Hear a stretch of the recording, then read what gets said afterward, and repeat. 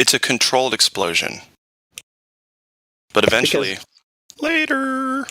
Yeah, I mean, when they're at the point where they have to argue that it appears to be daytime, but it's actually night, and the sun is just being refracted above the horizon, like, they're not fixing their model.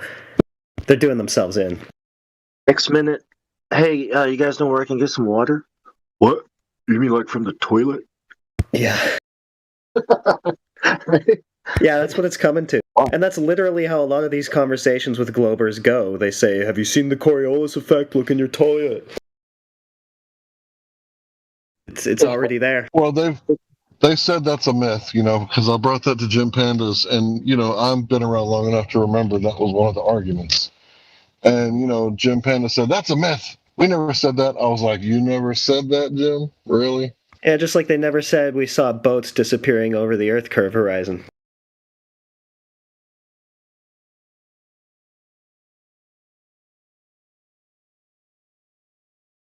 The thing is, though, some people record this shit, If I was the NSA, I'd record everything here.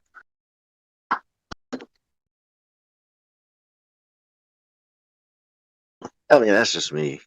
If I was the NSA, I'd go get a fucking life, like stuff on my own, and not worry about other people's business, like what's in their underwear drawer, because that's private business. Nobody.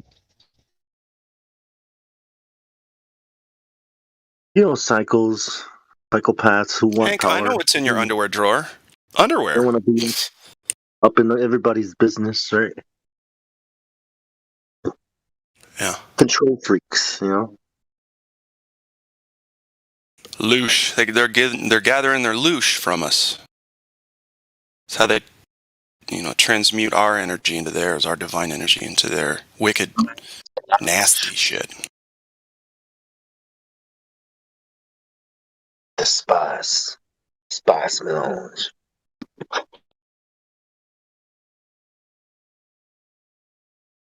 I think they're the ones who should be afraid of the truth, not us, so we should just let it hang out there. Sing that shit, brother. Amen.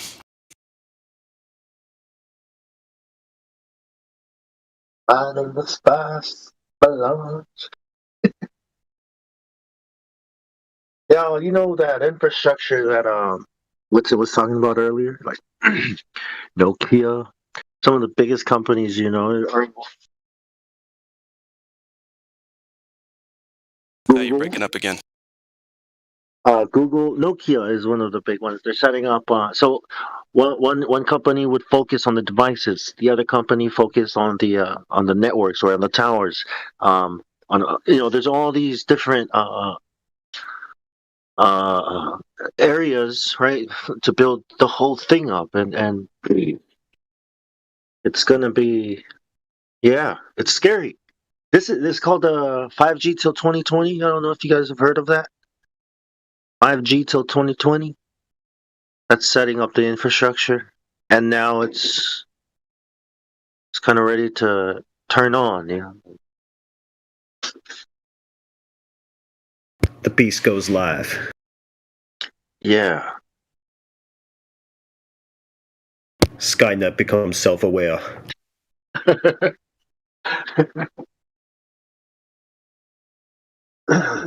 People's heads start smoking.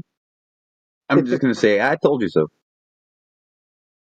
Saw that on the news. Some article.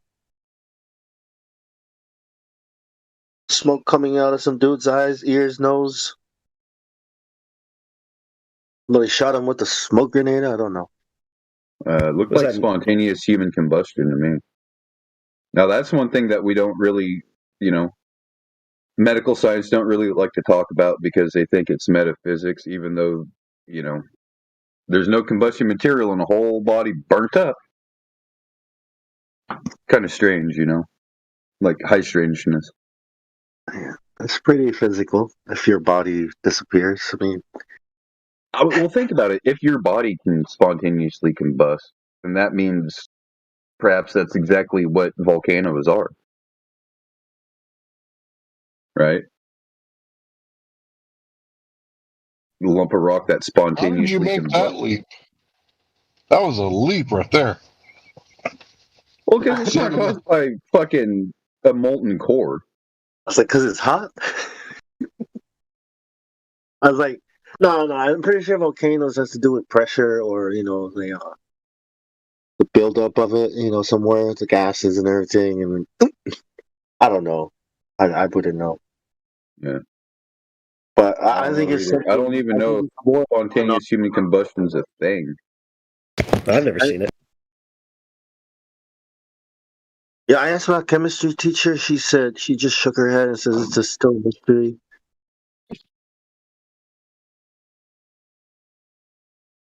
Showed her this lady that was sitting on a chair. Her legs were the only thing left, and I was like, "How did the chair not burn?" She's like shaking her head, like.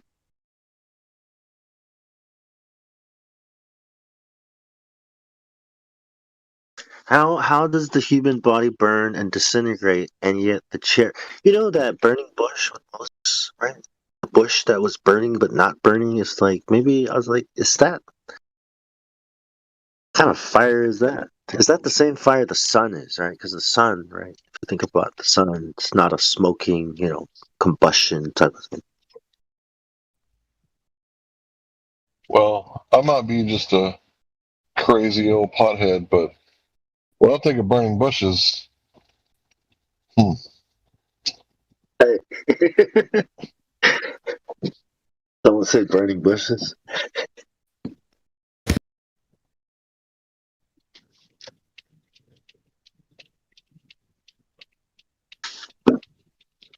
ayahuasca.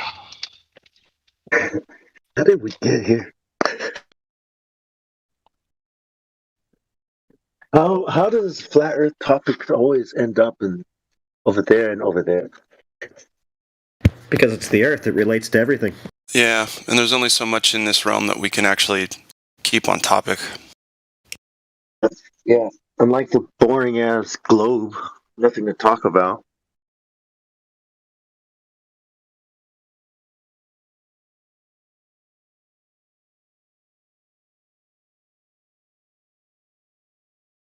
Cartoons are only fun for so long, and usually just when you're a kid.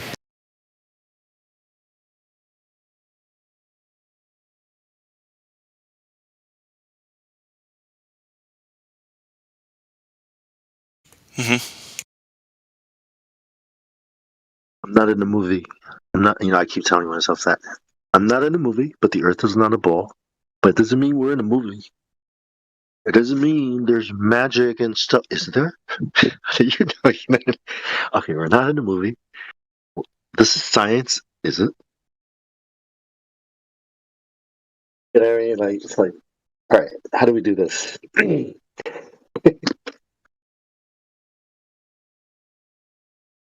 There's no curvature, right?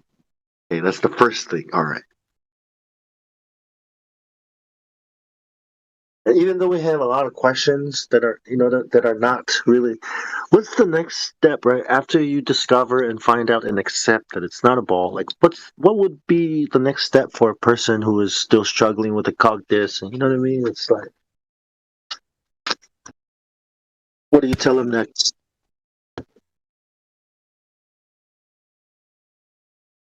Challenge Survival. authority and think for yourself. Yeah, so you don't end up in that kind of mess again. Start taking responsibility for your own thoughts and opinions.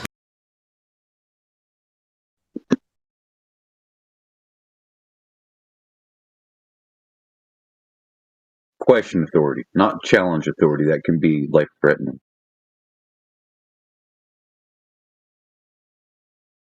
Imagine raising a wild animal in captivity, right?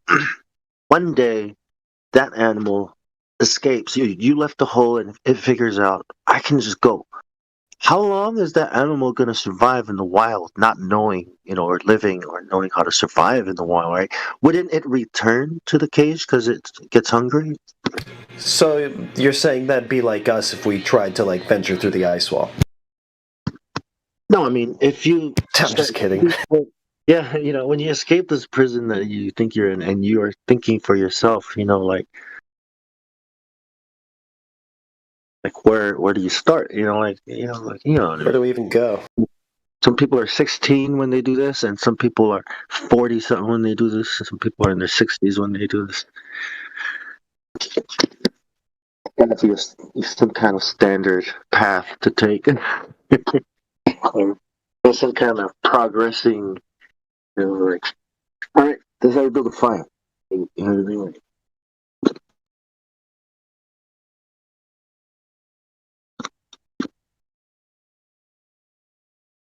Yeah, the prison does have its conveniences.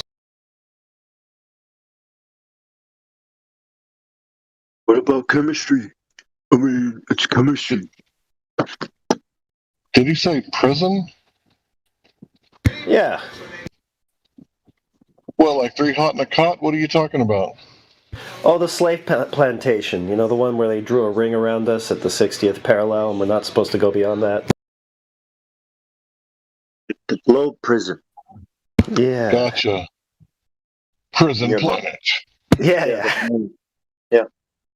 Like once a person realizes that he's been lied to and it's not a ball, like how does he go about thinking for himself? You know what I mean? Like, because he's been conditioned his whole life how to think and what to use to think of, and so it's kind of like, yeah, I had a breakdown, like a mental breakdown and some kind of bad anxiety attacks, and I had to sleep a lot. I had to take work off, and now I'm completely not working anymore, and I'm happier. But it's got to be an easier transition than that, right? Like I'm lucky I didn't lose my family, so. I feel better without the globe belief, personally. I feel like that was a state of psychosis, and I'm glad to have left it behind. It's a relief to shed an illusion like that, for me anyway. Because after we show up the Black Swan, and people are like, okay, I think that's where they are now, right? They're at this cognitive dissonance place where they don't want to believe what their senses are telling them. So it's like, how do you guide them from there?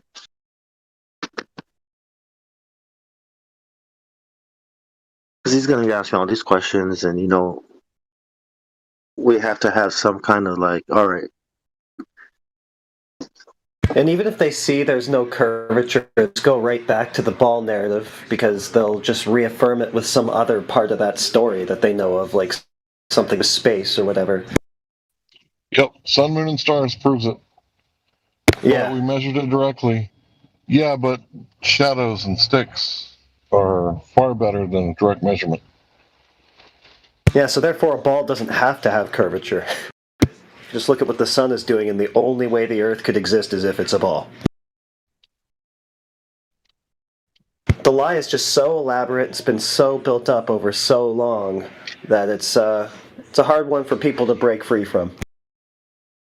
They have to shed so many beliefs at once to do it.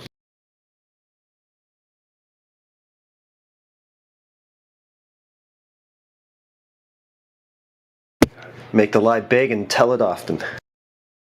It works. I know the edge is a question that I think is genuine, and it naturally comes up as a reaction. The edge?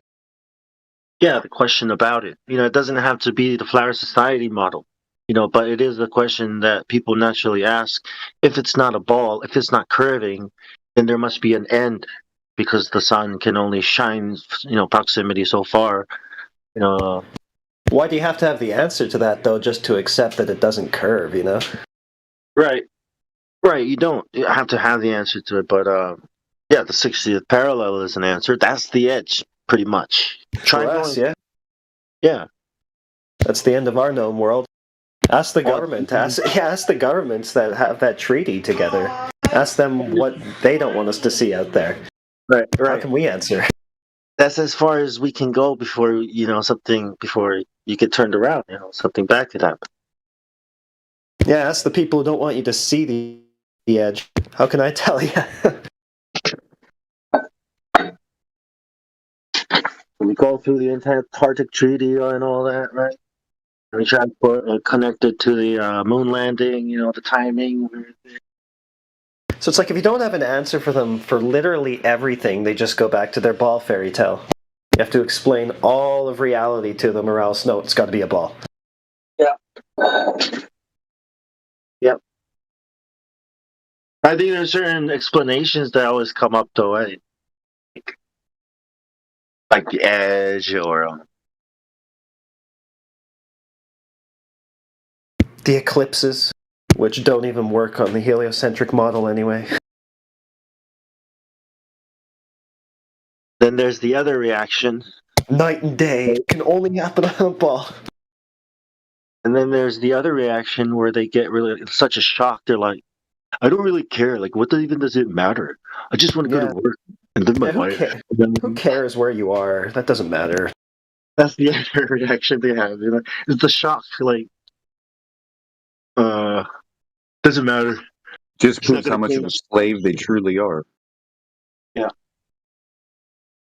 That'd be like you've been lied to your whole life to think you live in Texas, but you're actually like in, I don't know, Detroit or something. And you're just like, I don't care. Well, don't you want to know where you are? Well, I think they're in shock at that moment, right? And You're in China, but someone told you it was Texas your whole life. I don't know, I'm sure there's a better analogy, but the point is, don't you want to know where you are?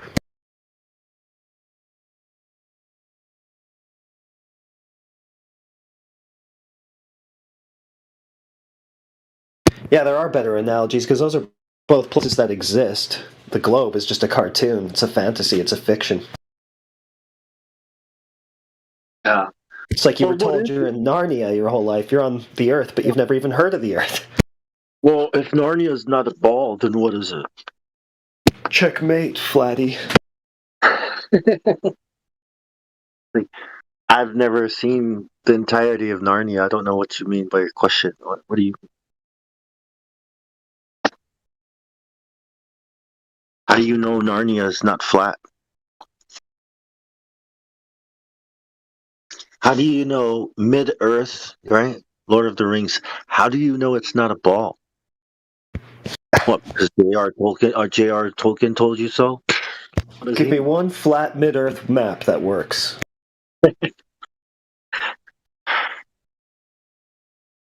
I mean, without even talking about all maps being flat maps, the globe map that they have like on Google and stuff that already doesn't work at all anyway.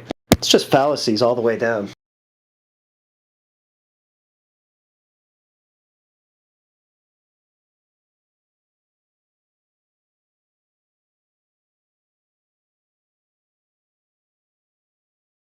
Quite the elaborate fairy tale.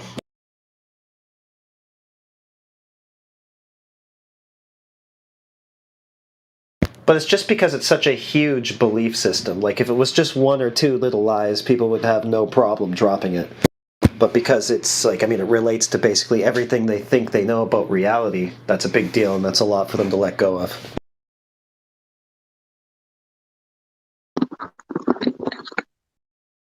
But I don't know, I'm weird. I like letting go of stuff like that. I like the excitement of finding out everything isn't what I thought it was.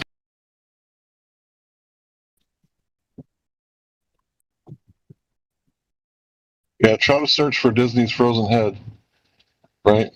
All you're going to end up with is, some little computer animated princess telling you to let it go, man, let it go.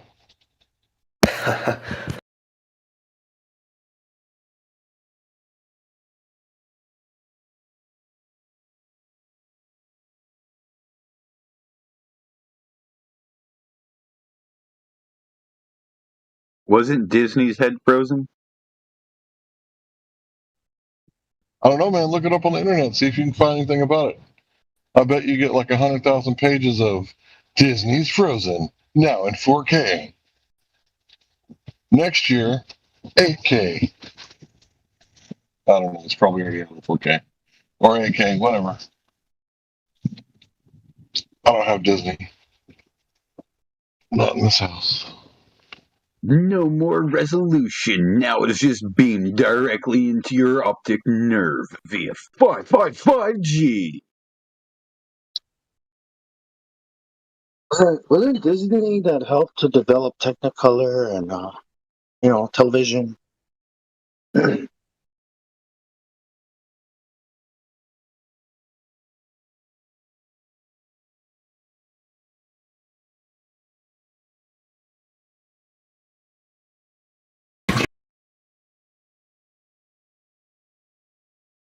Probably in conjunction with like the U.S. military.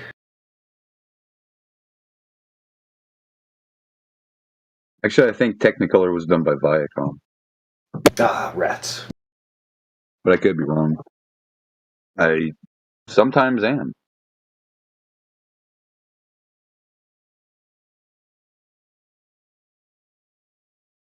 Wonderful world of Disney. Man.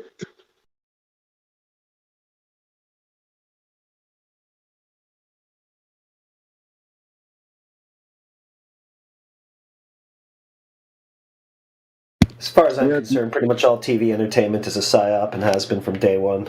It's just psychological conditioning and propaganda. But I think I'm really preaching to the choir in this room on that.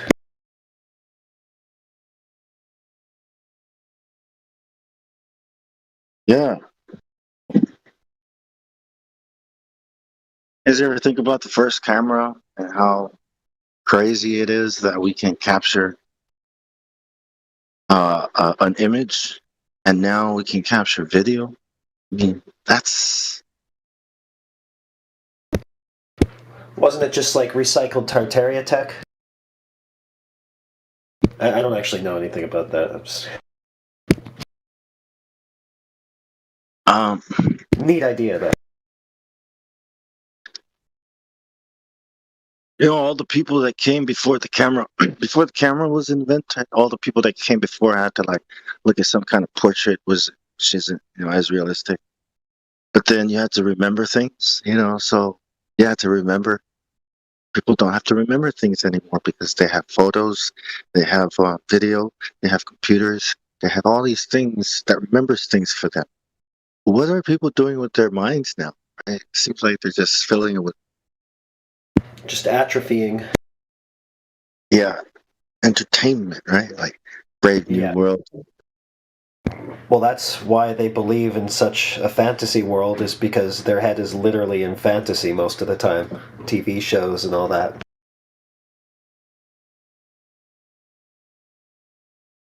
And then when you've got your head in reality, they think you're the crazy one. They think you're uncivilized, huh? 'Cause you're not part of the civilized world.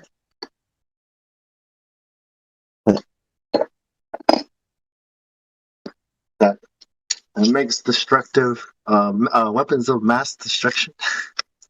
That's the civilized world.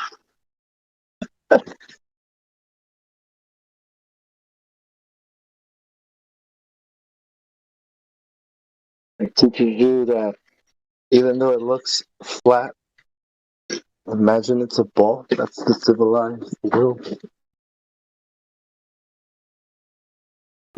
Interesting how they could get those ball measurements even though they themselves admit that it always seems to look flat, huh?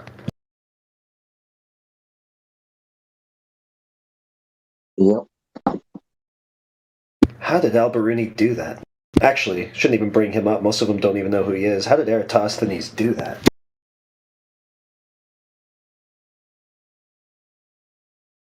I don't think he did. Yeah.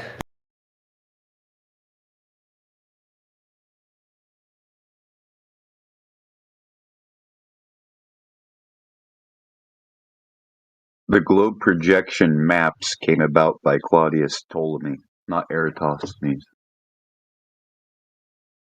So, yeah. I mean, during the age of discovery, right, when people were mapping the world, um, Queen Elizabeth, right? John Dee was the first 007, MI6. He was developing instruments for navigating the world, right? But it's on a flat world. They had to get maps and all these things, and then does that make sense? Like, and now today it's Google, right? Like, you map the world, then you tell the people What you want to tell them? Just like it was all happening at the same time. You know what I mean? Like, oh, that's what the books say. You know, when you read it.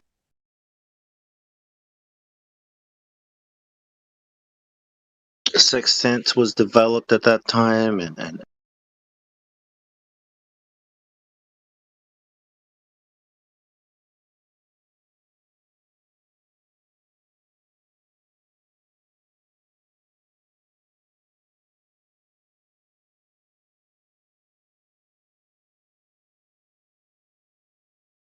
the Rosicrucians. You know, that's where they come from.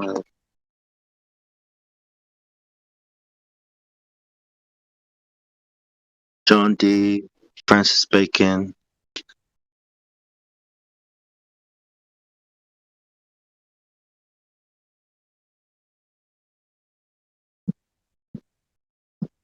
Sounds like a lot of cool storytelling at the end of the day. Yes. So, who measured R? I'm sure it was somebody I've read of. Just let me get my textbook. You know the song "Take Me Home Tonight"? Take me home tonight. I don't wanna let you go till you see the light. Remember that? Take me home tonight. Nobody? Anybody? Just like Michael Be Ronnie my little said. baby. Yeah, Be My Little Baby. Okay, so demonstrate the curve.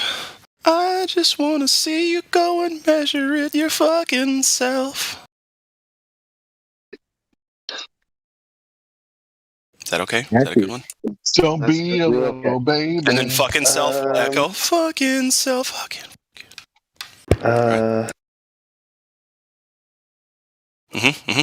I'm on it, dude.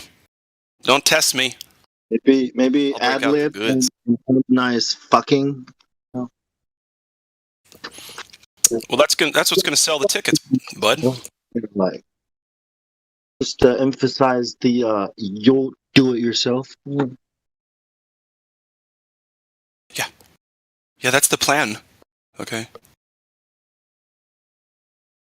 But hey, wasn't Pythagoras alive around, or was he already dead when Eratosthenes was around? He was 'Cause dead. he was dead, right? If But he's the Eratosthenes one- even existed, but yeah, those Yeah. different times. Sure. Wasn't Pythagoras that came up with the idea the spheres are awesome, and that's why we have to be a sphere. He's supposed to be one of the early proponents of it. Yeah. Yeah. And people were like, "What is wrong with you, man? First you say a squared plus b squared equals to c squared, and then you say some stupid shit like this." They thought his problem was because he only ate fruit and herb. He didn't eat any meat, and they were making fun of him. Oh, you're living in Greece, man. What the hell? You should be eating well. A lot of fish. Omega-3, right? Did the Greeks know The about here's the Mediterranean thing. diet, you ain't even got to go nowhere for it. Shit. Well, here's the thing. How were the years kept? When they say, oh, he lived this long and he lived that long, how were the years kept? That's the big Hmm. You They don't use even the use stars. pocket watch. They used the stars, right? In the sun alignment, when the sun lined up on a certain spot, they knew it was equinox, right? They knew that it was spring equinox or fall equinox. They knew what season it was in, marking a new year. So there's a bit of a problem on a rolling, undulating, tumbling ball that's spinning, right? We wouldn't see these markers. These markers would not show up. I don't give a fuck how far away you think they are, because they can't be that far away, because Einstein's mathematics proves that either the Earth spins or the stars move. It doesn't do anything to the fact of providing one view to the other. It's called relativity. It's all relative, either to a flat and motionless Earth or a round and spinning Earth. The math has to work for both ends, both ideas. People don't realize that about Einstein. All he was doing was explaining, being a proponent. Basically, he's sitting there saying, Maybe it's more like it doesn't matter what it is because as soon as you look at it, it changes the nature of it. You know, because they want to sit there and say with the dual slit, the act of measuring it causes a absolute change and collapse of the wave function, but that's not true because they weren't testing light; they were testing electrons, and yeah, of course it changed because it impacted a phosphorus screen. Therefore, the momentum changed, the charge and direction. I mean, these people are fucking retarded, and we're supposed to listen to these guys that are in high science like they fucking know something. I can tell you one thing. They sure is high. Yeah. Uh-huh. They're They be fucking demonstrating retards. that I mean, you can. they be demonstrating that in and out of the lab. You feel me? I mean, I must have talked to like 4 PhD fucking candidates, right? Every single one of them are numpty idiots. They could tell you all about theory, but when you ask them, is that theory ever proven? They'll say yeah, but then why is it still a theory if it's proven? Instead of Take Me Home Tonight, Numpty Idiots. Numpty Idiots. They're studying a doctrine and they're applying to become priests. Yeah. However, in the song, like in the background, one of the backup singers says, "Be my little baby." Change that to "Eat a little gravy." Just FYI. Okay. I like it. I like the use of gravy. Gravy.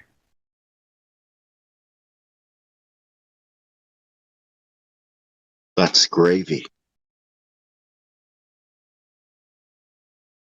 Or groovy? Yeah, gravy.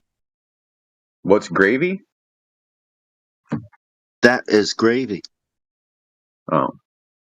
I was like, Bong, do you not know what gravy is? That's the white sauce, you know, with the White Put on- sauce? What? well, look, let me You're doing it explain. all wrong, Bong. Are This you is talking how about coconut gravy?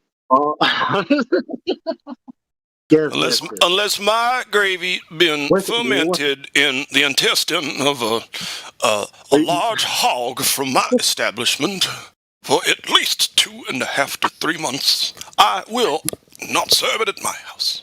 Not on my table. quick gravy, water, not milk. It's white sauce with water, not milk, and onions, and whatever you want to do, and it gets brown. You can call a lot of things gravy. Yeah, can. I mean, it's just sauce. Gravy. It's pretty good though. Try it. Later on, Eddie Money says, "I feel the hunger." So if you put gravy and hunger together, it works perfect. Gravy. Oh, hungravy. Hungravy.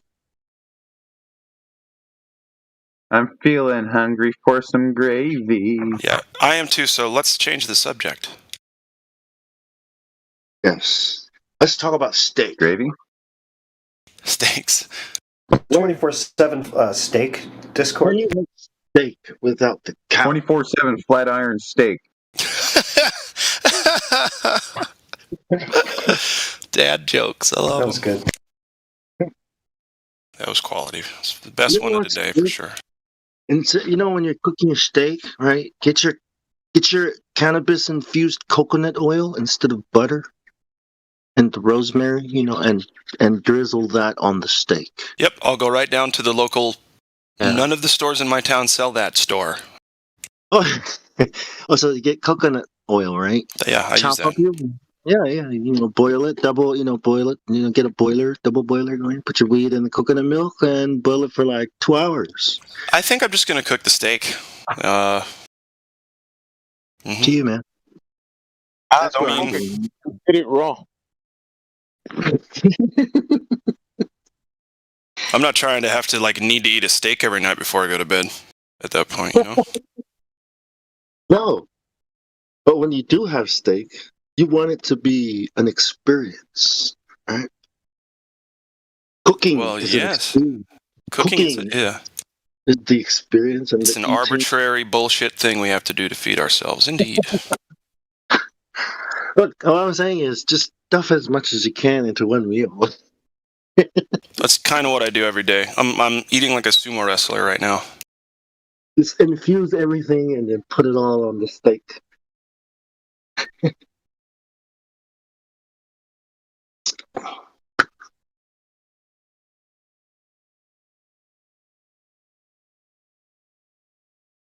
You can't have steak without the cow. Like you can't have pressure without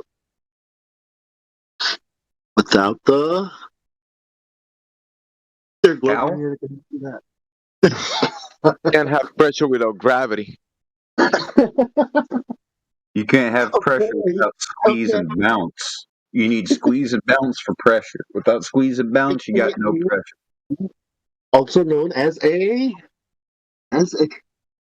if you're a baller, your gravity is what is the where the co- What, man? What? container. Whew. Yeah, because that thing you left off with was not what was supposed to be said. Yes. Container. He was speaking Samoan. What's cunt? Is that how you say cunt in Samoan? Cunt? Ainer. Yes. Okay, Yes. container. Yeah, you gotta go up the then down. Ainer. It's ridiculous, dude. Stop it. Yeah, he said Ainer, and Glafo is thinking about anal. Who isn't thinking about that? You're the one who fucking said it. Yeah, I thought it too. It's your fault. I know.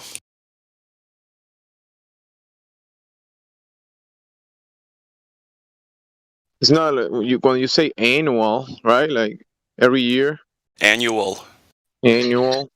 Technically, it doesn't sound anything like the other word. So, again, that's Yeah. on you. Twice now. Twice. You got something to tell us there? Gemsy? You like gems for a reason? I do like gems.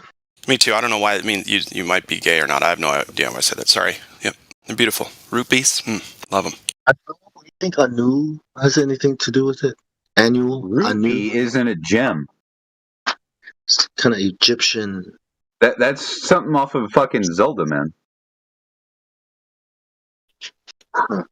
Like Anunnaki. Annual, you know. Anu. You're talking mean Ruby? there's something wrong with Zelda. I learned a lot of things in Zelda. I think he means ruby, not rupee. There's a lot of symbolism in Zelda. Rupees.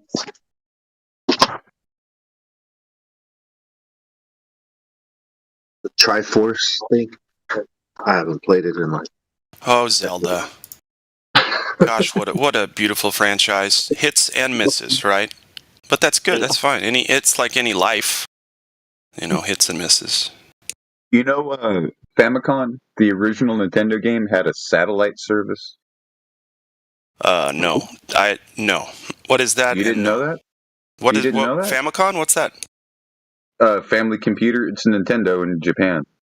Oh, and it was basically the internet or like local net. Yeah. Basically, like they had a thing to where they did a reboot of the Nintendo game Zelda. They only played it like 3 episodes, and like each time the episode played for it, you could play like whatever you wanted on it for like an hour until the download like was done or whatever the fuck it was. I can't remember exactly how they did it, but it was basically Zelda all over again. Instead of Link, you use your own avatar.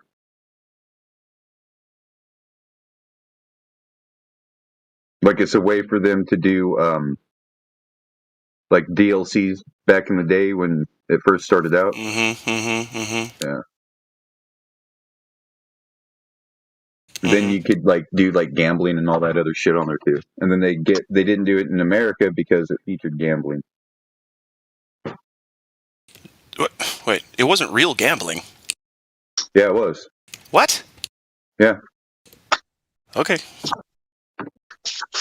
Okay, I believe you. Yeah, in fact, a lot of the games that were adapted to North America had all religious context taken out of the games.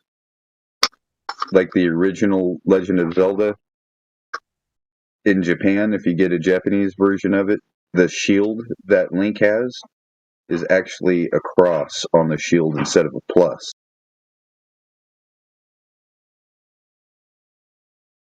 And it has like a creation story in it as well, and then it was changed when it was adapted to the North American market, because they don't want North American kids thinking about religious things when they're summoning demons in the video game.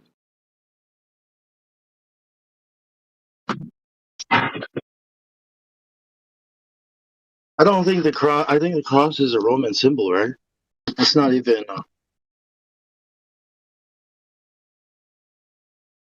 Actually, it's a navigational aid. Yeah, that's why you see all these people with crosses. They weren't Christian settlers. They were people navigating, because that's what they could. It was like their sextant back then. It's called a cross staff. Isn't that the Knights Templars logo as well? Yeah. Knights Hospitallers. Everybody knows about the Templars, but nobody knows about the Hospitallers. Yeah, I don't think it's when they in demon possession, when they do the exorcism, they use the cross. I always, and they do the exorcism ritual. I'm like, that's not even I mean, that's some kind of other ritual. It's not, you know what I mean? Biblical. Yeah. It's not inspired. It's not the Holy Spirit. So it's like, man, what the hell is this? Superstition. A lot of them, like, when you sneeze, when somebody sneezes, what do they say to you? Or what do you say to somebody when they sneeze? Gesundheit. God bless you, right? Now, why would somebody sneezing indicate possession? Because that's what it comes down to. Somebody that sneezes is demon possessed, according to their mentality back then. I never knew that. I never. Now, this is also where they would do bloodletting. Oh, you're not feeling well? It's okay. We're going to drain the fumes out of your blood, the bad energies, the bad vapors out of your blood. Because see, when you have your blood, you see the vapors coming up off of it. Yeah, that's what's making you sick right there. So we're just going to drain your blood, get all of your blood out, so that all of this fume can manifest and miasma off, right? Not knowing that they're killing the person by fucking bleeding them to death.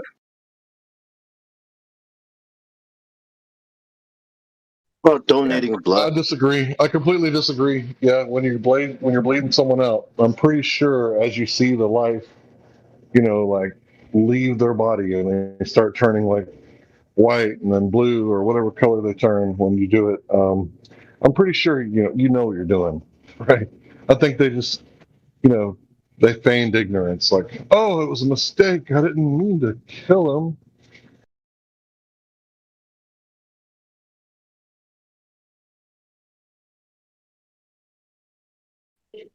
So it's like, really, you're a doctor and you didn't know that if you drained someone's blood, that would kill them. No, not a doctor, barber. Shaving a haircut and get some bloodletting done too. Kind of common sense, isn't it? Right? I mean, if you lose too much blood, you're gonna die, right? Shave and a bloodlet, 10 cents.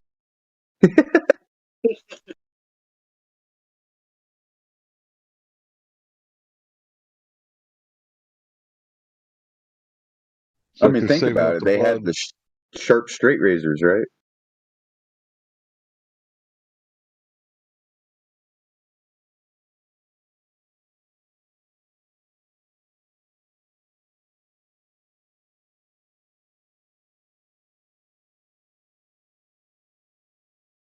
So the Freemasons have infiltrated barbershops too, is what you're saying? No. Damn.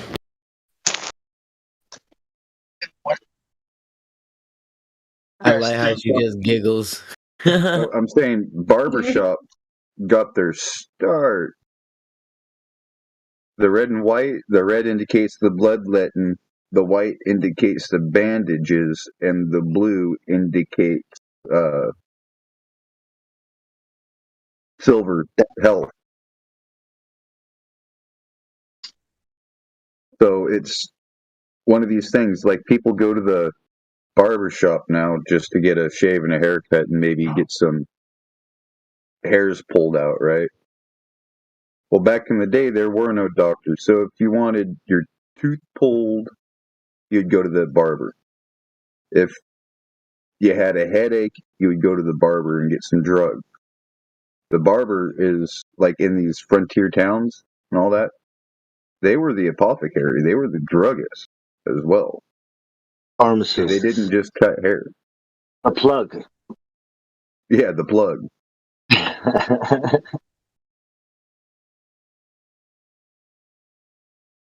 Like, yeah, they would gather herbs and all that stuff for remedies. What do you guys think it means for the blood of the animal? The life of the animal is in the blood. How? What do you guys think of that? Blood rituals and stuff. I think if you eat meat that's not fully cooked, you're eating blood. The life is in the blood. And I know What a lot of says Texas steak lovers are going to hate me for this, but please cook your meat fully. Don't eat the blood. It's a sin to eat blood. Turns you into a What I vampire. want to know is how did we only figure blood. out? Oops, sorry, Hank. Go ahead. No, you're good. I was just saying I don't eat blood. Go ahead. I've wondered for the longest time, how is it that we figured out to cook meat in the first place? That's what I'm curious about. You really want to know? Okay, sure. Famine. Yes. Famine. So we Yeah, but started was eating it by people. accident? No, was we it by started eating dead people.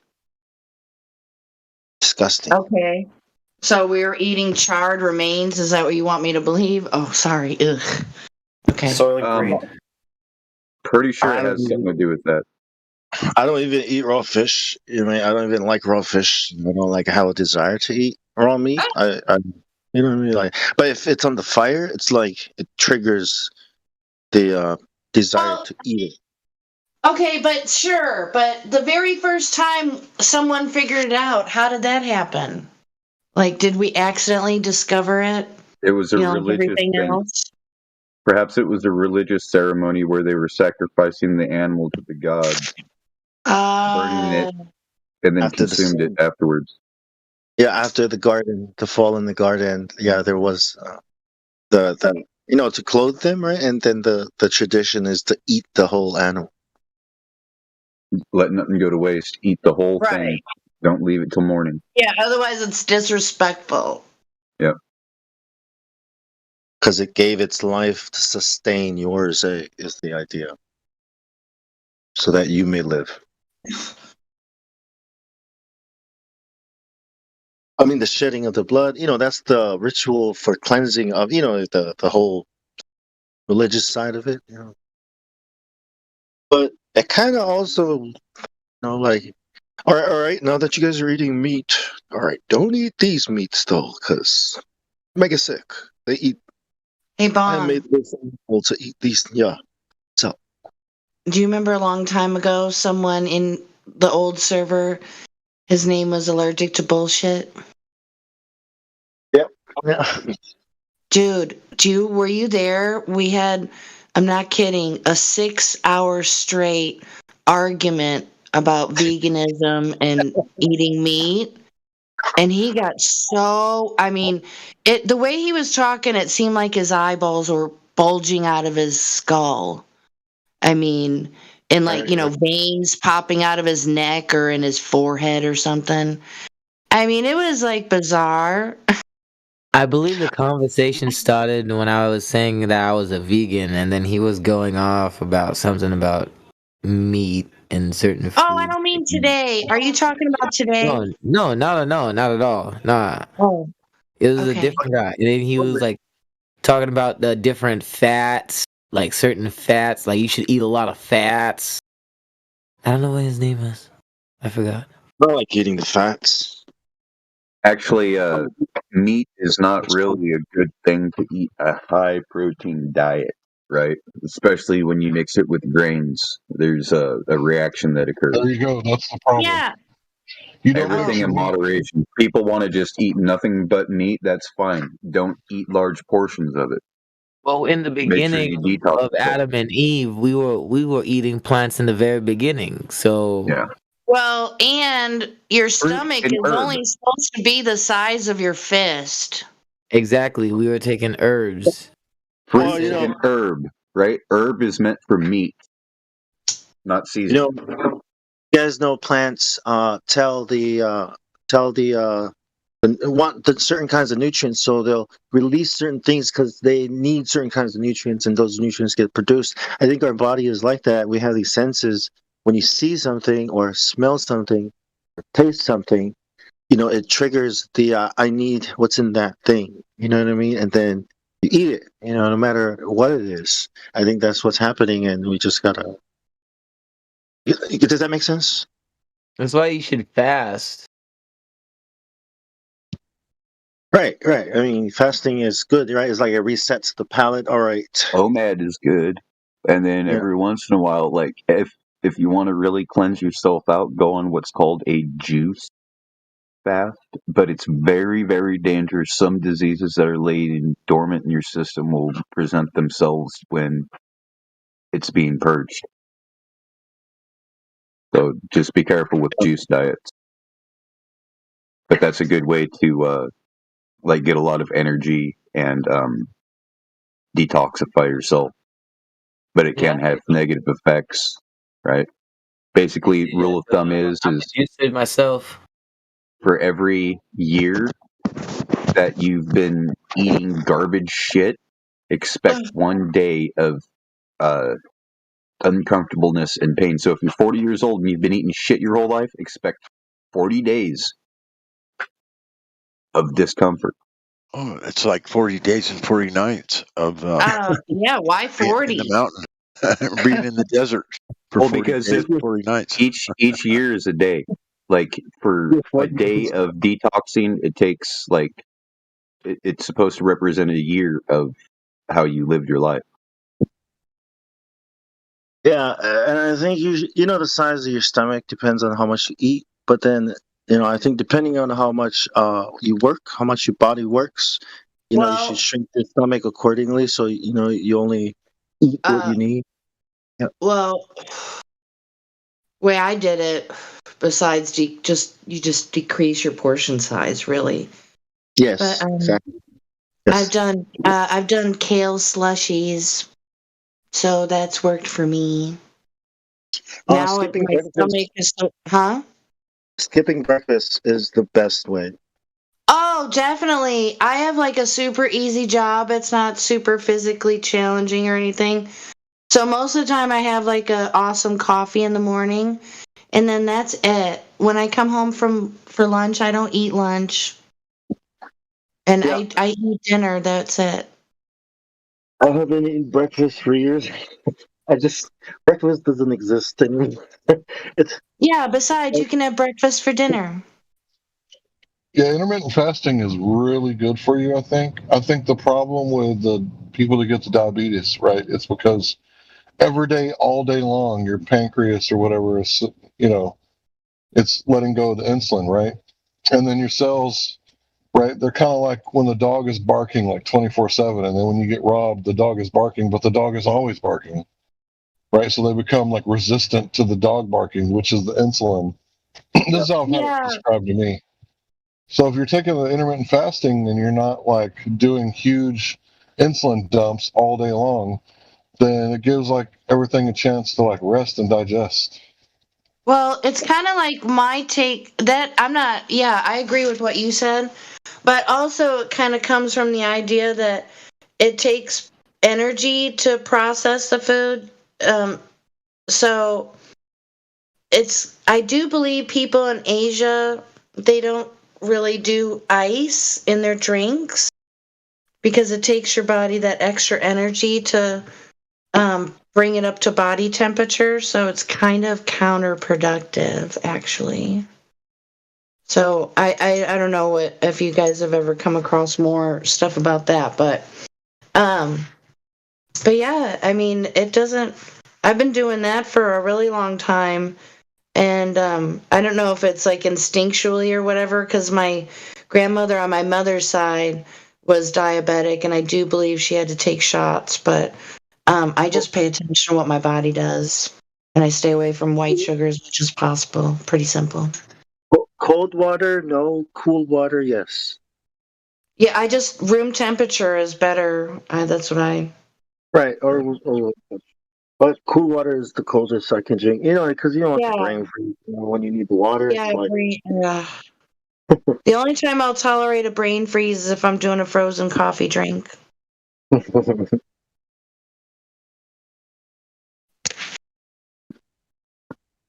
yeah. I mean, yeah. Intermittent fasting is very good. Yeah. You know, some nights I can't sleep because my stomach is like, dude, I'm freaking hungry. You know, and then I'll get up and, just put a little bit in to just to shut the stomach up. You know, just so you can like Well, not what think. it's really screaming for is sugar. What do you Oh, I put wonder. in? What are you putting? Bong coconut? No, I had like a half cup porridge type of thing. Just and when I skip, like if I skip too many meals, I'll go to bed. I'll be hungry by bedtime. So it's like, but usually it's a good thing, Did you But say not when you're porridge? trying to sleep, though. Yeah, not when you're trying to sleep. But it's a good thing to be hungry. I think. I mean, you have the strength. Did Hey, you say Bong. porridge, Goldilocks? Yeah, that's what I was wanting to know too, Hank. Thank you. Yeah, porridge. Yeah, porridge. I'm lazy.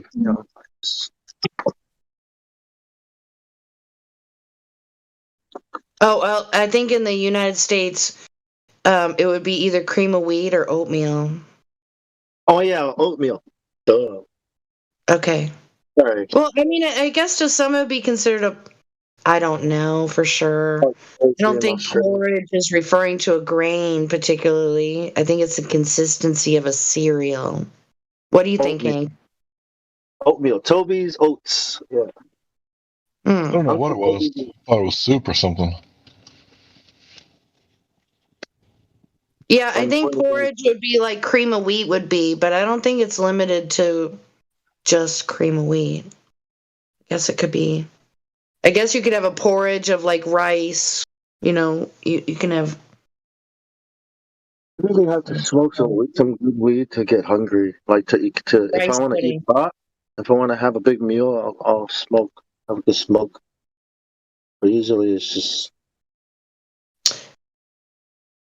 I don't know. I would rather eat and then smoke. And then eat some more. Try not to. The key is to not bring the crap home. eat. That Smoke. helps a lot. Yeah. But exercising, or working, your appetite I think will naturally. It does for me. Like the more when you increase your work, then you're gonna get hungry. So it's easier to manage that. You know what I mean? Than overeating all the time and excessive pooping and all that. Oh my God, okay. It is, right? Jeez. But yeah, kale slushies are amazing, you guys. Oh, sounds disgusting. Sorry. Okay, y'all rocking. Have we had this conversation before? No, I don't think so. I'm just not a fan of kale, personally. Okay, I've I'm tried going it. to tell you my secret recipe, okay? You want to hear Okay. it? Sure. Well, Oil. there's a good documentary for the kale and spinach and stuff. It's called Popeye. It's Sailor man. Doot, doot. yeah. You see, he gets really strong every time he eats that stuff, that green stuff. Yeah. It's definitely- Wait, what about it? Popeye the Sailor Man. I thought that show was about steroids. I thought the spinach was a metaphor for steroids. Could be. I don't know. Really? Yeah, I thought it was like World War II propaganda before like World War II actually happened. It was like, join us. You know, we're the Navy. You'll be big and strong, and you'll get all the steroids. That way, you can have diesel engines. Okay. All right. So anyway, all right. So this is my secret recipe. Well, not secret, but this is a recipe I came up with, trial and error kind of thing. So when you buy kale, first of all, never ever buy it already chopped in a bag. That shit's nasty. All right, so you buy it in a long stalk leaf, okay? And then you don't want to get the main stem. You definitely don't want to eat that. You have to pick off like the big parts of the stem. So, you just stuff it into your blender. And then I use a double spice chai tea, unsweetened, and then I use from the deli. It's a little squirt of ginger paste, and then you pre-mix it as much as possible. And then after that, I add a stalk of celery, or not, just one rib of celery, and then I mix it again, and then I put in a peeled like half of a cucumber in, and then to finish it off with frozen pineapple and then also frozen grapes. And it is amazing. Highly recommend. Smoothies are nasty. I don't really like yogurt that awful much, so I call this as a slushy because I freeze the grapes myself. I would say take the pineapple and the grapes out every now and then, and switch it with like mango. Just try that. Ooh, mind doing that, sure. But I don't know if I'd want to do the ginger paste then. That sounds like a bad case of diarrhea. Yeah, on its way real soon. I do have physical control of my body. What are you guys talking about? We know when you eat that kind of stuff, you eat a bunch of greens and a bunch of fruit. Yeah, you're gonna shit your pants. I don't shit my pants. Yeah, that's good. It gets rid of all the toxins. It's a figure of speech, Jenny.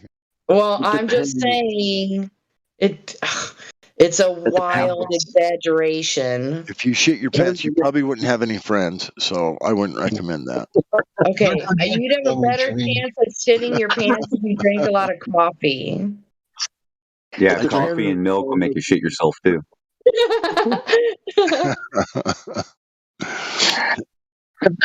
So I guess now we're all going to experiment with what makes us shit ourselves. Oh God! Oh my God! And I'll come back tomorrow and discuss how successful we were. Grapes and pineapples grow on the flat Earth. Oh, they do. Look smoothie, right? Like Don't eat too many cherries; you'll shit yourself. Oh, that's I'm just telling you, there. It's if you add some, it helps not have diarrhea. So you're solid. But perhaps that's just because we're not used to eating it, right? We're used to eating the stuff that we have to do all this stuff to it instead of just taking something that nature provides. When we were kids, we called diarrhea. We called it Diana, and I'm going to tell you why. Because we were driving up the canyon one time, going to Bear Lake with my grandma and grandpa, and all of a sudden there's this log cabin over there, and my grandma goes, "Oh, that's Diana's place over there." And she'd say this all the time, and like several trips. Finally, I'm like, "Well, why do you call it? Why do you say Diana lives there, Grandma?" And she says, "Well, one day we was driving up the canyon, and your grandpa right here, all of a sudden pulled over the car, had a real bad case of diarrhea, and ran over and shit by this log cabin in the mountains right there. And so every time we drive by, she goes, so her full name is Diana Rhea." And so, so we'd be driving up the canyon, and she'd go, "Oh, there's Diana's house." That's because where Grandpa went and had a massive diarrhea. Oh wow! Wow. Okay, well. So in our family, in our whole family, that's what we say. Yeah, I just had Diana. Dang. Well, I'm just going to tell you, I have no sort of malfunctions like that whatsoever. I don't know what other people do, but it's been all good over on this side. You've never had to really take a shit really bad and have to run to the bathroom before you shit your pants? Women know how to hold a fart. They don't know how to hold a secret. Yeah, Oh, I mean, God. I do have control. I mean, I'd have to say. How would that be? Who would want to hold a fart? I mean, that's in your system. You hold that inside of you. Well, I mean, it's not Why would- ladylike. Well, No, and God is usually I poisonous, don't. though. You do want to Well, get you rid of know, that poison. well, see, I Jay is. It's like, hey, it's like Jay and Silent Bob told us. Fast food makes girls fart. So if you don't eat fast food, you're good. when I was 6 years old, the teacher got tired of people going to the toilet, right, and said no more going to the toilet. She was angry, and then I had to go to the toilet. And then lunchtime came, and everybody went to lunch, and she came up to me and said, "Did you poop your pants?" What the fuck, Bon? And I was like, It's like, Because you said I couldn't go to the toilet, Teach. the beach is right there. So What am I supposed to do? And called my mom, and I went home and I watched E.T. How about that? Dang, dude. Yeah, it's good times. Good times. Chilled on the beach, and it's a good movie. Yeah, Yeah. cool Meet for Diana. school. Yeah. Meet Diana. Oh man. Yeah. So yeah, we're in a taboo area for females to talk about. I'm just gonna close that out if y'all's okay with I'll that. take some of the heat off the females. Okay, so I had this really good friend in school. His name was Guadalupe. Guadalupe, he was a really cool dude. And one day I was talking with him over at his house, stay the night. And he said that when he was in school in kindergarten, they used to call him Guadapoopy. And I said, why did they call you that, bro? And he was like, well, because I pooped my pants one day at school. So that poor guy, he took that name all the way into middle school. Damn, that sucks. Well, we had a person in the middle school pooped their pants, and that was sad. Oh my gosh, the rest of their days would be ruined. How horrible. I know. Oh, kids are so cruel. One of the boys I ran know in. why he was my friend. One of the boys ran in and slipped on Diana, and he came back out like puking. He was my friend because that shit never crossed my mind. He went to a different elementary school than I did. Oh, yeah, you'd almost have to. Oh, geez. Yeah. Sad. Like a movie, like a teenage angst movie or whatever. Well, kids, it happens, Just be careful what you eat. Shit happens, you're right, Bong. Oh my Just when god. you're going down the slide, Kind of hard to make the level, right? Like, the teacher said I couldn't. Dude, you're like 40 years old. Like, oh, that's right.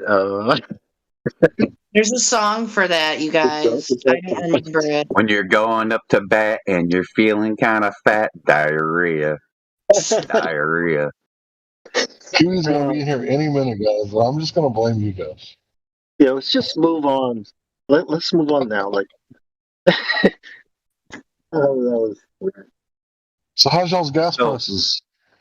Did you guys see what Central Space Grab just posted? Seen that.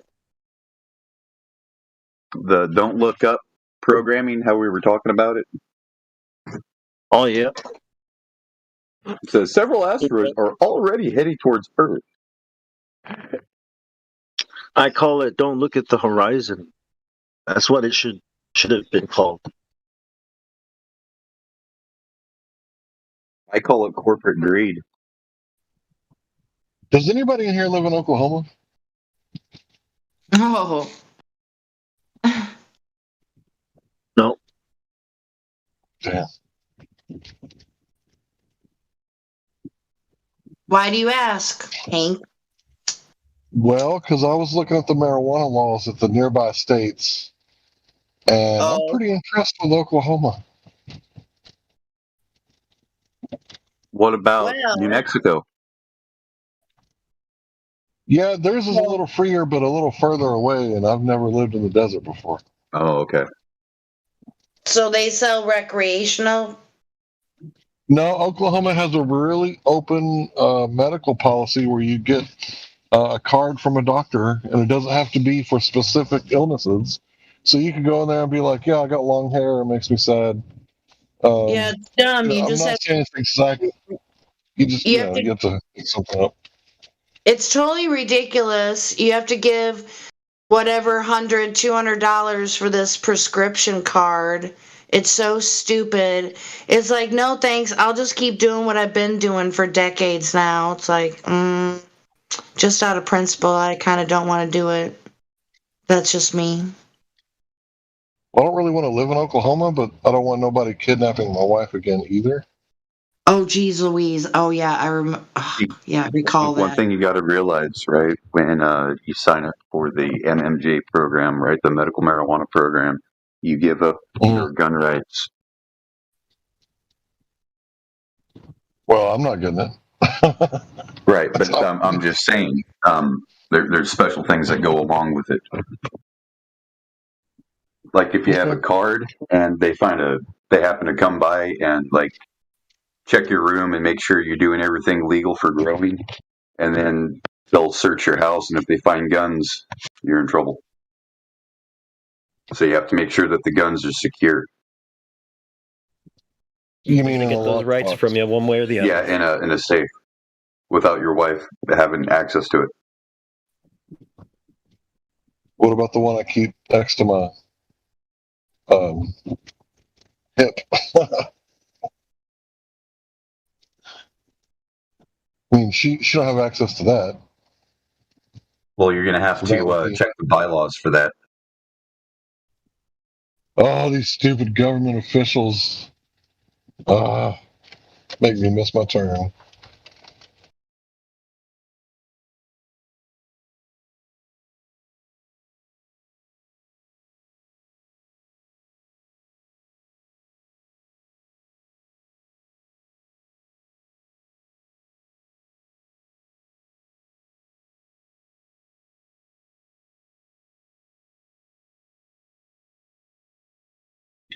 Y'all gonna make me miss my turn. Up in here, up in here. Y'all remember Ja Rule? He was always singing, but can't complete a song without a lady because his voice is so harsh that a lady's got to balance out the other half of the song.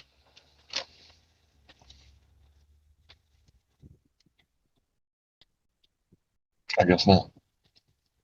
Was that the singer in the? I don't know much about it. DMX. I don't know. Maybe you're talking about. I don't know who I was singing. I was under the if that was singing. understanding. I could be wrong. No, Ja Rule and DMX would be different ones. Like Ja Rule would be like, "Hey, can you find me?" And then you'd have like the Lee in the background.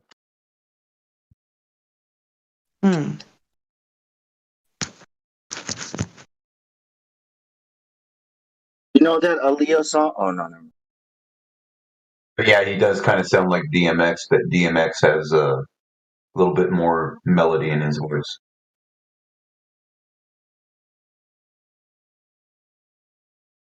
Yeah, DMX. You know, like DMX. What? You know. I don't know anything about DMX, but I know that I used to have a BMX bicycle, and even though it had like the handbrakes, I could still spin the wheel. Yeah. That was a lot of fun to ride. What's my name? You know, DMX. DMX. That was.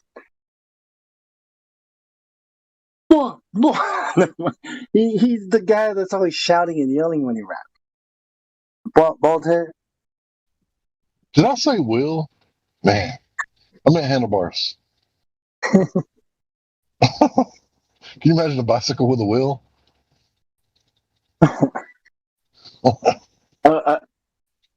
I think he was like probably one of the realest rappers, you know, keeping it real type of thing. You can imagine bicycle with two wheels. Oh, a handlebar, not a steering. Unicycle. What about Old Dirty Bastard? Wasn't he talking about the tall Israeli? An old dirty bastard. Yeah, man. Pushing Let's see, them. who else? Who else is George talking Bush. about the Falls, really?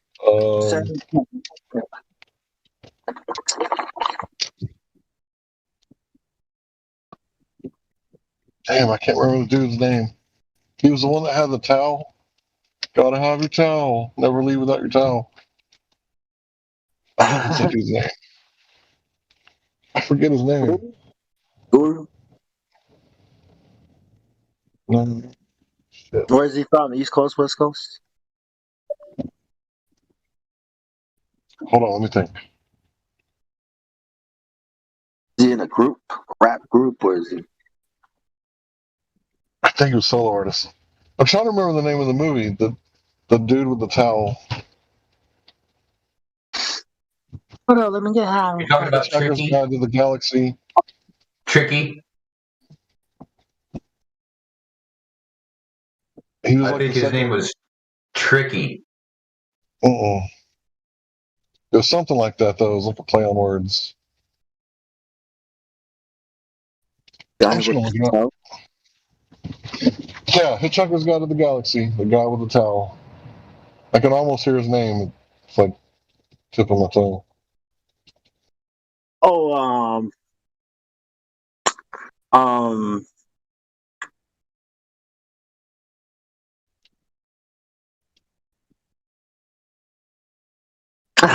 I know what you're talking about. Paranoid Android. He sings that. I can't remember any of his songs now.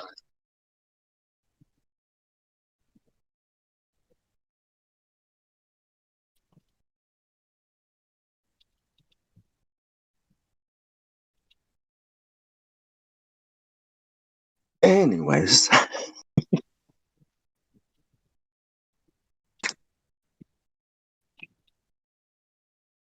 I know Marvin the Paranoid Android's not the answer. It's just the only character from Hitchhiker's Guide to the Galaxy that I know, so I threw it out there.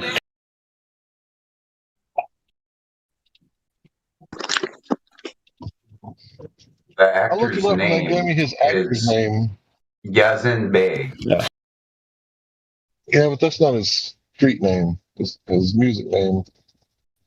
Yeah, I was way off base. Regarded as one of hip hop's most introspective and insightful artists, Mos Def. That's it. Why can I not remember that? Most definitely. Yeah. Mos Def. Most definitely. It's one of those names. Yeah, how come I not remember that? Yeah. But anyway, he called out the tall Israeli. At that table when all the rappers were there with DMX. The guy, what's his name? Most Def. Yeah, that guy. Conscious rap. Yeah. Well, back when before gangster rap. See, I never did like gangster rap. I never did listen to it. I mean, I may have heard like a few Big conspiracy, songs here man. and there. Corporations get a hold of it, just use it to degrade the culture. There's a big conspiracy between the government, the prison industry, and the music industry. I mean, a lot of people have been talking about it. It's like, well, that makes sense. I never thought they'd go that far, but goddamn, yeah, that makes a lot of sense. Like, if I was evil, right? Like, I would use, money that we print for nothing to hijack someone's culture and make it all about, nihilistic things that make you feel good and end up in prison. That way we can have a positive feedback loop, right? There's no good father in the home, he's in the prison. That way the children grow up in poverty, and what do they do, right? What do young boys do when they grow up in poverty? They make a move, right? And then if those moves happen to be illegal, they go into the prison system, but guess what? They've already made a night move and got a little boy on the way, but now they're going to prison, so he's going to grow up without his father. yeah. Yep. And then you have music, gangster rap, and then you have movies, and then you have, to promote the violence.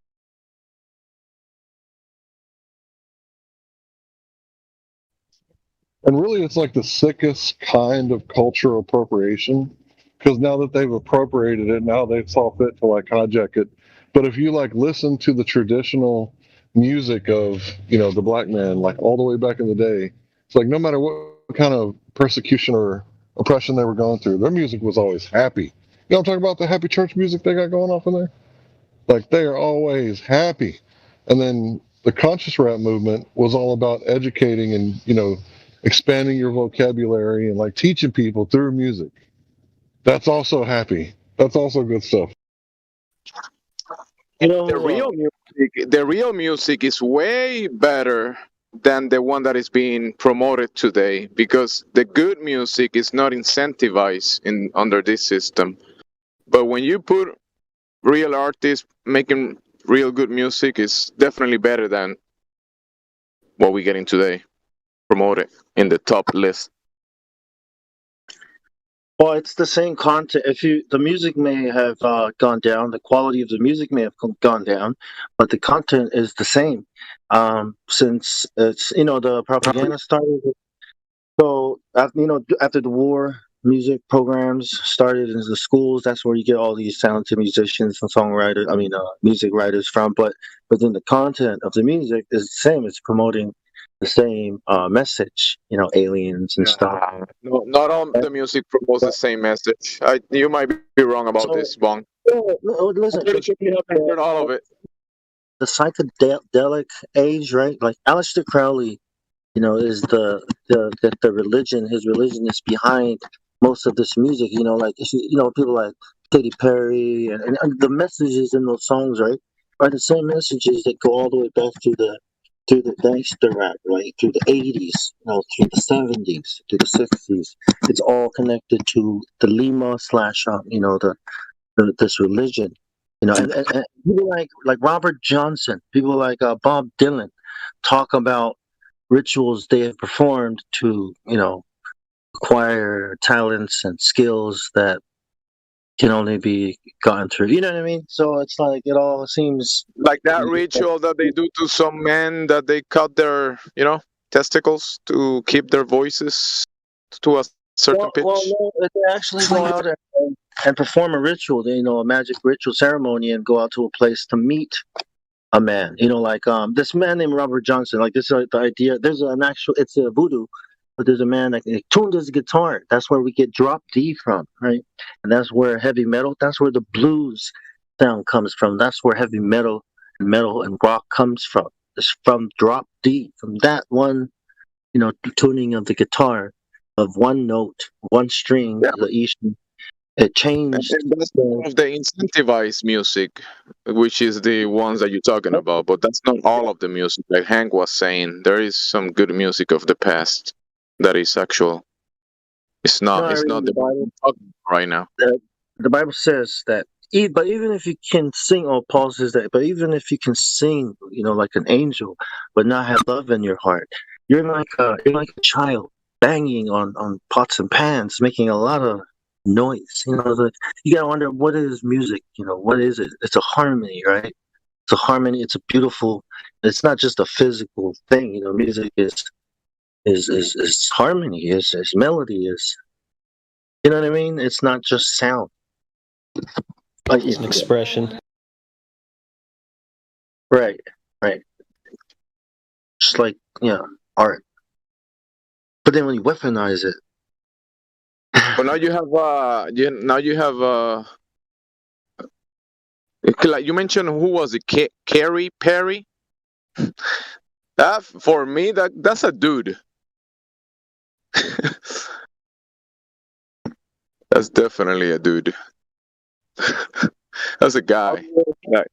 Hollywood has similar practices, you know, where it's called method acting. It's literally possession, demonic possession.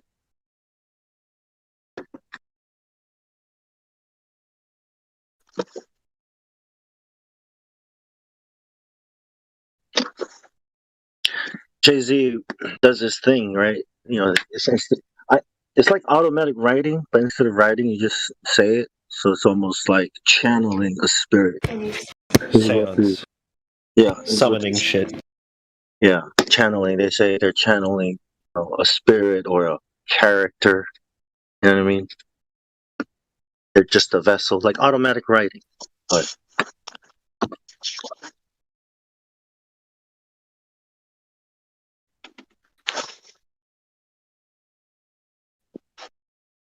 wonder what he thinks of Crowley. He's probably a fan.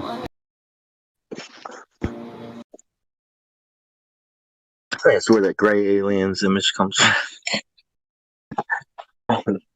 So many things, right? Modern entertainment industry.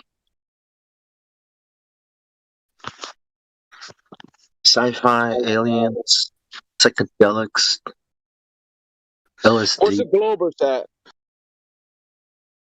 the globe. Can't find it. Trying to find a curve out there somewhere. Just can't find it. Remember 1969 is when they launched that thing, right? Everybody was all high on the Luna, The moon. high on LSD and shrooms and peace on Earth. Fuck the war, dude. Peace, bro, in space. Hope is there, and peace is bad. And because it is hot.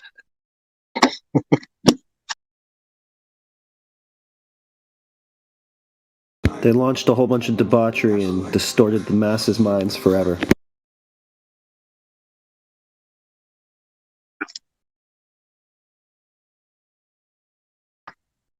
In the name of peace and love.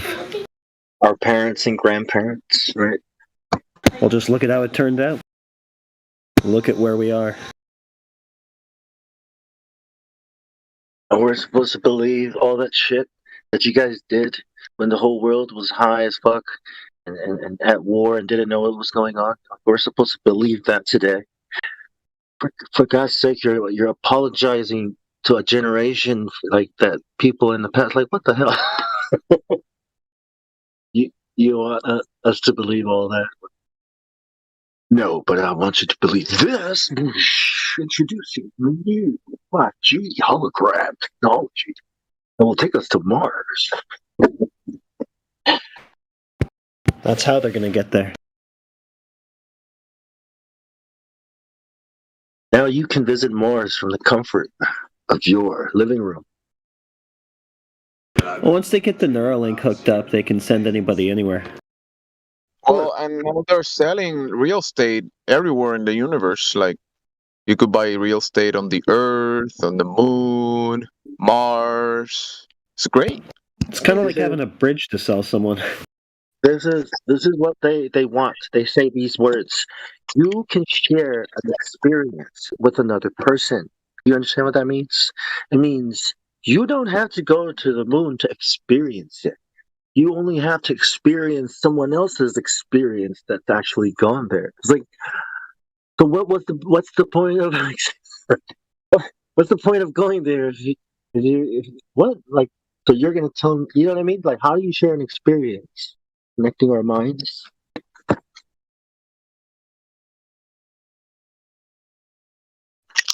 What is an experience? Is there a definition for that? Anybody? An experience is something that you actually do. An experience is an experience something that you can imagine? That's not an experience, right? Is it? It's something that you have with your senses, the body that you're in, when you are awake and conscious. You cannot teach experience or experiences. Yeah, but see, I'm trying to think about what they mean, and I think what they mean is like the experience you had can actually be shared with someone, so that someone can actually. Are you saying like Samoan or someone? that someone else? Because Right? someone. The I idea know. is I that know. you feel like you had the experience that I had. Like, it's not me telling you about it, right? It's not you, like, but you actually feeling what I felt when I had the experience. Do you guys get the implications? You know, the many ways that you can use this, right? Do you experience a flat, motionless plane, or do you experience a curved, spinning Oh, yeah, man. Like, I experienced watching the TV and I saw a spinning ball. I experienced watching the spinning ball on Well, the TV. don't you know that the sphere is the most perfect and beautiful shape in the universe? So that means, I mean, Earth has to be one of those, right? I mean, come on. I don't know. I think roses are beautiful, but okay, spheres are kind of boring. It's the most perfect shape, Balls are is what boring. some Greek dude said. I mean, waves are cool. You know, the shape of a wave when it crashes. That is fun. I like that sound as well. I like to fight waves, throw punches at ocean waves. It's fun. Because you hit something, but you're not doing any damage to anything. Anyway, speaking about balls, we got D's big nuts. He's in a server. We might have talked to him before. Deez. How are you, Deez? How are you, Deez? Welcome to the Flutter Discord. What brings you by? Deez? Can Deez talk? He ain't verified. I unmuted him. Oh. You've been unmuted, Deez.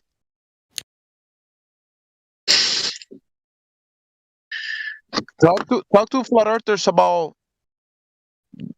big nuts. No, I don't want to talk about that, but how about we talk about the Earth? Bro, I just bought some pistachios. Fine, we can talk about nuts. I think it's nut Back company. to you, Gemsy. Is the Earth where It's always fucking Gemsy's show. What you guys were just talking about, that kind of reminds me of like Jim Carrey's thing on the Tonight Show. And they're buying it! And they're Oh no, it's Helio. Yeah, it's me. So many fish stories. And they're buying it. Look, what a fish story. Yeah, buddy. Yeah, that's good. Good material. Yeah.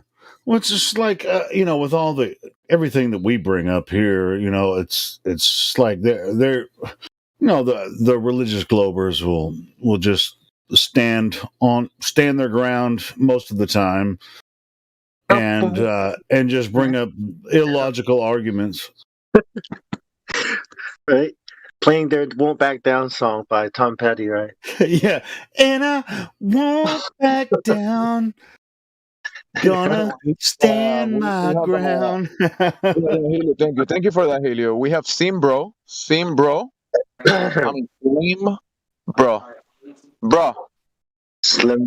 Oh, you scared him off, man. It's you, Bong. And Helio singing. Oh, come on, guys, man! If they're that easy to scare off, they're not even worth the conversation anyway. They weren't ready to have quality gravy. That's why I like talking about weed, because it kind of like gets the Oh, the roaches come out. They're like, what? The roaches. Did that trigger say weed? Oh my god! Yeah, talk about something they want to input on. You know what I mean? Like getting high. That's always fun. Don't leave me high. Don't leave me dry. Oh no! Oh no! Don't leave me dry. That's some Radiohead for y'all. I mean, it's all it do. It's not time to sing yet. It's the Helio Show. No, wait. I thought somebody was just accusing you of being the Gemsy show a minute ago. But anyway, I was making a joke. I was digging right into his well, I'm not trying to make a big thing out of this I was poking either. in the side. You know when you poke in someone's side and they smile because they laugh it, but they also they like it, but they hate it. The smile. Oh, this don't fucking touch me. I know what you mean. Your first reaction is, I love this. Wow, this is a good time. But then immediately your ego takes over and you're like, Ooh, fuck off. Yeah, it's like I'm ticklish. I'm ticklish. Don't touch me. You don't want to admit you're ticklish because it's gay. At least that's what they told me in elementary school. I don't know. Well, I don't know. I still kind of am in certain areas, but don't As they touch were me. tickling Don't you. touch me there. Don't touch me there. Ugh. So funny. Just scream that in class and look over at the guy next to you. Unless the guy has a It might be under your armpit, but you know. hey, It's a good unless way to the flirt guy with has a girls, white- actually. Hey, unless the guy has like a white coat and a tie, then he can touch you there. Yeah, well, yeah. What kind of tie? Ooh, We're talking yeah, that's always comfortable. barbershop kind of deal? Oh, like the doctor. If he's a doctor, you let him touch you, right? It's No, like, no, that's not how that works. yeah, it works for most what if they got people. their It's just like- PhD in electromagnetics? I'm certainly not going to let him touch me in my precious area. If the doctor tell you bend over, you bend over. Well, that's a different I story. mean, yeah, you know. I mean, he's a Yeah, doctor. it depends. I mean, Hey, Helio. yeah. What's up? Hello. Now we'll talk to you. How are you doing? I'm all right, man. I've been just chilling out, periodically listening to you guys, and I just thought I'd jump in and. All right, ask him the real Oh, question. How many beers have you had already, Helio? 9. That's pretty close, I think. I think it's less than that, but yeah. You would say that. It's 9. Well, but that doesn't include the vodka. I mean, I have had several Ooh, shots. well, of then vodka I have no too, idea. so anyway, All right, we don't I don't have know your routine. Doesn't We don't have matter. to know him yet. He says 9. Why It's do more I like do I 18. do I sound inebriated? Even Nah, when just You when are I'm about sober, I halfway sound there. inebriated. Half No, Even when just I'm messing with sober, I you, sound Glad to inebriated. hear So you. to me, I don't know. What does it matter? I was Well, listening you to gotta you guys, realize- and I had a comment on what you guys were saying. I have no idea why that's a. You got to You're realize fine. he didn't What's the say comment? if they were normal or tall boys, right? If they were 24 ounces, then they would technically be 2 beers. So it could have been 18 beers for all we know. Well, it's 12-ounce bottles. So, beer's a beer. Helio, Yeah. the floor is yours, partner. Yeah, No, I take was it over. just giving. No, I don't want to take it over. I was just giving. You said you had a question or a comment, right? Well, I already made my comment. That What was doesn't it? mean we want to hear it. Jamesy, I will reach through this connection, boy, and I'll wring your scrawny little neck. Oh, thank you. Yeah, So- a lot of people have a problem with me for some reason. I do not have a problem Jamesie's with one you, of Helio. them. There's a couple other guys. Just like, No, I got no problem with you, Helio. Okay, then why are you talking about me You got a drinking? problem, you open your I was actually addressing what you guys were talking about. Okay, let's talk about that. Yeah, let's talk about it. What were we talking about again? Oh wait, no, are you asking me? Yes, because you said you had Yeah, a comment on it. Well, we were talking about Glober's beliefs and shit, right? Yeah. hmm Yeah. Were we? No. We are a lot of You the time. guys got me. You guys threw me off because I don't remember the exact reason I came in. No, Well, you just throw keep yourself listening off and- because you were singing. No, Yeah. well, I I do know this that is though. asking That's a lot, kind of but my write it down. thing. You know, I'll just kind of. Just write it down on your little notepad on the little computer screen there. I'll be back, guys. Okay. Take it over, Helio.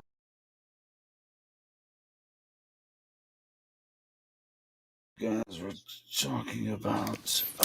Well, Hey, man, I just got done rolling me a joint. smoking a joint, man. Smoking a joint, man. Smoking a joint. Just some sugar leaf. Pretty good shit. I don't really want to make hash out of it. Then don't. Yeah, I think I'll just make joints out of it.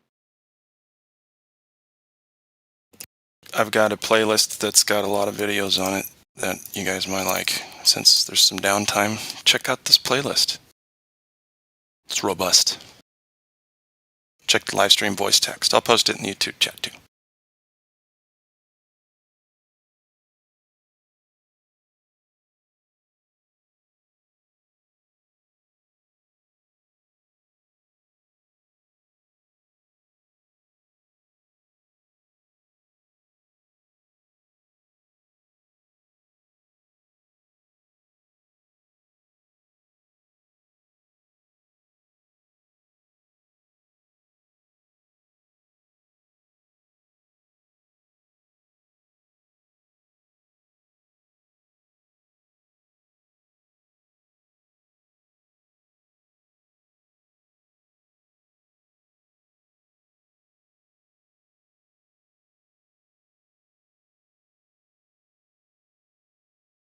You guys think Barack Obama is the spawn of Tutankhamun? The respawn of him? I heard that recently. I thought that was funny. Anybody? It's the first I heard of it. All right, then we do not have to talk about it. I just thought I'd bring it up. Now you should go look at comparison pictures between all the stuff we have on King Tut and Obama's face. You'll be like, I don't believe it myself, but it's compelling. There's theories like that about all sorts of different like famous characters that have been recycled through history, and I don't know what to think of any of it. Sure. Yeah, me either. It's kind of entertaining. It's the weeds. It's certainly the bog, the weeds. Yeah.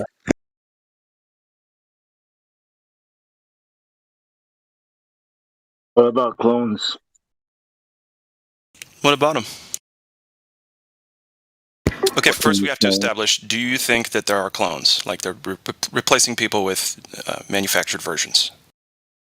I don't know. Is it possible? Well, what's a clone? A twin? No, a clone is usually a cutting. Like there's a term called clone before genetics came about, right? That's when you would take a cutting of a branch of a tree and you would clone that tree, produce the same fruit. Is it the same as twins? Or so it has the etymology in it from germ. Basically, it means to inoculate.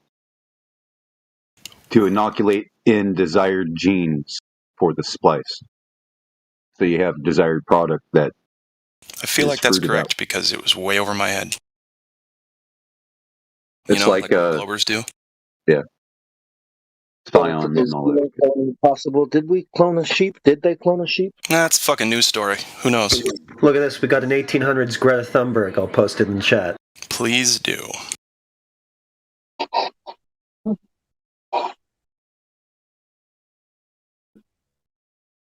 Wow. I need to get the source for that, though. Alrighty then. Where'd that photo pretty come uncanny. from? Hey, what's that supposed to be of, you guys? Greta Thunberg in the 1800s. Yeah, working like a gold mine or something, but I need further verification. One sec. So she's immortal, and well, she doesn't really look like a girl or a boy. Per se. That's the weird part. It's a feminine boy. That's why vampires are not supposed to turn children. Thank you. You were reading my mind. Kirsten Dunst in an interview with a vampire. Tragic. I guess it is. Look, there's a sphinx behind Greta's head back there. Look at that. What? Oh, it's a dog. It's a dog's face. Okay, never mind. Looks like a sphinx, huh? Come on, I was trying to go somewhere.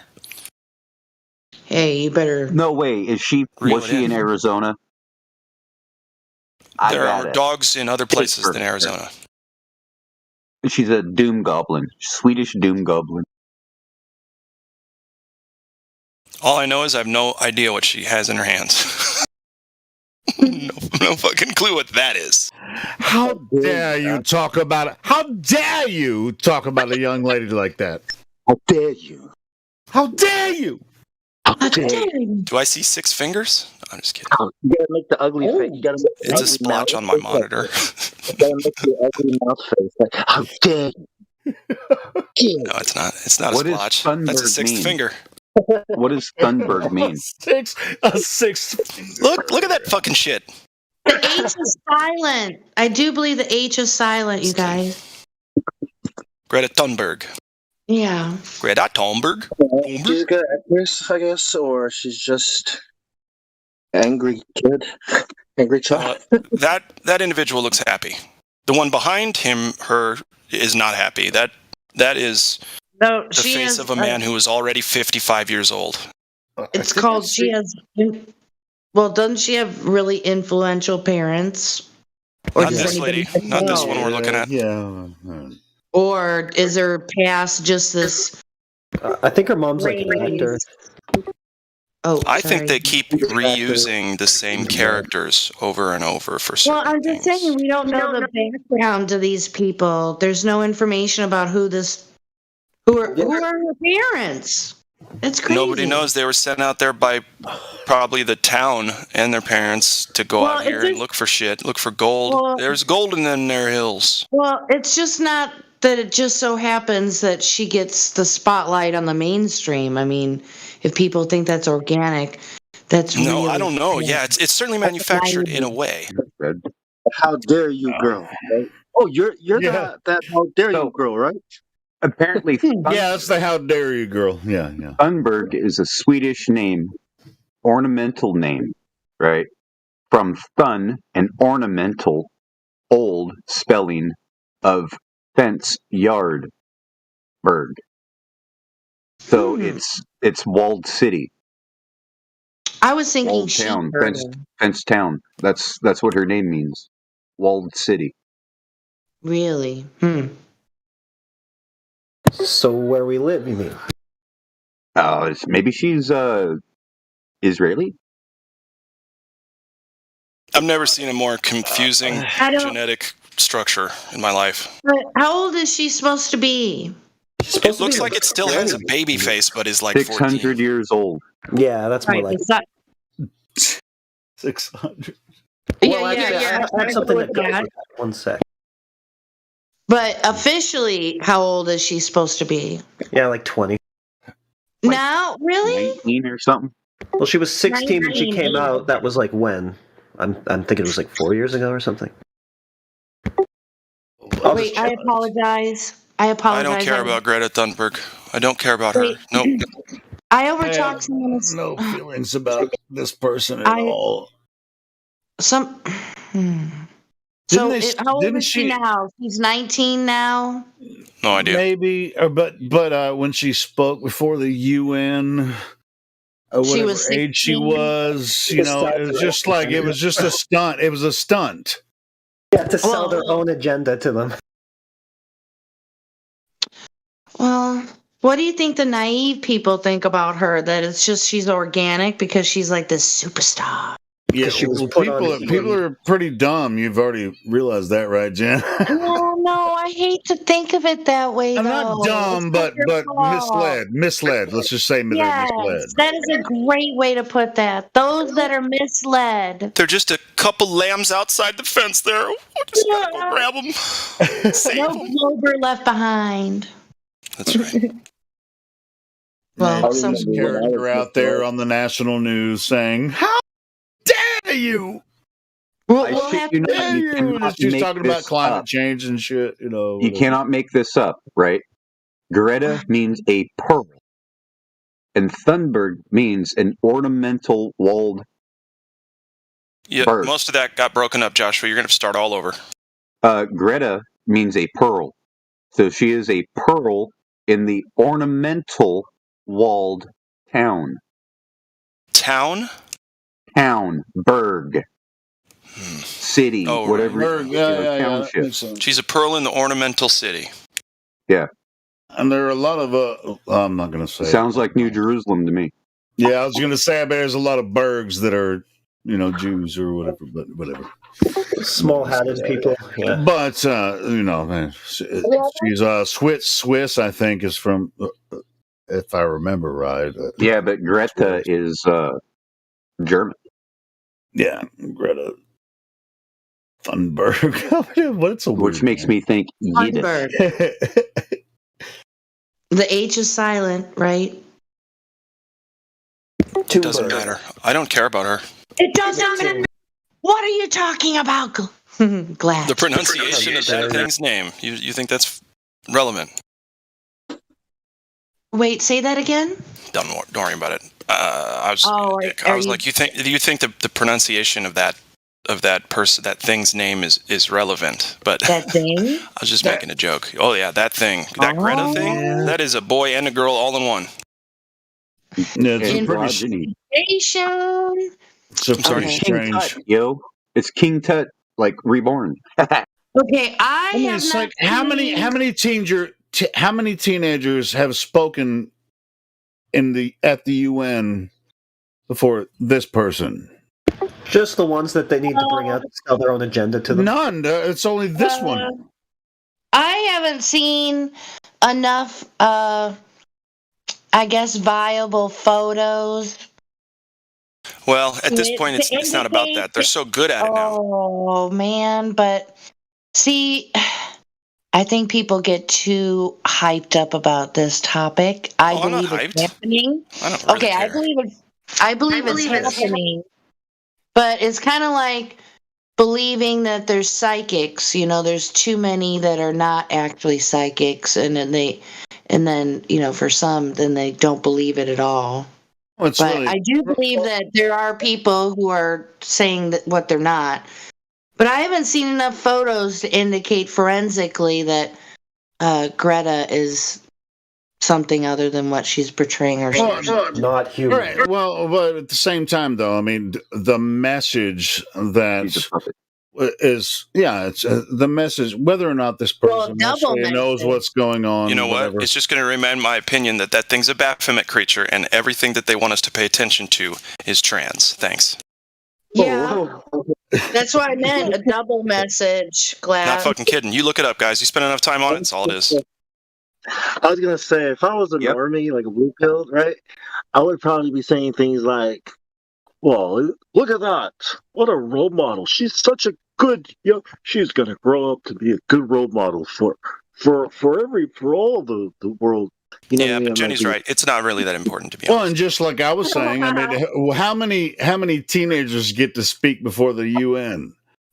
Zero, except for this Teachers? person. Nada. Oh, right. Exactly. Hey, I vote next, and Glad wants to second it, so What happened? Oh, next. Yeah, next. Please. next. Let's talk about the severe lack of Globers now in the YouTube chat. Oh man. It's actually here. I got to tell you what it means. Now, we all know it's not a globe. There's no evidence to be found. And I've mentioned this a few times. I almost feel bad because they can't get anything, but I keep asking for it. It's like beating somebody up for money they don't have. But, so maybe they're getting the clue as to we've debunked everything and made their claims so just mincemeat, dust in front of us. And as we wipe our hands off onto the next thing, they're telling us we're winning by not being here trying to defend the globe still. Not only have we not gotten any evidence, not once have they measured it, but now they're just kind of silently backing away, like cowards. At least before you go, guys, give us one real posit for Earth curvature measurement.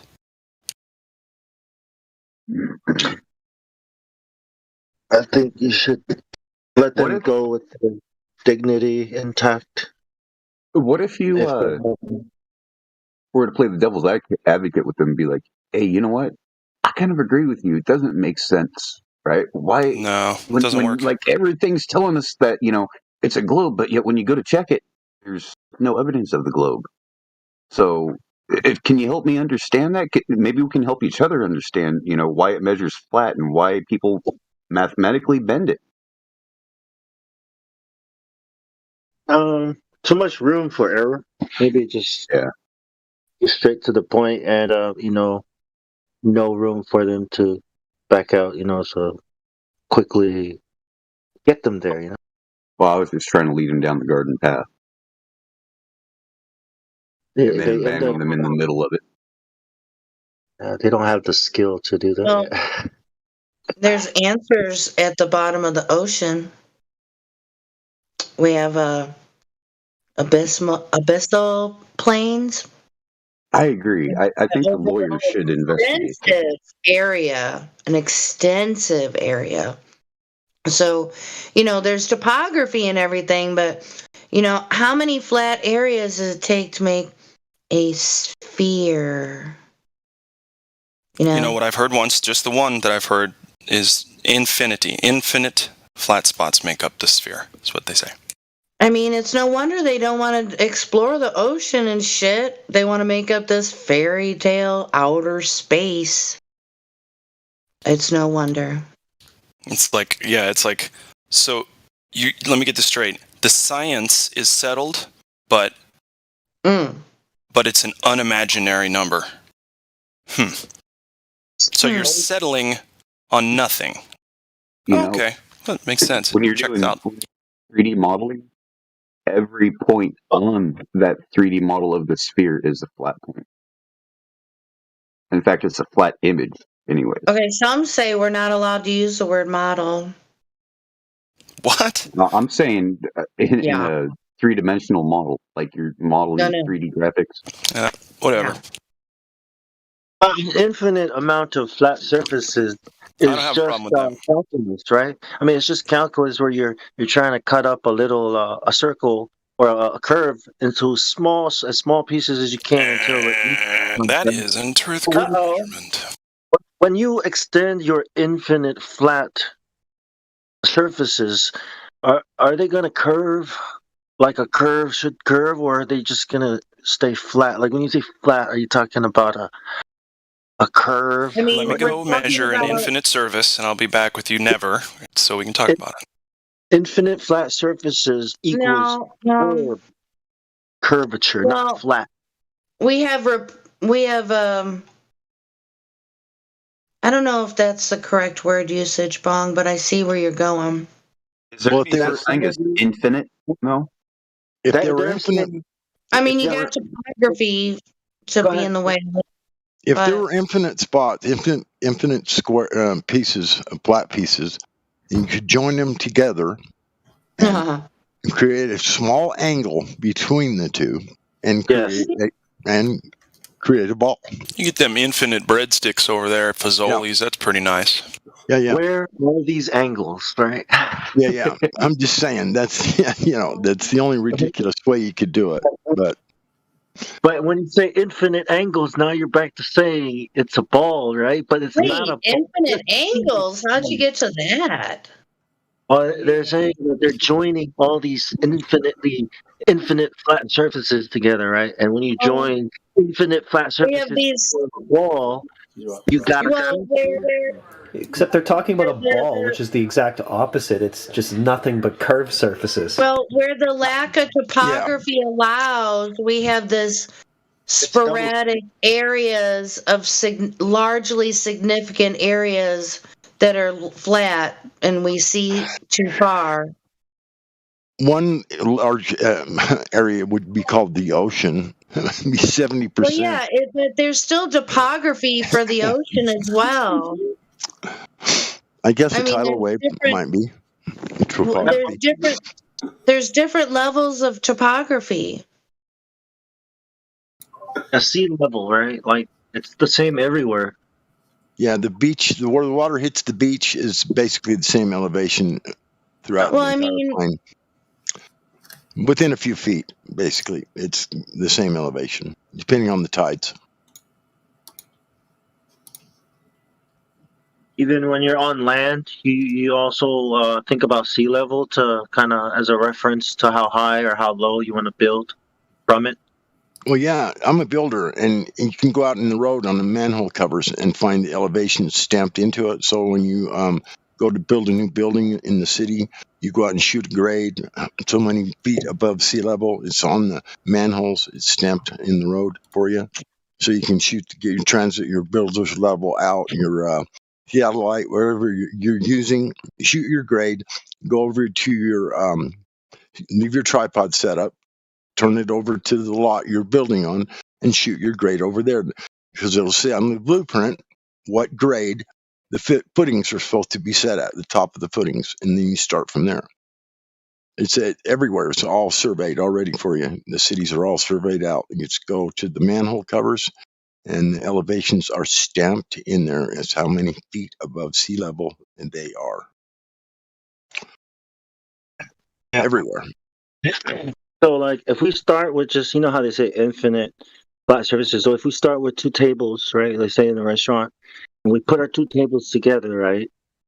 Like, how many tables do we have to put together, right, to start seeing curvature? And do they mean just put the tables together, or do they mean angle the tables together? Yeah. If you put 25,000 miles of tables back to back, they would probably say that those are curved. Okay, which table does it start to curve though? Like, let's say we're standing at the first table. Look down the line of tables. Like, can you point which table is where the curvature is, right? And then we go up. Okay, now point which you know what I mean? Well, they will say that it'll be at 1.225 miles times the square root of the observer's height in feet, but you won't be able to see it because of refraction. Okay, go there. All right, go stand at that tip. There's your first. There's your first angle right there. 1 mile, 8 inch. So divided by how many? Jeez, talk about mental gymnastics. They're getting pretty good. You're gonna get a score. You're gonna get a 10 from the judges for the gymnastics. You're not going to see it though, because refraction. You know. That's where the 10 comes in. You're so good. Yeah. Okay, and what if we sit? What if we sit down on seats and now we're closer to the table, and then we put our head on the table? Right? Where's the curvature now? You can't see it. I don't know. Gee, maybe it's on this table that we're on. Or is it the second table that we're... Well, just give McToon a chance to squint at it through a theodolite for a while. He'll find some curvature in there. Maybe we need a telescope. No, don't say that. McToon again. Oh, that guy's Looney Tunes, bro. Looney McToon. How can the table be blocking the curve? That doesn't make any sense. But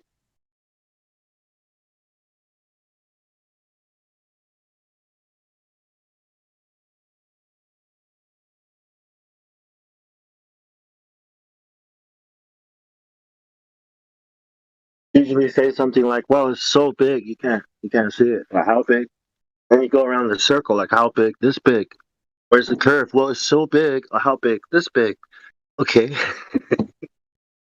They give us the size, so it's not so big. It is this big.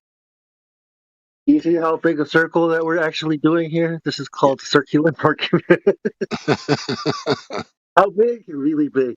Well, it's this exactly this big. They told us what it was. It's this big. And I guess you could say this big is so big, but it's still this big. Yep.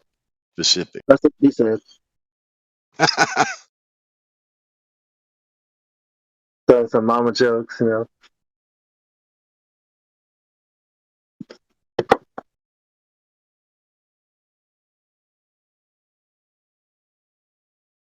I wonder how a debate with Neil deGrasse Tyson would go here. You know, like I always try to, guess what he would do, like, or what he would say.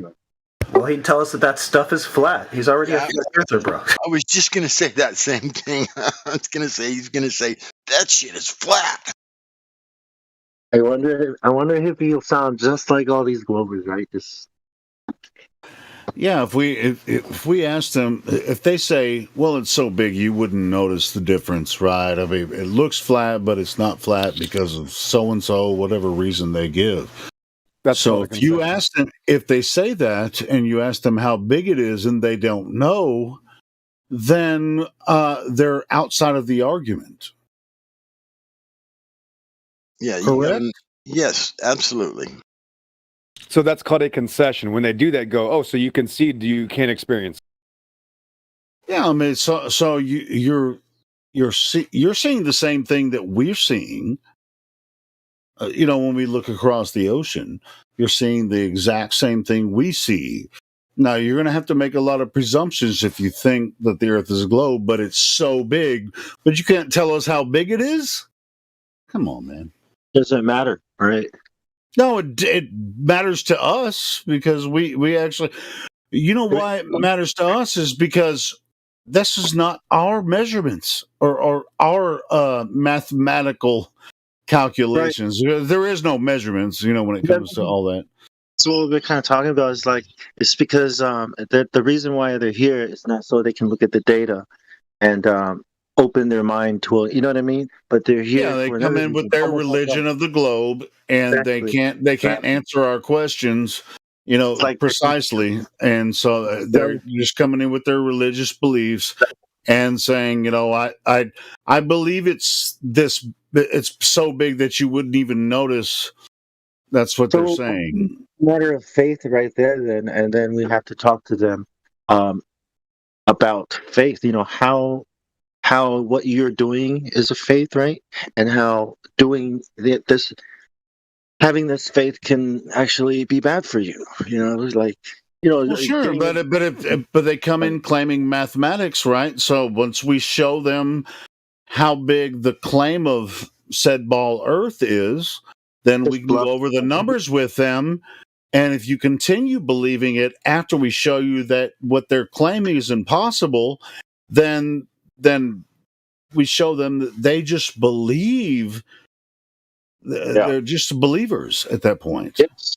I think it's important to show them that, because then when they look around at what extreme religious zealots are like, they might start to notice the patterns that, why you're here is not because you want to know what we're talking about, or at least, look at the data, but because you are being controlled by a religious, belief cult. Like, you know what I mean? I'm pointing that out I think might be more useful than throwing a bunch of data and well, it may or not be, because sometimes they'll come in claiming math, and then we go over some of the mathematical concepts and stuff, and show them that we do understand the math, and that's why we bring up the math.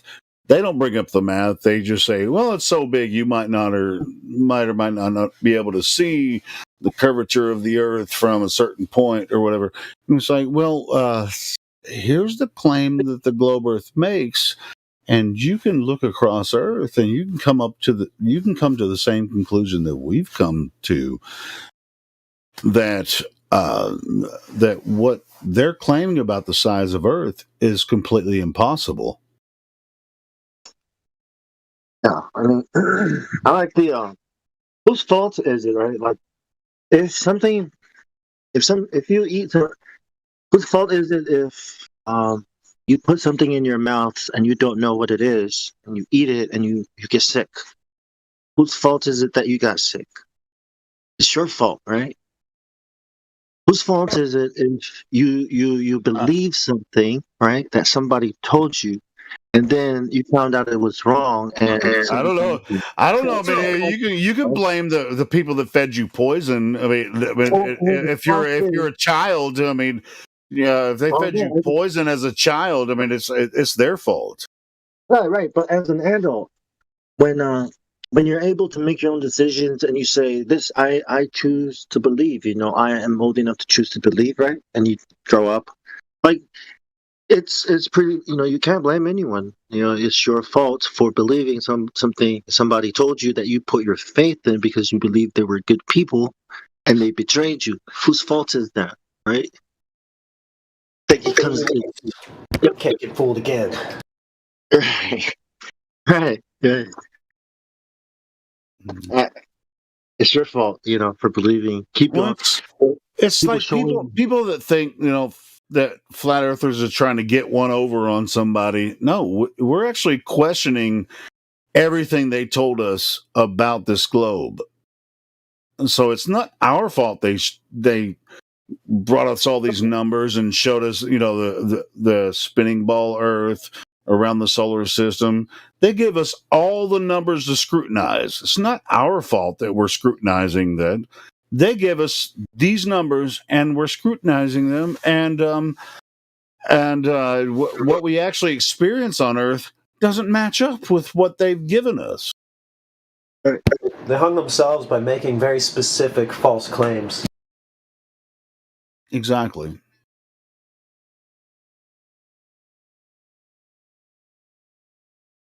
But then, like, if you have been warned and shown evidence, of something, and you choose to be afraid and put your faith in people that you think are telling you the truth, I mean, that's your fault, right? I mean, you can't blame them for that. I think they knew we would find out, guys.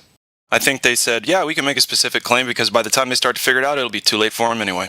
That's what I think. Yeah, well, and that's proved to be true so far. Yeah, I don't think they're wrong. I don't know what they are, but We're all just trying Well, to I'm deal just with it. talking Right? about. I mean, the majority of the world thinks they live on a globe. So, well, you got to whatever. first tell me who is they first, then I'll tell you what they are. Well, I don't know. I'll stay out of that one. Good idea. I blame myself. Yeah, I know where that's going. As far as that goes, but as far as everyone, even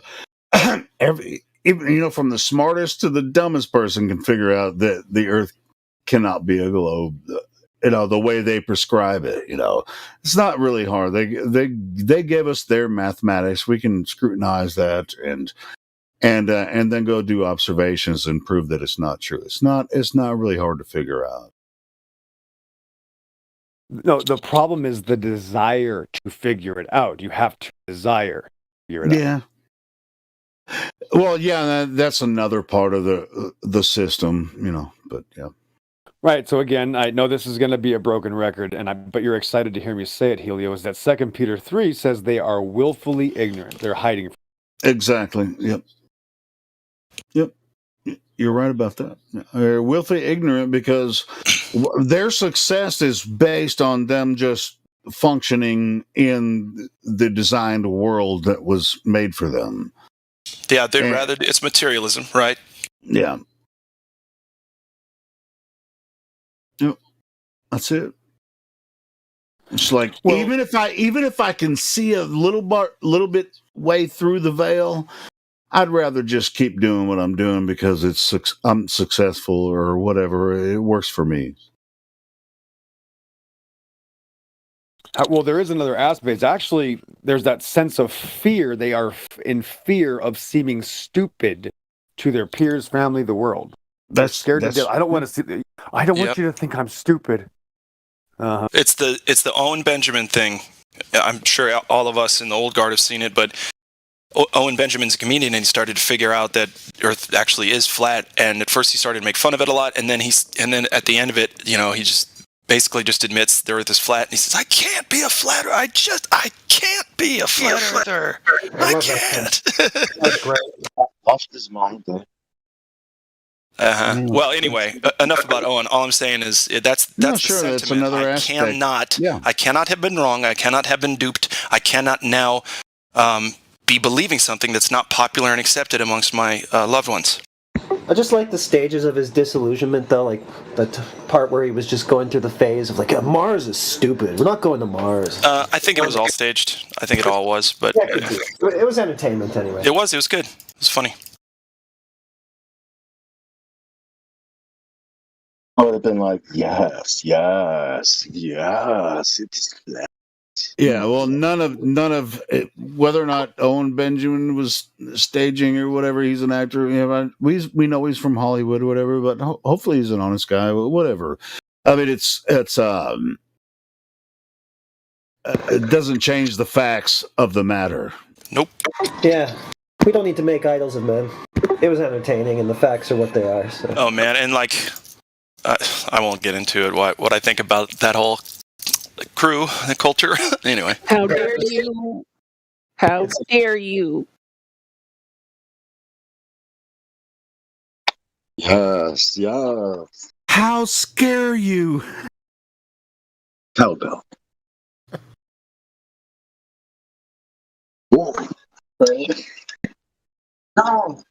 No. Yeah. Please take my wife. Take her anywhere. Every time I take her somewhere, she finds her way back home. Don't be scared of the flat Earth. It's not so scary once you figure it out. It's a lot less scary than a spinning space ball. Hell yeah, that's just scary as fuck. I mean, they give us fear porn all the time with the asteroids heading toward Earth. Oh, and they make movies. Don't look up. Don't look up. That was a legit in some space article today. It was don't look up. They're already doing this for real. Yeah.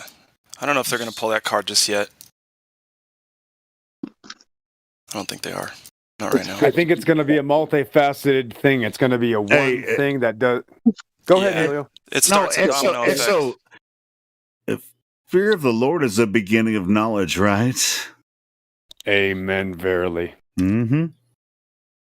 Verily, verily. What I'm going to tell you, though, is that there's going to be a multifaceted deception where it's going to involve something from above, a deception to do in play this new system where you will have to be able to use a cryptocurrency system to buy or sell. Right. Yeah, Bitcoin, It's gonna be guys. it's like a grand slam, Glad. All at yeah, once. well, This and yeah. this. Oh, Everyone we already knows had they're these- moving wait, toward the digital. Yeah, punchline, of course. the punchline. Toward Listen. digital? Okay, watch this. Well, it's Oh, we already just had. pretty much It's- Okay, ready? yeah. I'll wait. Give me 3 seconds. 3, 2, 1. Okay, they're already going to have all the political bills written up during the alien invasion. We just happen to have all these bills written too for the alien invasion. Guys, sign here. That's it.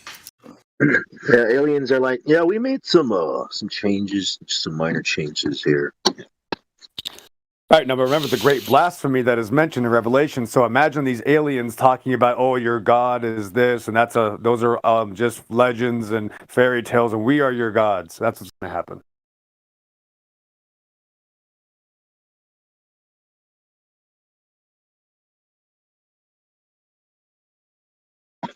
Oh, there's always death. Well, The best card, Illuminati card game, the Flat Earthers know something. mm-hmm. What? That the Earth is flat.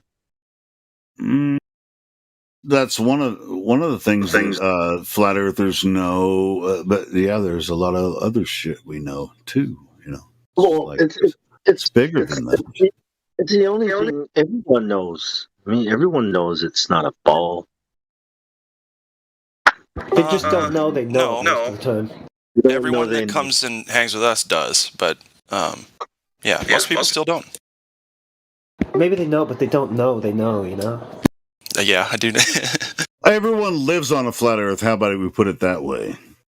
Yep, no way around that one.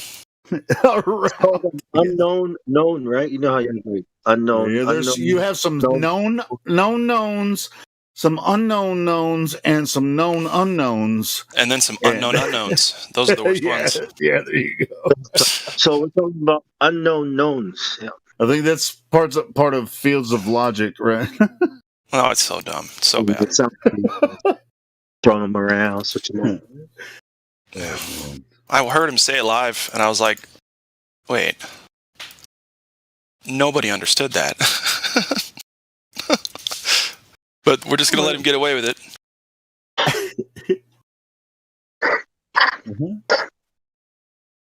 Don't know that you know. That's one of Ronald Dumsfeld. Well, you might know that you don't know, but you don't know what you can't know. I mean, there's all kinds of little Building twisted 7? versions What's of that? I never heard of that. It was such a beautiful free fall, Building 7. Did you see that Rumsfeld thing? So priceless. Like butter, it came down like butter. Anyway, go ahead. I think it's like Luke Rudowski or something. He catches him on the street. He's like, what about Building 7? So he's like, Building 7? What's that? I guess that's one of the unknown unknowns for Donald Rumsfeld. It might be. And he might talk to his buddy that owned the building and said, well, we just decided we had to... Yeah, Silverstein. We decided to pull it. Yeah, we had to pull it. We just had to pull it, you know, just to save lives. We pulled it. Yeah, to save lives, we destroyed a building in the middle of a catastrophe. We I just did wanna make extra sure, damage. Yeah, I insured both these buildings, and they are technically two separate planes. So can I get qualified for 2 insurance policies? Okay, thanks. No, you know what I call that? You don't rig a building to blow in a couple hours, so he basically just admitted there that the whole thing was set up. Yeah, he did. Oh man, I mean, like, why did you already have it rigged up to explode? You must be a flat earther. You're just playing semantics. Stop it. Well, it's because of overpopulation. I just want to give life a chance to thrive. Yeah, you're just playing semantics again. Stop it.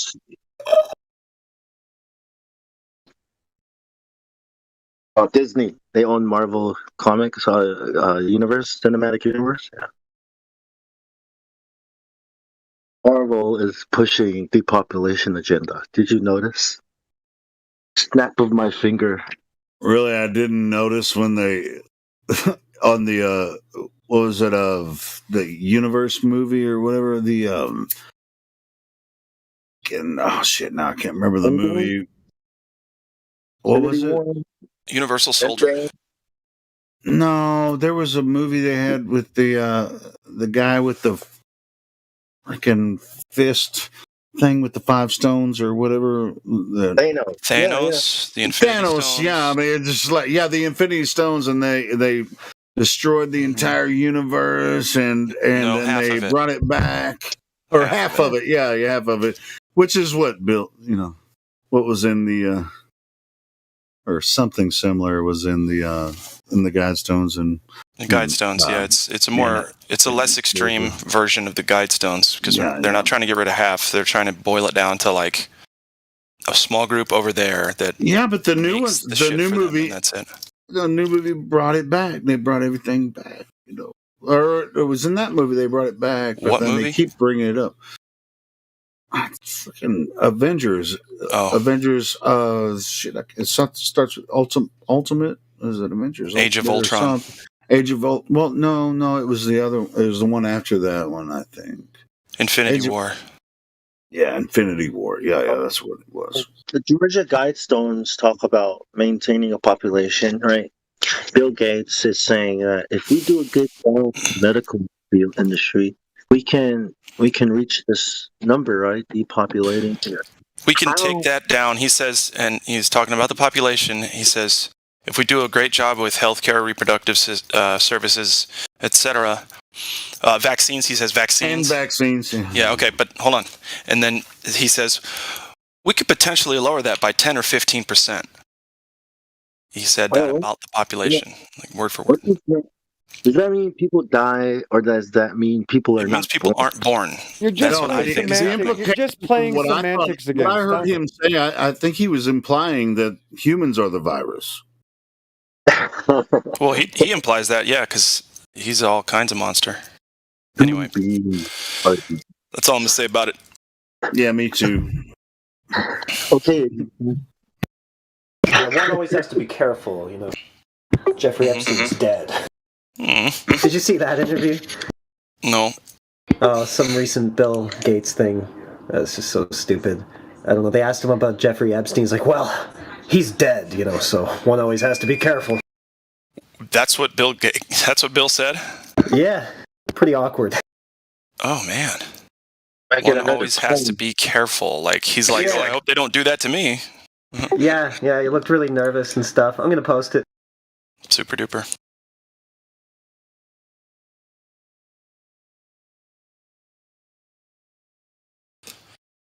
So, yes, Microsoft products can only happen on a flat Earth. Coming up next. You know what's weird? Somebody would shoot JFK for saying what he said. So good. Well, we're not going to really talk about that here. Please. Somebody shoot Lincoln. The last thing I think you want to be called is a conspiratard, right? But, I mean, I'm just saying, right? Like, why would anybody shoot? You know what I mean? And why aren't you shooting the right people? I don't know. Are you under the impression that JFK wasn't one of them? No. Well, my point is, I have no idea. Why hasn't anybody shot? I'm just asking. Listen, yes, that's. Hold on. Okay, stop. Okay, 1 second. Yes, the necessary. Okay. Okay, I'm gonna really try to talk here for about 5 seconds. I promise I'll shut up. Okay, but yes, the moment they thought, yes, we have to kill this person, he was no longer one of them. It's a necessary answer. Do you think you think he changed his mind, XO? Oh yeah, he was a rebel.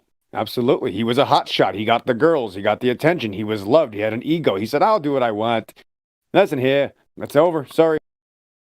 Listen here. Listen, I don't care about that. We'll go to the moon. We'll do these other things. We'll go to Pluto. We're going to have to get Indio to play JFK one day. This Boston. We'll go to the moon and do these other things. Yeah, go to the moon. Because not because they're easy, but because they're hard. Because they're hard. Because it's hard. Okay, I can see what you're saying. Because they're hard. It's all good. No, it's all go good. to the moon and do the other thing. The duty out of thing. Wait a minute. Oh, wait a minute. So Okay, you're Chris- saying that okay, stop. so you're saying Gosh. Exo that you think that JFK didn't know he was going to get assassinated in Dallas? I bet he just. There's no preventing it. He's just Okay. like, well, fuck. Yes. No, he thought he was the guy. He thought he was the Don. He thought he could do what he wants. Yes, that's what men do, and they get. It's called a coup d'état. There's nothing new. Come on. Yeah, sure. Yeah. And that's part of it. Yeah, It's I just guess. a classic coup d'état. It's just a normal ceremony. Well, and he was a playboy. He was not shy, and he had too much confidence, so it was actually quite easy, probably, to pull that off. Yeah, especially being involved with those families he was involved in. Right? He's like, oh, I'm not paranoid at all. Shit, I'll do what the fuck ever I want. And then No, they're we'll like, see. really? Oh, okay, well. Okay, let me just say this one thing. I studied this topic for 3 decades. My dad saved the newspaper from, again, November 22nd, 1963. So as a child, I had the newspaper from the day after, looking at it with my dad telling me that he was sus. So these seeds were planted in me over 35 years ago. Yeah. Listen, I did so much research on it. I remember there were dozens of videos that are no longer existing. The point is, watch this. They moved a street lamp and changed the literal size of the street so that you could not go there and test and do measurement. Thanks for playing. Crazy. Yeah, I tend toward your side on that one, Exo. On the JFK stuff. Yeah. And I'm sure a lot of our audience does, but let's try to get it back to flat Earth. Wait, before we do, wait a minute. Before we do, hold on. I got the newspaper right here. I might take a picture of it and put it in the VC. On the newspaper of this original paper that's in this briefcase, yes, this is the Pulp Fiction briefcase, real life. My dad saved it for me. It's not just this that's in this briefcase. There's a couple other nice little tidbits of history that we are unsure of. Well, again, this has been in this briefcase for 45, 50 years. On that shot, it shows that John F. Kennedy is next to his wife in the back seat, and the front row is the 2 Secret Service agents, and of course, in the middle is who? Connolly, right? Governor Connolly and his wife, proving that it was always a limo. There were always 6 people. So I'm sorry. That's why when this Mandela scamdella thing happened, I knew immediately that was wrong because I had the same paper for 50 years now. Oh, cool. And I mean, his speech before Congress, that Samsonite, bro, he let it out, man. Well, that's what dug him in.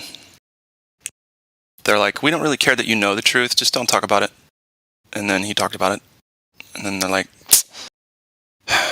damn it, John. Well, all right, anyway. Even if he hadn't given that speech, I think they would have. It's literally the easiest conspiracy theory to get anyone to talk about, but we can't do it. Who can? Why Let's keep it flat Earth, yeah, shall we? It's dinner time. People are just finishing dinner. They want to come in and maybe learn about the Earth. Cool. Yeah. We can do it on obscure times. We can talk some more about JFK. Yeah. I think there's even a channel name in here for it. Branch off channel. Pretty sure. I heard JFK was going to blow the whistle on the flat Earth. Okay. Well, anyway, yes, the flat Earth. Exactly. He might have known about it. Nobody knows. I'm sure he did. Probably why. Right? The very word secrecy is repugnant. Free and open society. I asked the press. No, I don't know. It's something. Yeah, I mean, we're gonna have to get India to do that when he has the Boston. Yeah, I can't do it too well. Accent. Anyway, so flat Earth. Any new folks? We got people in check-in? No, ain't nobody in check-in.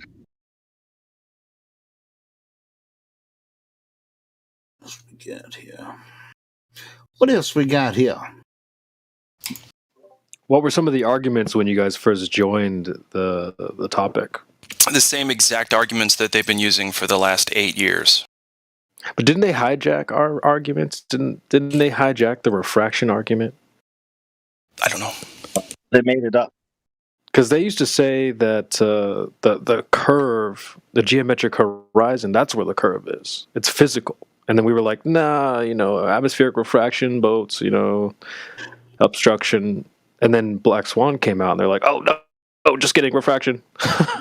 Yeah, but it's like we were making some type of similar arguments to that, but like the Black Swan kind of solidified everything. 'Cause I remember like saying so, like long before Black Swan, I was like, so I used to, and I still do.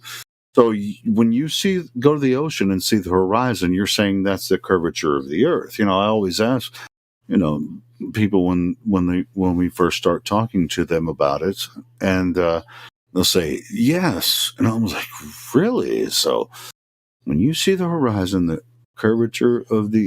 the curvature of the Earth, and they say yes. It's just like with the the mathematics of this globe that we already have, 3959, 24901, then we can just easily debunk what they might or might not be able to see over a certain distance. So that's why I always solidify is like, when the horizon is the curvature of the Earth. And it's like, well, after you debunk that part of it with something similar to Black Swan, before Black Swan really came out and it made it, solidified it, I was already using sort of the same argument. And so you see something, 20 miles away, you see a boat 20 miles away with a zoom camera, after it's supposedly gone over the curvature of the Earth, and you're saying that's the curvature of the Earth when I can, throw them the Earth curve calculator and all that kind of stuff. So it's really not that hard to make the argument. Black Swan really kind of solidifies it, but it's really the same exact argument.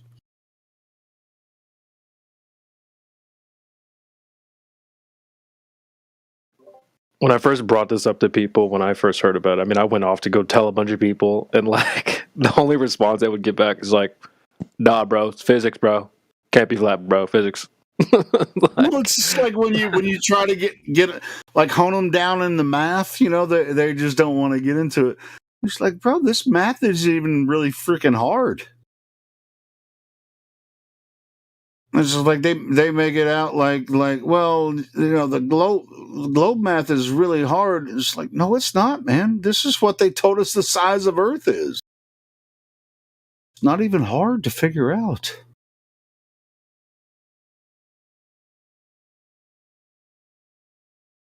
Sorry if I'm rumpusing here or anything, but dude, I've never been, and I've been pretty good at math, over, ever since high school, and so this part of it is pretty easy to figure out. I think most people can figure it out. If they have been through trigonometry and geometry, they can figure this shit out pretty quick. I agree, Helio. It's just disgusting how much they rely on the trusted experts. You're not an expert. You can't possibly know that. You're not an expert. It's like, I'm an expert on trigonometry because I know what fucking trig is. You're not you can't possibly read the Bible. Well, the Bible is another discussion, but also that's a part of history, and there's other historical tomes that describe the Earth as a level stationary plane. It doesn't have to just be the Bible, but as far as the math goes and what they tell us through this. Yeah, it's just an analogy, though, on how they want you to have to defer to an authority or a priest class for any and all information, and not rely on your own senses and your own mind. Sure. Because, we used to not be able to read the Bible ourselves. We used to have to go to a priest to have it interpreted for us, right? It's the same sort of thing they want us to do now. Don't look at the ocean for yourself. We'll interpret what that is for you. So when you go to the ocean and you see an island from 100 miles away over the ocean. Yeah, let the heliocentric priests tell you what's going on there. Don't trust your senses. Don't trust your eyes.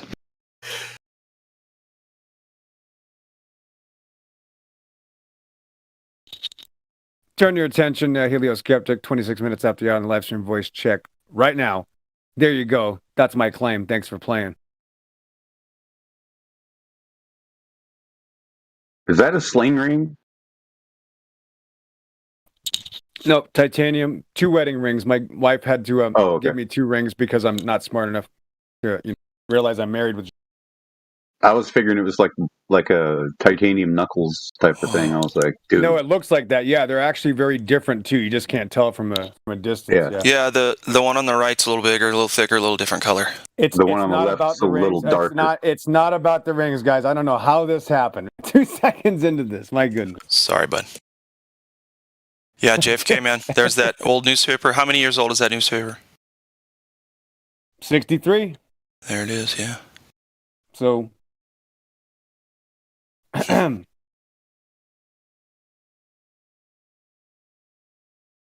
Yeah, bro.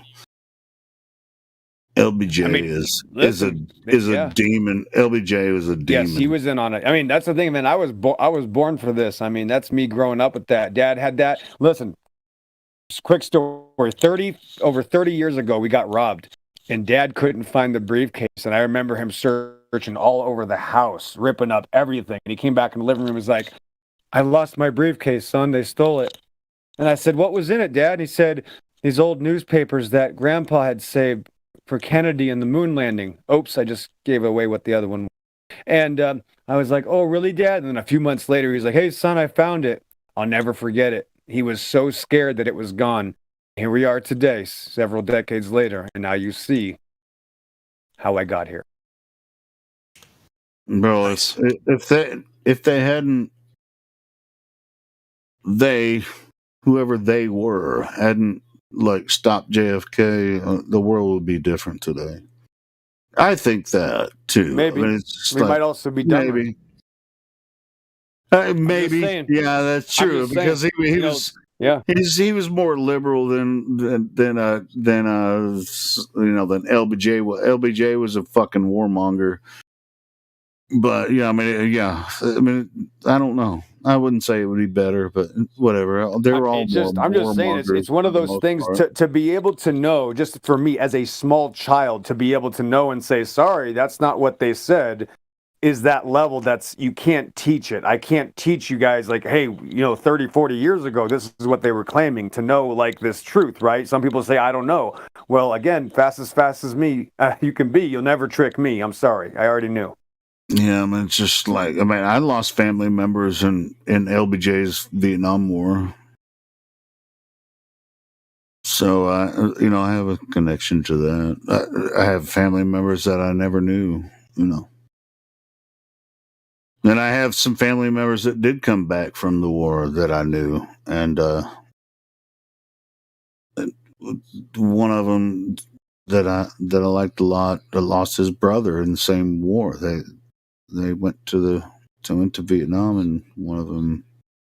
Hey, 600 Eamon. What is the point of this cartoon that you have here, 600 Eamon? I don't understand why you would post that in the live stream voice text when that's broadcasted to the public. I'm just kind of curious. Is that some sort of like issue or seizuristic, uncontrollable impulse that you have? And what? Why do you have the link rolls if you're going to post some bullshit like that? Yeah, I don't understand. Like, what's the point? I'm just going to delete it. So here's the problem. Like, I mean, I'm posting things, that have been in my family for 50 years to show people that maybe I can have some credibility, and you're posting stuff like that. Who gave him link rolls if he's going to post bullshit like that? Yes. Yeah, that's fine. All right. Well, we know who you are. That's fine. Princess. I'm gonna take that Lincoln bedroll away from you for posting that bullshit. Who, me? What'd I do? You posted that fucking turtle back ships falling off the edge. Yeah, I'm just joking. Sorry. No, it wasn't him. No, it was 600 Eamon. I took his Lincoln bedroll away. Yeah, he deafened himself. I think he needs to go to Cogdis for a few hours at least, so he can ask why he was, because he doesn't care anyway. This guy's obviously a crackhead. That's fine. Just let him stick around. He's probably sleeping or something. He's sleeping it off. We'll see. He went to But sleep in I 2 took minutes that. after I we definitely got took you. that Lincoln bedroll off of He trolled the server and then his he went to sleep in 2 minutes. Yeah. it.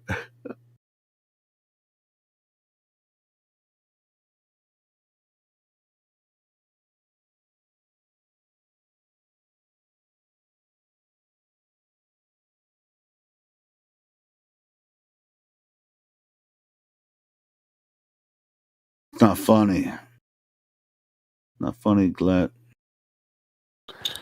I would take his Bible study roll away for sure. I don't know why he has that. And then put highly suspect. How about Children of the Corn roll? That's what you need to give him. I need Doesn't that to roll mess off the with tongue those nice? rolls a little bit because that was like if he put that shit in there, he's only here to. Doesn't that troll. roll off the tongue though? That Children of the Corn roll.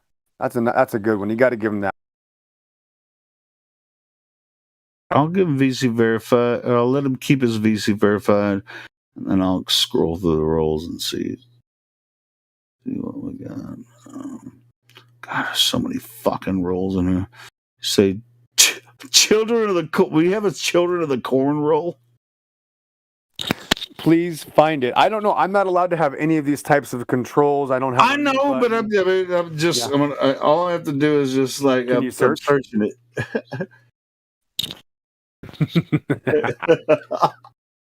Yeah, we do have Children of the Corn. That's hilarious. Now he has it. Children of the Corn. Man, put some bullshit like that in our live stream you earned chat, it. man. Fucking hey, man. Yeah, you earned that one right Yeah, there. you earned it. Thank you. And you're welcome for inventing that roll, bitch. That's hilarious. Oh shit. Anyway. So yeah, thanks for calling that one out, man. Because yeah, man, maybe a lot of people that come in here that are new don't realize that this is going out on YouTube. You know, the live stream voice text is going out on YouTube, and you put some bullshit like that. He's a super troll. He's a super troll. You know, he's like, oh, I was just here to listen, and I don't need to hear it. Done. Shut up. Yeah.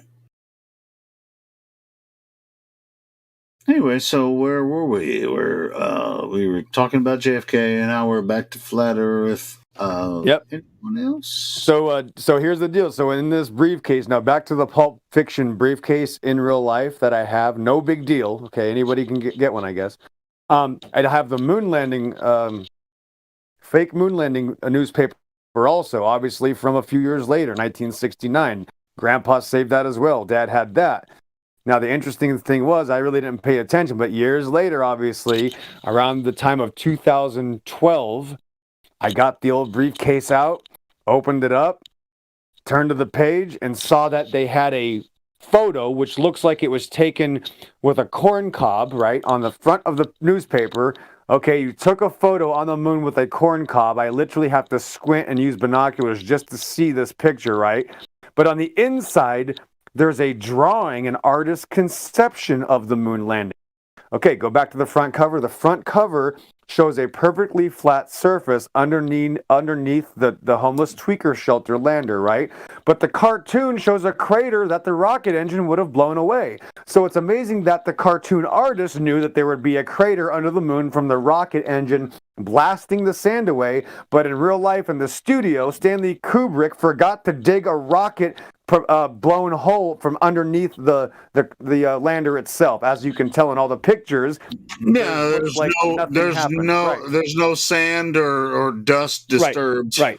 10,000-pound thrust rocket. Remember, the artist rendition remembered to put the crater there for the rocket. The real picture has none. So literally, you can go back and forth between the two. The cartoon is more realistic than the fake photo they took in the soundstage. We talked about this before, and I have a meme that I made. I have so many freaking memes, and it's almost impossible. Oh, here it is. I just found it. Axel, CB said you said something to me. What were you saying? I said that you're Children of the Corn. Check out your new role. You have Children of the Corn. What is that supposed to mean? Well, first of all, look at your face. So you look like you need a pitchfork right through the side of the head, right? That isn't me. Second, okay, well, that is you. Yeah, on the internet, that's you. Okay, And then secondly, yeah, you went ahead and posted a cartoon of a turtle eating worms. That's why you got it. There you go. There's the little guy. That's why you got the pitchfork through your head. We'll be back for you, cameraman. Thanks for playing. Do you like that one? I made that from. Yeah, that's the same cameraman that 15 years earlier was able to chase Sputnik in outer space and take a picture of the first satellite. This guy's good. This guy's Superman. How did he chased down Sputnik in 1959? I heard Jim Panda trying to argue this. We argued. There was a couple people that argued with Jim Panda about this one night, and he was like, "Am I allowed to? How many times am I allowed to say demon possessed?" They did several tests, with this thing. Tests. It's a remote camera coming from Earth. Even though there was lag, they had the test. Well, how many tests did they have to do? From the moon to Earth. I mean, it was so sad. It was so sad. No, again, he's possessed. So how many? And am I allowed to use the word demon possessed? So that's what Jim Panda would be, which is fine. Yep. Like LBJ, he was demon possessed. So anyway, let's. 1000%. Somebody was trying to ask a question. Go ahead. We already answered it. Look at your new role, 600 Eamon. You're welcome. He's deafened again because he's a child. Think of another thing that he's a child that needs to be needs his daddy. Yeah. What you're talking about makes me think of another thing that I wanted to put out on you. Shit. Now I can't remember what it was. We were talking about. And see, if there were proper role models in like young men's lives, then perhaps a lot of this stuff wouldn't be happening. They wouldn't feel the need to be a clown. If any of these young men, old men, cared about young men and women, going through the same thing we're, going through now, especially with the shit that is going on with, so you can't even go to school unless you, put shit in front of your face, which doesn't do anything, in my opinion. Make you smell shit all day. Well, maybe you're to smell your own breath all day, I guess. I that's whatever that is. But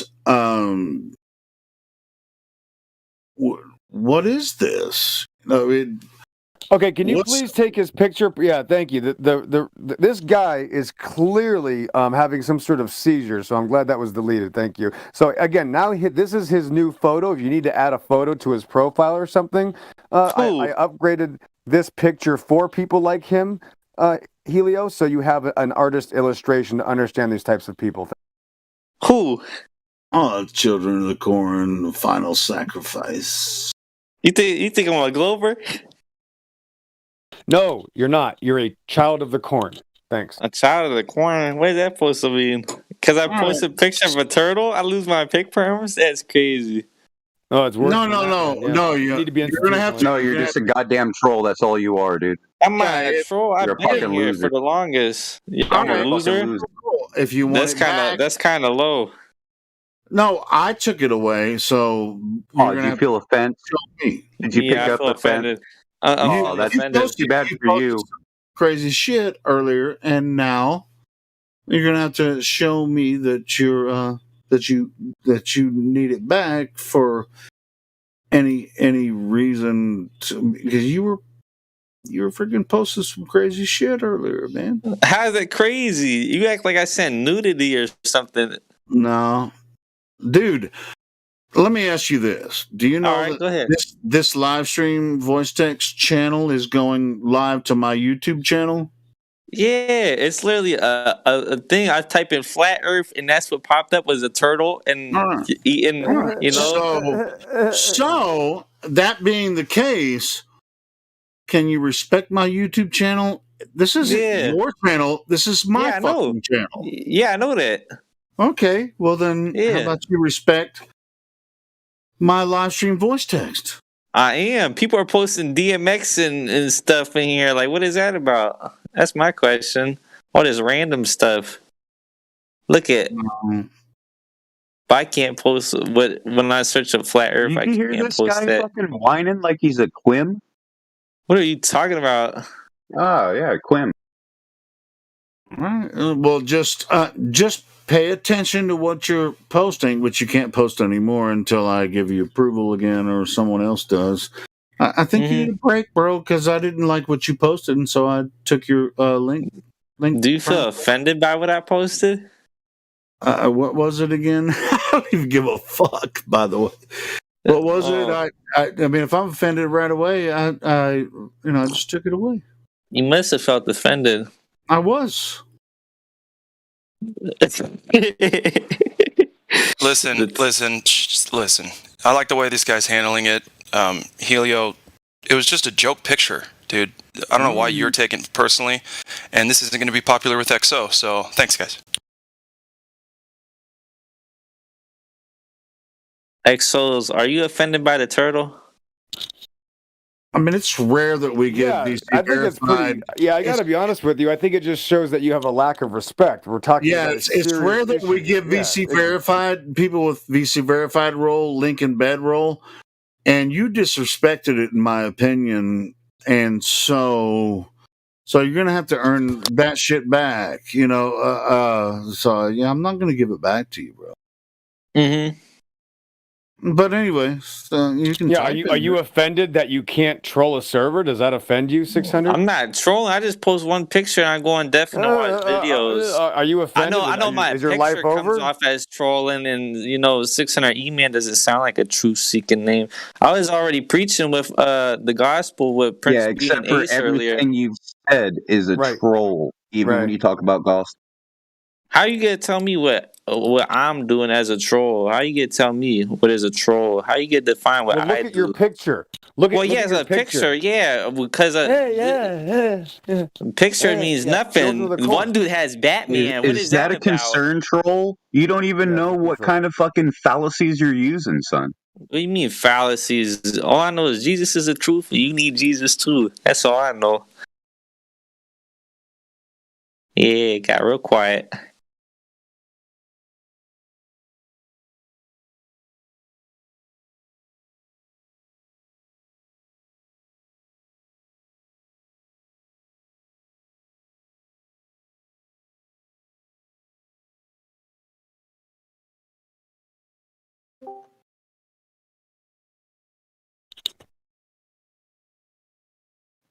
What's up, gang? Yeah, we just checked in. Oh, cool. Excellent. I don't. Maybe I'm. How do we pronounce that? Is it? It's Occupy. Occupy. Okay, that's much better. Well, anyway, yeah, we had a nice check-in, guys. Nice. If you have any questions, man, or maybe we have some questions for you. Yeah, it's a good time. All right, Occupy. It's all about you. Everybody's waiting for your magical words. Let us hear it. Man, I suck at like these speeches, bro. I don't want to do it. Dang it. Well, I'm new too, bro. But so you show me what to do. Come on. Well, I don't know what to do. Hey, well, Helio will. How about we help you out? How did you find our server? I mean, why are you curious about this this topic? Well, I started watching like videos and I started doing research like at least a year ago. I haven't done much research, but I just wanted to see like everyone's opinions and views on all of this. Cool. So, what do you think about what you've heard so far? Well, I think it's honestly subjective, but honestly, everyone pulls up some really good points, and I like hearing everyone's side. So, cool. So, what's your side? I mean, it's just like, how did you come across? I mean, I already asked you that, but I mean, what did one of your friends friends tell you, hey man, you should check out, or did you find it on YouTube or Discord or whatever? Well, how did you find us? I think you watched us some debates, right? Occupy? Yeah, I watched some debates. But the way I joined the server is honestly a pretty long story. I'm a moderator on another server, and this guy got banned, but he keeps DMing me, and he DM'd me this server invite. So I just joined. Oh, what? do you mind naming the other server? Yeah. I can give the vanity, or I could just name it. It's called The Vent. Okay, cool. We've been on several other servers. We often, partner with servers here. So if it's a cool server, then we can actually go over there and have some talks with people there too as well. So, Yeah, Are there open-minded people there? there are a couple trolls there. So Okay, no troll. There's trolls everywhere. I'm just talking about the server itself. We don't. What I mean by open-minded is being able to entertain two conflicting ideas without right. You can have any pull towards any of them. Yeah, you can have like 10, 20 people talking about this topic without it turned into a shit show. Basically. Yeah, it is. There's a lot of moderation there that keeps everything, like, I guess, intact and not toxic. Right. That's a similar way here. So cool. You found your way here. A friend told you about it. You're in here now. Have you ever talked to anyone about this before? No, not really. I haven't really gotten into any debates. Have you ever? Well, I think someone said that, or maybe you said it, that you've listened to some flat Earth debates before and stuff like that. Yeah, I have listened to some flat Earth debates. Yeah. There was this guy on YouTube I watched specifically. Honestly, I forgot his name, but him and this other flat earther, I guess, were just having this hour-long debate. It was pretty entertaining. Yeah, well, some of them can be hard to listen to, but some of them can be pretty entertaining. So, who did you listen to? Or which debate? I mean, there's all kinds of flat Earth debates going on YouTube. Give me the name. In fact, there were just two of them back to back. One of them was on ODD, and then the other one was on Helioskeptics channel, right? And then you even had there being another one on what the hell is it? Modern Day Debates. It's called the Last Flat Earth. Modern Day Debates hosts a lot of them. I do some. Well, I mean, I mean, people sit there and say it's dead, but it's not. It's more alive than ever. These people saying it's dead are controlled op. Yeah, we actually have three live streams from this room right here. So yeah, I'm not streaming right now though. But here in a little bit, I might start up my midnight oil. So yeah, we have a lot of live content that comes from this server alone. So I'm just curious, which one you've heard before that brought you here? You don't have to tell us. I mean, it seems like you're reluctant to tell us where you came from. Yeah, I forgot the name of the YouTube video I watched. It was a video from a guy called Professor Dave Explains. Oh yeah, we're quite familiar. Yeah. Don't laugh. Wait. Come on, it guys. The description, or did you happen to look in the comments? It's he probably found it through the comments because Professor Dave won't share our link. Probably found it in the comments. Is that where you found it? In Professor Dave comments section? The invite? Yeah, the invite to hear. Nah, one of my friends sent it to me. Yeah. No. Well, he sent you a link and said, "Hey, check out Flat Earth." I think he was talking about he saw one of those Professor Dave Explains videos. Yeah, and they were talking about it in another server, and then he found his way here. Cool. Hey, and that's badass. That's badass, though. That's really cool. No, Professor Dave will not talk to any flat earthers at all. I didn't think so. He just makes those videos. He just makes his videos. He won't talk to anyone. Yeah, it's all strawman. But anyway, so hey, by the way, I'm glad you found your way here through your friend on another server sharing a Professor Dave video and you said, "Hey, I want to go talk to some flat earthers," and you're here now talking to flat earthers. Mm-hmm. Awesome. Should we do the 3 points?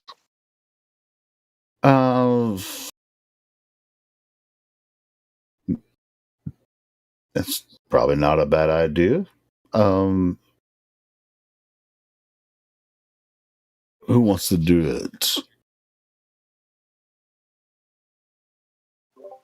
What do you find to be the 3 most compelling proofs of the flat Earth?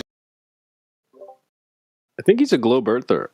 Yeah, he's a globe. He's been listening to Professor Dave, bro. So on a scale from 0 to 10, right? 10 being globe in space, right? While it's rotating and moving and orbiting and doing all the other things it does while it's orbiting the sun, right? Or 0 being a flat Earth, stationary, motionless, non-rotating. Where would you say you would rank yourself on that scale? Remember, 0 being flat Earth and 10 meaning the current consensus of the culture.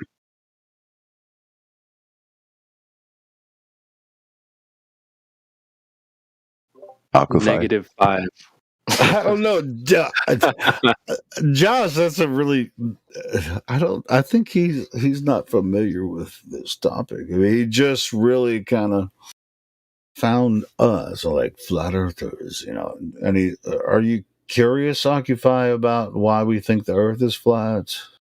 Yeah. Okay. Yeah, I think that 3 points might be a good place to start. Well, hang on. Let me touch some base. Okay. Cool. Go ahead, brother. Is there anything that you think that what the narrative is telling us is not true? Just say yes or no. You don't have to explain it. Yes. Okay, good. At least you know you're open to looking for truth, right? That's the kind of mindset that you need.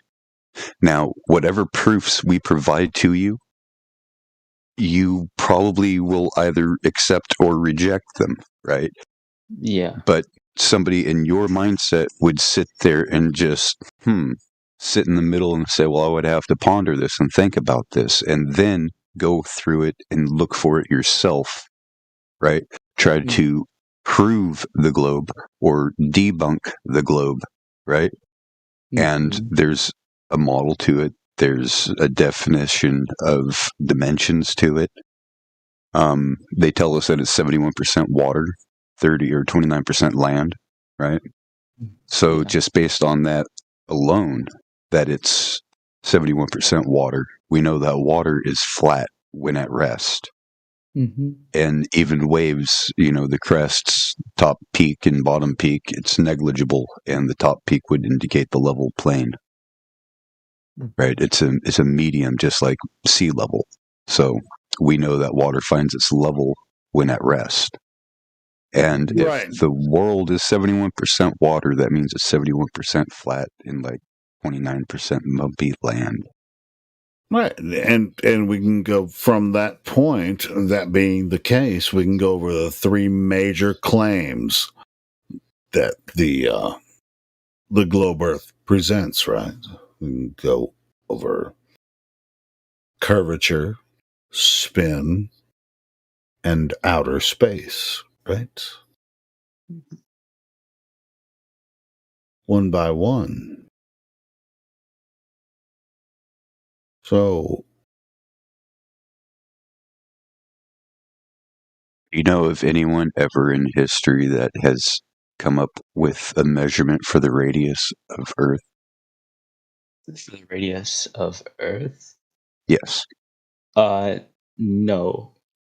Well, if it's a ball, there should be a radius, a diameter, and a circumference, right? Yeah, but I haven't done much like research. Okay, well, that's a good answer. You don't know of anybody. I'll take it. Okay, second one. Do you know of anyone ever that has ever measured the Earth's rotation? Remember, they tell us that it's spinning on the globe model, that it's spinning at 1,059 miles at the equator and 250 miles at the pole per hour, right? And that indicates that the sun travels in the same arc no matter what. So it's something's anyway. So do you know of anyone that has ever measured the actual spin of the Earth?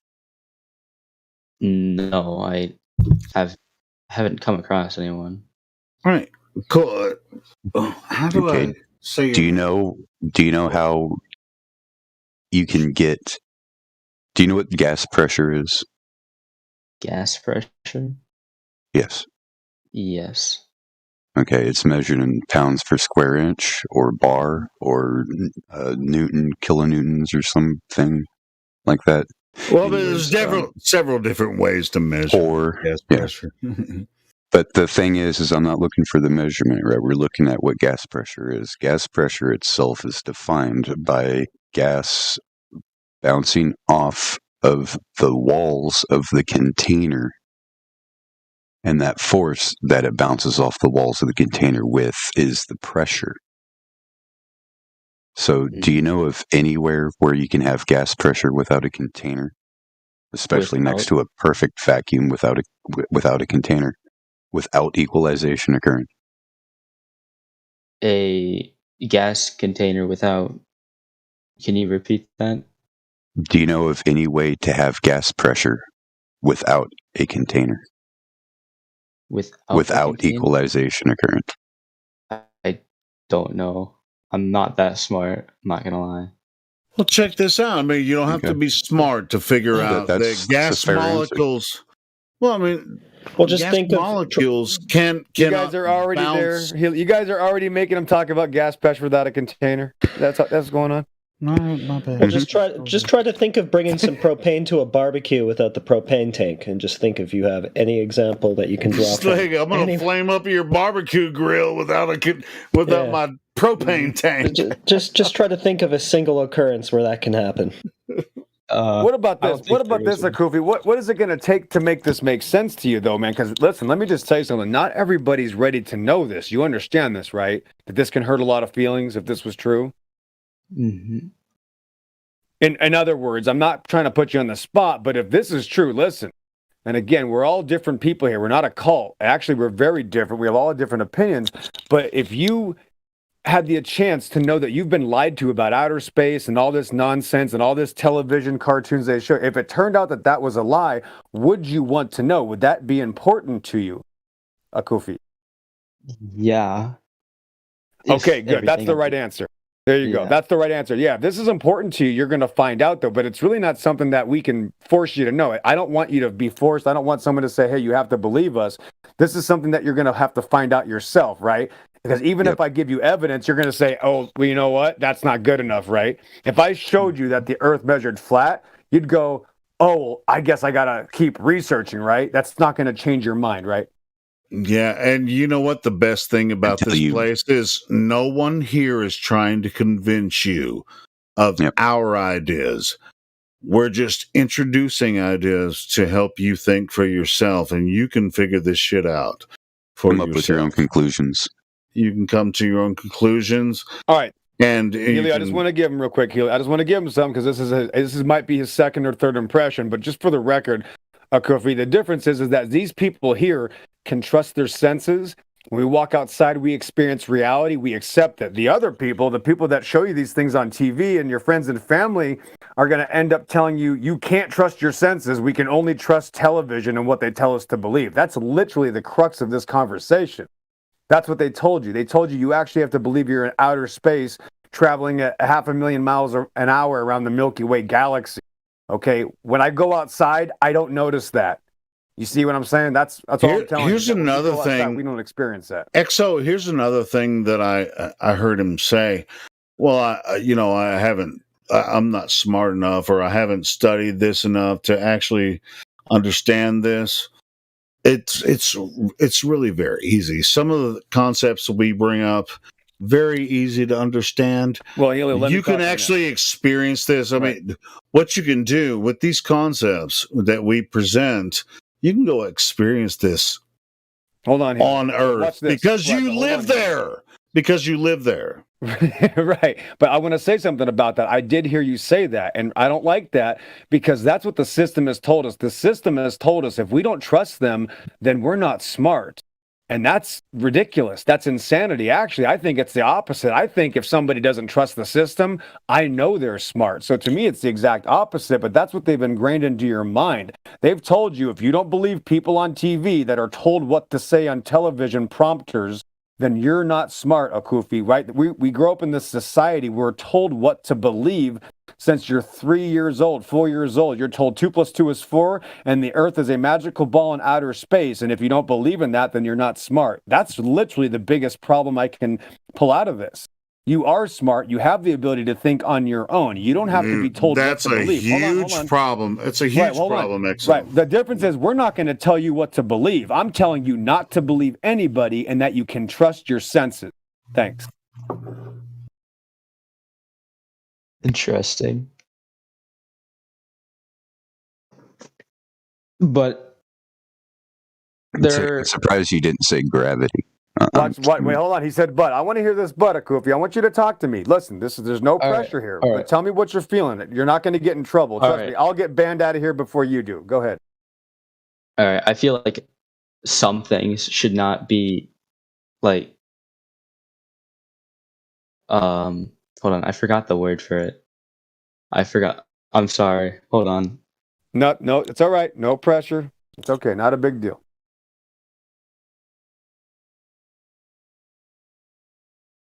All right, you said you were told what to believe, right? Yes, all of us were told what to believe, including you. Yeah. Yeah, and people on like TV would also tell us what to believe about like Earth. Right. I mean, how old are you? First of all, you're about what, 18? How old are you? 18? I'm 15. 50. You're a little young then. So another problem here is that relax, because I don't want you to think that you have to do anything right now. This isn't about changing your mind right now or convincing you. This is just a discussion, bro. In fact, I don't want you to tell me that you think the Earth is flat. That would scare me.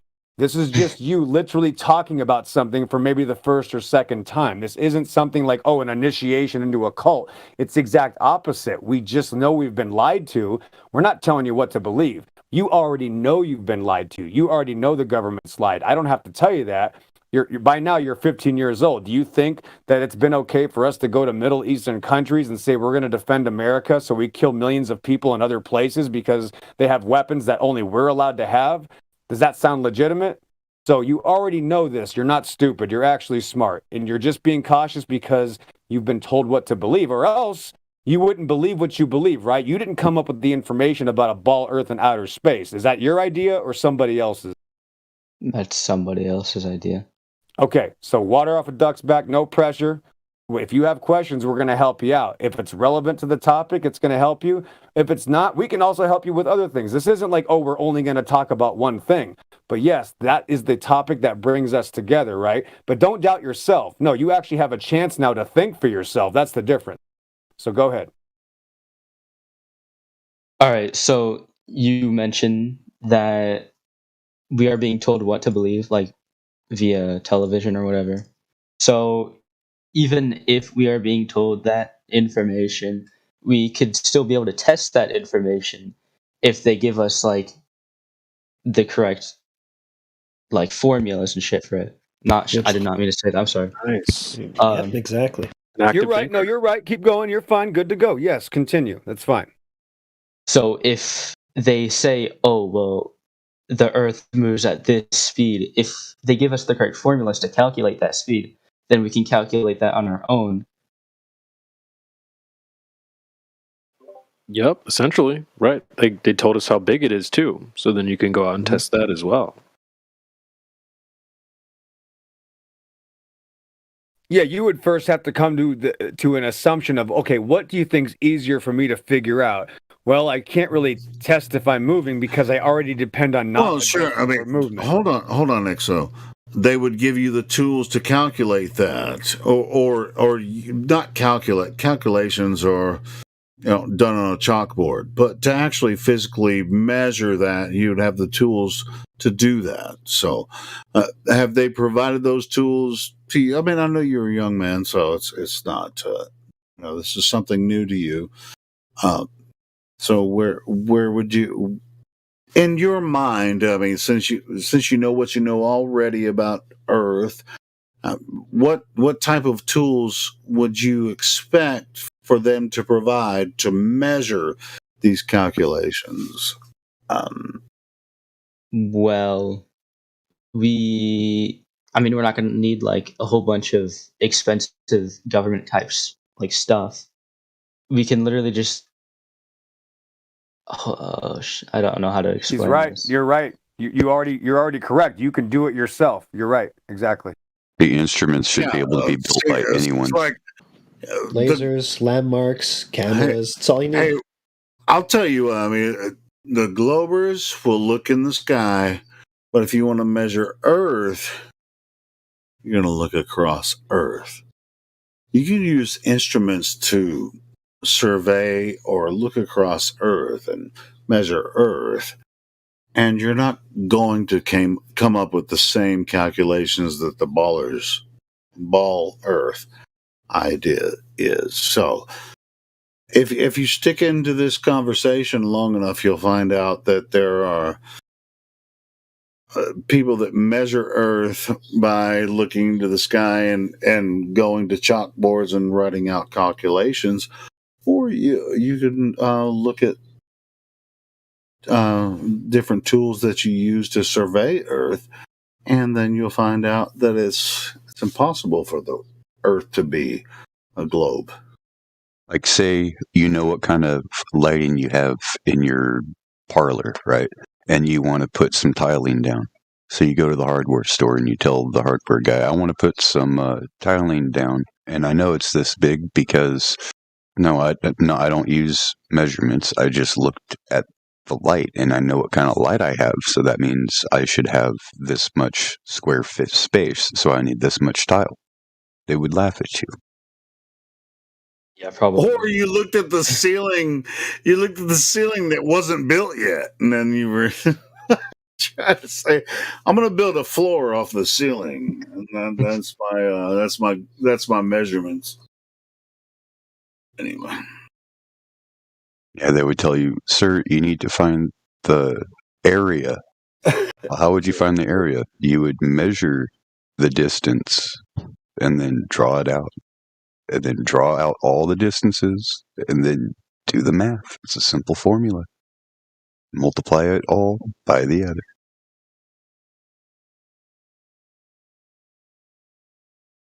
Yeah, Akalai, if you really look into this topic, you'll find out that the globe defenders are always looking at the sky.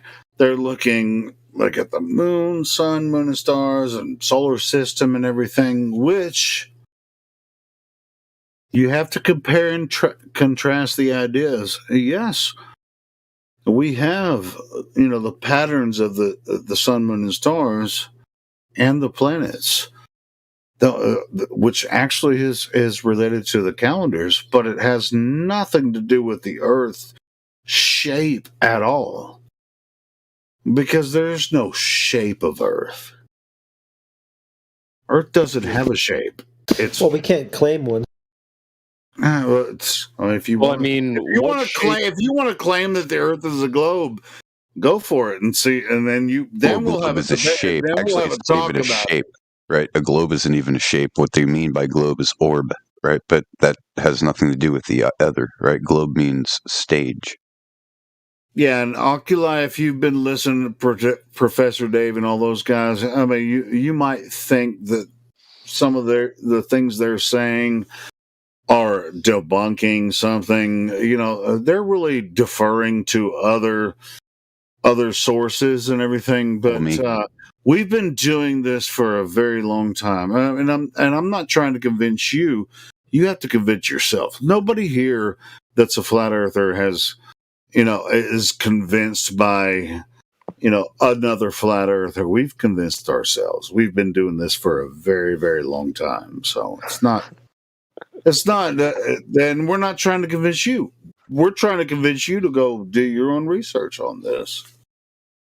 And I'll shut up, guys. You guys have at it. Like, the more time that you spend on it, you're going to start forming more interesting questions about it, right? But first, you must make that observation. It's like the scientific method. Right? Yeah. Scientific method is first you make an observation, then you can form interesting questions about it. Yeah. Now, with the Earth, the only problem is having the control. So you can't really do an experiment, but you can do a measurement, right? Mm-hmm. Now, same with the sky. Since you can't control the sky, you can't have a control outside of the experiment where nothing happens no matter what you do inside the experiment. It's literally impossible. You can't run experiments on anything like that. So therefore, anything that's claiming to be, Earth science or sky science is therefore pseudoscience. So astrophysics, theoretical physics is just theory. Why is it theory? None of it's proven. That's why gravity is just a theory. Yeah, you can't perform the scientific method on any of that stuff.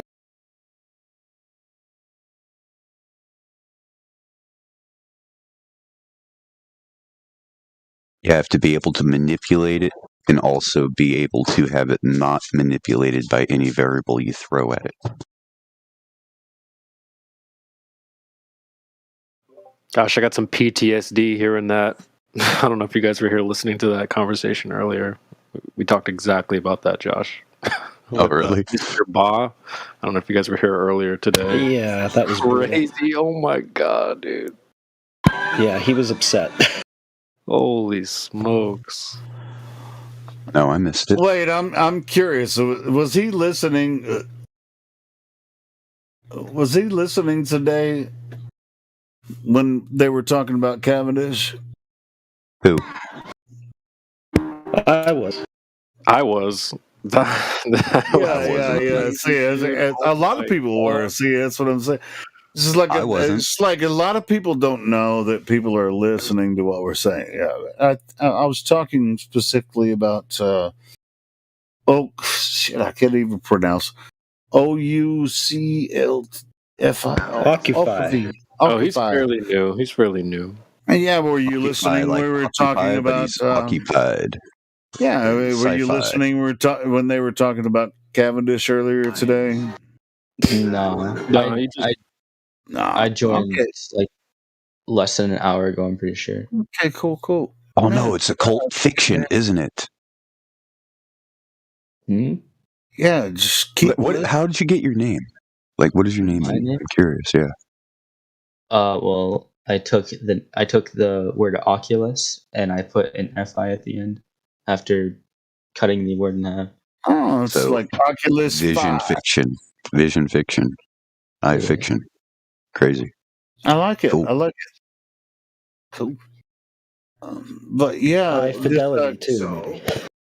Cavendish stuff, man. Yeah, there was a long discussion about the Cavendish thing going on yesterday. Good stuff.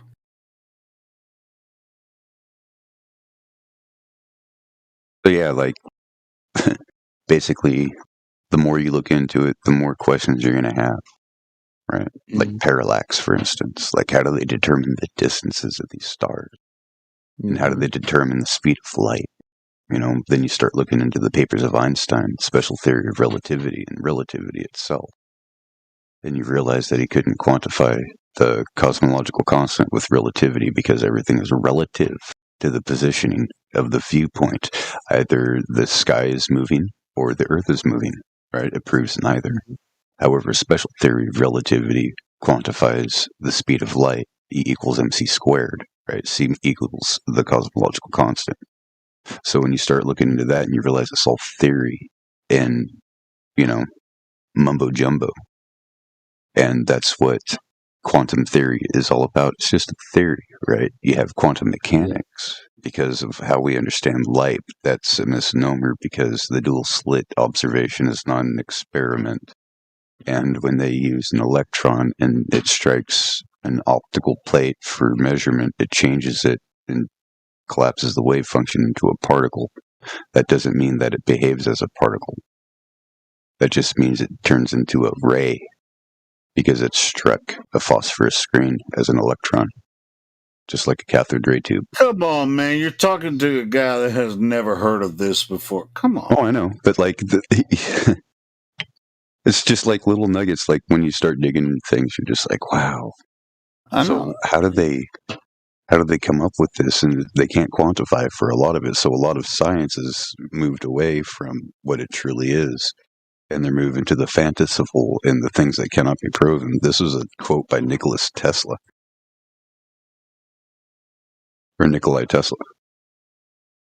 Yeah, sure. I mean, there are a lot of comparisons. I mean, yeah, there's a lot of history involved when it comes to this as well. So yeah. So Occupy, bro, man, there's a lot of history involved with some of the things we talk about as flat earthers, and we debate globers all the time in this server. So yeah, if you're curious about the topic, stick around.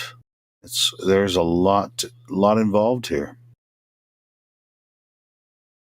It's not like just cut and dry. These flat earthers are dumb. Have you ever heard of the Illuminati card game? No, I've not. Oh, really? It's like Magic the Gathering type of card game, right? Mm-hmm. And it's got like a bunch of events that have actually happened in the world, right? And one of the events that's on there, one of the cards is the NASA card with the fake moon landing, right? Mm-hmm. And the other one is flat Earth, right? Yeah. That they know something. You might think they're crazy, but they know something, right? Mm-hmm. I mean, it's just like crazy. And then like, there's another one like Blinded with Science. And it's crazy. Like Blinded me with science. people have like a conspiracy about it that this is like, they're actually playing this game in real life. Because like the events, like it had Trump on it, Alex Jones, all that shit. Like before, this was like in the 90s when it came out.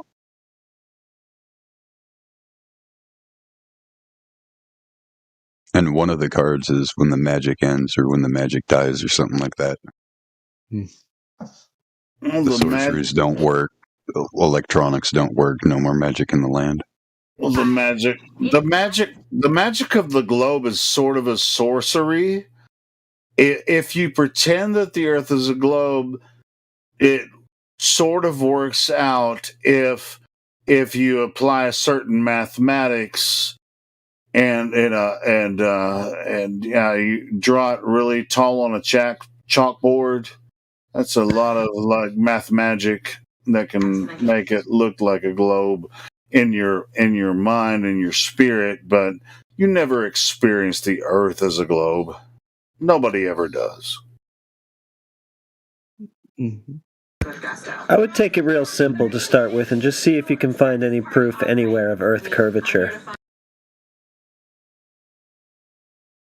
Just focus on that. All right. Try to figure out when this radius was measured. How did they get this number? Does it hold up to scrutiny? Can you do observations that match that number that they've given you? We've done it. We found it impossible. Yeah, I mean, trust your senses, trust your eyes, trust your own knowledge. You don't have to believe us. You don't have to believe them. It's like, man, you found your way here. Just,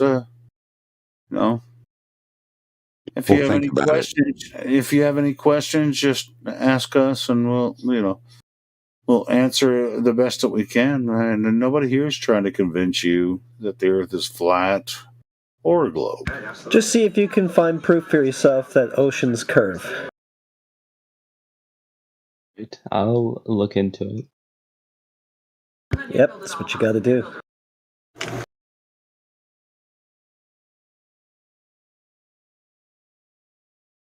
The Earth's surface is 70% water, right? And if it's that ball that they say it is, then that water has to be wrapping and bending around the ball, right?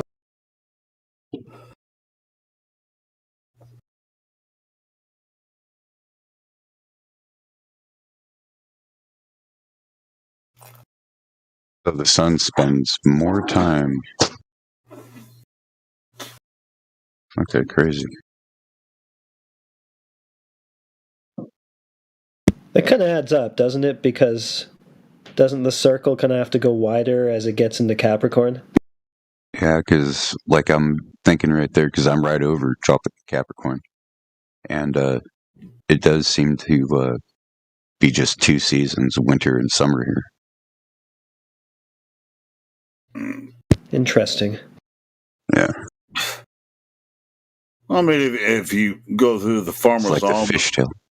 if you go through the Farmer's Almanac, it really kind of changes some over. I mean, you're gonna have to this over like Adam 10, Lemeth, 20 years, but this is something I've been wondering about a lot. Just because it oscillates between the tropics, so the circle has to get wider as it goes to its southernmost part of its journey. Like, have you seen the pattern that the moon makes? Well, yeah, I've seen those GIFs. You know how it looks off a little bit? It doesn't look like this. It doesn't look like a figure 8. Right, yeah. Well, what if that represents the Y chromosome and the sun enema represents the X chromosome? Very interesting. I'm going to look at it again. Yeah, I mean, One looks like a Y, the other one looks like an X. And chroma, right? Means yeah. It's still a figure 8. What are you talking about? Yeah, but it's wider on the bottom.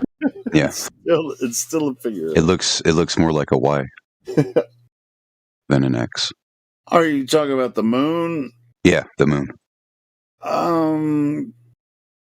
Well, the moon enelemas I've seen, they look similar, but not exactly the same with the sun enelema. But yeah, like a bowling pin. But that's the path that the sun makes between the 2 tropics. So when it's at the tropic in the north, that's our summer.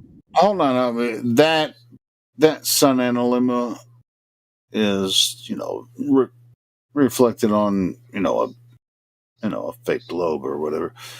Yeah, but you can actually see this in the sky. Actually happens, we're not quite sure. But that is the pattern of the sun, compared to the equator. See, you have to pretend the Earth is a globe for this, but we don't. But we all experience the same thing, with the enelema, from the northern hemisphere. I don't know what the hell they see in the south. I've never been there.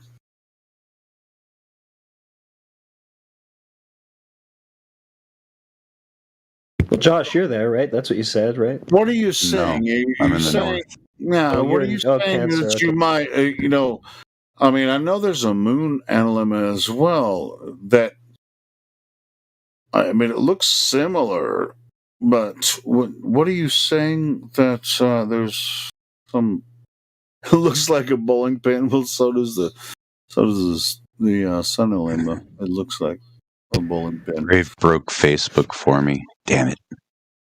Well, does anybody have a GIF of the flat Earth sun oscillating between the tropics throughout the year? Sun oscillating? Yeah, because it journeys What do you mean by oscillation of the sun? Well, the sun's in Capricorn, the Tropic of Capricorn, right, at the winter solstice, the December solstice. It's in the northern Cancer tropic, right, at the June solstice. For the most part, what we have is I put that globe image up, but I do have some other images where, like, there are periodic time lapse footage of that would create the figure 8 from from a camera that just captures it, throughout the year, and you get the same sort of image, but it's not projected on a globe because nobody can actually capture that. So I'm just saying that the sun's circular path in December has to be wider, right? It's taking a wider circle in December when it's in Capricorn than it would be during the northern summer solstice. Sure, and that's why I posted this simple freaking representation on a globe. Oh, okay. Oh, that was you. I mean, okay, I'm explaining your own pick to you. Sorry. Yeah, that's what I'm saying. I mean, Gotcha. it's like if the Earth was a globe. I mean, their explanation is that it's an elliptical orbit, but that doesn't even that's not even close to what it would be, especially according to their explanation, of how far the sun is from the Earth and shit. So it doesn't even really work out the way that they say. This figure 8 pattern, with the elliptical orbit above the equator, it's accurate, but it's not accurate as far as longitude and latitudinal lines go. And so it's like, yeah, there's all kinds of weird shit going on with this, with the globes they sell in the stores, right? It's like, here's a good thing of the globe, and it's like, here's our dilemma. It's like, no, nigga, that's not what we experience. Especially if you talk to people in the South. Because we've talked to people across Australia, South Africa. This is not what they describe. Not that way. It doesn't work that way. Check out this map of the world in 1945. Did we talk to people in the southern map used for southern part of war strategy all the time, and they're just like, air travel. I mean, like Bong's in here now. Right we talked to people from South Africa. We talked to people in Indonesia. We talked to all kinds of freaking people in the south of the equator. They're like, no, that's not what I see. You guys, there it is. There it is, right fucking there. Got to figure out what the name of that fucking chart is. Which one? Air Map of the World, 1945. Map used for war strategy and air travel. I'm gonna save that one. I gotta find that map. Look at it. I'm like cartography expert or some shit like that, right? I mean, I can't read it. You don't have to be a. I mean, to build these maps, to build these maps, you have to be a cartographer. But for us to analyze them, you might. I mean, you should actually, have some knowledge. Cartography expert you don't have, map. I mean, you can say, well, you're a dumbass because you. Man, we get this from a lot of Globers. It's like, oh, you're a dumbass. You don't understand the Earth, Like, but all these maps, that have been created throughout history, and we post a map, and they're just like, oh, you just don't understand globe and how, just like latitude, longitude. No, we actually do understand this, and but Helio, what I'm saying is that actually has distances, air distances, and air pathways. All right, like, cool. I'll check you know what I mean? We could probably engineer the I'm information from bloviating that. right now. You can tell me to shut the fuck up. Because you know how like the autopilots are on a flat motionless plane model, and they would have to be using a map I for didn't that know we model. were talking about flight. Because it's air travel map. Question. Yeah, that's a different question. Well, I thought, but as far as maps go, I was talking about something else. But yeah, if we want to talk about flight, You know what I mean? Because like how they want to argue, oh no, the reason why they go in arches is because arches are straight lines on a globe. No. Well, Have you ever heard a pilot say that? No. Me either. Unless they were coerced or they're just total freaking cucks to the ARC system. No pilots ever fly over a globe Earth. Well, I mean, they could pretend they are, but they never actually do. I don't know, it's just weird. As far as navigating, Nobody uses a globe to navigate. navigating a globe Earth with an airplane. Okay. Even if you were to take like the rectangular Mercator projection, which is just a spherical projection skewed and stretched on a rectangle, you can't navigate even by that. The chart's inaccurate. It's crazy. No, charts don't even work that way anymore at all. I know, that's why I found like one of the real charts. You know, one of the military charts that they keep like hidden and secret. I found an image of it, and I'm trying to actually find the document itself. Maybe even order it. And I'll tell you what, at the end of the day, these airplaners, which are pilots that fly airplanes over a level stationary Earth, they're not flat earthers necessarily, but they do fly airplanes over a level stationary plane. I don't know if that means flat earth or not, but they definitely couldn't fly an airplane over a curved earth unless they were flying over a curved earth, which there is no curved earth to fly over. But at the same time, where's this fucking curved earth? I mean, some of them travel hundreds of miles, some travel thousands of miles. There's airplaners traveling thousands of miles, and they just fly level. Where's this curve that they're flying over?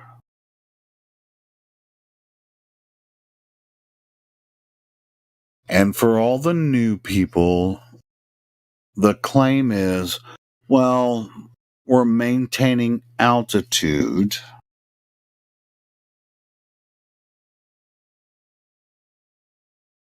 Above sea level.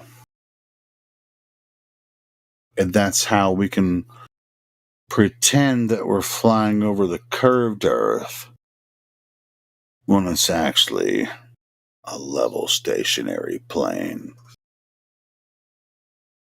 The plane doesn't know the difference, right? The airplane itself, the instruments that we're using, doesn't know that it's flying over a curved Earth. We just launch from the air, from the runway, maintain altitude from one destination to the other, and the airplane, as an instrument, pretends that the Earth is a stationary plane, but it's actually curved because gravity knows what to do, and it makes up for all that shit. This is what people believe about airplanes flying. Check it out. Somebody interviewed a lot of pilots, right? No, I'm just telling you, this is what they say that airplanes are doing. Yeah, they all say, yeah, it's all flat, it's all I true. don't give a fuck what a pilot says, but They say it's true. What I just said is exactly what they say airplanes are doing.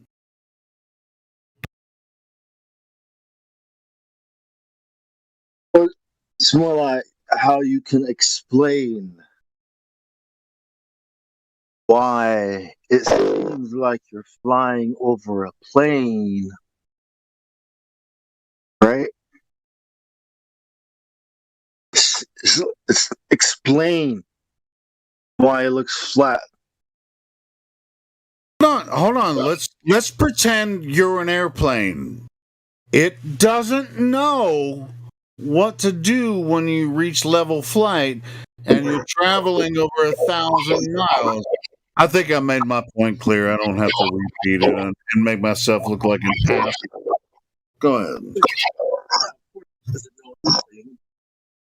It's flipping it, right? Explaining how something could work on a ball, even though it's not working. Even though we have to assume it's a non-rotating flat plane. You know what I mean? Like, does that make sense? Imagine you're a young person like homeboy, like our friend here. I don't think he's here now. He's probably he's still here. Yes, Oculi. somebody has to He's mute probably that because Oculi there's, was probably background. yeah. There's some background noise. Who is that? Is that Long? Who is that? With all the background noise. Yeah, that's No, fine. our friend here, background noise. Oculi. Here's a point that when we try to make. God damn it! Is this still going on? It might be feedback. I don't think it's his. I think Yeah, it's it was just his feedback, connection. yeah. Try reconnecting, Bong. Yeah, he's probably listening to the stream while he's freaking trying to talk. Anyway, Oculi. So when captains of airplanes are launching from airports, they're heading thousands of miles away, across the ocean. Are they flying over the curved water? I mean, they call it an airplane for a reason, and they base their flight on basic gyroscopes. But I mean, it's a more complicated system. But the system inside the plane is not to help them fly over a globe.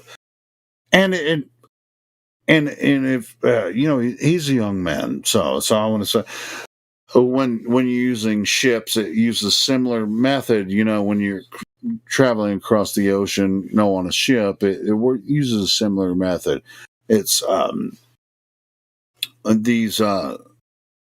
these gyroscopes, or however you travel across, or GPS, or you're just traveling from port to port. It makes it easier now with the digital method. Now you're traveling from one port to another, and if you think that you're traveling over the curve with a ship on the water or a ship in the airplane, that's the way they describe it is completely impossible.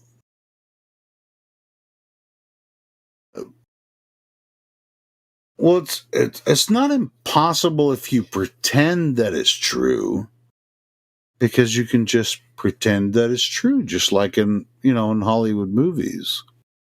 But Wait a minute. Listen, hold on one second, Hilo. Did this guy know about Mr. Ba earlier? I heard CB talking about that. Why was that brought up? Not sure.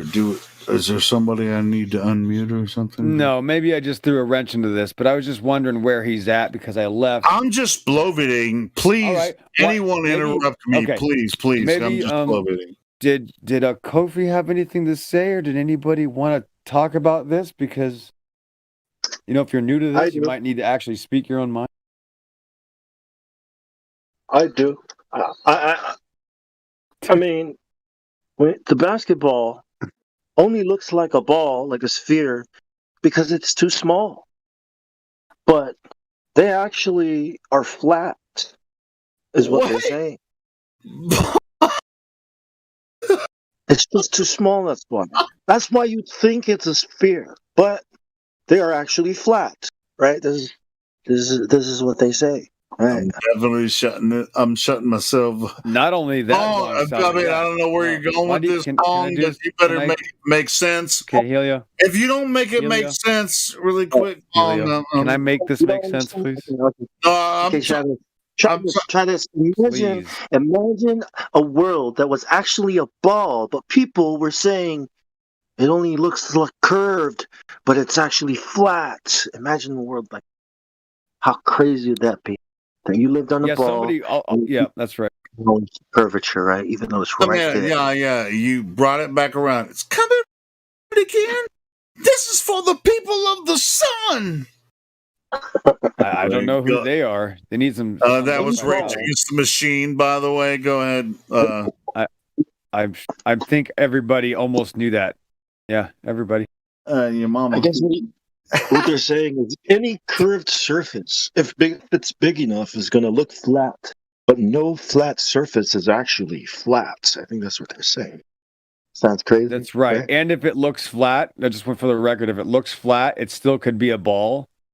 And if it looks, like a ball, it can't be flat. It's only a ball. But if it also looks kind of flat, it's definitely still a ball.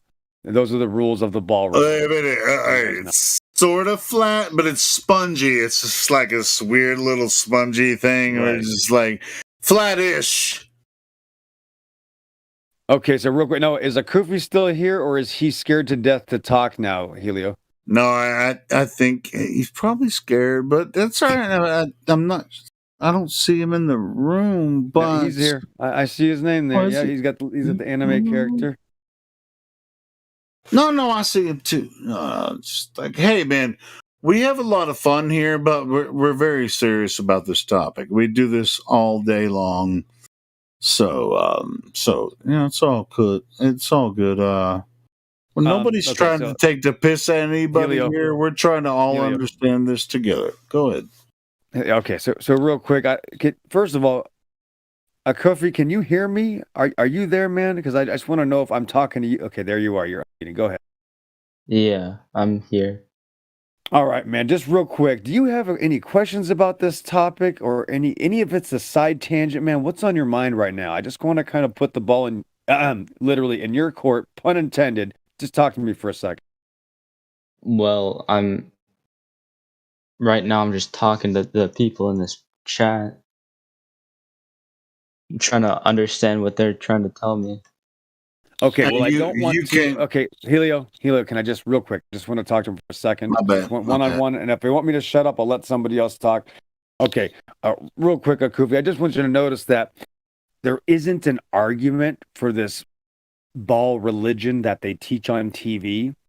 If there was, we would be discussing it, but because all these people ran away and they don't have evidence for the magical cartoon ball, we're actually stuck just talking to each other, and Helio and I and Bong Sao are just going to tell jokes.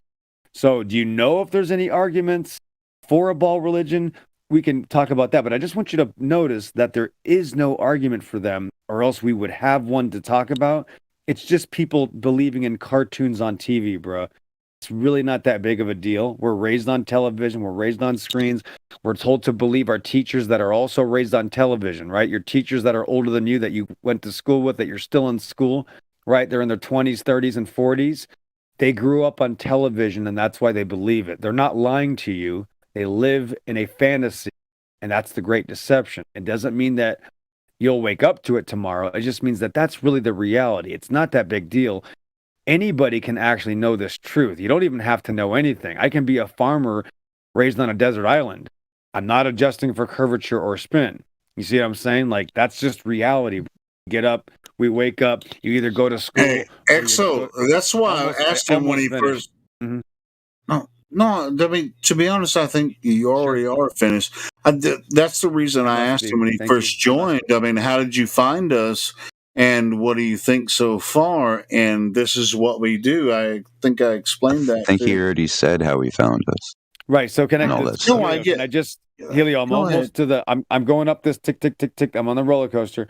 So Akufi, real quick, and I heard you come in, man, and I heard you mention that there are arguments on both sides and that you've kind of heard both of them, and this isn't your first time that you've been discussing the topic.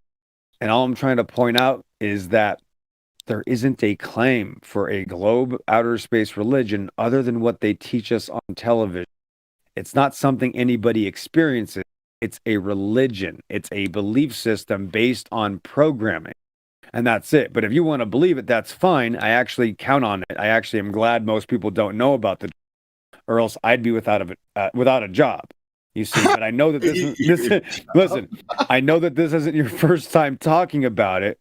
So I'm just trying to see where you're at right now because you've already had discussions about it. I'm just trying to see where you're at because if you needed something, we could probably give it to you. However, if we need evidence for a globe, that doesn't exist. Again, it's just something we're taught to believe because of television. See what I'm saying? Mm-hmm. And Right, also, yeah, go ahead. Josh. right, they taught you heliocentrism in school. In fact, it is no longer heliocentrism. There's major problems with the heliocentric model. Now they call it the helical model. All right, And cool. the helical model has everything rotating around a great attractor that's on the other side of anything we can see. So it's the great attractor, the unknown, the thing that cannot be seen. It's hiding, right? But yet All right, so everything's moving hold around. on, guys. He came in bringing up some of the major contrasters, on YouTube that say, "Hey, I was listening to these guys, and flat earthers cannot be true because of so and so." So after you listened to us, and as we've been presenting our ideas for the past hour or so, you've been in here. What's your opinion on that? Instead of just saying, I'd rather have you give us, a response. He's 15 years old. I know, but at the same time, he has given us a response. But at the same time, okay. Okay, 50. No, just relax for a second. Let's let him talk now for a second, and we're going to pretend this is a real conversation. So go ahead and talk to us for a second. Akufi. Hey man, we're helping him out. I mean, it's Helio, like, hey, Helio, if Deus Vault was here, he would be cracking a whip at you right now. Do you want me to call him?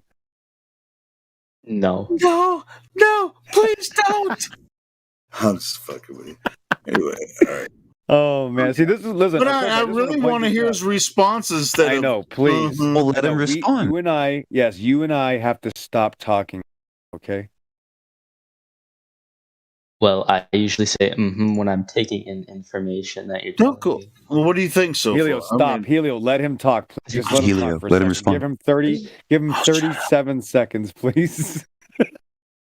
And with all the information you guys are giving me, it's definitely impacting my prior knowledge with this topic.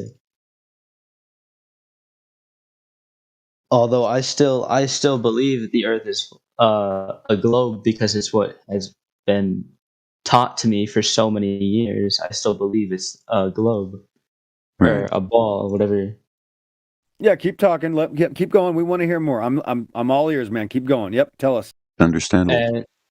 And since it's something that's been taught to me all these years, I don't want to just it's not real anymore. I just want a lot more information on the topic before I consider just giving it up. Right. No, good. No, good. Keep going. Thank you. Yeah.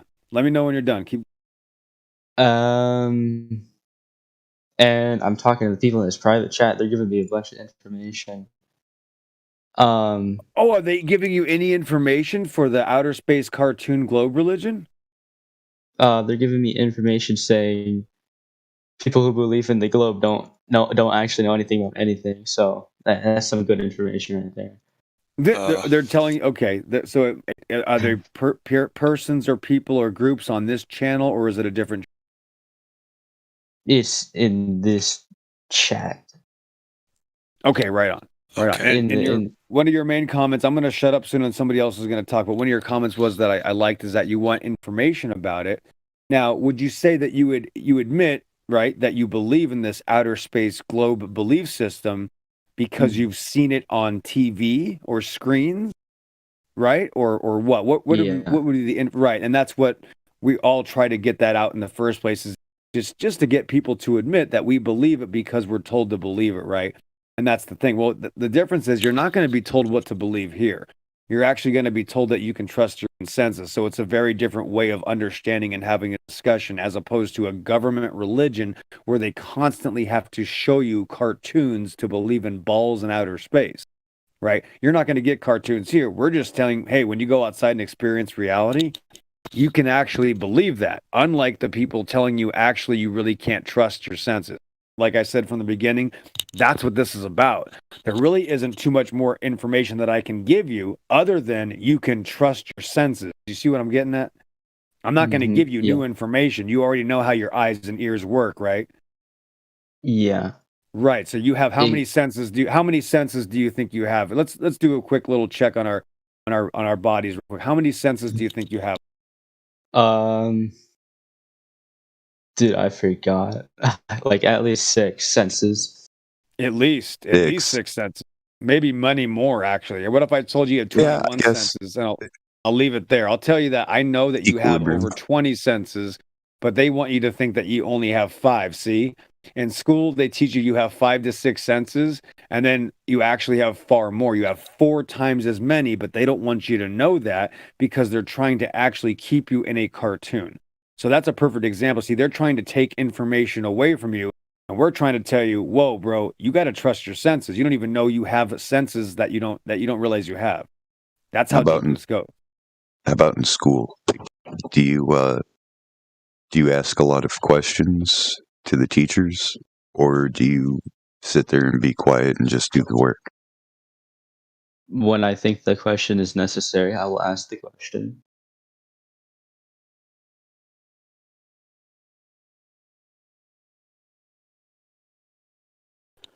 Yeah, too much to learn, man, and you certainly aren't going to be able to make this decision tonight. This could take years, bro. And again, like I tell other people, especially because you're so young, you might need to take a break from. You might not be ready. We don't have years, kid. If you're interested, dive deep. Right, you might need to take a break, or yes, if you have that in you, if you have that different type of spirit that's rare and you're kind of a rebel, maybe do what Glat Flobe says and just dive right into it. He might be right? So it's up to you. No one's going to tell you what to do, bro. You're going to lead your own journey here. Go ahead and talk to him, Glat. You've never heard me before. I'm going to tell him what to do. Jeez. What's up, young man, newcomer, whippersnapper? How are you? Well, I guess. You're well? Oh, that's good. I heard him talking to you. I do like your name as well. Occupy. Thank you. There's a lot going on there. I appreciate that. Okay, so let's see. So you're a Glober. Yeah. Yep. And what do you think about the flat Earth topic so far? What's your feeling? Tell me your feelings. It's a lot to take in. Okay. That's about it. I really don't know what else. It's just a lot of new information. What's the one thing, like a thorn in your mind right now, that is sticking out about this information that just first thing that comes to mind? It does not make the most sense. What doesn't? Flat Earth? Yeah. Why is that? Well, the model. Someone showed me a model in the chat above the voice channel. That was a bad move. Who claimed a model for us? It's old dude. He claimed like the flat Earth model and how the sun rotates. I'm gonna have to pull old dude aside. I don't know if I should do that. I'm just kidding. Okay, yeah, okay, I see. And I'm gonna post it again so we can talk about it. Is that okay? Yeah. Okay, so this is an animated GIF for the audience. It's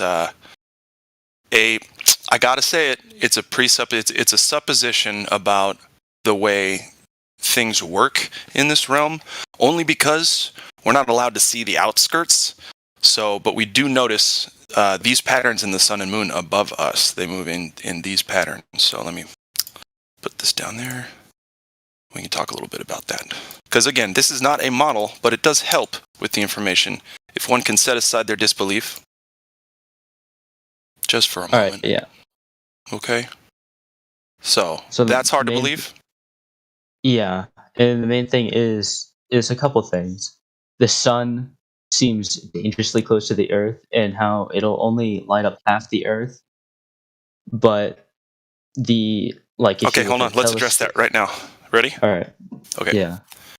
So since it's so close, how can it be what they say it is, a big ball of fire burning? What do you How mean? can it be that? It might be something completely different now, couldn't it? Also, Yeah. why is it daytime on one side and nighttime on another? Well, you're seeing it. This here, it's just like a watch face. It flows like a sundial. None of these things could work on a globe Earth. And so... Yeah, but like... Go ahead. That doesn't make up for like seasons. Because Why it's not? all one set motion. How do you know that? By looking at the model. Well, Yeah, see, that's the problem. What this animation doesn't See, include Vlad, it. that's Yes, the that's the thing problem. with It models. never helps. Okay. It never yeah. helps. See, and now we're going down a model rabbit hole. Thank you, XO. I appreciate it. So, the main reason I actually brought this up is because this is not what anyone says the Earth is. Definitely. Okay? No one. Because they can't. No one even knows that this could be, the totality of it. That's Earth. Hey, we can see it now. No one's saying that, and no one should. That's irresponsible. Because no one's seen the whole thing.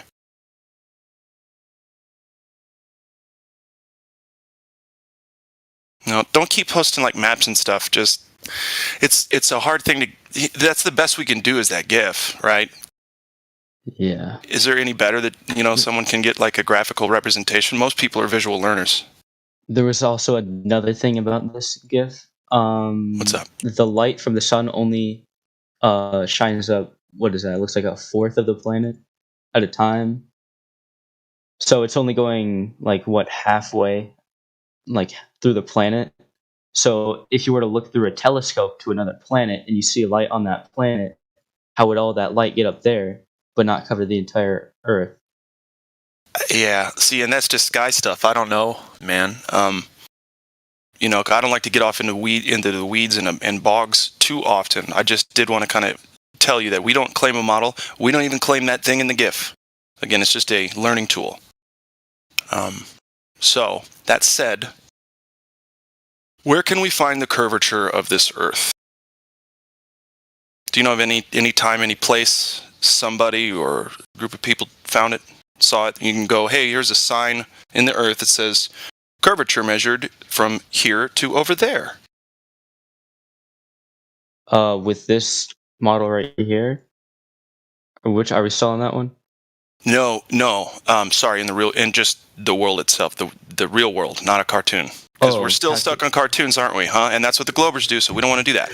Shit, we might ask what his favorite flat Earth model is. No models. Helio. I don't know why this happens. I think Helio is trying to sabotage it. No, he's not. Okay. So anyway, Occupy. No, I Go ahead and never respond. try to do A lot that. just happened. How dare you? Don't mind my friend. Go ahead, Occupy. Took away my childhood, Helio. I'm just listening. I'll be back. I won't interrupt. I won't interrupt. I'm going to be back. Just listen. Go ahead. Okay. Enjoy. Do you think we're a disk in space, Occupy? I do not. Okay. So, but there's this inclination to want to see something in entirety, an object, right? It's like when you think Earth, you think, okay, shape, right? I have to know this information to be alive on Earth right now. They said they figured it out. It's been a few hundred years. We have to go with that now. So there we go, right? It's like, yeah, anyway, go ahead. There's also another thing with the model you posted again, this one. How would like a solar and lunar eclipse occur? Since the sun and the moon are on opposite sides. Again, I'm sorry, I'm not the guy to talk to about that. So like I said, and there's a bunch of information in the server about all this stuff that you're bringing up. If you just scroll all the way down under everything, on the left-hand side there, you'll see start set additional information. And that whole portion of the server is chock full of thousands of different things you could look at. There's no excuse not to know this information. So, that said, A lot of the stuff I you like won't to be able focus just on curvature myself, because I have no idea where to find any Earth curvature. They say, oh, it's too There you big. go. Hold on. Yeah. They say, Go oh, it's ahead, too go big ahead. to see the curve, right?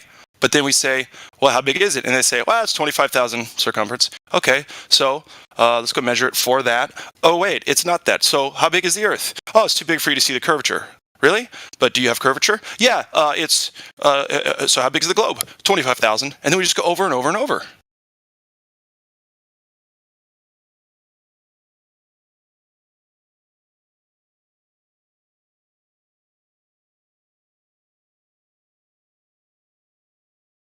So the bottom line is you should be able to get curvature at some point. 25,000 miles is not that big a thing.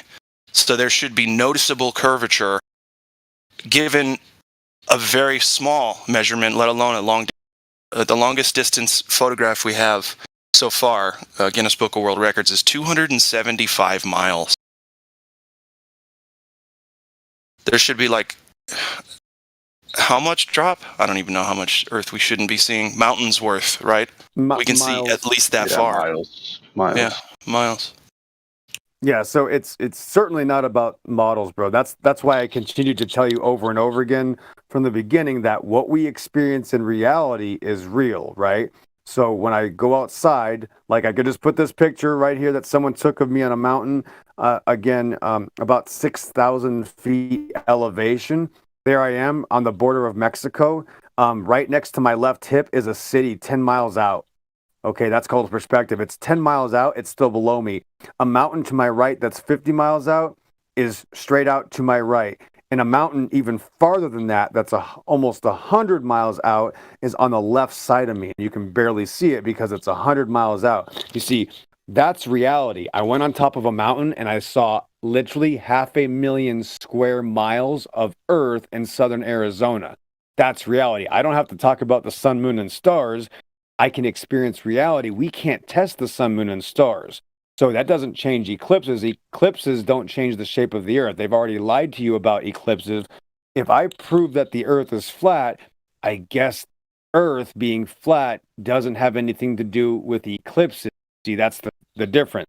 So you're still trying to think about a cartoon because they gave it to you on television when I can just go on top of a mountain and go, this is reality. You see, you can't do that because you're still saying that you want to believe in a model, a cartoon ball model. You see, that's the difference. And that's where we start. So you must attempt to go out into reality to obtain an opinion about this, unless you just want to continue that you live in an outer space cartoon or a belief that was given to you by somebody else, right? You can't find any evidence for that outer space cartoon you see on TV because in reality, such as this picture of me, about 6,000 feet, central spacecraft. I'm 6,000 feet in the air, and I can look over 150 miles flat, and that's with no zoom. Just with my eyeballs, I can. This picture was taken just with a cell phone, not even a good lens, and I can see 150 miles flat. You can't have 150 miles flat on a ball. In fact, you know what? In 1 mile, there's a hand width of curvature in your cartoon ball religion. 1 mile can't be flat. Well, why do they measure the Earth in square miles? Because it's not a ball. You see, that's the point. You don't even have a claim. The difference is I can say this is reality, and you can say either I don't know, or I believe in a cartoon on TV, or something else. And that's what we are. We're something else. We just accept reality. And the term's called flat Earth because that's what we experience. That's not my claim. That's everybody's claim. Everybody experiences the same flat plane of existence. It's that simple.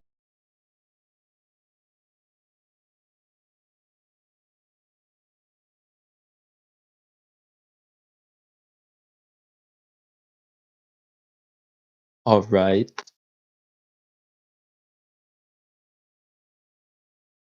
Is there anything else you want to say? Because I feel like you're at a point where you should probably just go dive into the research if you want to.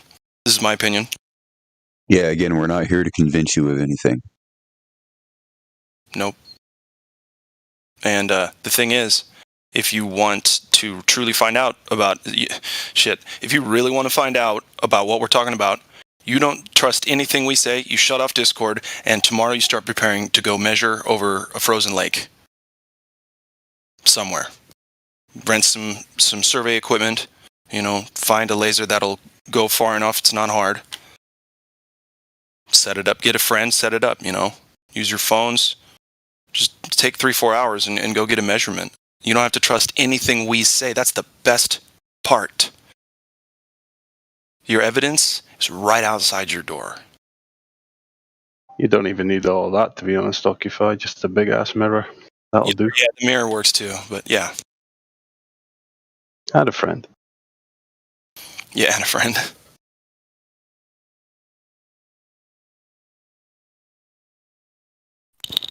Yeah, that's the thing. We witness the sun and moon go around us. We don't witness ourselves flying through space. We witness the stars going around us, and they keep repeating every single night.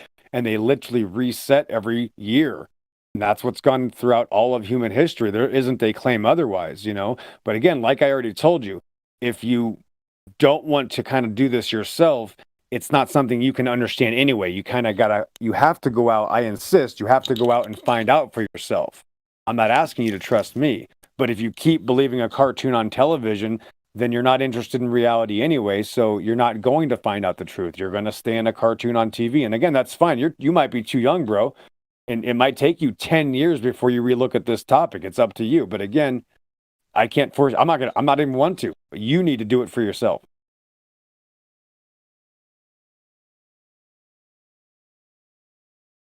I would do it for myself if I had the resources to do it for myself. But you were talking about, I don't remember if it was you.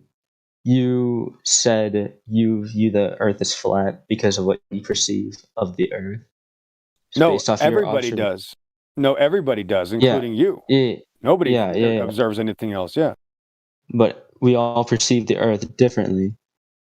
And you say for me not to look at the models, yet there are a ton of models everywhere. Just chat above the VC. No, they're not models. That's the thing, is that there's no such thing as a model. You've been taught models. These are just representations to help you get rid of a cartoon belief system that you have. You don't have a globe model either. That's the point. You don't even know what a model is. And what this religion does is it doesn't even allow you to think. You don't even know what a model is. And do you mean scientific model, colloquial model, conception model, CGI model? What type of model are you talking about? See, I don't have to worry about any of that because I just go outside in reality and get on top of a mountain 6,000 feet up in the air and I go up 200 miles flat. So I don't have a model. That's the point. I just go out in reality and prove reality. That's why I actually have a claim. If people don't do that, you don't have a claim. So you just have to say, I don't know, because I was raised by television. Again, that's the point. If you want to say I don't know, that's fine. I have no problem with that at all, bro.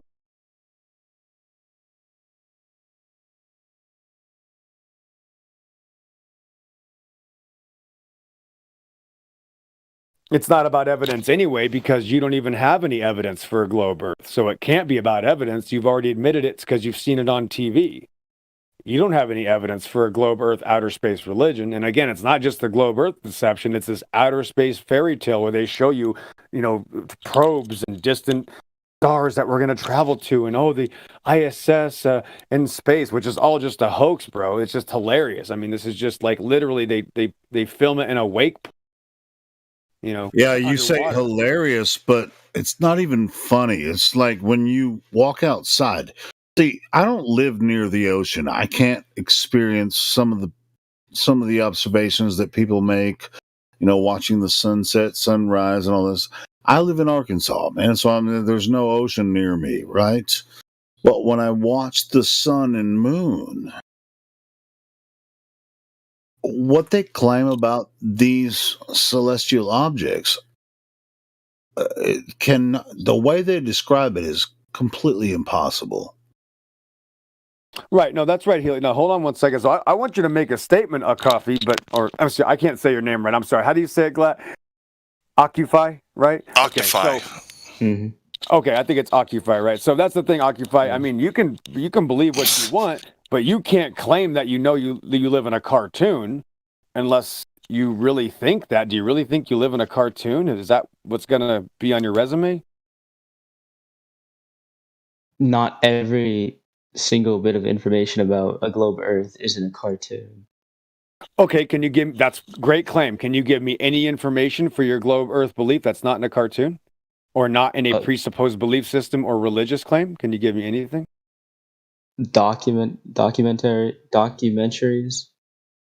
Okay, well, the problem is that when I ask you where or who, you won't be able to tell me. Wait, You're gonna one show me a example. Netflix- Hold on. Just give us one. Just give us Don't one. dogpile him.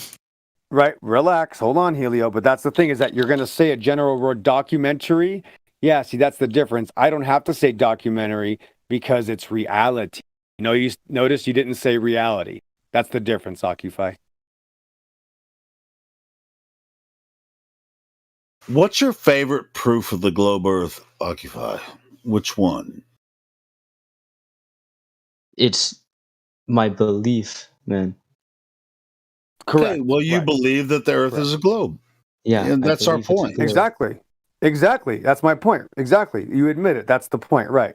But you can't claim you know that. That's the point. So you see, I can claim I know the Earth is a plane of existence under the heavens and the waters. Go to the beach. There it is. Hey, guess what? We can prove that. We can prove that. Yeah, and not only that, bro, the military admits this. So it's not even our claim, bro. The whole world admits this. All the engineering and scientists and you name anything that's ever been done, all their models, that favorite word that Globers like to use, all the working models that I don't use, I don't need them. They're based on flat Earth. That's not my claim. That's the Department of Defense. You know why? Earth is Earth. Always has been, always will be. It's Earth. So yeah, man, you're good to go, bro. Yeah, everyone on Earth exists on Earth. It's a level stationary plane, always has been, always will be. You can pretend that you live on a globe, and you can make up all kinds of stories and do mathematical ideas about Earth being the third rock from the sun on a chalkboard, but you don't have any physical proof that the Earth is a globe. There's nobody has ever done that. No one has ever done that.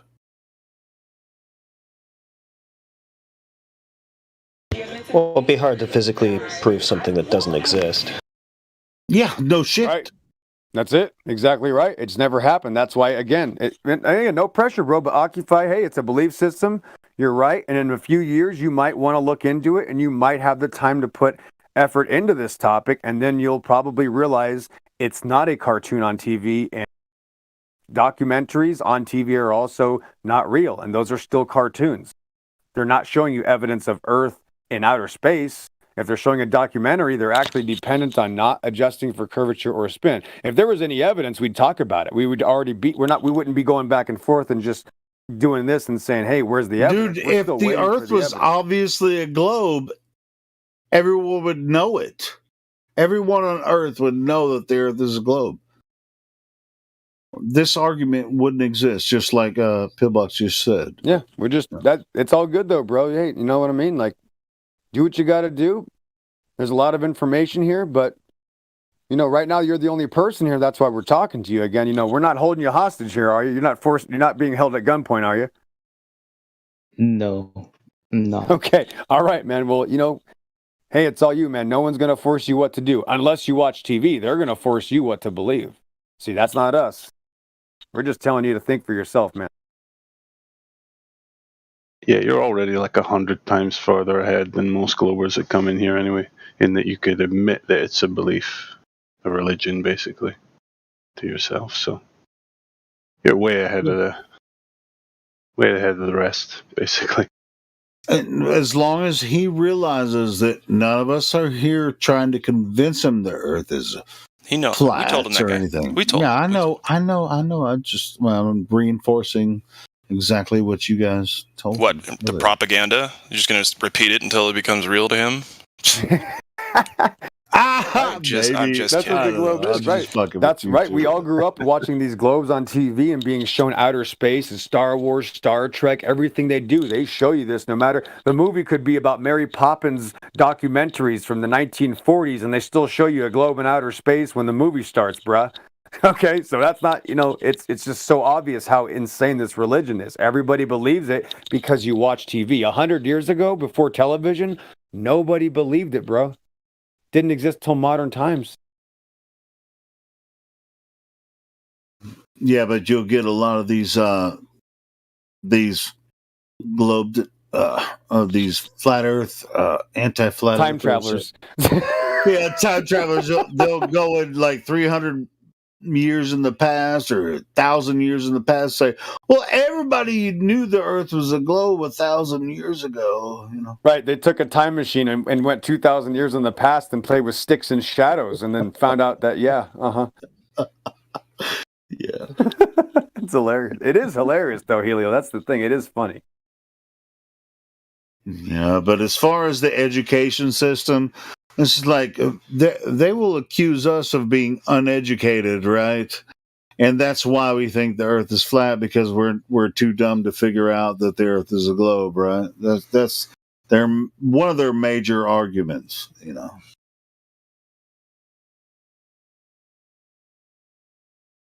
It's like, you just don't understand that Eratosthenes figured that out 2,500 years ago, and everyone since then that is an intellectual actually figured that out, and the only people that thought the Earth was flat are people that are not intellectual. It's like, no, that's not the way it works, man. Definitely not the way it works.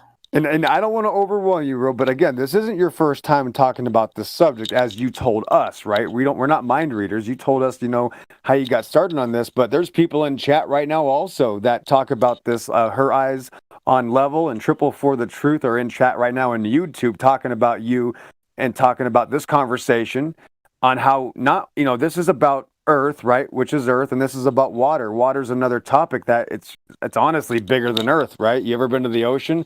The water makes this too easy, bro. The oceans are flat for literally millions of square miles. If you look it up, it's admitted. The geological surveyors of Earth and water admit that the oceans are flat for literally millions of cubic kilometers. That's not my claim. Those are the so-called scientists. Yeah. So again, bro, everybody already depends on it. Yeah, especially aircraft pilots. They actually depend on those millions of kilometers of square miles to fly over them. They depend on it being a level stationary plane.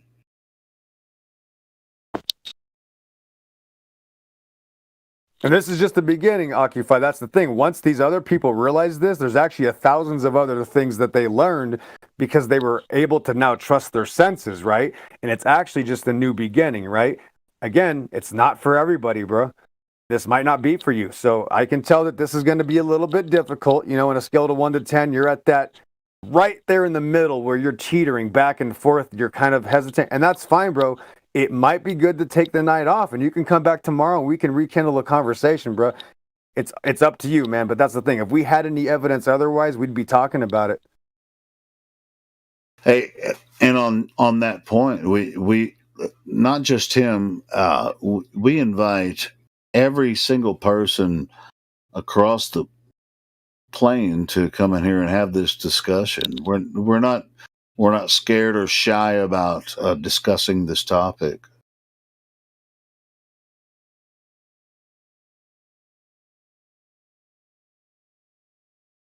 Occupy, real quick. You're in high school, right? Yes. Okay, I'm assuming you live with your parent or a parent, right? Yes. You a sophomore? Okay. Yes. I knew it. No, I'm not a sophomore. Fuck. Don't worry about it. Keep going, XO. I was gonna junior, maybe. I'm just gonna say, listen, and this is pretty rare, but I talk to people like you're a little young. I usually don't talk to people your age. I thought you were 18, but I can talk to people's parents too, man. And your parents will be shocked also because they don't realize they've been lied to either. And I probably don't need to go down this rabbit hole, but my parents didn't know either. But if I was your age, I don't know how you can do it, man. I wouldn't be able to handle this information at your age. I wasn't able to handle it till many years later. So I can understand, bro. Again, this isn't for everybody. It's all good. XO, do you want to scare him away from the information or do you want him to look into it? I don't want him to be pressured. He might need to take some time off, Glatt. He might need to take a step back. It's too much right now. So listen, if adults can't handle it, I'm just saying that it might be too much for him right now. It's that simple. I know, I'll just kind of fucking around. He is in the best position though to handle it. Yeah, he is. He's not built his entire life around this fucking religion yet, so that's why adults. I agree. I know it's a double-edged sword, guys. That's the thing. I know. You're right. I know. Well, and we oftentimes have a lot of young people join the server and to talk about this, and so I think he's to his credit, he's actually stuck around and listened and had some decent responses compared to other people his age in here. So it's all good.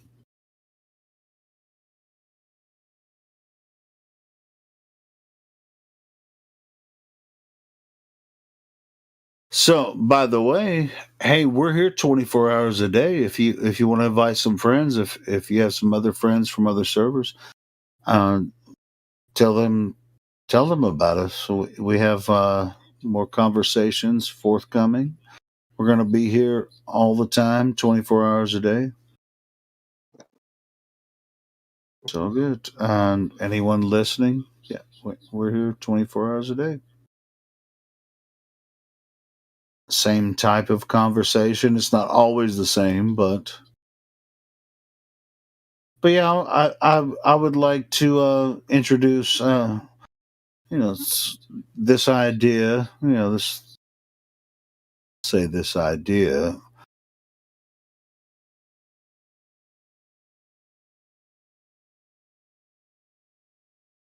Never mind. But yeah, if you have friends that want to join the server, share it.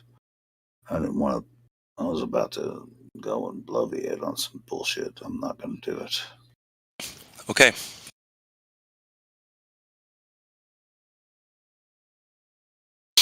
Who's next?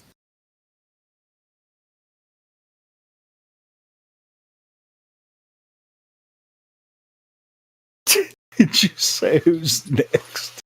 I did. Yep. Who's the next one up? Let's see. Yeah, he's talking in the voice text now, and that's okay. He should be figuring some stuff out, just not on the voice text, and that's awesome. So, Occupy, you're doing great. I hope you learn a whole lot. I hope you're he seems happy with what you learn, Yeah, he seems interested. That's cool.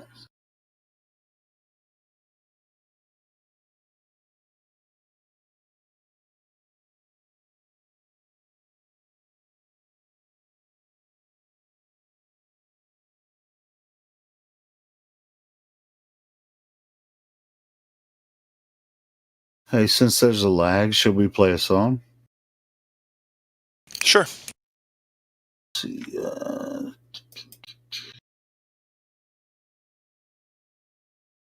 Although if you step on KJ's toes, you might have a problem.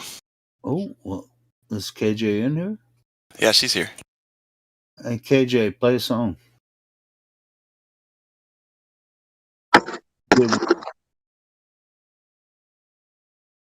You got to admit, she's better than you at it.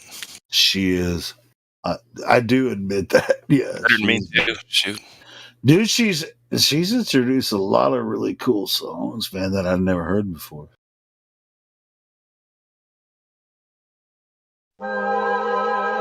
Perfect.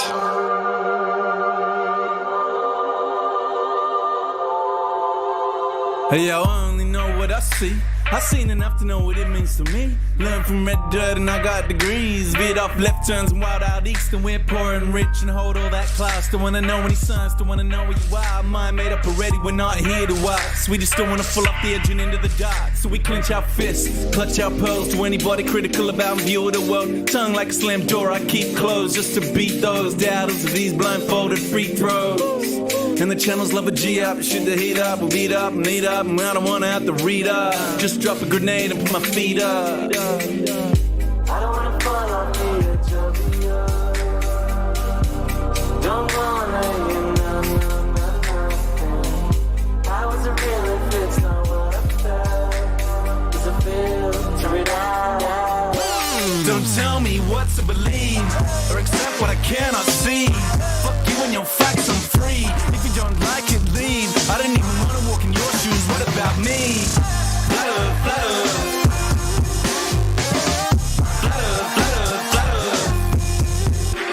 I've gone mad and it's too PC, and they're trying to take away the freedom that I want to speak. Click, click, click, cut them off, run them out of town, shut them off. Shh, I don't want to hear another beat, but my gut got this in my head. Take note, cause I know when this story's a slippery slope. So stay in your lane, son, stick to your songs. I don't care where you're coming from, just a simple answer to confirm a doubt. And then baseless opinions that come out of my mouth. In a nut, tell me I don't know what I'm talking about. But when the so-called experts ever sorted this out, when we're swamped by Muslims, swamped by Asians, different time, same old station, crowd ovation, whip up hatred, that old chestnut, that vocation, do anything to truth but face it. I don't wanna fall off the edge of the earth. Don't wanna how was it real if it's not what I felt? Does it filter it out? Don't tell me what to believe. You and your facts, I'm free. Don't tell me what to believe. You and facts, I'm free. Don't tell me what to believe or accept what I cannot see. Fuck you and your facts, I'm free. If you don't like it, leave. I don't even want to walk in your shoes. What about me? Flatter, flatter.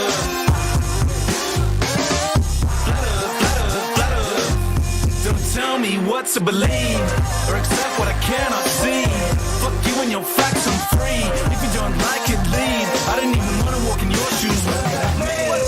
Flatter, flatter.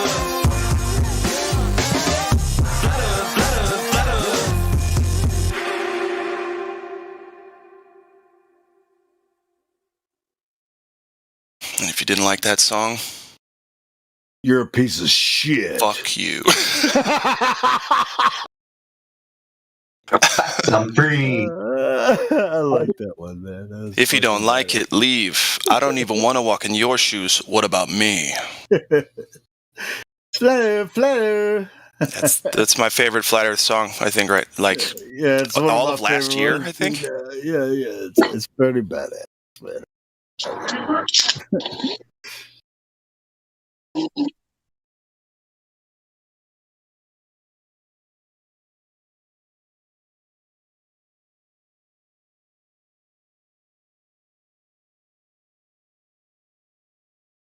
We don't like it, leave.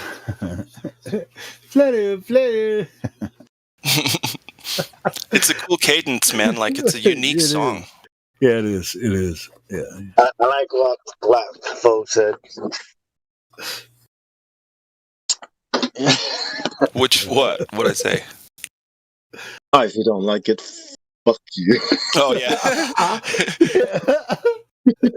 It's like that part in Talladega Nights where he goes, "If you don't true Big Red, fuck you." Yeah, exactly. It's awesome. Yeah.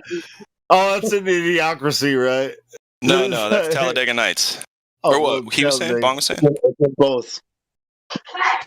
No, you're talking about I think he was talking about in Idiocracy. It's just like Carl's Jr.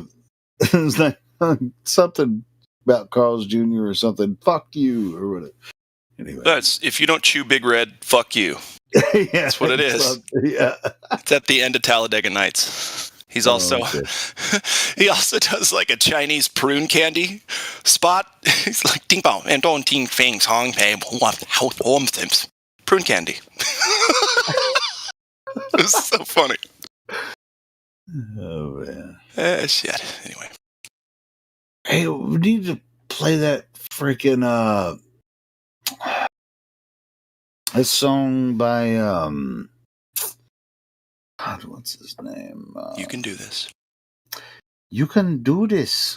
No.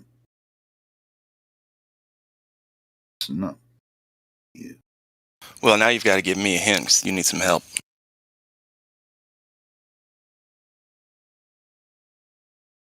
Okay, and we've lost Helio. Sounds good to me.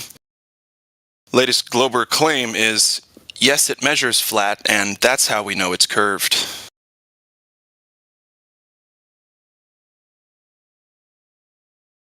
Where's that claim coming from?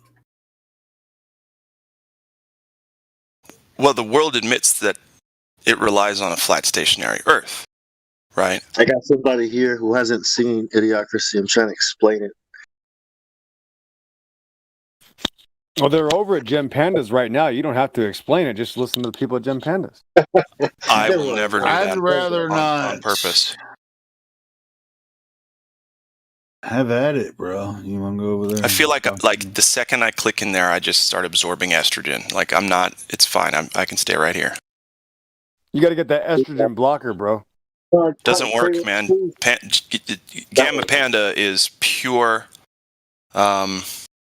Karen rage, and I think Karen's a female. So anyway. Yeah, but you got to get that Bible does it. You got to get the shield of fate. I mean, come on, man. Sword of the Spirit.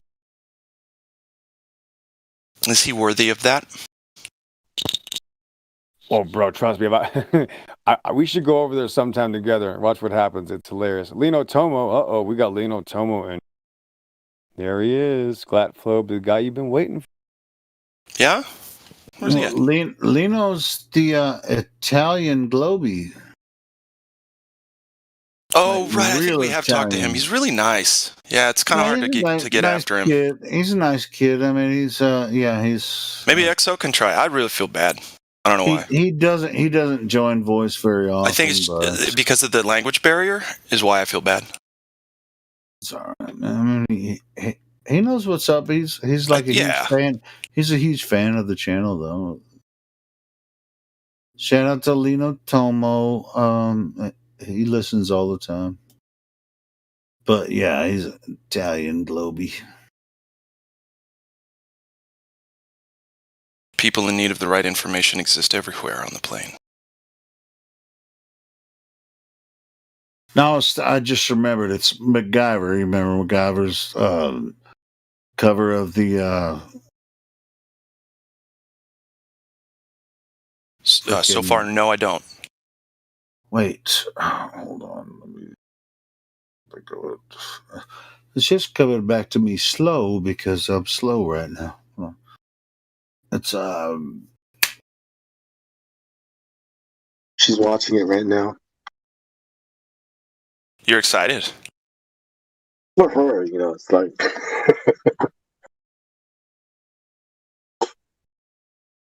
Cheech and Chong, MacGyver. Remember that one? No.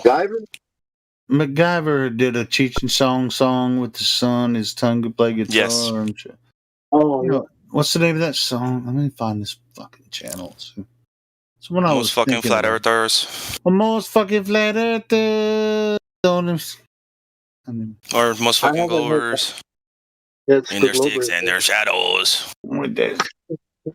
And those two. I just gotta find the fucking song. They're Bedford level.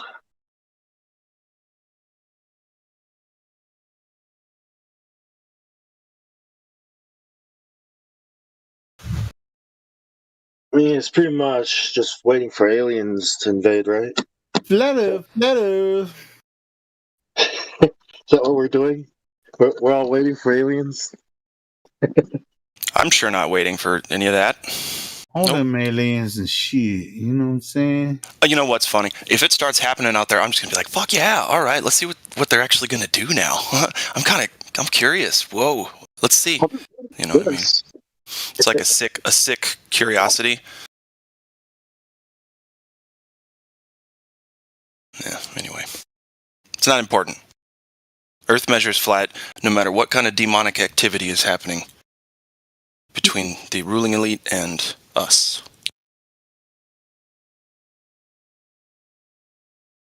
No matter what the demons say, right?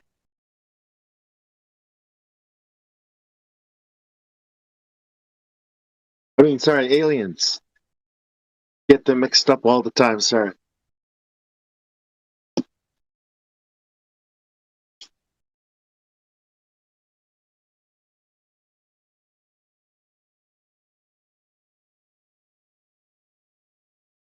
Also, I asked 24 elders of major religions how they feel about demons. I mean, aliens. I assume they're quite fond of them in certain circumstances. Wonder what? Yeah. What do you think about aliens, Christian? I think they're cool. They're awesome. Yeah, there's a lot of evolutionists that believe in the globe, or I'm sorry, that are Christian or claim to be Christian or whatever religion they want to say. Exactly. All that shit, all of it. One world religion, right? Like Man, yeah, man, that's some woke shit. That's some woke shit, Bong. Man, that's some woke shit. You know what I'm saying? We are one, and one are we.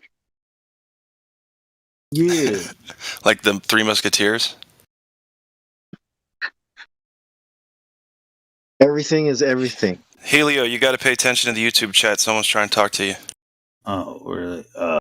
YouTube? God is in you and me and everything, and we are in God. Everything is everything. Hey, yeah, I was going to say, Bong, you just said everything is everything. You could have just gone with that, but I guess.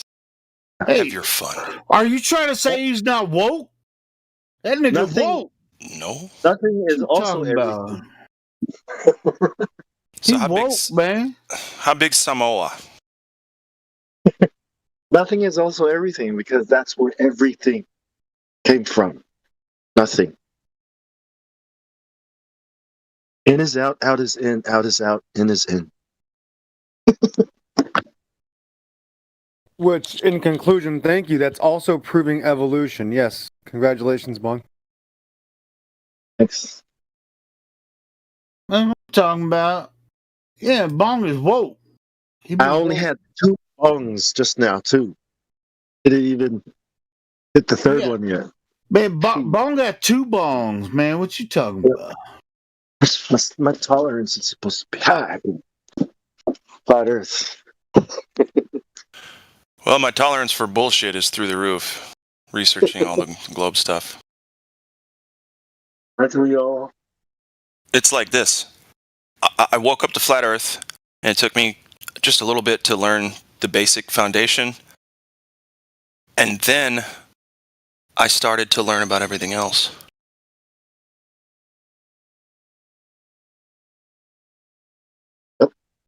But I'd been studying all the other stuff for so long, and I think the only one I had right was 7-Eleven was a part-time job.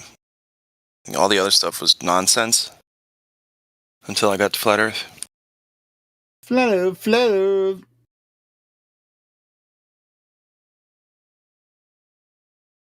We do want to know what the audience thinks. Ayers in the YouTube chat, please. I'm not seeing where someone is addressing me recently. Maybe I'm looking at the wrong video. Hold on, let me make sure I'm. That caused me to ask what the hell an atom was anyway, you know, and all that other It's stuff. a name for a young man. Yeah. Yeah. I was like, isn't it a model? And isn't it similar to this heliocentric model? It's not even, is it even electromagnetism related? You know,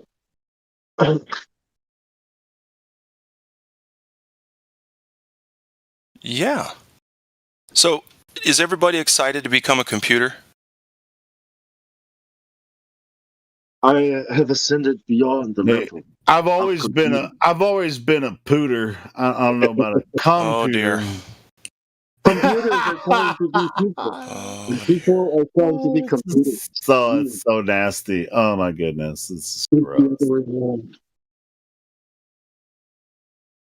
Okay. I don't see where you're saying that someone's addressing me in the YouTube chat. I don't Okay, so I guess you're not looking at it. well, I'm looking at it right now. I don't see it. No, you're not. I'm looking for No, you like are the not. past 10 minutes. All right, No. so Look at I the see bottom. you just posted. Where's there a lull we can? Read I above. can't KJ. What KJ said. I don't play music over people talking. No, what she said right above when I said when there's a.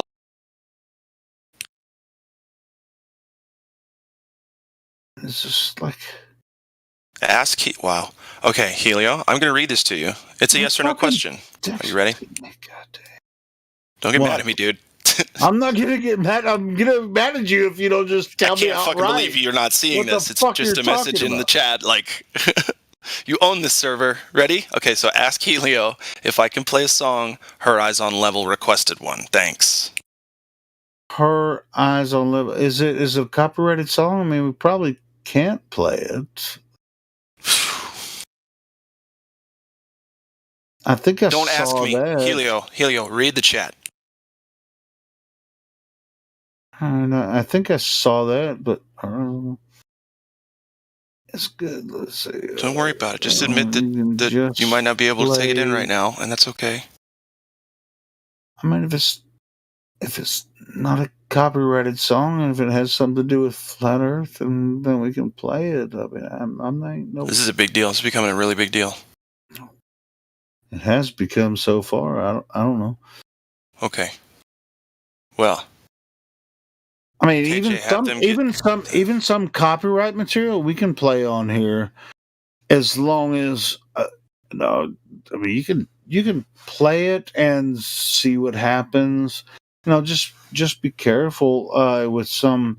You know, if it's like on Geffen Records or some shit. You know, I mean, obviously we're gonna have some do problems. you think but if that the generation coming up knows who Geffen Records is? No, but Geffen owns a lot of other subsidiaries and shit. I'm just fucking with you. Yeah, nothing copyrighted, guys. Nothing famous. Dude, yeah, for the most part, just play something. If there's a major issue, I'll let you know. If you think it's okay, I mean, this is why I give people perms, you know, on the.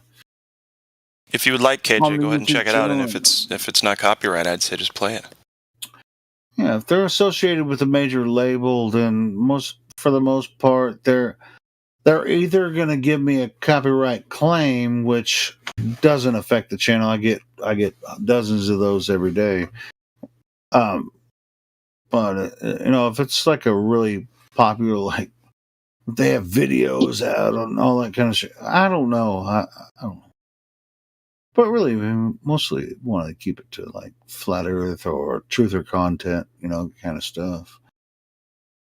Yeah, but if it's something new that somebody is independent on YouTube or whatever, I think we can play it for the most part. I don't think we should have a major issue. How about this song? Can I play this song?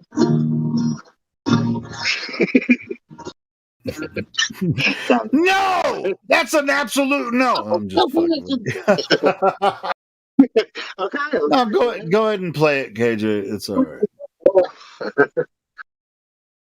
Nah, I just learned last night. So I'm not gonna just fucking with you, Bone.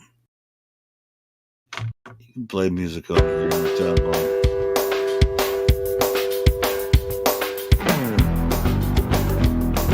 But the whole universe is outside us. Look at the stars. Some of them are 1 million light years away. Everyone is taught these lies when they go to school. But I won't go back to the ball. Oh yeah.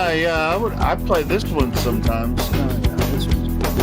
But anyone who doesn't look again must love the rules. Yeah, this one's cool. I won't go back to the ball. That's Darren Nesbitt. I can't believe I believe that shit.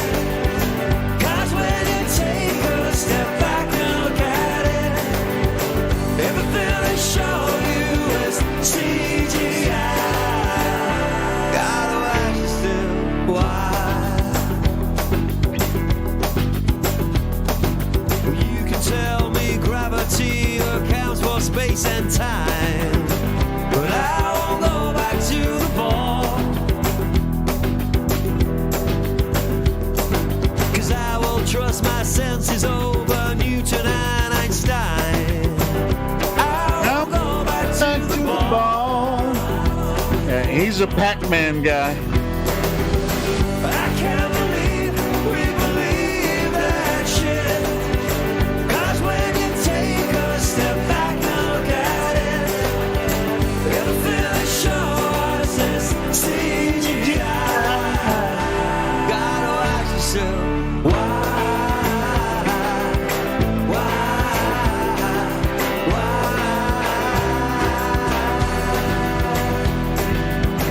Launch control, this is Houston. We are go for launch.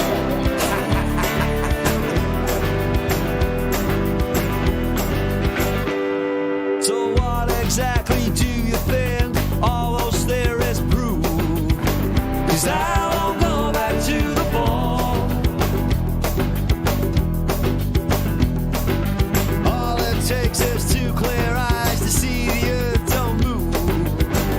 I won't go back to the ball. We can't believe we believe in that shit.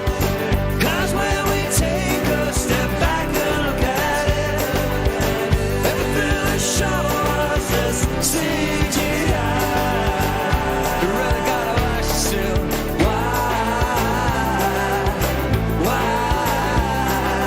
why don't they just take a photograph? Take a photograph. We don't have time for a meeting of the floaters.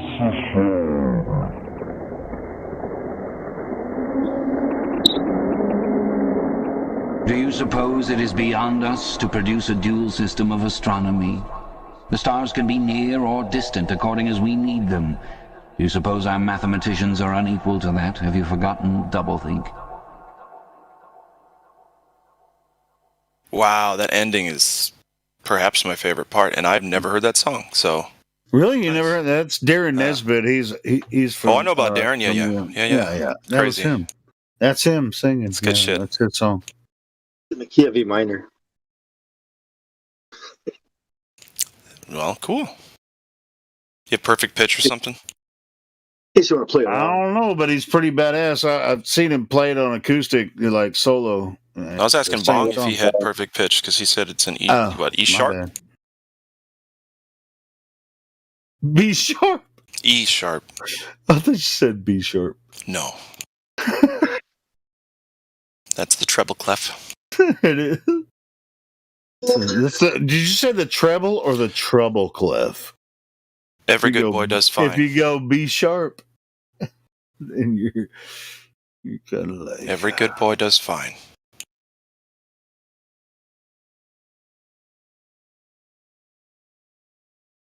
Are you going to answer his question, Bong? What? What's the question? I forgot. Holy shit! I'm not the only one that forgets. Listen, it's limited storage in this avatar. What the fuck you expect? We're talking about key signatures. Only have 46. You asked Bong a question about some type of key signature, something about B. Helio, check your DMs real quick, bro. Oh, god dang it. Oh, I know. It's just horrible.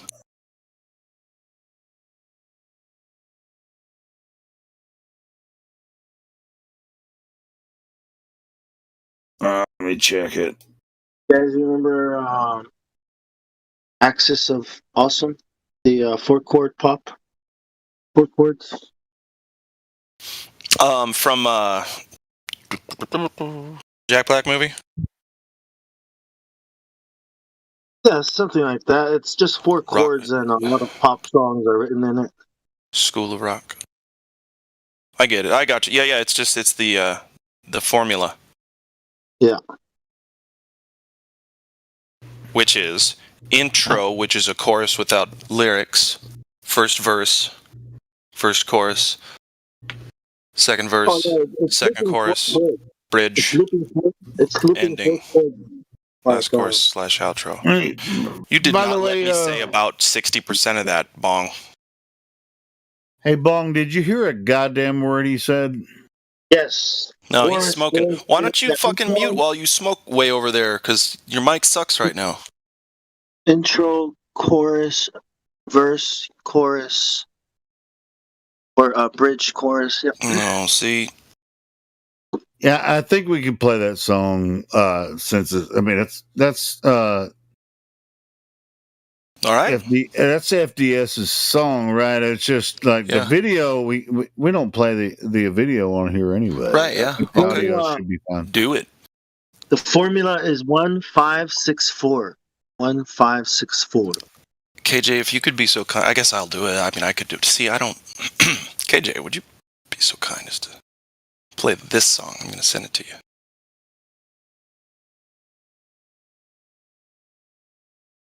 Even though that's one of the things that we don't necessarily. It's late at night, you know. I just don't think it matters. I don't think it does either. We played it 10 times at least before. Like I said, I get copyright. I get several copyright claims every single day on my channel. It's like, well, if you think I'm lying, I'm dying. You know what's funny? Real quick before she plays this, you know what's funny is they need us to stay up and on the internet. Like that's part of their plan. So they're not going to take us down if we keep, you know, like you're going to get strikes and that's that because it's going to stay up. It's not strikes because they copyright things. Claims. It's like they'll like if you're borrowing a lick from a song. Then they'll just say, hey, when you play this song, then someone can claim. Right, I got this. you. I got you. And I don't fight it because, hey, my fucking channel's not monetized anyway, so why should I fight it? You know. Exactly. It's only for the anti-flat Earth scum. Okay, so KJ, it's all you.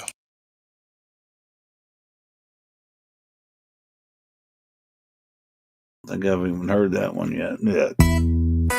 Man, I'm so tired of all these people saying ever since COVID came, I haven't been able to do this or that. Man, I love COVID. I embrace COVID. If you tell me if it wasn't for COVID, I'd never get laid. And if it wasn't for COVID, I'd never get paid. If it wasn't for COVID, you'd never be afraid. I got COVID, so you better behave. I'm the dirtiest, filthiest, most silliest, puffing on the Philly blunt that I'm filling with dank. This ain't color by numbers, but you can fill in the blank. So many people's hearts are so filled up with hate, cause your imagination's been filled up with space. Hit the gas till it's gone, then I'm killing the brakes. Smash her ass all night long if you're willing to take the time to get to know me, yo, I'm willing to wait. Potatoes, tomatoes, cheese, Philly, and steak. Screw the pooch on the platter, now I'm drilling the plate. These lines I write ain't hard really to make. Finally rhyme to a beat without killing the bass. This COVID album I made is the illest to date. Getting breastfed by Helen Keller really was great. The best head she ever got while I'm feeling my face. Your mind's so filthy, I'm feeling really disgraced. So when your asshole shuts, the only way I'm killing the Jake. Feed him XX all day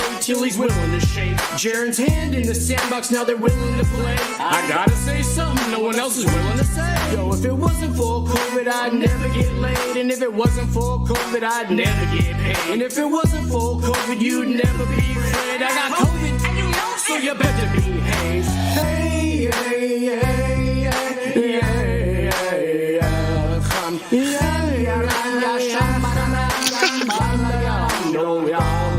Yo, I just recorded this song with my severance pay for the yellow ribbons to listen on Veterans Day. Or just wait till September 11th to play while I take Rose 777 on day. She put my ass in a leather versus leather debate. Turned her water into wine when I leveled her grapes. After she dumped me, I gave her friend Kelsey a taste of mushrooms till it started melting my face. Yo, what the hell does it take to get me to stop taking single tampons instead of just getting in the box? Been on bottom so long when I finally get to the top. The Twin Tower doors were frickin' unlocked. Firing blanks with a shotty that's frickin' uncocked. You say frickin' a lot. No, I've lost frickin' dodge. Off that Richard Simmons diet, cause all the shitting and farts made my fat, pale body so skinny and dark. Give me a spark, quickly, to inhale this bomb. I'm hitting the mark if you're still playing this song. This song. Yo, if it wasn't for COVID, I'd never get laid. And if it wasn't for COVID, I'd never get paid. And if it wasn't for COVID, you'd never be afraid. I got COVID, and you know so you better behave. Hey, hey, hey, hey, hey, hey, hey,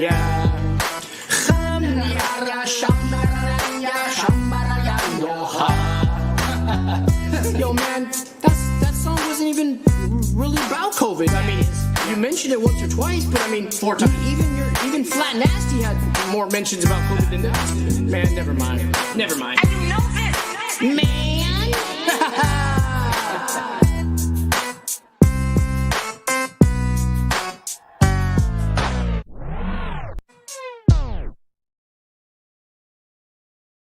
Bro, that was fire. I laughed out loud like 7-8 times. That's right. And you like the part about the Rose 777? I thought you were going to play Flat Nasty. I don't know why I thought that. Yeah. Yeah, dude. Well, yeah, what was my favorite part? Hold on. That's right. You started to do the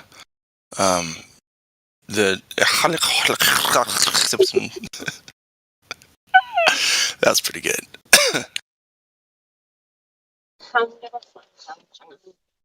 And you know, that's not going to trip the algorithm up at all, right? You can do that, and everyone knows what we're talking about, but we know how to say the words. Yeah. Okay. Well, there you go, kids. That was Flatter-Day Saints, by the way. Somebody should put a link in the... I'll put the link to the song that just played in the live stream voice text.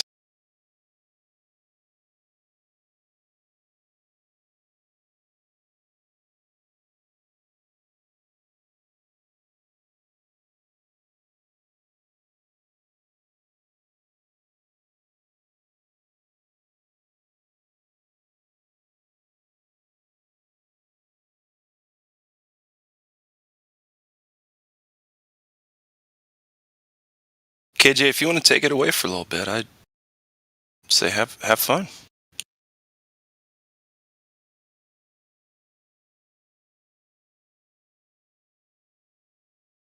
This has been 24/7 Flat Earth Discord Live.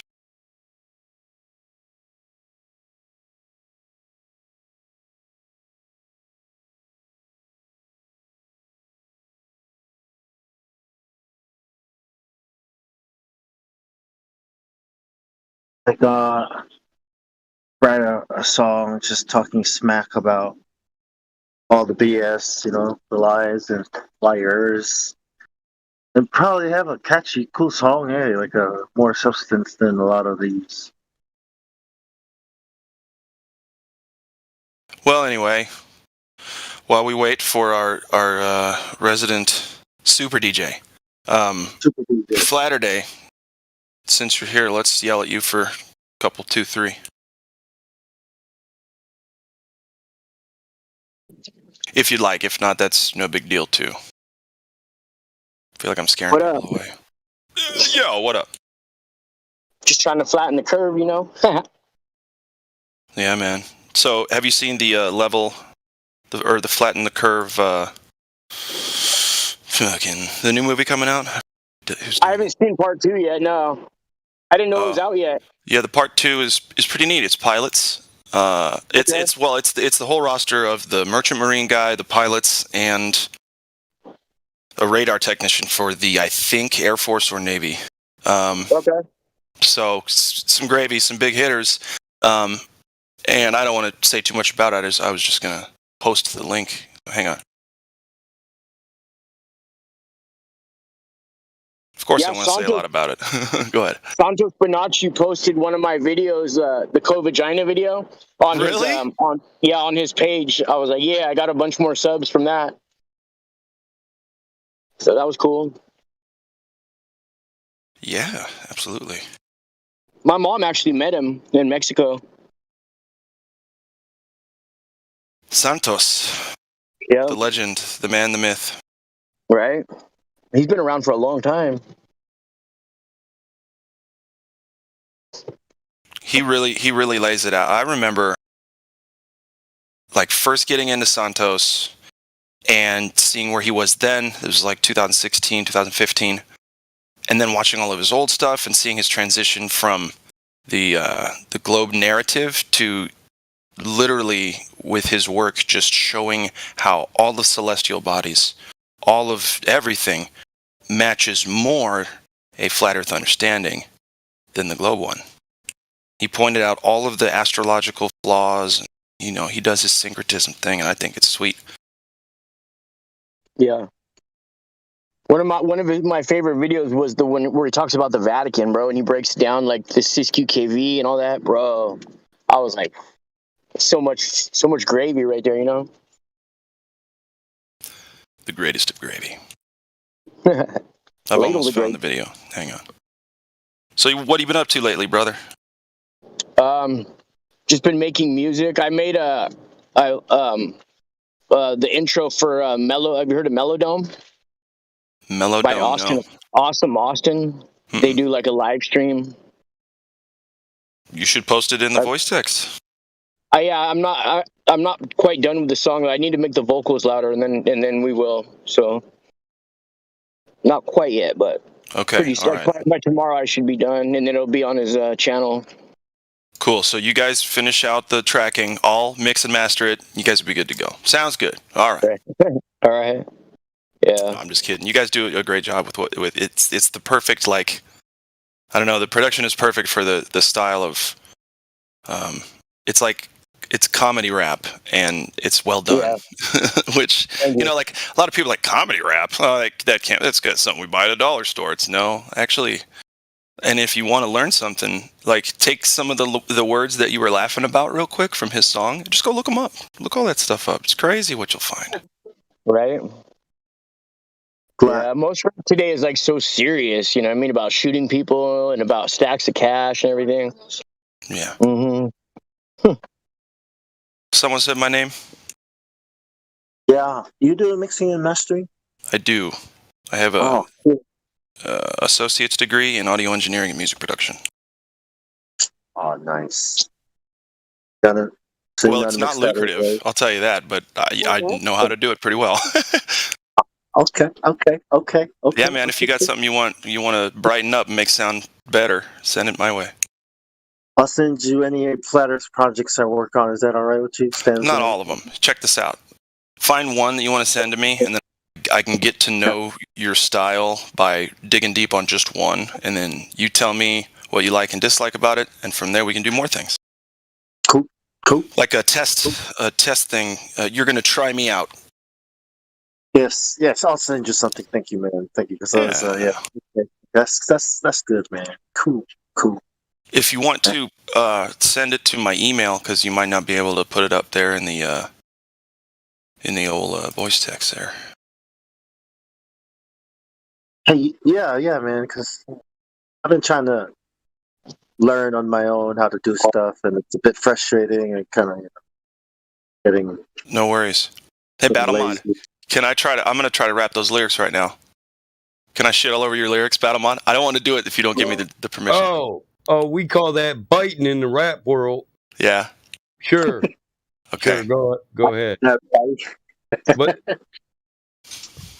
that's not a flat earth rap. That's just a rap about real hip hop and this bullshit mumble shit trying to take over. Hip mumble rap. No, I got it. Are you ready? Are you gonna play something? No, I'm gonna rap, Helio. I'm gonna read genius lyrics, genius Battlemon lyrics. I'm gonna rap. You ready? All right. The way I feel the salvation, truly divine, when I intertwine like a vine. My lyrics to these bass lines know that I quest to live big Willie. Fuck the Phillies, roll up the Fanta. Don't know what that is. And vocally I haunt you like a criminal. I stick you up for your mental in a minute while a minute. Fill it with lyrics till it reaches the motherfucking limit. No gimmicks, cause wrath, man, it's real. And I lost it. No gimmicks, cause wrath causes wrath. Well, anyway, I lost it there, brother. But without a beat, I couldn't go further. Anyway, I like them. I bet you don't know what a Fanta is, because La Fantas cost about $50 to get a cigar. But hey, you can change it, bro. Just that's the thing about rap. I could write a rap that you like, but you got to make it flow off your tongue. Yeah, for sure. Dude, Mike's a boss on this shit, man. He can flow like nobody's business, man. Well, I rap that first verse, all that in a couple breaths and quick. Right. Hey, let me see if I can do the chorus real quick. So like the B Mobby dropping real hip hop, let you know that we flow to hip hop, to real hip hop. It's a norm that we perform rugged hip hop, G thumping hip hop, party jumping hip hop. Something like that. Yeah. It's the norm Yeah, that we that's- perform rugged. It's the norm that we perform rugged hip hop. There we go. So it's got to be like the chorus would be dun dun dun dun dun dun dun dun dun. That's the rhythm, and then the end is G thumping hip hop, party jumping hip hop. Hey, That's a good flow on the rhythm, man. I like to let other voices do the rhythm or the chorus. it almost kind of sounds like Will Smith at the end, though. I kind of ruin it with that. So yeah. Anyway, I like the lyrics, man. Like Will Smith. You know what I mean? Like you didn't notice it until I said it, and then you're like, "Fuck, he's right." Well, it's not meant to be gangster. It's meant to be a demonstration of real lyrics beat out mumble lyrics any day when you can understand the rapper clearly. I don't know, man. I think Playboy Cardi's jump out the house, jump out the house, jump out the house, jump out the house. I don't really think it's okay. So the talent, in my opinion, with that stuff, it lies in between like how stupid they can sound and not intelligible, while at the same time saying stuff. Yeah. Hide it in my sock. I mean, I like to drop lyrics clearly. If you can't hear me, then close caption it. You know what? Fuck it. I think as long as the flow is catchy, right, and the words are simple and catchy, you know, people will get sucked into it. Yeah. And there's nothing wrong with that. That's the best thing, is to get someone's attention with the music. Well, that's it. That's the basis of original hip hop, you know. Throw your hands in the air and wave them like you just don't care. That's kind of the way I'm feeling it. The way I'm seeing the lyrics written there, and it's just like, well, And if you're not salvation is truly divine. When I interview, divine. I don't know what George Bush said. Repetition, right? Like, you know, repeating in music, when you repeat a melody, it becomes like a theme, like a motif. You know, you got you know what I mean? So repeating things 3 times or 4 times. If you're not a square from Delaware and you got on clean underwear, somebody say, "Oh yeah." That's classic hip hop. That's classic hip hop style right there. That's classic hip hop, yo. Yeah. That's The Roof is on Fire, the original version. Somebody say, somebody say. Somebody say, oh yeah, kicking it out the chair. Ah! DJ spinning on Will Chill like it ain't no thing, because he is real. He's cutting the jam with his way of saying it sounds so fresh, he'll make you dance. He's got the highs in his eyes, the bass in his face. This super DJ will rock the place. You guys don't know the original version of The Roof is on Fire. You just know the shortened version. Mumble rap is like, the flow of it is that 3 beat flow. You know how you have a 4 triplets. beat one. Yeah, it's triplets. It's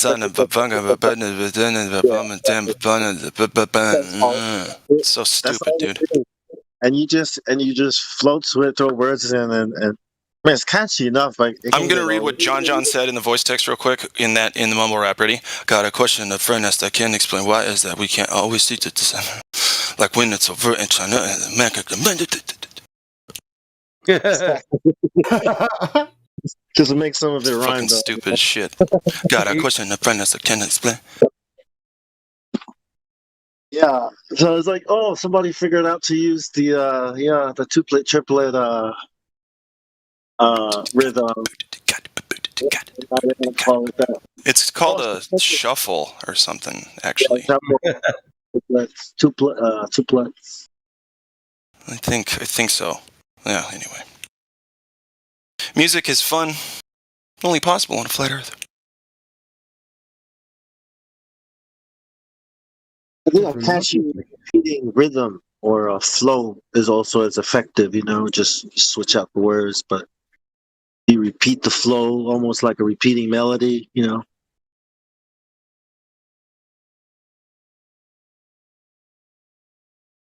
I think we should play Latter-day Saints Rodney Dangerfield song. Yeah, dude. Totally. Get it.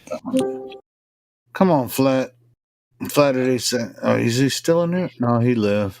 I can dig that Rodney Dangerfield song. It's fucking cool, man. I dig it. Where's it at? I'm trying to find it right now. You know how a guitar solo might take up 8 bars, right? If you let the guitarist do a guitar solo, he will be really pissed if you only give him 8 bars. 16 bars, right? That's like a verse, you know. So that's what you would do. And he has rhythm, right? And you can follow what he's doing with the rhythm and the melody. It's kind of, yeah, I mean, something like that with words. But I like James Brown. He says, as long as you bring me the one back to the one, you know, 1, 2, 1, 2. You know, you repeat. Well, it like that. you got to make the one the most obvious beat for everybody. Yeah, of course. I mean, that's how you get the root, right? That's if you got to hit the bell on the fucking ride cymbal only once in a song just to keep the one rocking, you're doing it. Ding. Yeah, it's like a drop on the one, right? Dun, dun, dun, dun, dun, dun, dun. 1, dun, dun. Well, what you're doing is you're living in the anticipation. There's a split anticipation second when you go 3 and 4. And it's like well, the and is the up note, and you know, that's just doubling it. Right, you've got your 1 E-enda, 2 E-enda stuff. That's kind of but it's the last. If you get what I'm saying, it's the last beat. So it's hey back in. Like I don't know how to explain it. Well, you don't have to explain it; you feel it. If you were in the same room as me, you'd understand what I was saying. I'm making a lot of gestures. I bet you are. It's all in the hand jive, bro. Yeah, it's weird, man. Like. Getting used to this. Are you guys ready for this one? All right, here comes Flattening Danger. No respect. No respect at all.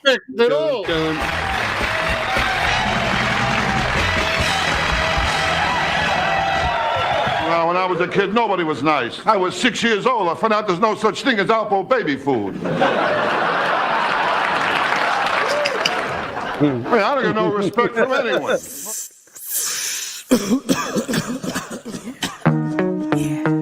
Yeah, girl. I see you over there staring at me like Karen B. Why don't you come on over here before I get up and flat smack you? The very first time I saw you, it was snowing. Standing in line to get tested for COVID. Before you know it, Jackie May started grow on me. Ever spanning, yo, the more she would blow on me. Gave her HIV and she gave her COVID to me. Took away my breath, no, I won't even breathe. Swear I'll never ever look at another girl again, unless the girl happens to be a girlfriend. Caught in a whirlwind of cartoon violence, like my boy Soul 7. Yo, I'm hard to silence, but her scarlet eyelids melt my heart away. Now it's hard to say how long we've been together. When's our anniversary? Yo, I don't know whenever. She happens to be clever and start reminding me. Put my blinders on, or she'll be blinding me. All the times that we gotten crazy ass fights, I beat Flat Nasty's ass. Yeah, you may be right. I get no respect, and all the ladies be like, they call me Flat E, mother loving Dangerfield. You can track me, but never know the pain I feel. This ain't no Fortnite, baby, I don't play for real. Till one of our blood done stained the steel. I'm losing my mind like an acidator. Ask James from modern day, I'm a masturbator. And I'm a crash the data and give Macintosh a virus. Still walking barefoot while you rock Osiris. And I can talk all night about the cash NASA stole on the Baby Truth show with Jack the asshole. You mean Jake the asshole? I don't take Tabasco on my pineapple and Target when I eat them whole. Yo, grapefruit goes out to Karen B. When I'm high on Jeranism, she's always staring at me. Not to mention how Pharisees precariously, nefariously trying to be embarrassing me. They call me Flat Knee, mother loving Dangerfield. You haven't heard the way he raps? Yeah, it's strange for real. Pittsburgh stole my mind to use my brain for steel. Call it Coriolis going down the drain for real.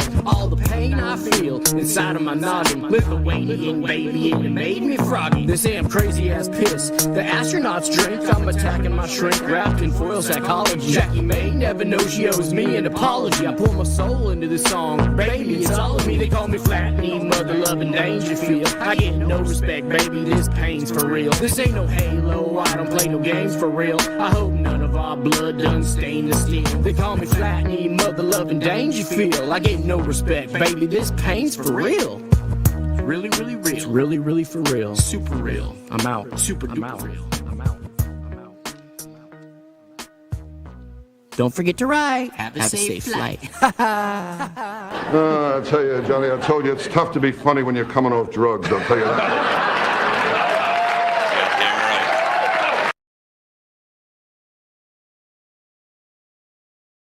I love it, man. Yeah, it's Flatter Day, so creative, bro. I love it. Yeah, it's good stuff. I need some samples, bro. Yeah, it sounded like it was a little doubled up on that on here, but I listened on the live stream. It sounded good. I can only hear a beat in my head. I can't lay it down. I got this motherfucking Dangerfield. He said mother love him. He should have said motherfucking anyway. I think he's got enough other words in there that make up for having not said motherfucker. I was just thinking the same thing. I know everybody does. It's like mother loving. No, it should be flat me motherfucking Dangerfield. He already know. He already know. Cuss rapping master like me. That's pretty good. I be spitting the flow while you be shitting the show. I'll be dropping them curse words while you're watching me glow. Mm-hmm. From you a bitch to a motherfucking hoe. You should know I expect you to know, so now you know. Well, that's an old school bar right there. Yeah, I like the old stuff. I grew up on that stuff. It's like, if I try to write something else, it doesn't come out any other way but like late 80s, early 90s pop. Yeah. I've never been able to just... I've never been able to just throw lyrics out there like that. I always like... I usually write lyrics to the music. Welcome to the Globe Rack. Check it. Intelligence is what I bring, so clean your ears as I sing, and let's hope that freedom rings. Let me collaborate. Let me articulate and demonstrate. Oh, it's a flatter. They hate. They do hate it. So we got a guy on the YouTube saying, "Hey, Helio Glatt, I got a question for you guys." His name is Looking for Answers. Looking for answers? We might have one for you. What do you want to know? Hello, Sean. Yeah, is it Sean Hawkins? I don't know. I just throw that out to be covered because you know he has 1,000 accounts, bro. You know, I just want to cover that. It might be Sean. You never know. Could you think he sequesters like? I think Michelle time in his day. If you want to make accounts, I think Michelle from the old school changed her name to Sean. Okay. And it was real. It was the virtual transgender on YouTube. Yeah, it was really Brenda from the get-go, though. Really, I don't know. I mean, there's a big difference between Brenda's voice and Sean's voice. I mean, there's a big difference. I mean, it could have a voice changer. No one goes and says dog bones are clocks unless they're deliberately being retarded. Oh man, I got a bar about that, but I can't drop it in here because it's just too nasty. It's too real. Yeah. Dog bones are clocks. Trannies have bleep. Oh, okay. Yeah, I know what you mean. I know where that's going to go. Not all of them. Hey, and I'm just a creep talking conspiracy all week. Okay, so the question is... Well, hey, I mean, listen, nobody, as far as that goes, I think all of Flat Earthers are taking the piss out of Brenda, so whatever. So, did do what it do. Okay, right. Honestly, listen, hold up. Honestly, I think she loves us all. She gets some kind of sexual enjoyment out of us beating her up, and that's why she keeps coming back. Yeah, maybe that's some S&M shit, but, whatever. She's a Looney Tunes Bananas bonkers fucking shit stain. So anyway, the question from the YouTube chat is, why did Beethoven kill all his chickens? And we're supposed to guess. Oh, is this a trivia question? Why did Beethoven kill all his chickens? Hmm. We have to posit at least one guess, or else this is no fun. Beethoven. Kill all of his chickens. Oh, here's the answer. We already got it. Are you ready, or do you want to guess? I mean, I like Beethoven, but I don't. I don't. You won't guess it. I'm reading the answer. You won't guess it. You ready? So, why did Beethoven kill all his chickens? He asked them who was the greatest composer of all time, and they said, "Bach, bach, bach, bach, bach, bach, bach, bach, bach, bach."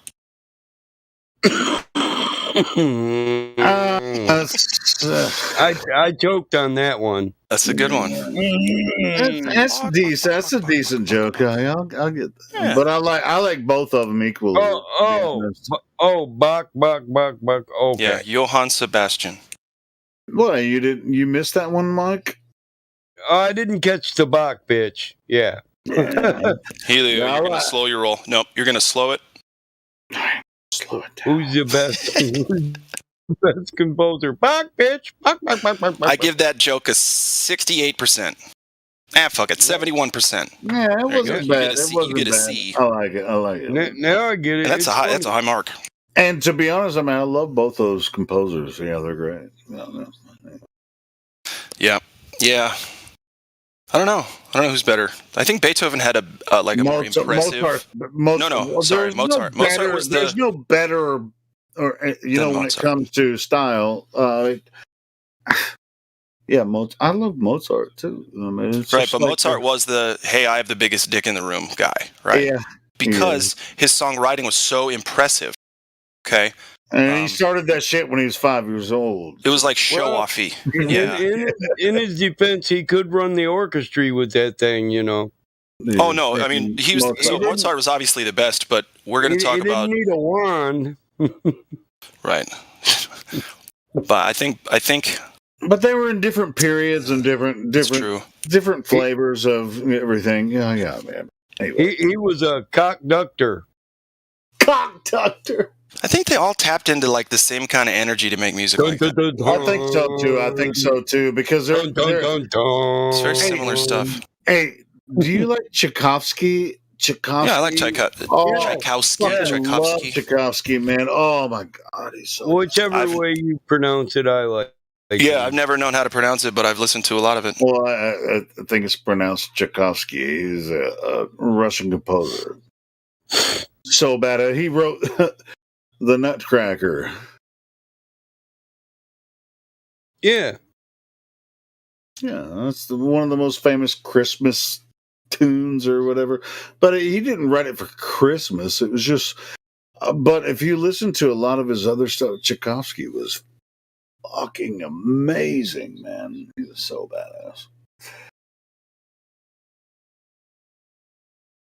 badass. Guys, I gotta start winding down. Good luck.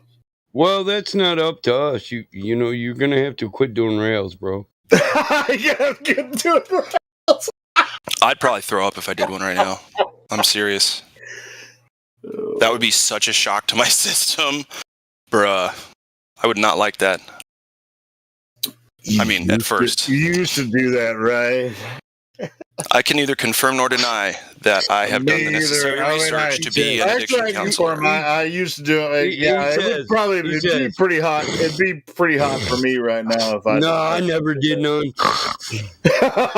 Oh, there's no, dude. Let me just say, if you've done some homework, the rest of your life you'll be just a little more phlegmy right there in the nose. Yep. Mm-hmm. It's like you might even have a deviated septum, but nobody. No. It never. No. Nothing like that. Not for me. Not deviated. But the other night we saw. Corroded septum. There's a difference. The other time. Yeah. There's a. Last night we were talking about a guy who smoked his teeth. He actually smoked somebody else's tooth. Smoke teeth? How the fuck do you smoke teeth? You just grind it up and smoke it. I read an article. Listen, I read an article once about a guy in Detroit that was married to a woman for 20 years.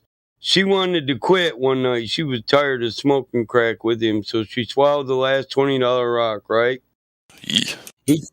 So he cut her open and got it back and smoked it and then called the police on himself. Jesus Christ, dude. Man, that's a psychopath. Ugh. Yeah. Don't do drugs, kids. Hey, Mike, Hey, man. you've been watching. You've been watching. I know both of us are fans of that. That Chicago, or not Chicago. Is it a Chicago show? What? No, it's a New York show. The Power show. Did you watch the new episode? Yeah. No. Yeah, I just watched the new one before I came where on he's here. where he's actually in court for those murders. No, well, I'm not subscribed to Showtime, so maybe the new one's out, but so I might be behind one episode. So no spoilers. Okay, yeah, I just watched a new one tonight. But obviously, you know, in the last one they arrested him for having that badge, right? Yep. So I might be an episode behind you because I'm watching on a different platform. Yeah, so that's not a spoiler. So, you could guess he goes. Yeah, I mean, you know, he's the ghost son, you know, so he's gonna get out of it somehow. You know, that's what I was thinking the whole time I'm watching it. Like, damn, this is a smooth, quick talking motherfucker here. Anyway, what were we talking about before? We were talking about another TV show or whatever. But yeah, he always fucking, you know, you find your way out. My other shows, I'm waiting for the seasons to start. Dude, Yellow Jackets, have you watched that one? Mm-hmm. You have? Yeah. Oh, man, that's pretty badass. My son hit me to that. He was Dude, Yellow Jackets is pretty badass, too. Freaking crazy. Are you still watching it on Soap for Today? Yeah. That's why I'm always like a week or two behind because they don't always put them up really fast. Yeah.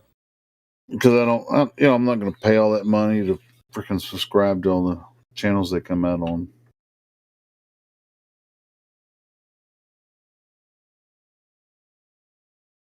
But yeah, I just watched the latest Yellow Jackets episode. That's a crazy show too. If you haven't seen that one, I ain't never heard that one. I don't know how we walked past that. Some motherfuckers smoke teeth. Oh my god. Yeah, smoking teeth. What the hell? That's a real person story. He just said. Right. How the hell did we? What do they grind down teeth and smoking like crack? What the hell is that? How do they get them? Listen. Okay. How do they get them? Is the tooth fairy the tooth dealer? No, listen to this, dude. Listen to this. They call him Tooth Gary. The more meth you smoke, the more teeth will fall out of your face. It's just how it works. Okay, so listen. They keep their teeth. You're going to get high off of smoking. Yes, you are. Oh yeah, dude. All the meth just sits on top of those teeth all day, seeping in as they're continually smoking. Come on, man, that's bullshit. No, it's not. Listen, I'm with you, bro. I know what meth mouth is. That's why they call it meth mouth. Oh yeah, it's a thing. It's nasty, bro. It's real bad. That's why they call it meth mouth now. I never knew why. Now I do. Next, they'll be cutting their gums out, bro. What the fuck? No, because it's some about the teeth. It just stays in the teeth. It won't stay in the gums. No, man, not like that. I mean, I used to get meth. Hold on. Okay, Helio, I'm not asking. Have you ever done it? Have you ever done it? I'm telling you, I know all about it, and there's reasons for that. I've never done it, but I've seen it. Okay, dude. All right. He's a drug therapist, man. What the fuck? He's exactly on this, man. Well, I mean, people that smoke that much, they're already way gone. You know, I mean, they can pretend that they're getting high off of smoking people's teeth. No, because if they run out of meth and they're desperate, they'll smoke teeth, bro. No. 2 + 2. No. Science of addiction, right? The psychology. The fuck no. You know, I don't even get high off that shit. I used to smoke meth, man. Okay, I love you, Helio. Also, fuck you, Helio. Good night, everybody. See, that's why he said, let's not talk about it. See? No, I'm Googling this shit for a citation, man. I believe him. Is it difficult to imagine a guy smoking his teeth? I mean, I'm not saying people don't do it, but that would be really dumb because I don't think you can get high off of that. Even if you don't get high off of it, right? It's the addiction. You can pretend you're getting high because you're already delusional. You know, I mean, yeah. You know, that's you all ever I'm heard saying. of somebody drinking meth pee to get high? Not tea, pee. Somebody's piss. Listen, if they can put any powder, I think I've heard of that before. if they can put any powder that they into a pipe that they've been using for all kinds of shit for months or years, even they put the powder in there and they smoke it up, and they'll get a little bit high, and it's enough to satiate them, you know, for at least a couple hours, 2, 3, 4 hours, and then get their next score. That's how it works, bro. I'm telling you, that's deep inside. It's real gross. The meth hole, yeah. Just don't say that you disagree with something like that. What am I going to say? Yeah, you're right. It doesn't happen, and I don't have to look at it. I didn't say it doesn't happen. I just said it's not going to get you high. You know, not like it's not going to. The placebo effect is strong on this one, right? Maybe so. Yeah. Yeah, I was locked up with somebody that would add brake fluid to his fucking stash, right? And he swore to God it made the stash stronger and last longer. I go, dude, you're smoking brake fluid. Moron. So yeah, people do all kinds of weird things, man. Junkies do weird things.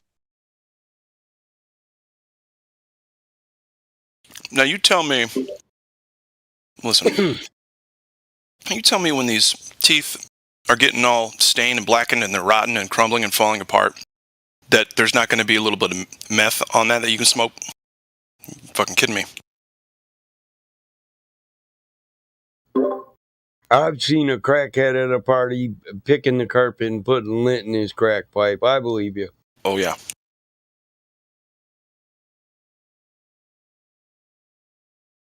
Anyway, cool stories. Happy, always with a happy ending, right? Love you guys. I thought you were going to say happy holiday. High five.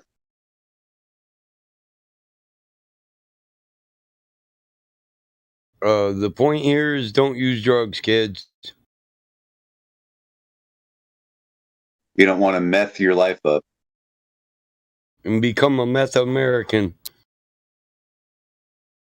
Would that be a Methodist? I don't know, bro. I haven't heard that one, but that's funny. You'd think the Methodists would change your names.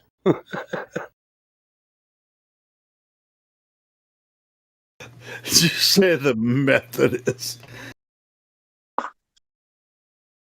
I do math. Yeah, it's opposite from Exodus.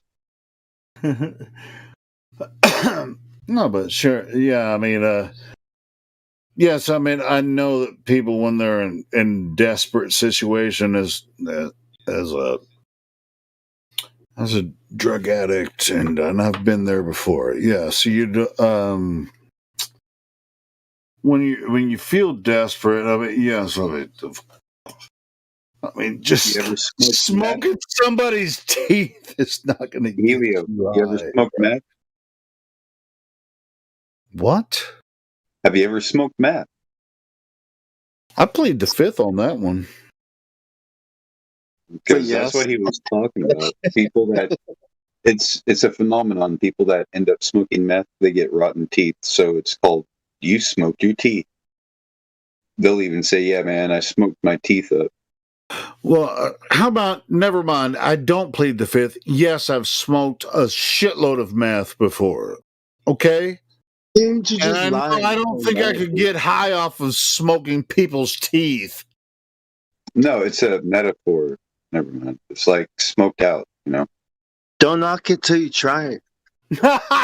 Well, I'm never going to smoke anyone's teeth, and I don't smoke meth anymore, but I did. Have you ever drank in anyone's pee and gotten high? No, I never tried that, but that's for desperate situations. If you get some...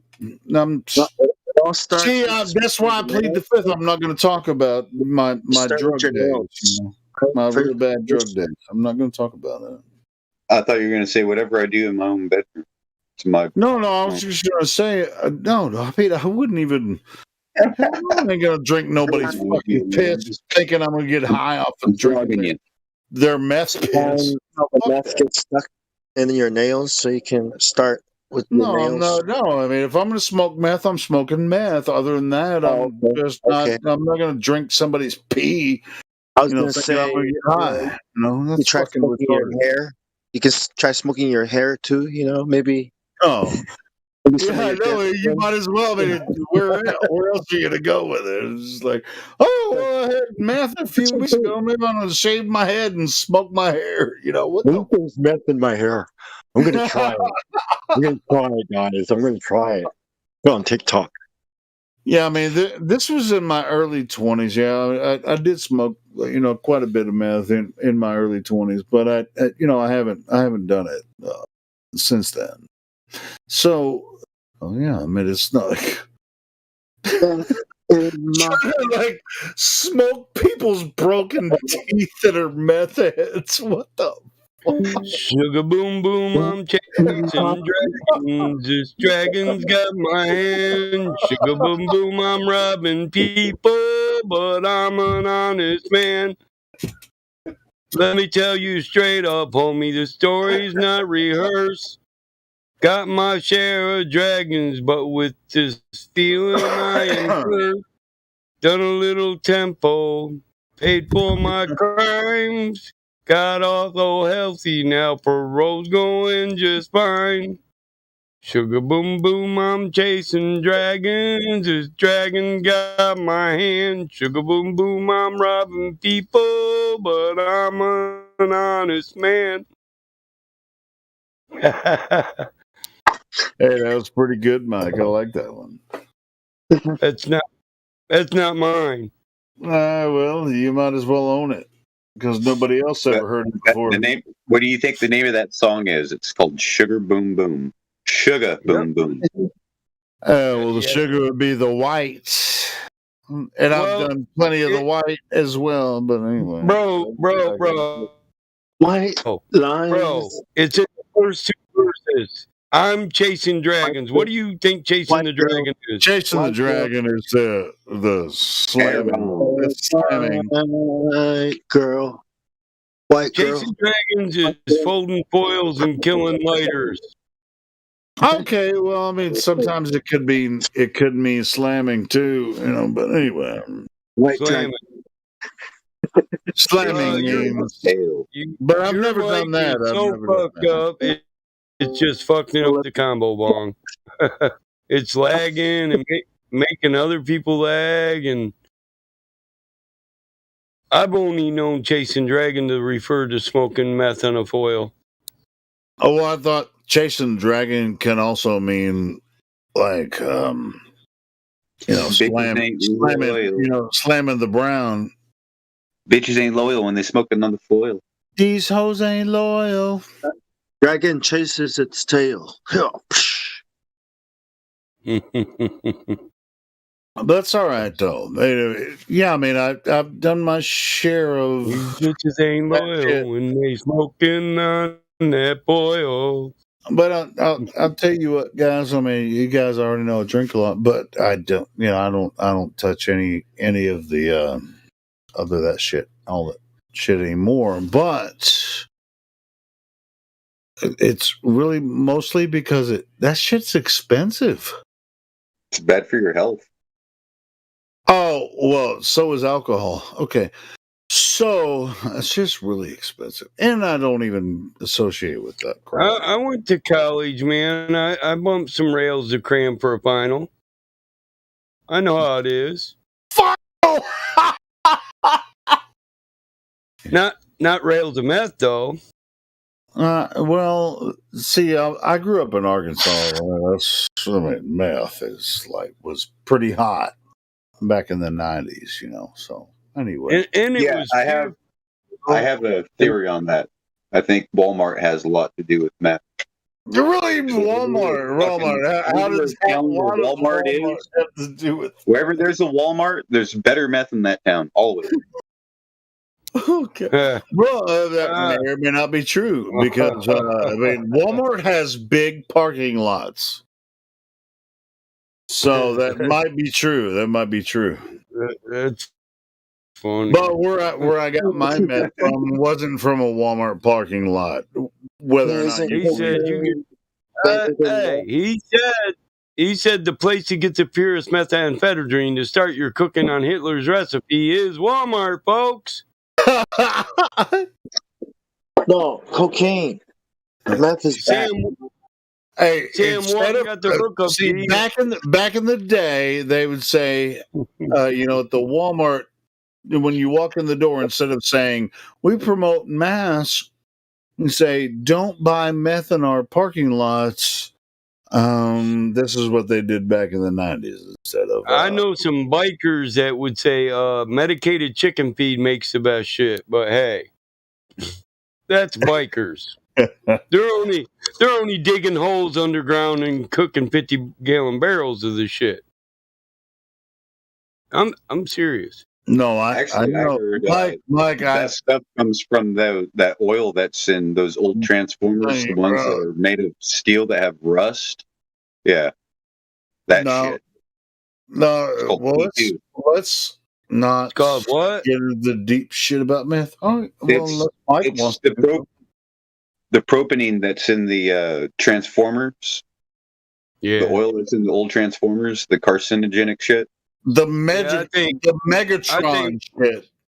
I think Helio's right, man. We shouldn't be informed. We got too many damn kids in here. Yeah. Like are listening, and I'm not the guy that would. There's a good thing that's happened in the past 20 years from the meth epidemic that's happened from the time when we were young people to now. It's not an epidemic. No, it's not an epidemic like it was in our time. Oh no! Here in Jackson, it's a big time epidemic here. All right, cool. So they narc people. Listen, they narc on people. They don't put them in rehab. They don't take them to the hospital. They don't give them a 7-day evaluation. They send them out to find another hit of fucking meth. Well, it's a big academic in Jackson. So, well,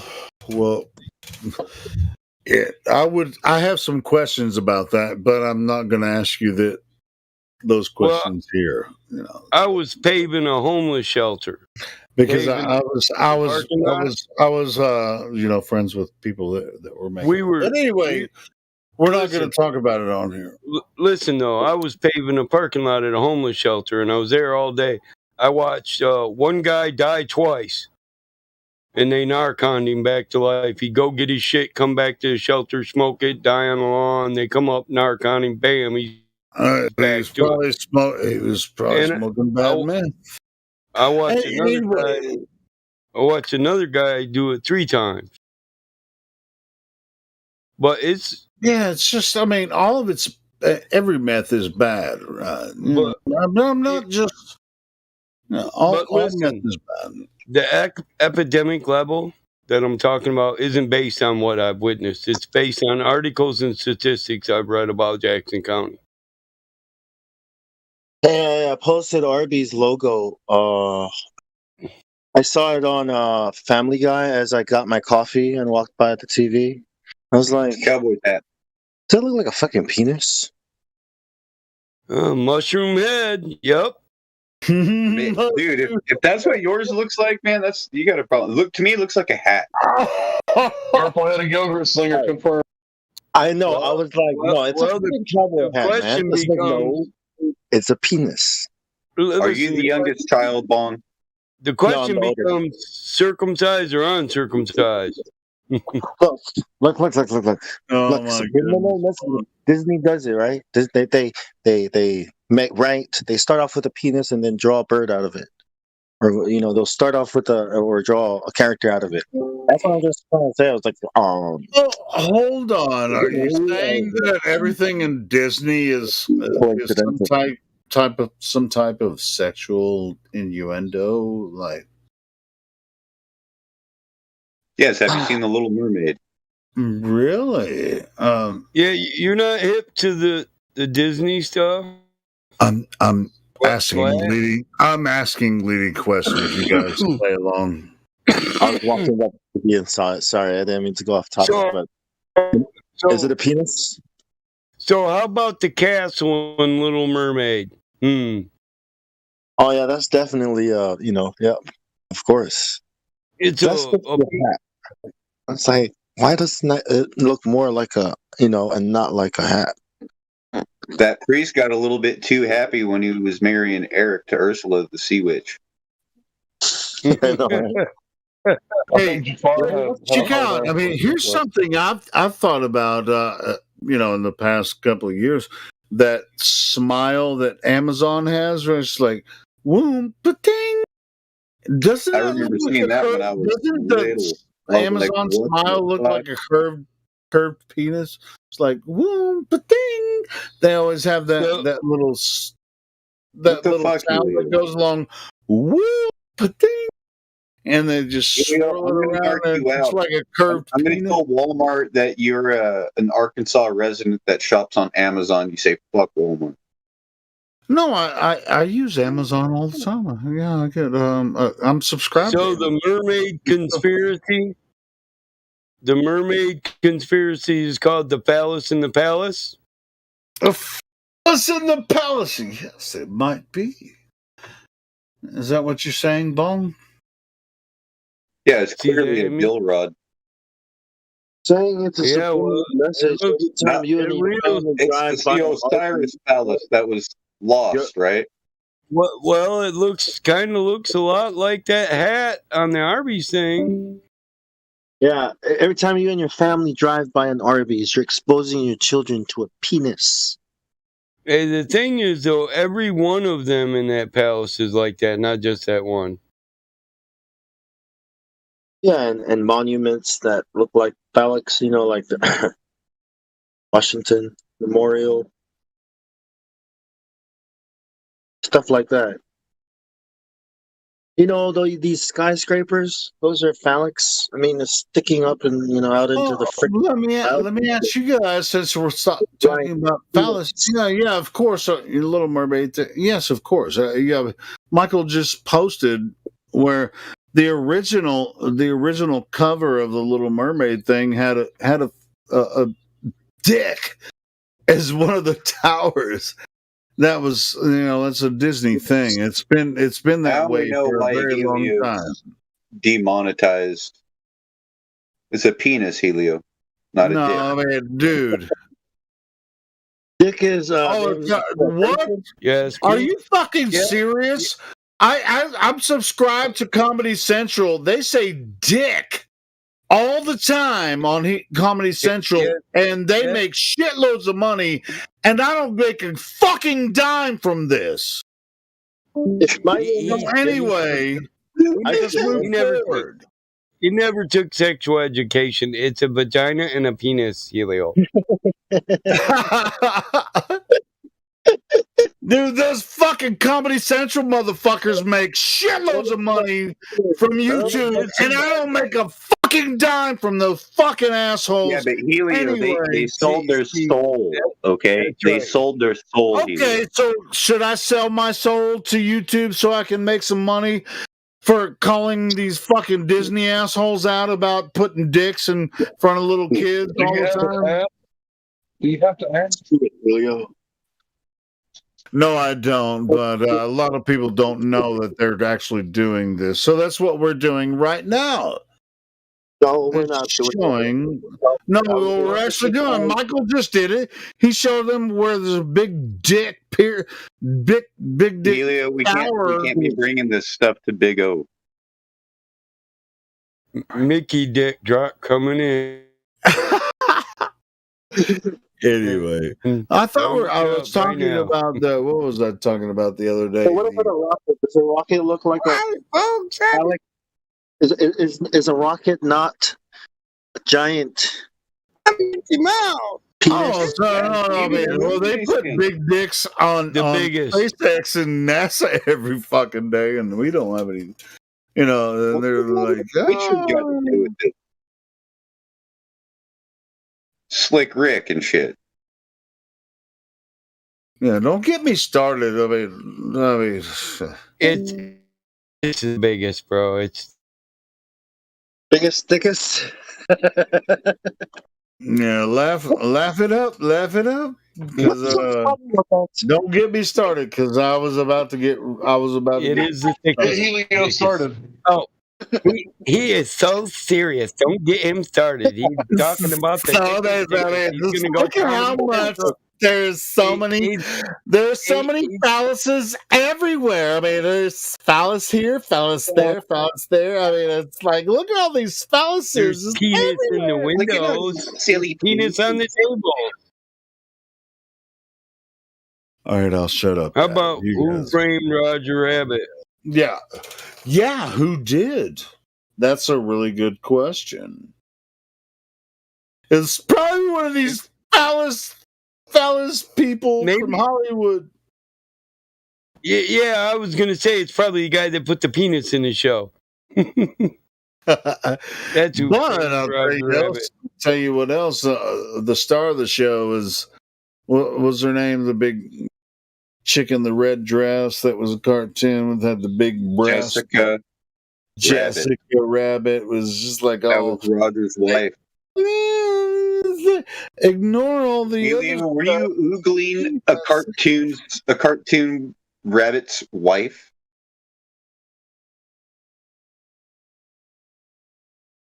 Yeah, that was a pretty adult cartoon, eh? I was like, I don't think I should be watching this. I'm still gonna watch it. Hold on. You haven't seen Who Framed Roger Rabbit? Hold on. Yes, I have. This is the girl. All right. Well, I'm asking the other person. If you haven't seen that movie, you should watch it. Look at that clip. That's frame by frame in Roger Rabbit. See it? Exposed snatch. Yeah, Christopher Lloyd is the bad guy, right? There you go. Yeah. Oh no, it's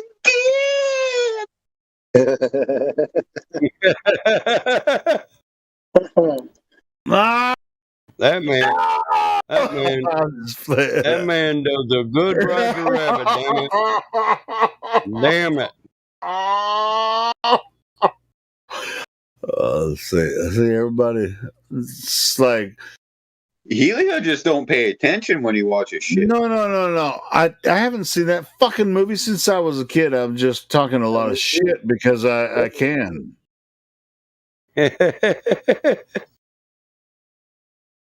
And I think Michael's doing the same thing. How long has it been since Did you say the Roger Rabbit had a snatch shot in it?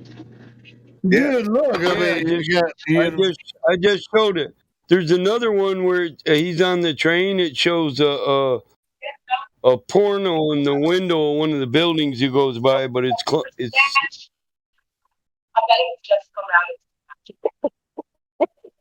Yeah, that first one with I've seen that one before where Mickey's holding Minnie's thing. It's a fucking cock. Yeah, I've seen that one before, and then you showed. It's a rooster. It's not a rooster. That's a dildo, dude. That's a dildo. No, that's a faux penis. That's not a rooster.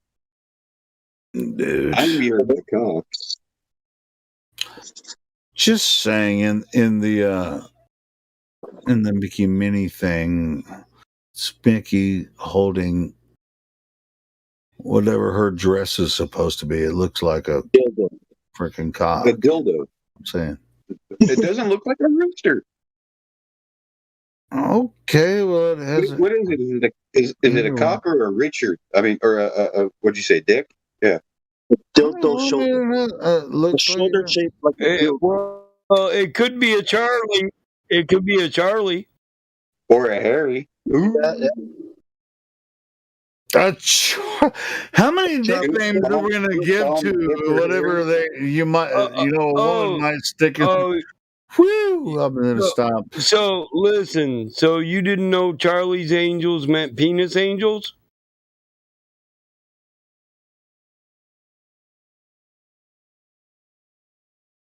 Nope. He didn't. Who's Venus? Satan. Well, Lucifer to be exact. Venus. Yeah. Venus is Satan? Who told you that? Well, the planet Venus, right? It's the morning star. Yep. It could be sort of true, and it depends on how you look at it. What's crazy is you shouldn't see Venus or Mars, or not Mars, Venus or Mercury at all at night on a heliocentric or even a helical centric, because it's no longer heliocentric, it's now helical centric. Thank you. Helico? Is that what you said? Helico? Helical, yeah. Helical, AL? Helical centric? Yeah, not helical centric, it's helical model. There's no longer centric to it. No, there never has been, as far as that goes. I mean, it's a No, I mean, even in their own model, they took out the sun is no longer at the center, right? That model. That's why you wouldn't. Has nothing to do with the sun, right? So it's called the spiral model or the helix model, the helical. All right, so why would you call Venus Satan? Because that's what Lucifer is. Oh, really? The bearer of light. Based on what? Based on what? Yeah, based on what? Why is Venus Satan? Because it's the day star. It's the morning star. It's the last star you see. It's the morning star. Listen, it's the morning star, and Lucifer and Christ are both referenced as the morning star. Okay, so I'm wanting to make Based sure on that he knows what he's talking about before I actually get into it. Go ahead. Yeah, it's based on scripture. All right. So if the morning star isn't part of this, is it part of this new model that you're talking about? Yeah, nothing changes of the solar system. All right, cool. So this is But it's no longer the morning star. That's one where you see everything spiraling. And it could it also be called Son of the Morning? Yeah, you're gonna have to say yes. I mean, just don't deny it. Yeah. The sun in the morning is is the morning star.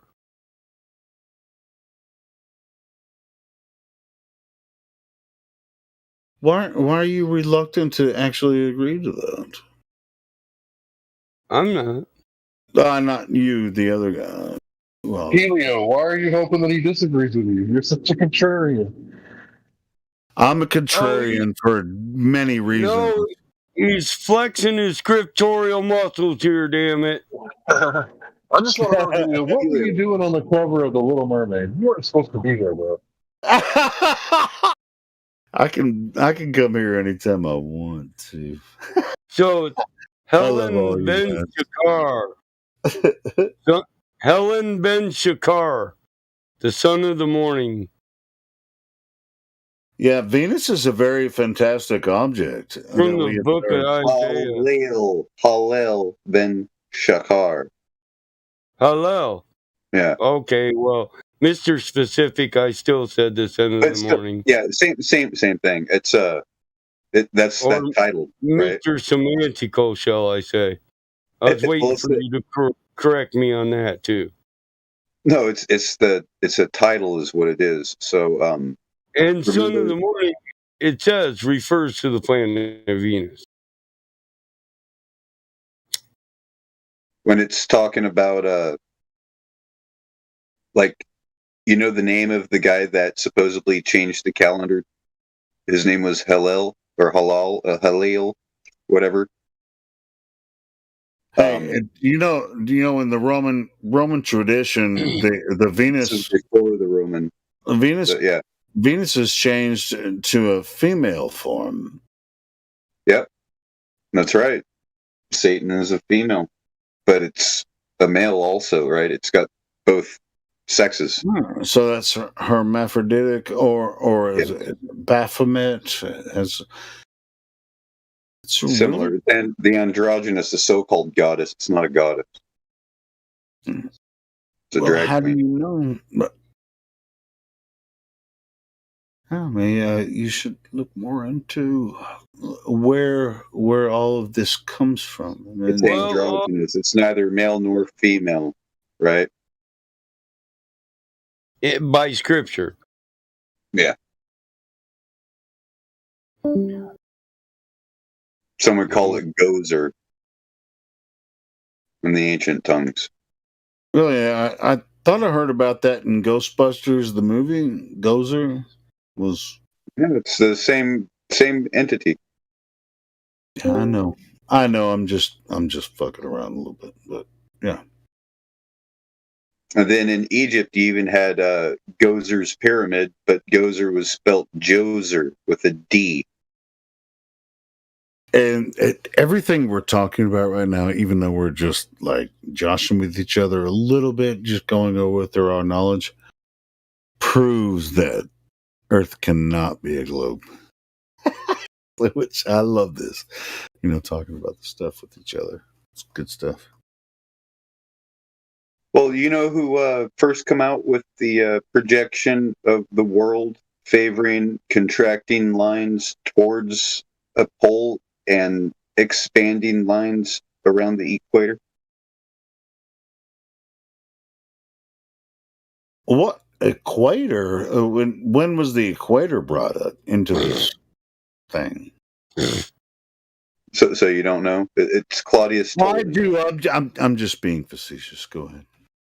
Claudius Ptolemy was the one that had come up with a round Earth projection, the globe Earth projection, in favor for things being from a rectangle. He basically took it from a rectangular projection to a round projection and skewed the poles, which is why all maps are up, thanks to Ptolemy.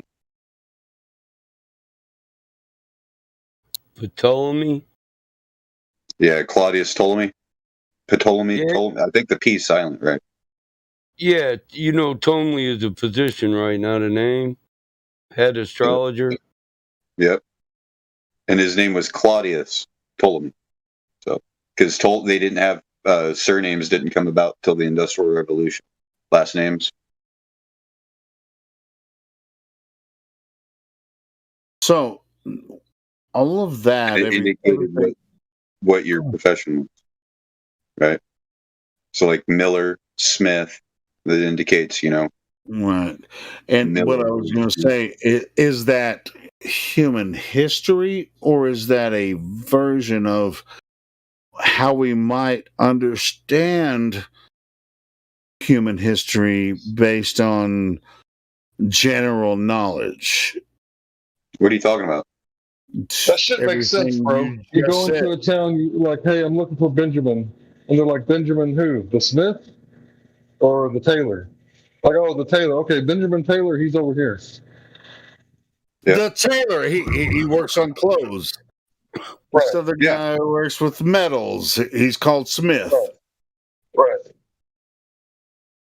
Anyway, makes sense, it does, but that's what I'm saying. But I mean, it gets deeper than that. But it's as far as like how deep does it go? As far as astronomy goes, I mean, it's really more about history of man and how they and their cultures and how they viewed astronomy and built their cultures around their gods and everything. It's not about. Oh, you're talking about the Claudius Ptolemy thing. That comes from the writings of Ptolemy himself. How he came up with his which projection. one?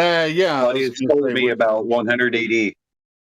It's broken. It's broken astronomy, though. Go ahead. I'm Mike. just saying because there was multiple Claudius Ptolemies. Yeah, this one's about 400 years after Eratosthenes. There's almost one for every reign of Egypt, of every pharaoh of Egypt.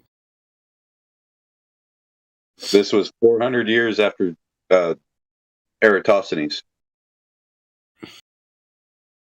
Why would you? Are you American? No. Are you Canadian? Or I mean, somewhere in North America? You sound like you're. You know, Canadian's still American, right? Yeah. Okay. Well, no. That's debatable. No, whatever. Listen, that's debatable. Certain. I mean, I didn't ask it. I asked it for a certain. Go ahead, Mike. Certain Canadians have dual citizenship and are considered original or Occidental Americans, yes, but not all Canadians. Oh, how about North Americans? Listen, bro. Listen, French Canadians they're not American. They're French. I mean, they have, historical European. But really, the only reason I was asking that is to go back to exactly what we were talking about, the origin of these ideas about historical quote unquote science or philosophy. I mean, and you're going to have to find out the balance between the two eventually, or else you're just going to be asking these same dumb questions over and over for the rest of your life and fighting with people, which you don't have to fight with them. You can just absorb into a philosophy, if you want to. But these are very strong philosophies, and what's happened with Earth, if you want to believe the crazy ass philosophy about the globe that they're trying to throw at everybody, which is a very new philosophy. And when we bring up these things from different cultures across Earth, and like I was saying, people in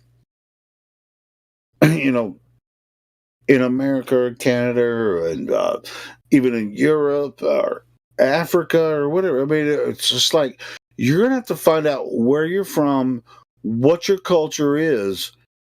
If you want to believe this Western idea about this stupid globe that they went to the moon, that's a very, very new, as far as history of man goes, that's a new idea that they could actually launch a rocket from the ground and go to almost 250,000 miles away to the moon. Well, I heard it on the radio. It has to be true. I mean, we don't all have to agree with each other's religion or culture and everything, but if you accept this idea that Americans went to the moon, and you try to absorb your culture into, they have the most advanced science because they went to the moon 50 freaking years ago, and you believe them, just take a look at what they claim they did and see if you believe it or not. Take a look at me now. There's just an empty space. There's nothing left here to remind me but the memory of your face. So take a look at me now. Yeah, I mean, they didn't go to the moon. Whoever's listening, nobody ever went to the moon. It's impossible to go there. Yeah, in 305 BC, there was a king, King Ptolemy. And we can sit here and argue with each other. Go ahead. The Ptolemy that made the Ptolemaic model is from 142 AD. So there were like 30 Ptolemies before Ptolemy, and they all helped build that model. He wasn't the author, the original author, like they claim him, and a lot of them had varying ideals. So that's just the Ptolemaic model they give us, and they control a Google search when it goes to that. You have to look at the Ptolemaic era, which is an era long before Ptolemy lived. And the history of the people prior to that don't even practice, some of the modern teachings of the Ptolemaic things, and that's Yeah. it's the same. It's the same way with a lot of different cultures around the world today. But Yeah, like for the most Greece. part, people that watch television and Like Greece. Greece wasn't even a state when they were saying Greeks believe this. yeah, exactly. All Greeks. They think all Greeks believe that when there's only a few Greeks mentioned that even played and dabbled in the Copernican principle. Or Pythagoras, or all. I mean, there's a lot. I mean, Pythagoras. I mean, had a great idea with the Pythagorean theorem. Oh shit! I hold true to that one. I like the Pythagorean theorem. I like it. I mean, freaking triangles is my shit. I like triangles.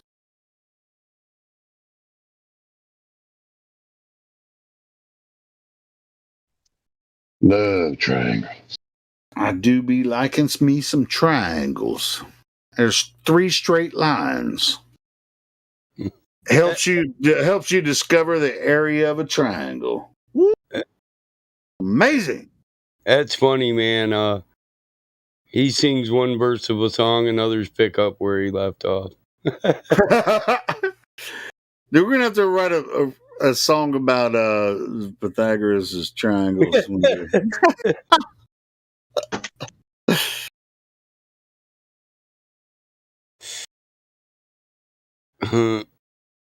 I used to fuck with my trig teacher. I called it the faggot theorem. He hated that shit. Hey, so you guys see that depiction of Azazel? In early Hebrew writings, Azazel was the devil or the Satan. And there was more than one Satan. So I really don't like it when people say, backed by scripture, the devil was this. There were multiple Satans. They were all part of Legion. The one who spoke up and said, I fear I make a pact that only I will follow and you guys won't follow, that was Azazel. Mm-hmm. And there's also a king of the bottomless pit, Abaddon. Now, Abaddon is the one that made him seal the compact in blood. Now, tell me, how do angels seal a compact in blood? They can. They can, according to Christian tradition. No, of course. Well, they were by Hebrew writings. They were cast down. The cell they're in is the prison of flesh. Okay, never mind. So I was talking about Christian stuff. So in the movie about Noah, right, with the famous actor from the Gladiator movie, remember the angels, they came down as light beings, and then when they hit the earth, like all that static like picked up the dirt around them and they were like rock beings. I think that was like a metaphor for like how they picked up clay bodies. Yeah, formed in clay and wrapped in animal skin. Don't forget that. We're clothed in animal skin and formed in clay. Don't forget that. That's in Genesis. God clothed us in animal skin. But you have to wonder, was the word that was translated to God, was that Elohim or was it Yahweh? Because Yahweh came here with the Elohim. The Elohim were all the hosts of heaven, all the sons of God. And now they want you to believe the Elohim was God, and it's translated to meaning God. If you got one of them older versions that separates Yahweh from Elohim, then your version's just wrong. Elohim is a plural for powers, basically powers in heaven, including the angels and God. But there's only one Elohim like Yahweh. That's what their principalities, powers, hosts of heaven. Those principalities and powers represent rulers who are hosts of heaven. Exactly. That's why Satan is called the ruler of the air. That's his principality. That's his power. That's his dominion. All things are given a dominion in God's creation. Man dominion over earth. All men. Satan means adversary, right? Yeah, the Satan. It's Satan. And the then opposition. The opposition, the adversary. Prosecutor. Yeah, yeah. And then you even have devil, which comes from old divine one or old god or host. So or I haven't done the research. It's probably my fault. But where does this great attractor thing come from that Exo is always talking about? That's the center of the universe, and it's the black hole that holds the universe together. Yeah, but he always refers to it as Satan, like it's synonymous. And I asked him, but he just kind of made fun of me for not knowing. But I asked him where he came up with that. He's kind of like P.D. Shea on that. He laughs at you when you don't get it, but he never builds a bridge. So I wouldn't know either, bro. I might have to Google that. How's the great attractor compared to Satan? I was just trying to follow him on his logic, but he just kind of made fun of me. So I was like, okay, I guess I'll not know then. Thanks. Like the great architect of the universe or whatever. I think that's like the god of masonry, which is probably Satan. But GA, like great attractor or great architect or grand architect, maybe. But I don't know. Yeah, but architect and attractor is two different things, right? Yeah. I'm just trying to figure it out logically. I mean, I'm sure he's got a point that makes logical sense. I just don't know what it is, and he wouldn't tell me. So.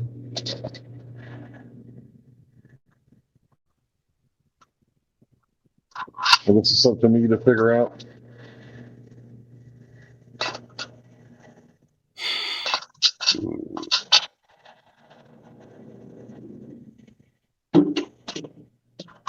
But apparently it's not just me that can't figure it out, so it's up to the whole audience.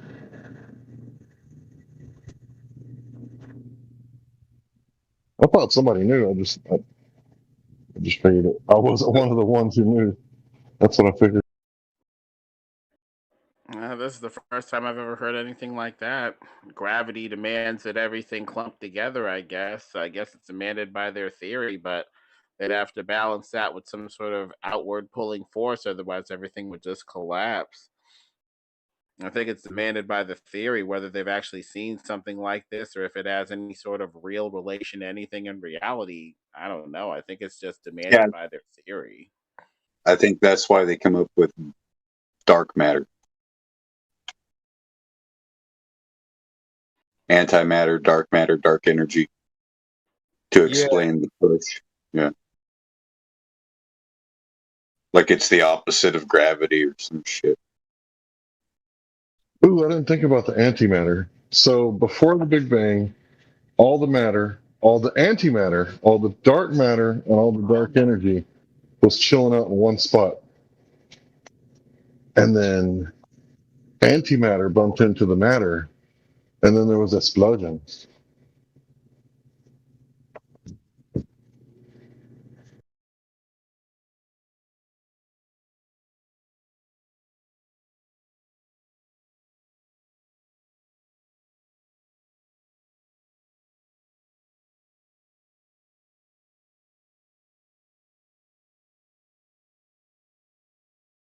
See, I don't think it's been the heliocentric model since we've been alive.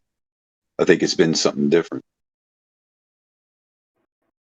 Like the helical centric, or the helical model now. Really, they're acentric. There's no center to the universe anymore. It's just everything's expanding away from each other, or whatever, with globes and stars within that system. It's moved on from heliocentrism toward, something else, astrophysically anyway. Acentrist, I guess you could say, or acentrism. No center. Everything just expanding away from everything else.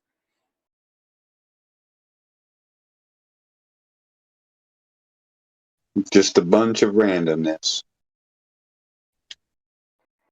Pretty much. It feels more like the refuge of a liar trying to destroy the mind if they can't, just outright deceive you. You keep on asking questions to try to get to the truth, and ultimately they try to just, confuse everything and just get you to give up with, a bunch of esoteric, strange theory. That way you don't ask questions anymore. Yeah.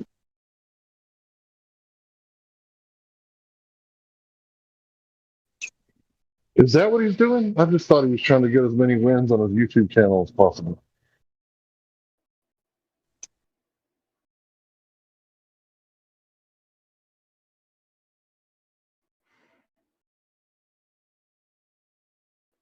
Well, people ask, if we're moving, why can't we feel it? Let me give you this math equation that has a really small number that shows you why we probably wouldn't feel it, because the centrifugal force is like 0 or some crap.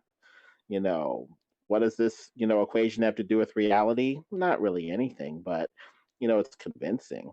It'll get you to stop asking questions. That's the main thing. And think that we're on a moving ball, even though we don't feel like we're moving.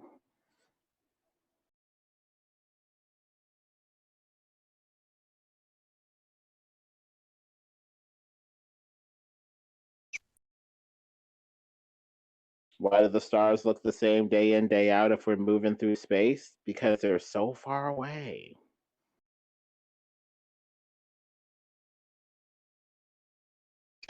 Except relativity states otherwise. Unless they're just specially moving so super duper uber fast because it's a vacuum and there's no resistance. Well, Miles Mathis talks about this in his paper on, how we need time to more or less flow the same from one place to another, kind of going against relativity. We kind of just assume that it does because if time, flowed differently, we'd have no way of knowing it, unless we're in that system. It's contradictory to talk about, a relative, time being different over here or whatever, and then talk about the speed of light being invariant. How do we know how fast light is traveling when it moves through space at a certain rate? So, for the speed of light to be constant from here to there, it would have to be moving at the same rate in this reference frame and that reference frame or whatever. Otherwise, it's contradictory to talk about, frame A and frame B being different, but talking about, the speed of light being constant in all frames. That's kind of contradictory.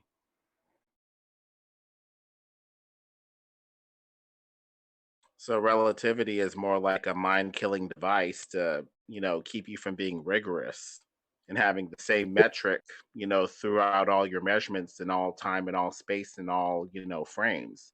It just, allows you to have really squishy math and squishy theory that just varies as needed, basically. Yep. And also, you can just, come up with very common sense mechanical explanations where, one thing hits another thing mechanically to explain why the cesium clocks or whatever are working differently. It's not that time is dilating. Perhaps they're hitting some sort of medium of space, aka the ether, at high speeds that's making the cesium atoms in the clock vibrate at a different rate and register a different time mechanically. Less esoteric, pretty common sense, mechanical, and, able to be explored via some sort of mechanical experiment where you try to do some sort of mechanical action and see what happens. It's kind of, very attractive. But rather than go with that, they deny that space has any properties, and just go with kind of like a metaphysical, mystical explanation of time dilation.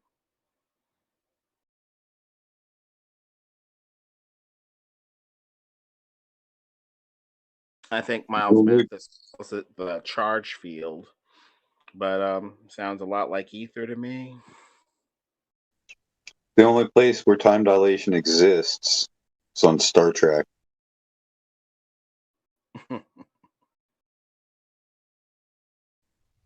Beam me backwards, Scotty. Like this. Or what's that other show? It was Interstellar. Where they went and there was like a black hole, right? Oh, we can go down to these little planets, right? But it's only going to seem like 3 minutes back home. But while we're down there, it'll seem like a week. But if they're here on if you're there on the ship, it's going to be like 75 years have passed. It's like, wait, what? How the fuck does that work? It makes no sense. Miles Mathis, with his theory of time, says that time is just simply, one thing moving. And, and the rate of, movement of, a thing from one place to another.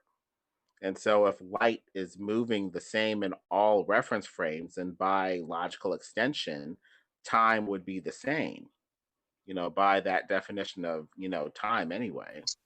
And at that point, you can't really have like Minkowski's space-time, graphs that combine the XYZ 3D, length of axes with time.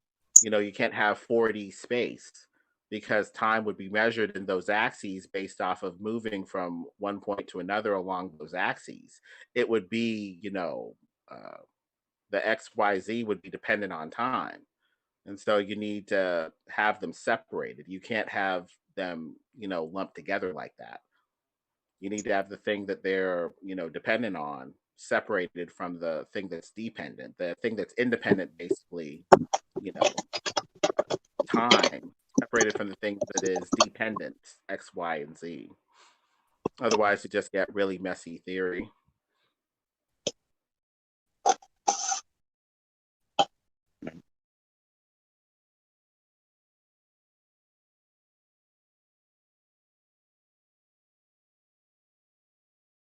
Hey, what's going on? Mic check.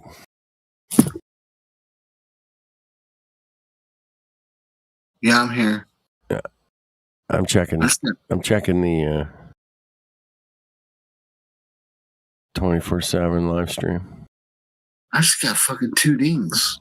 Where'd those dings come from? I don't know, man.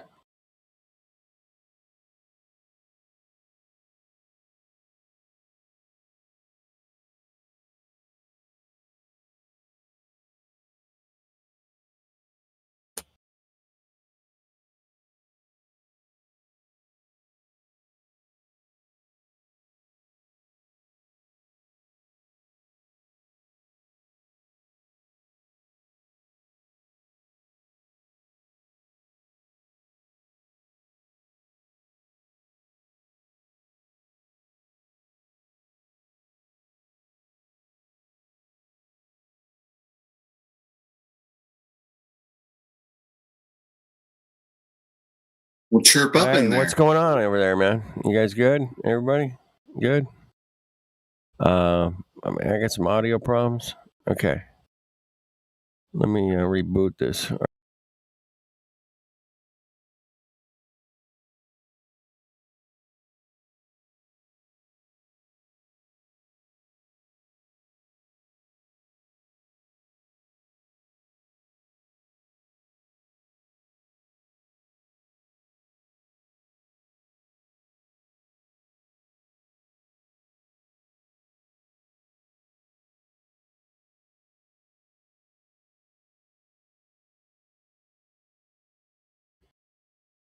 Hey, try to get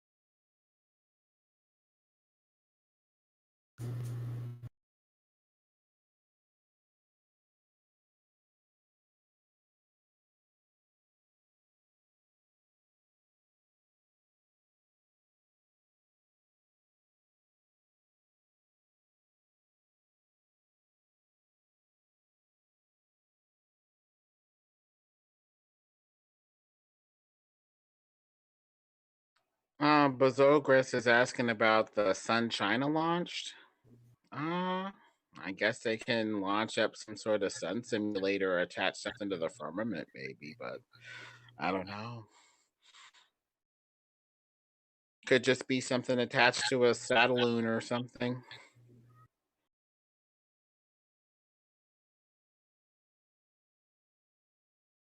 I'll put Miles Mathis' article on his conception of time in the chat.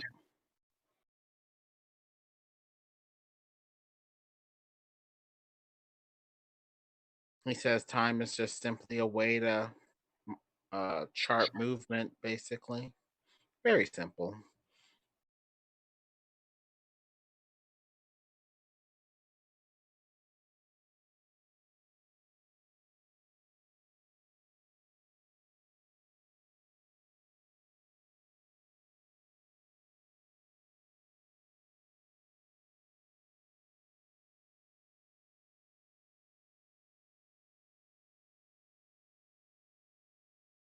It would just be a way to clock movement. No movement, no time, basically. If you see movement, you basically clock its movement with this concept of time, and we assume that it's basically constant in all places.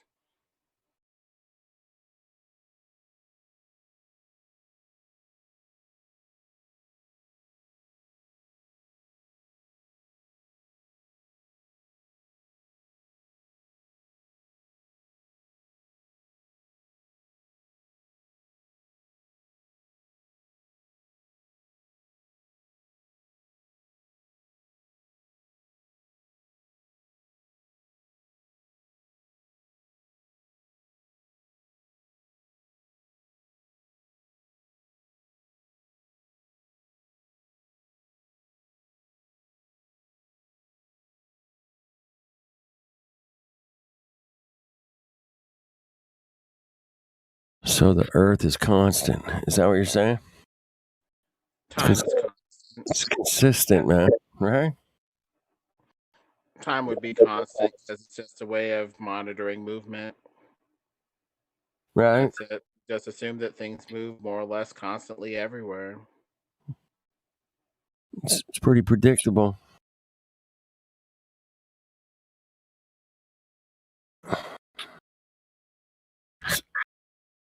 So what do you think this James Webb telescope is?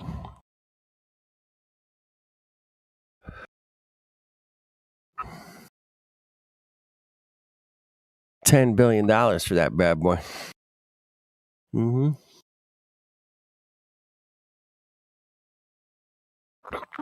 It's supposed to look back in time, right? Isn't it? Yeah.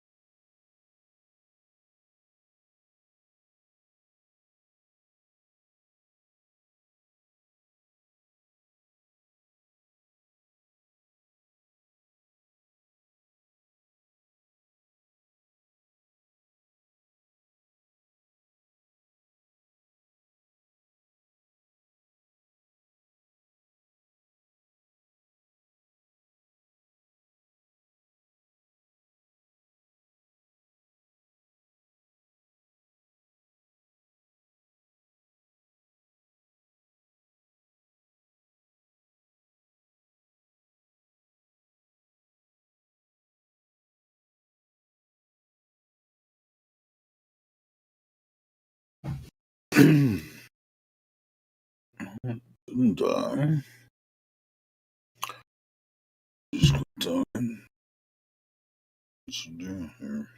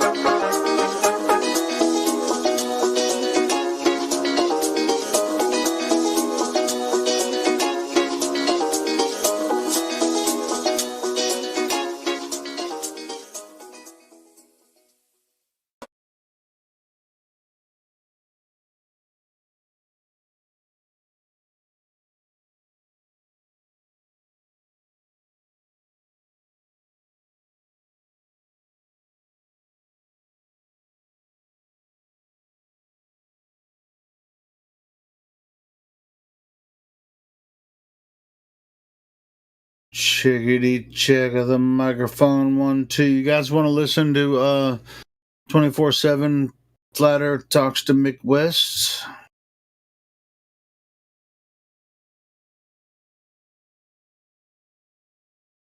Might as well, right? It's kind of slow right now.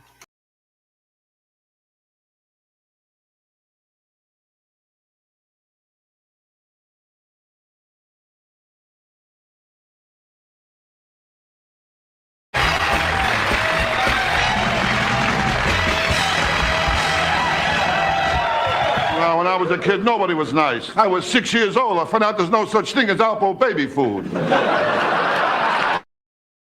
Okay, well, that was the wrong link. Hold on. I had the right link pulled up.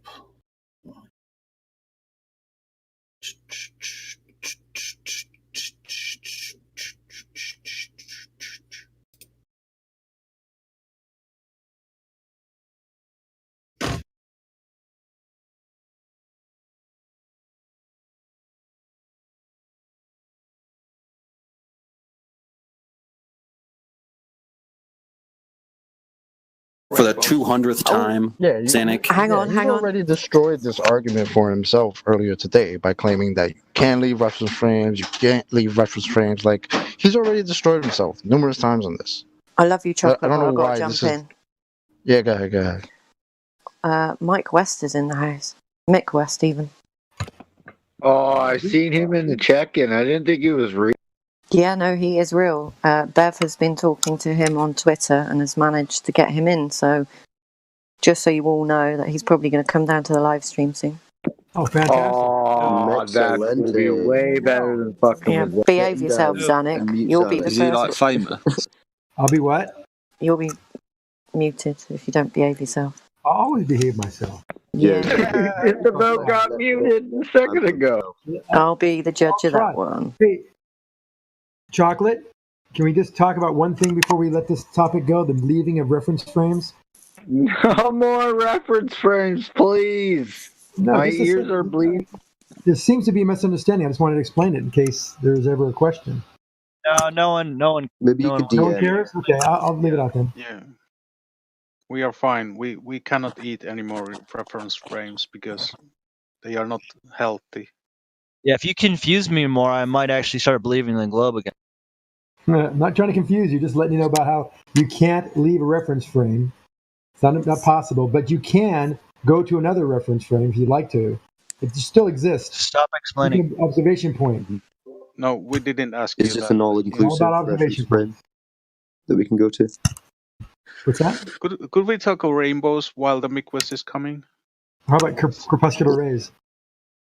How about these observations and long-distance measurements that are defying the very model that you are preaching here, Zanuck? Okay. How do we deal with those on a ball when they directly contradict the supposed curvature that we should be seeing, according to their story? In the measurements of large mountains at a distance? Well, yeah, just long-range observations in general, right? I mean, there's Mick West is coming. Sorry, got to reiterate. Mick West is literally coming in a minute now. Nice. I'm ready. Fantastic. Hello, buddy. So, yeah, those are interesting observations, right? And a lot of them aren't very accurate. They're looking at, I see the light that should be 100, 200 feet below the horizon. How do we see that? And the answer is, from my perspective, not perspective, no. Yes, perspective.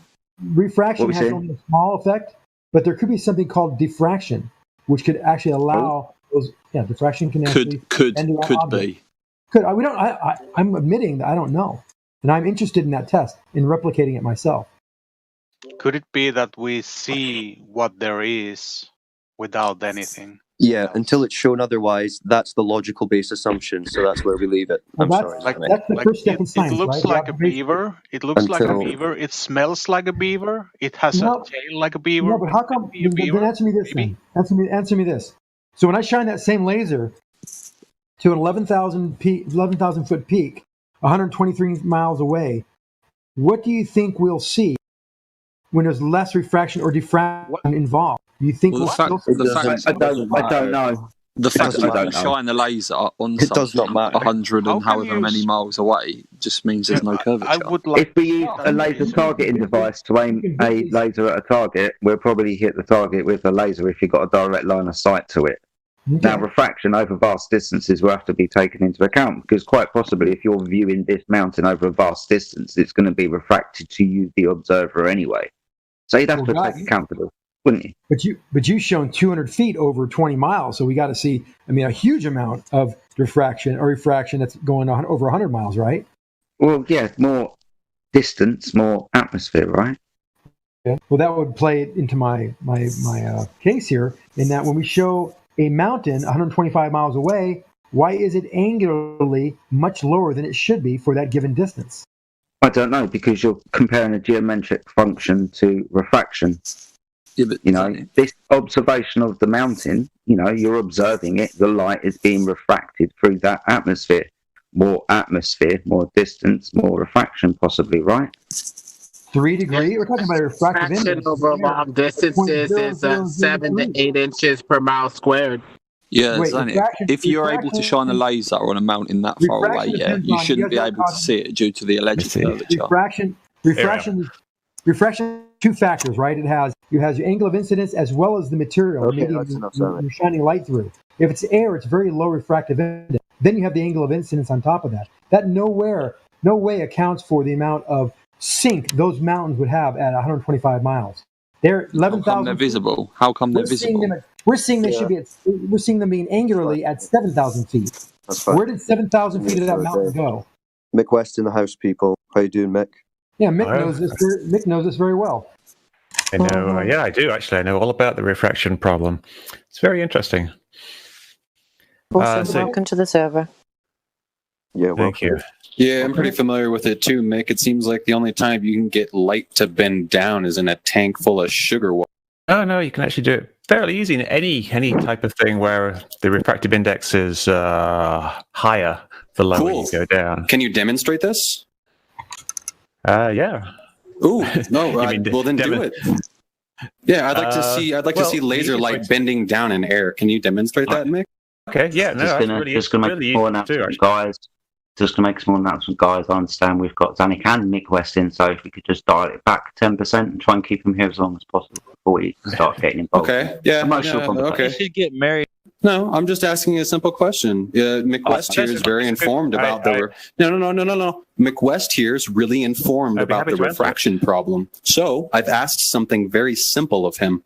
Can you demonstrate laser light bending down in atmosphere, not a tank of sugar water, please? Yes, I can. Cool. I'd love to see it. All right. Well, I have a video showing how to do it actually, but really simply. The way to do it is just to kind of cool the air lower down, and the laser light will bend down towards the cooler air. And the easiest way to do that is with a large ice pack, just like the type of thing you put in a cooler or an ice chest. You take that and you shine when it's really cold, and conditions are just right on the lake for us to observe a mirage of a skyline that's about 36, 40 miles away. So those are perfect conditions. Well, I wouldn't. I mean, obviously conditions vary, and sometimes they're better than others. But yeah, if a lake is very cold, the light will bend down towards that because it cools the lower air and makes it denser. And more dense air has a higher refractive index. A light bends towards the higher refractive index, though, towards the denser medium.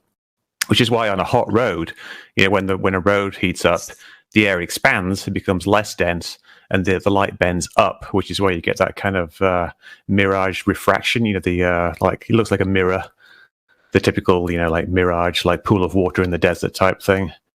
That's because it's hot down there. But when it's cold, it bends in the opposite direction. Is it the same reason that I saw an experiment done with laser and iron?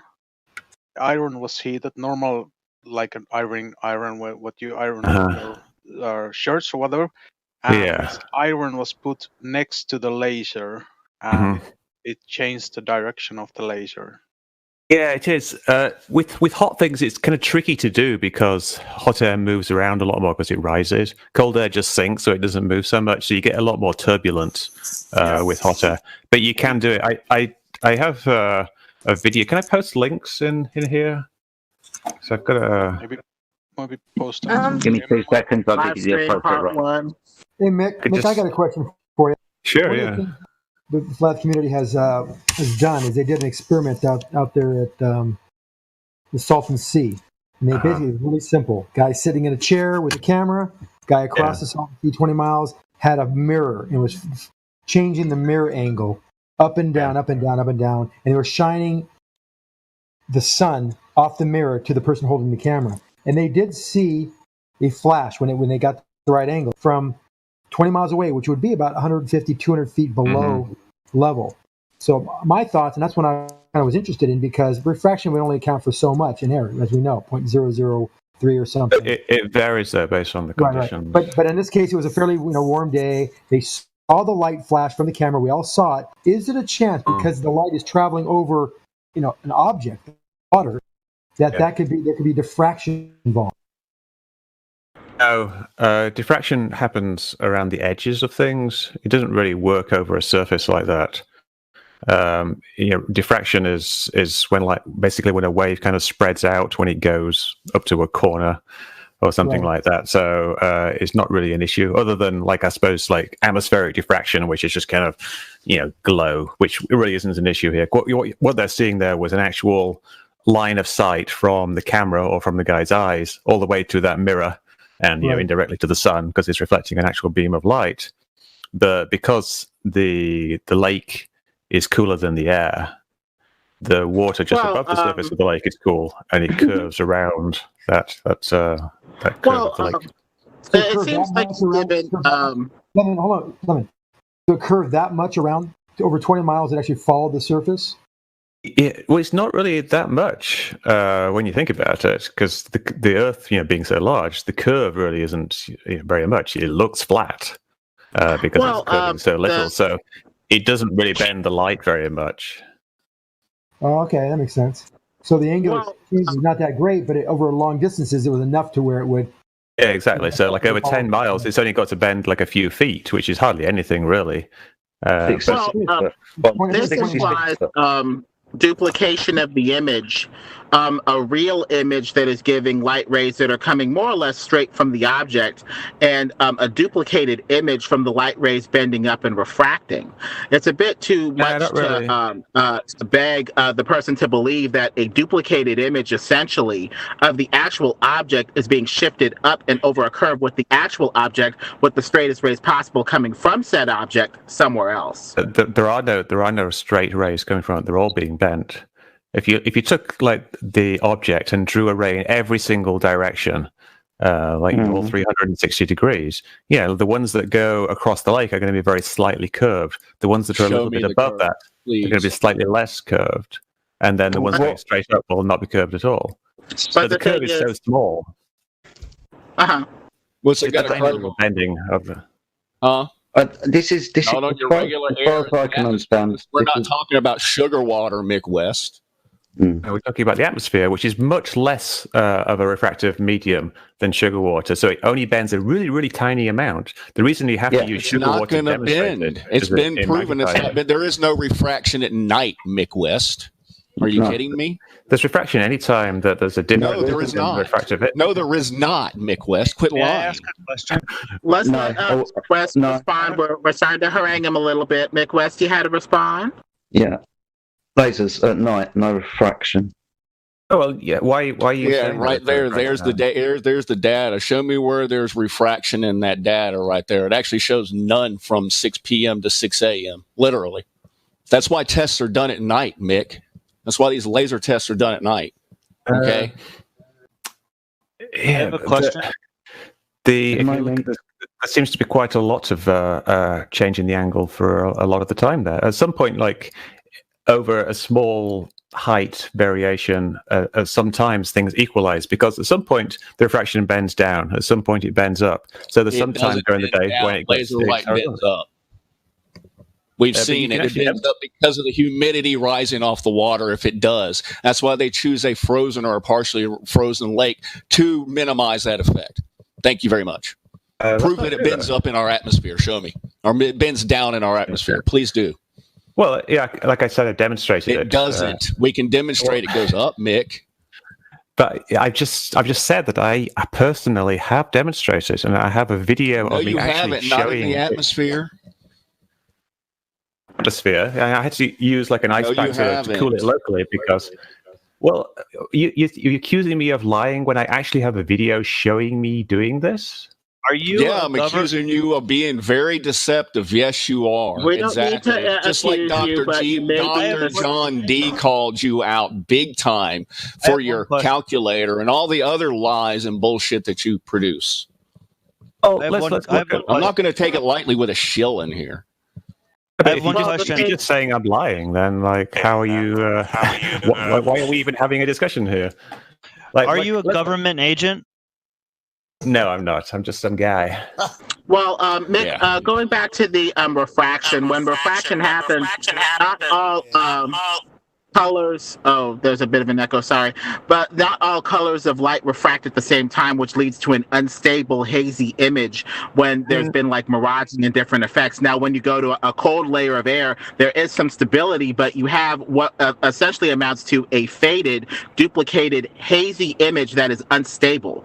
It is a bit too much to beg the person to believe that a stable image would refract and curve over air. And with the sugar water that you saw, that you showed in a video, or maybe somebody else showed in another video, you see what appears to be the laser hitting a critical angle and bending away after reflecting off of a layer versus say bending down through a cold layer. So you have slightly different phenomena, one where you have what appears to be somewhat of a reflection off of a layer of density versus going through a different layer and quality of air going through the medium. So we have a couple things here that are a little hard to believe is really happening with the atmosphere. You'd expect a hazy, unstable image, and you'd expect some duplication because some of the different colors of light refract differently if refraction is happening. So some of them would be refracting off of your eye this way, some of them would be refracting off of your eye this way, leading to an instability of the image, would it not?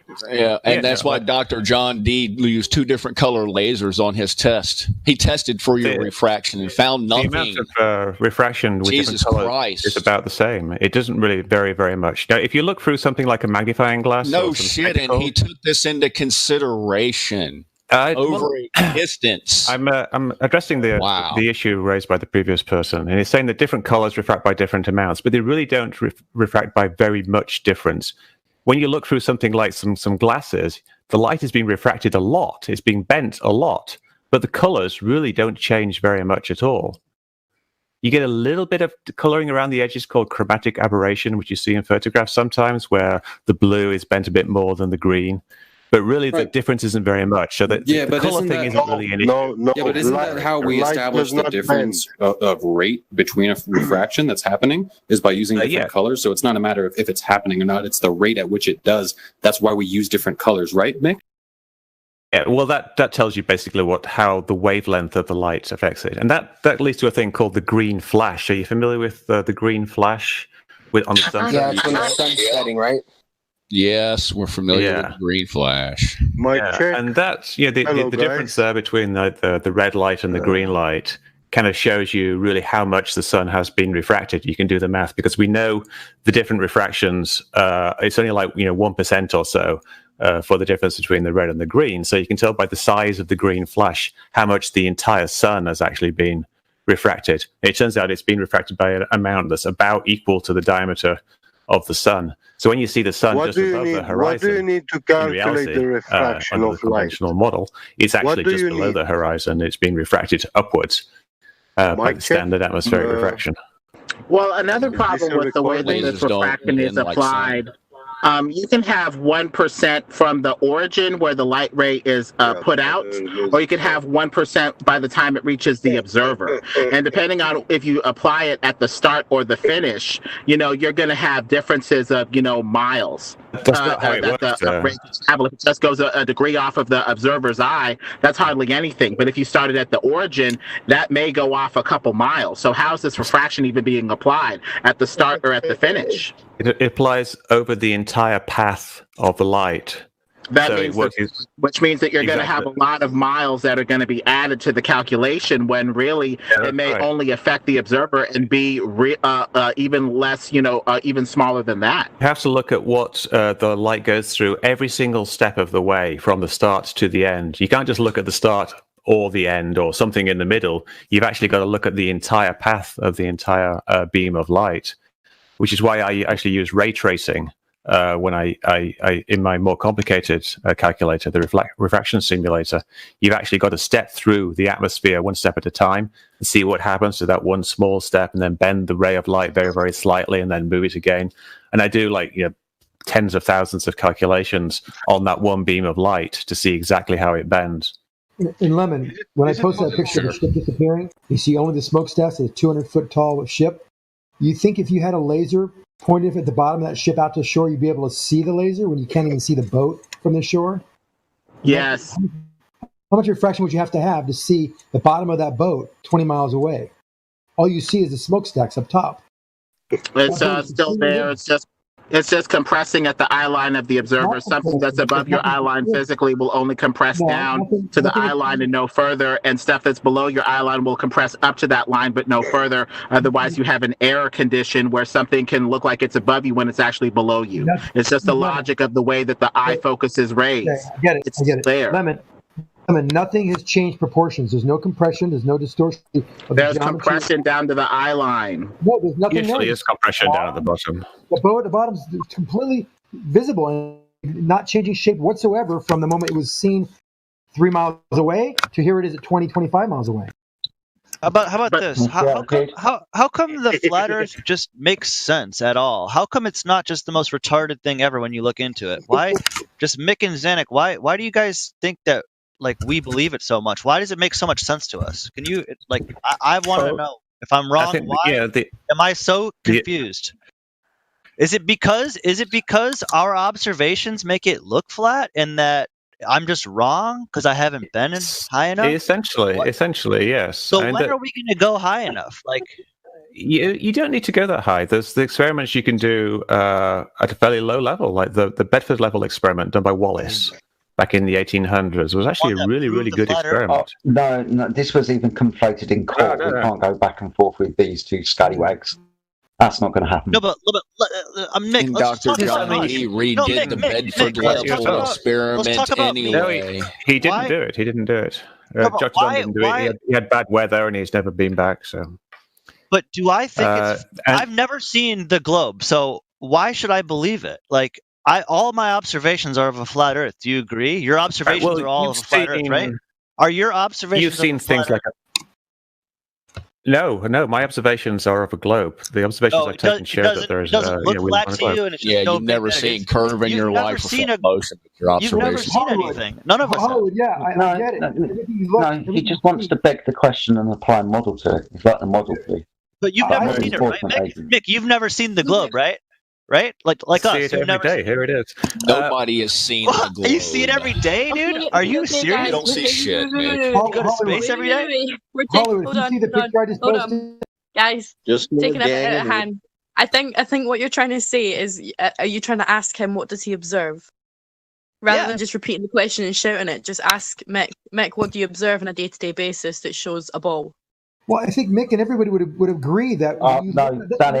Zanuck, shush. That was directly at Mick.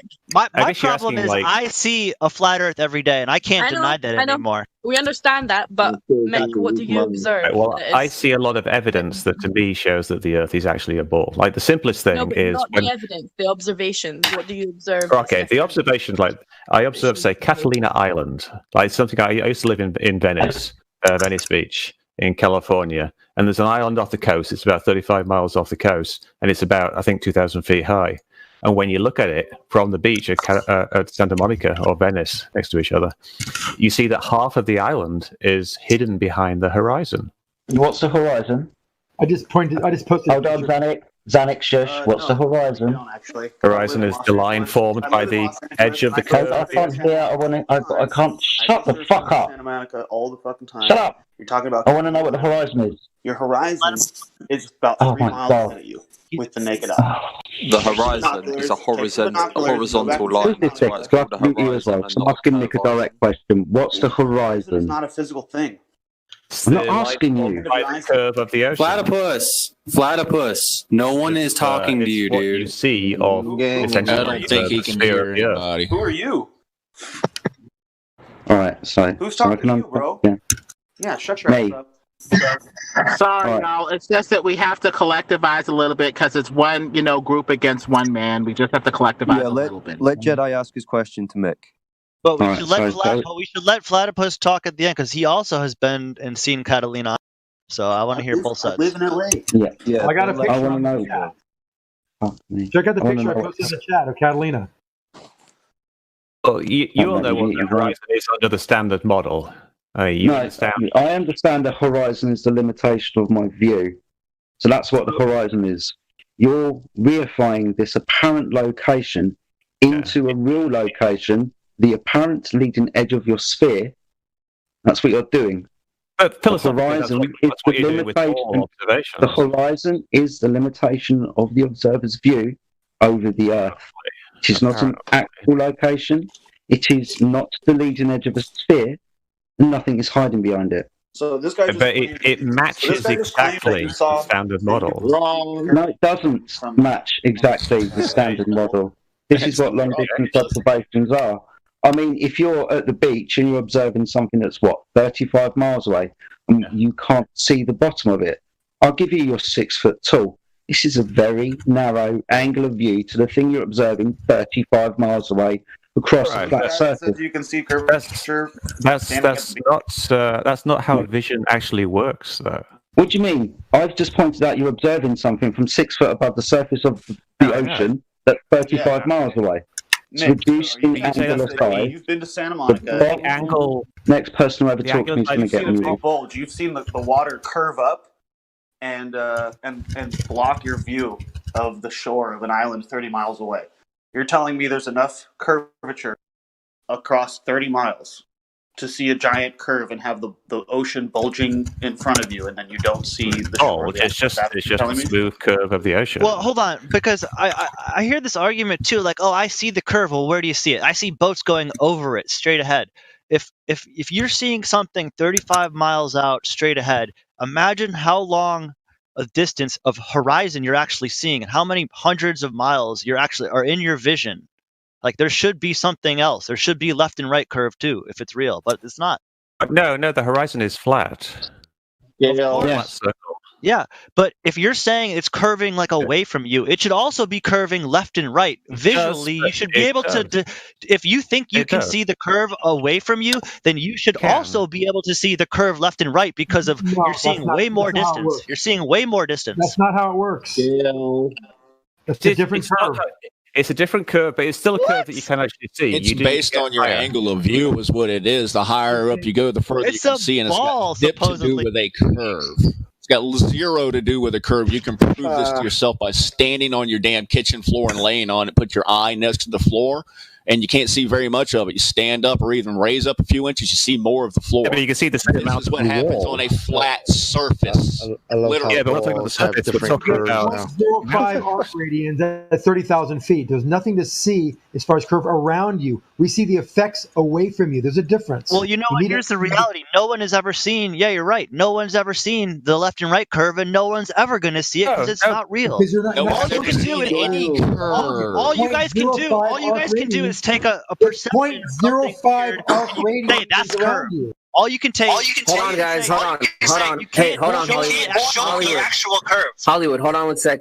All right, guys. And everyone's a little excited because Mick is here. Let's try to keep it constructive, though. Like if Mick's making a point or Xanix's making a point, let them finish and then continue with the point. Don't bounce a different idea because this is getting really hard to listen to. All right, guys. Let's stay on topic. I'm happy to answer any questions, but it would be good if we could actually stay on the one question for a second. Like, say that the side-to-side curve. That's a great question. Why can't you see the side-to-side curve? You can actually see it. If you go up about like 700 to 1,000 feet and take a photograph of the horizon with a rectilinear lens, one that keeps straight lines straight and doesn't bend lines, and then you look at that in Photoshop, you'll be able to detect an actual curve. If you take a large straight edge up to about 1,000 feet, and you look along it carefully, you will actually see the curve of the horizon curving down a little bit at the ends of that straight edge. So it is actually visible. You won't see it from the beach. Are you looking for an airplane? Sorry, are you looking for an airplane window when you make this observation with a straight edge? No, you wouldn't be able to see it from an airplane window because it's right. too So heavy. you know that you've got distortion at the edges of those two planes of perspex that are convex in nature, especially when pressurized. Nothing. So you're making this observation Does for a anyone have curved any surface. infrared photographs? Not talking about. 32,000 What I'm feet? talking about Can I get a airplane. concession to this? Yeah, at about 32,000 feet. About what happens through a curved lens. An infrared camera to take pictures of objects that were about 1,000 miles away. So It's really through a hard to lens, do through on a another curve two with curved a lenses. ball that's spinning, but for some reason we were able to do it. Yeah, so through the camera, the aperture of the lens, which is curved, Maybe and then through the window. that would allow us to see things thousands of miles away at only 32,000 feet. It wouldn't. So you're misidentifying what you're seeing. Platypus, I just need to make this clear. Do you hear Jedi? No, I don't. You don't hear Jedi? Yeah, you'd like I'm to. talking You to should you. I'm unmute saying him. you're misidentifying No. what you're seeing. If you think you can see something 1,000 miles away from 30,000 feet, you're not. You can only see about 250, 300 miles or so from 30,000 feet. So you are misidentifying what you are saying. Why another moderator can't hear me, or why I can't hear another moderator. Mick, I also posted a picture of a HUD display that shows the level line and then the horizon below the level line, which would only be possible if the surface below you was curved. Dude, that could Because so level- Or sloping away from you, but yes, essentially, yeah. And this is something else you can take. You test. You can take a water level, like two tubes that are connected, and you can see that the horizon drops below eye level, which would only happen if the Earth was a sphere.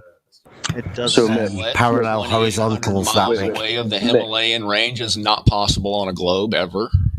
2,800 miles away I'm not sure what from above Dubai. the Above question is, Dubai in the air on an airplane, and even the pilot that's a lie. admits it.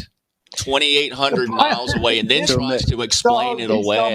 Hey, Mick, can I just get Yes, from Dubai, I just ask Mick Himalayas quickly? and Mount Everest, from Dubai, 2,800 miles away. I think that's probably misidentifying the mountains that you're seeing, if that's in fact what's No, being watch claimed. it. Watch So, it. Mick, did you? But you say that about Jay Tolan when he clearly pointed out the 700-mile one was perfect. Hey, Mick. I mean, but Jay you're going to say Jay though that Tolan. was no, it wasn't clouds.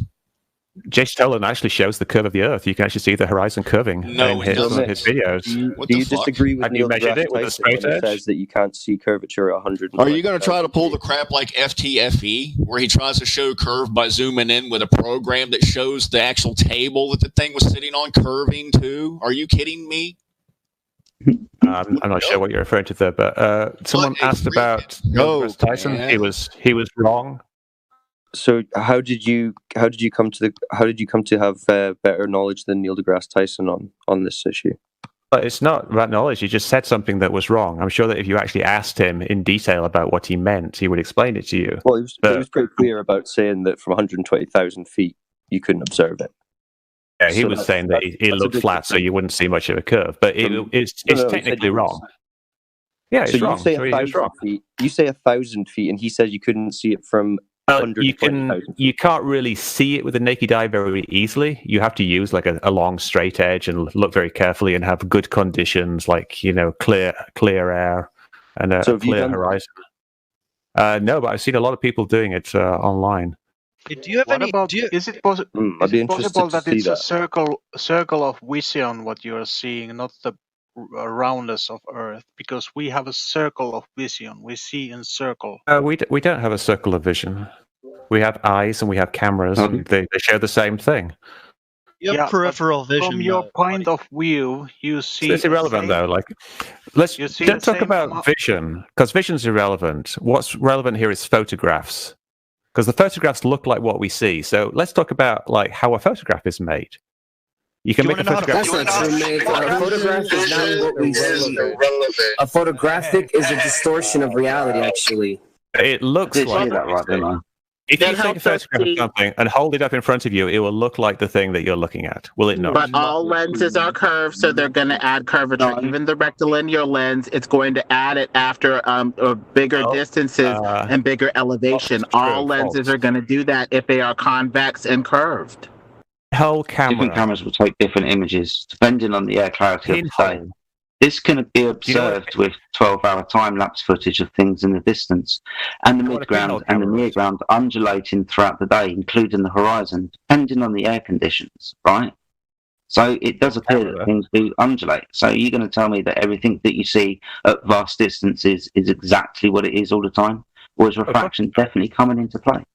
Refraction is usually coming into play. But what I'm saying is that what we see with our eyes is just essentially the same as what we see with a camera. There's nothing special about our eyes other than them being round. If you take a pinhole camera, which doesn't have a lens at all, it produces exactly the same images as a regular camera. Up close, but up far, not the case. At distance. So, Mick, hold on, real quick. Do you have any alternative viewpoints, or are you going to defend the official narrative on everything at all costs? Because I know the official story and all this stuff. Are you going to provide us with anything or do you have any like conspiracies that you kind of think are real or anything like that? Like anything? Alternative. You must be new to Mick West. Mick West was actually a big debunker for chemtrails and 9/11, so he's on the far side. He runs a website called Made Up. I think there's a lot of corruption in the world.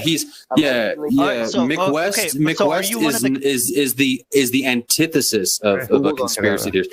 He's specifically here to shoot down any conspiracy and tell you that you're just an idiot. So do you have any? That's why I called him Michelle. That's what I'm saying. Wait, hold on. Do you have any alternative viewpoints? Can y'all all other than the stop official talking at narrative? the same time? I just want to know, do you have any alternative viewpoints other than the official narrative on everything? I think that there's lots of corruption in government, and I wouldn't trust anything a politician says. Be specific. Like one thing that you're concerned about. Well, like say the prison industrial complex. Like I think politicians pass laws to increase sentencing based in part on lobbying from the prison industry, and the prison industry gives money to politicians, so they will pass laws like the drug laws that end up with more people in jail. That's his official narrative. What about JFK? Well, the thing is with these photos, they can add curvature, and even these gyroscopes off of which you have the pendulous vanes in these flight equipment can be affected by pressure and electrical environments that can change the way that the vacuum pump operates, which operates with the gyroscope to provide the high-powered spin for the gyro to operate. So the 3 inches up and down that you may be seeing may due to mechanical error of the gyro going through different pressure environments, affecting the vacuum pump and affecting its precession and spin. You can do it with the water level, though. You don't need to use like the gyroscopic level. So you just take like 2 tubes filled with water, and you can view level, like the horizontal level from that point, and you see the horizon is below that. Depends on how you're looking. Since there are no such thing as lines, you could be looking at the top part of the quote-unquote horizon line, the middle part of it, the bottom part of it, and if you're off by even a hair's breadth, it may add up. Along local level. Say you get a carpenter's level. Like a big, you know what a carpenter's level is, right? It's one of those long, 4-foot long levels with a little spirit level in the middle. Yeah. And you set that up so it's perfectly locally level, so it's flat and horizontal. If you look along that, you will see that it's above the horizon. If you are high enough, if you go to 6,000 feet or something like that, just look along that level, and you will see the horizon is below that. Easily verifiable. Yes, that is something I've done that, mate. Do you want me to get that video? Distance, okay. Can I just ask the visibility concept that you're just totally disregarding?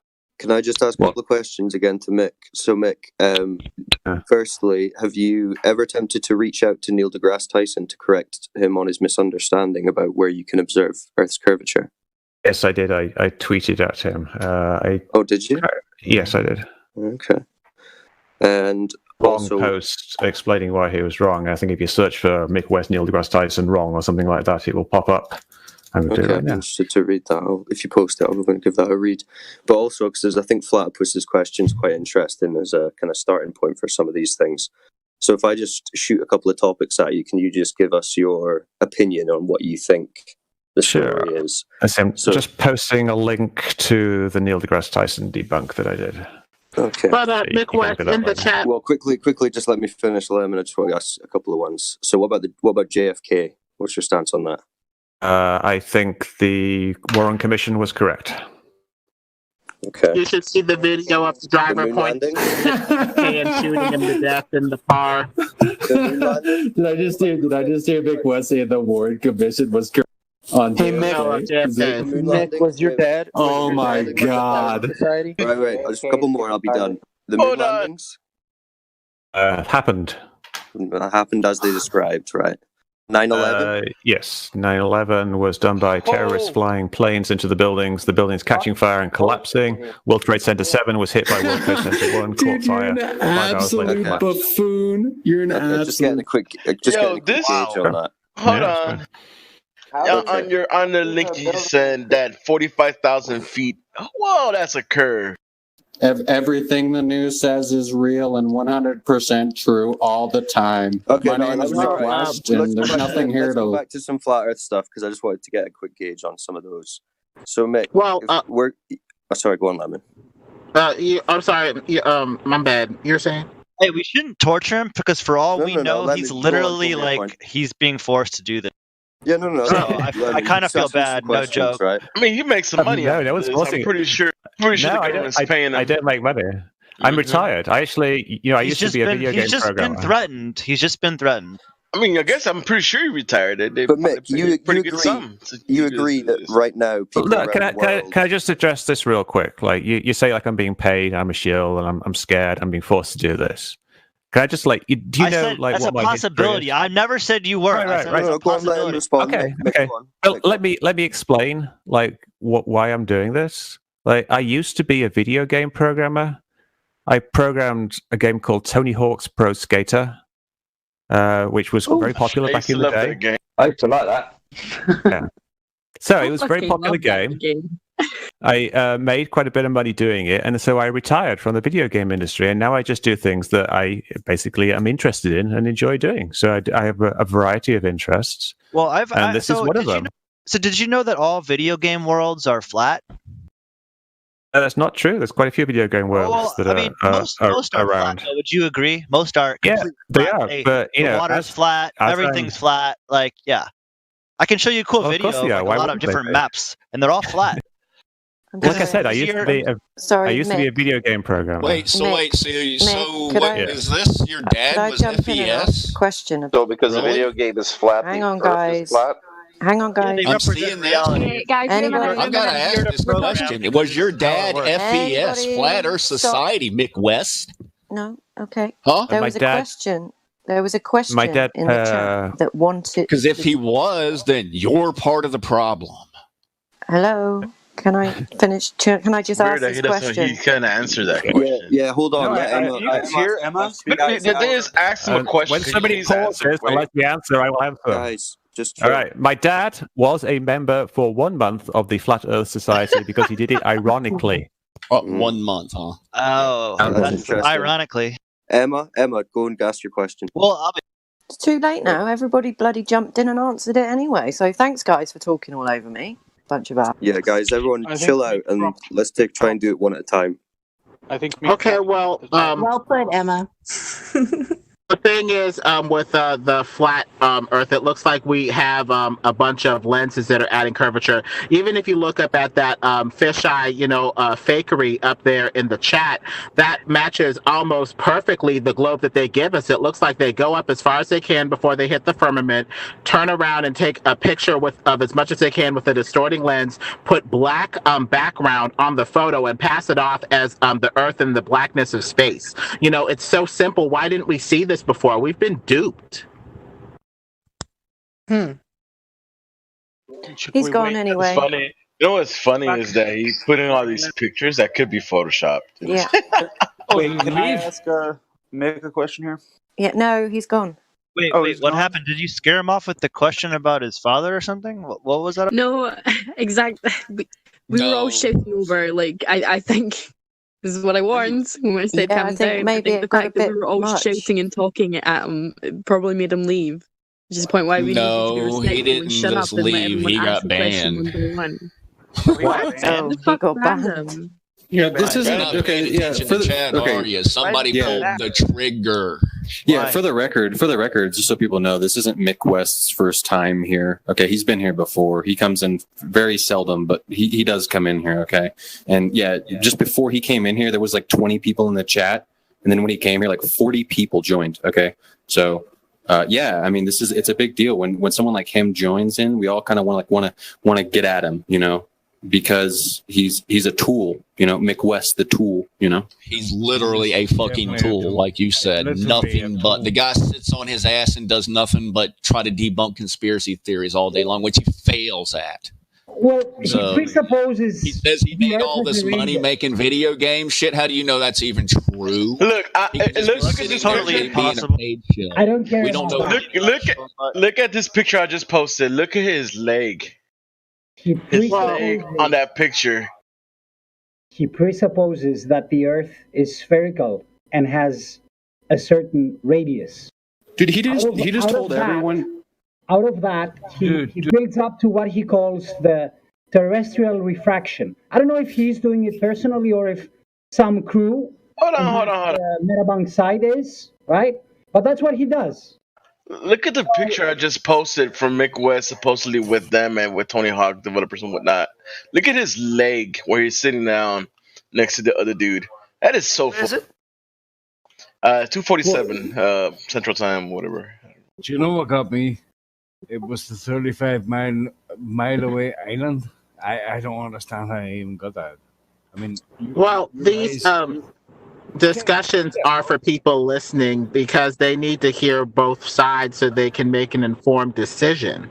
Platypus, weren't you saying something about California or whatever? Yeah, I was going to say, he set me off with that comment where he said that you're standing on the beach in Santa Monica and you can only see half of Catalina Island. That entire 35 miles away. That you're seeing curvature at 35 miles away at sea level, which is ridiculous. We'd see sideways buildings pointing in every direction. That just makes no sense. Platypus, you know, he was kind of being a little deceptive because what he's saying is true. Because there are times during the year that you go to Santa Monica or something like that, and you can't see all of Catalina Island. You can just see some of it because it's hazy. But there's very clear days we can see it perfectly from top to bottom. I know my friend Judas, he actually has videos where he would zoom into the shore from like Santa Monica and stuff like that, like the actual shore, and you can see the boats. I mean, we have that video. Don't we have that video of that timeline about the water looking like it's rising and covering that island across? I forgot what video is that, but it's a Skunk Bay. Yes, exactly. That Skunk Bay. So it would be the exact same thing. It's the exact same. Dude, I can't believe you just told everyone with a straight face that planes brought down the towers. I mean, this is this guy. I mean, this is just unbelievable. I know Valley Girl's smarter than Mick West. This guy's just an absolute tool. He should be banned on site. What else did he come in here to talk about? Yeah, true. He just came in here to push his load live. That's it. Although That's you all think he he should came be in a here to ban on talk about. site, not all of us have spoke to him before, and it would have been nice to ask him some questions that people haven't asked. Although you might think he's viable ban on site, no, he is. not all of us have This is spoke the to him case. before. No, his dad was a member of Fire Earth Society. Mick West is banned on site. He's an idiot. I didn't finish. I don't. There was a bunch of people who were trying to ask questions and were getting talked over. A few people are really upset in the text chat because they were being screamed over when trying to ask a viable question. Yeah, well, his dad was a Flat Earth Society member. Mick West is a ban on. Yeah, okay. It's ban on site. Okay, Flat Earth Society is ban on site. Yeah, Flat Earth Society is ban on site. Flat Earth Society, though. Doesn't matter. It doesn't matter if he's associated with anyone who. Hold tight. Let's try and calm it down. There's gold to three moderators. Come on, guys. We all know where this is going. Lots of people wanted to ask questions. Lots of people have, understand Mick West and don't want him here. But at the end of the day, it would have been nice to let him hang himself with words. He did twice hang himself because he was reifying an apparent location using misplaced concretism. Reification, right? Which is what they need to do when they presuppose are. So let's try and remember also what's going on as well. Not many people know these things, and he needs to be pulled apart. His Earth curve calculator, In the presupposition that it works on, and blah blah blah. Yeah, I definitely agree. The part is if he's in here, and although you might not like it, it's not as if he's here every single day. So if you don't like the current conversation with him being in here, he's not going to be here long. Feel free to jump out the live stream. There are people who want to hear this discussion who now no longer have the option. Bambi, I mean, it doesn't matter. I mean, the good thing is we haven't recorded. We clip those and just start posting this stuff. So look how his dumb conversations are. I mean, it's just that was been perfect. But what about our mission? This helps people see both sides. They need to see this themselves so they can make a proper decision. I mean, it's not like he's, infiltrating and destroying the server from within, hopefully. I mean, compared to most of the Globers that are, real zealots, this dude was a dream. He was calm. He was collected. He answered questions, I mean, we also have to be careful. Could have got a lot more. He's better than Xanax. Calm conversation. Xanax. There you go. We could have got a lot more. To be fair, I like Xanax more than Mick West. True. That whole conversation could have been much more productive, and we honestly ruined our time there. I don't think so. Never mind. Listen, it doesn't matter. He can come back or not. Somebody message him and tell him to come back. Here's the thing. Here's the thing. It's really hard to. Yeah, it's really hard to have a conversation when there's 80 people in here and there's one Mick West. Okay, so it's ideally, it's like, it's easy to say, hey guys, just one at a time, give them a chance. And there's 80 people in here wanting to get a chance to ask Mick West a question, and he left and got banned on his own volition. Yeah, so I don't think you understand. There were people who wanted to ask questions, like myself and other people who were staying quiet until the opportunity came around for them to ask. The moderators need to moderate them better. Yeah. Well, see, okay, so Bambi, so now you know though. Guys, so but now you know. Now you know. Now you know. All over several times. Guys, let's just move on because he's gone now, so it doesn't really matter. And if there's 50 odd people in here, there's plenty other people to speak to. And if anyone's got questions or topics they want to bring up, now's a pretty good time. So let's not. But he can't come back if he's banned. Listen to what the moderators are saying when it comes to that sort of thing. I mean, to keep the conversation fresh and vibrant, we need to have, people come in with all of their concerns as long as the server doesn't get infiltrated and destroyed. So we need to be able to, honestly deal with people. Lemon, why did he leave? What was that? Why did he leave? I heard there was a banning, so I don't know. I was in the middle of a comment, and then I didn't hear a response, and I was like, "Oh crap, he probably missed or something." So ridiculous, and like 10 people jumped upon them. So ridiculous that he couldn't even answer it. He was hanging himself anyway. So leave it to the mods to decide, and we'll see what happens. Well, the thing is, we are Legion. I hate to have that satanic reference to the demons of hell, but we are a group. So we need to collectivize in a way that we don't just, overwhelm one person. If somebody has covered your question, me included, be quiet, shut up, let it be covered by one other person so we don't have 10 people asking the same question. And, keep it down to one thing so it doesn't get repetitive. Eat up the airtime that is precious among 80 people and one person. We need to collectivize along certain routes so that we can have a productive 80-on-1 conversation. Damn, it wasn't that bad though. You just asked him a couple of simple questions. We need to elect somebody to do one-on-ones. You just that's how you gotta handle it. You gotta get Eric Dubay and. Can I just to be honest, we're usually pretty good with this stuff, but it's really hard when you get someone in like that to come in. It's bound to happen, man. It happens even when other fighters come in that kind of well, no, and it's just something that can't really be avoided. But the best we can do is work for at least having a decent conversation, I guess. Well, what I would like to point out, okay, because this just stands true. Mick West, right? Mick West. Okay. At some point, I'd like to make a point. If someone would let me. Okay, I got you. I'll wrap this up real quick, Emma. I promise. Okay, just to make this clear, Mick West is this server's literally arch nemesis, and here's why. Okay, he doesn't believe in a single conspiracy. Okay, this is a server for a hotbed. Okay, this is a hotbed of conspiracy topic. Okay, so when we get Mick West in here, okay, Mr. I don't even believe a single conspiracy, Mr. Iron Wall of Defense, that no conspiracy will get past me. Okay, it's just you're gonna get tensions flaring. He is the arch nemesis of this server. Okay. Not a lot of globe earthers, not all globe earthers like McWest either. Asshole. Yeah, I don't like them. All right, Emma, can you speak now, please? Emma, what you saying? Lemon, everyone, stop. Emma, can you speak now? I would just like to say that we played right into their hands because that was planned. That whole thing was planned. You don't think Mick West just suddenly decided, out of the blue, on Twitter, to converse with Bev while everything else is going on? So no, of course, there's an agenda. Either he was trying to feel us out or see what's up. No, it was a complete plan because they're all going on the everybody's nasty. And what happened? They came in here and now we've literally, it looks bad on us, even though it's not. We proved them right. I don't think it does that. Well, you haven't seen what's been going on in the background. I'm telling you this from experience of stuff that's going on behind the scenes. That the few of us are watching, and he came in for a reason, and he got what he wanted.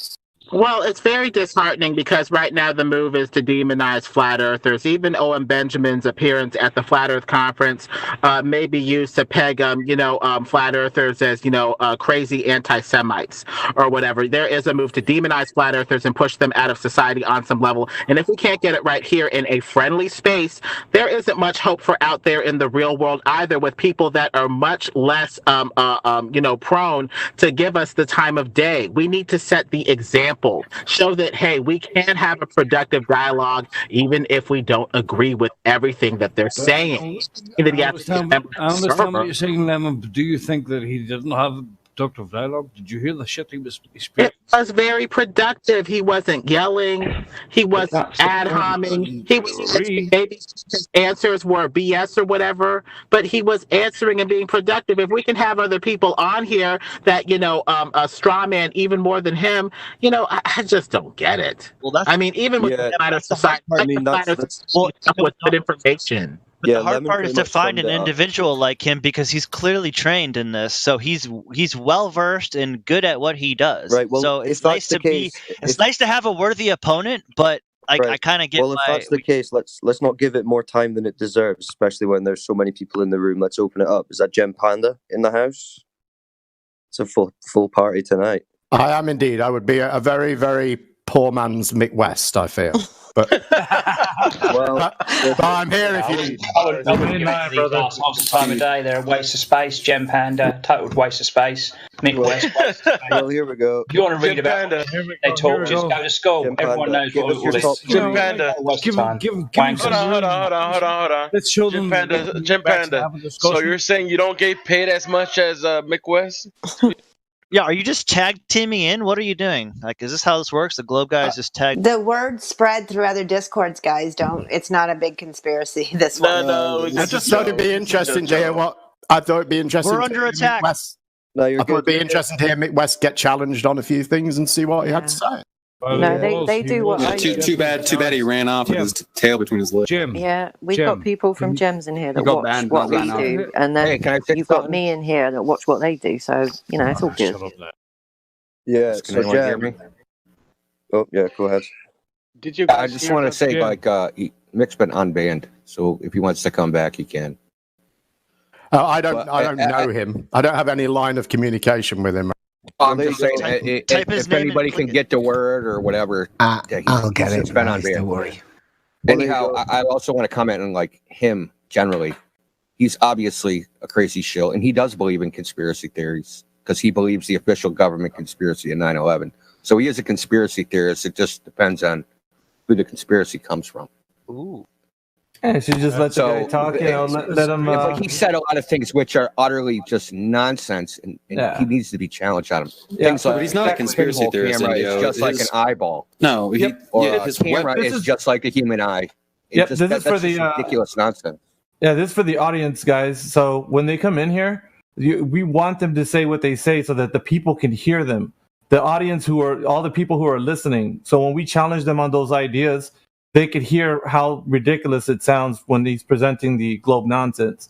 So it would behoove us to let him come in here and kind of spew his nonsense so we could tear it down. One at a time even. Like Lemon had the right idea, so he was calm, collected. We could do this. I mean, just let him come back in here. Let him say what he's going to say. Take one question at a time. and then answer him appropriately. We could shut this down. I mean, if we do it collectively, I mean, I do believe that we can do it. You guys are very intelligent. You're able to, take any argument down. I've heard all of you, speak your mind on the thing. So it's not really a big deal to let Mick West come in here and, say what he's going to say.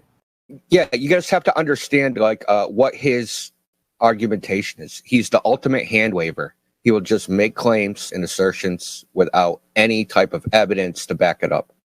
Correct. And the best bet is to just expose it. Just demand his evidence for those things. That's people like him.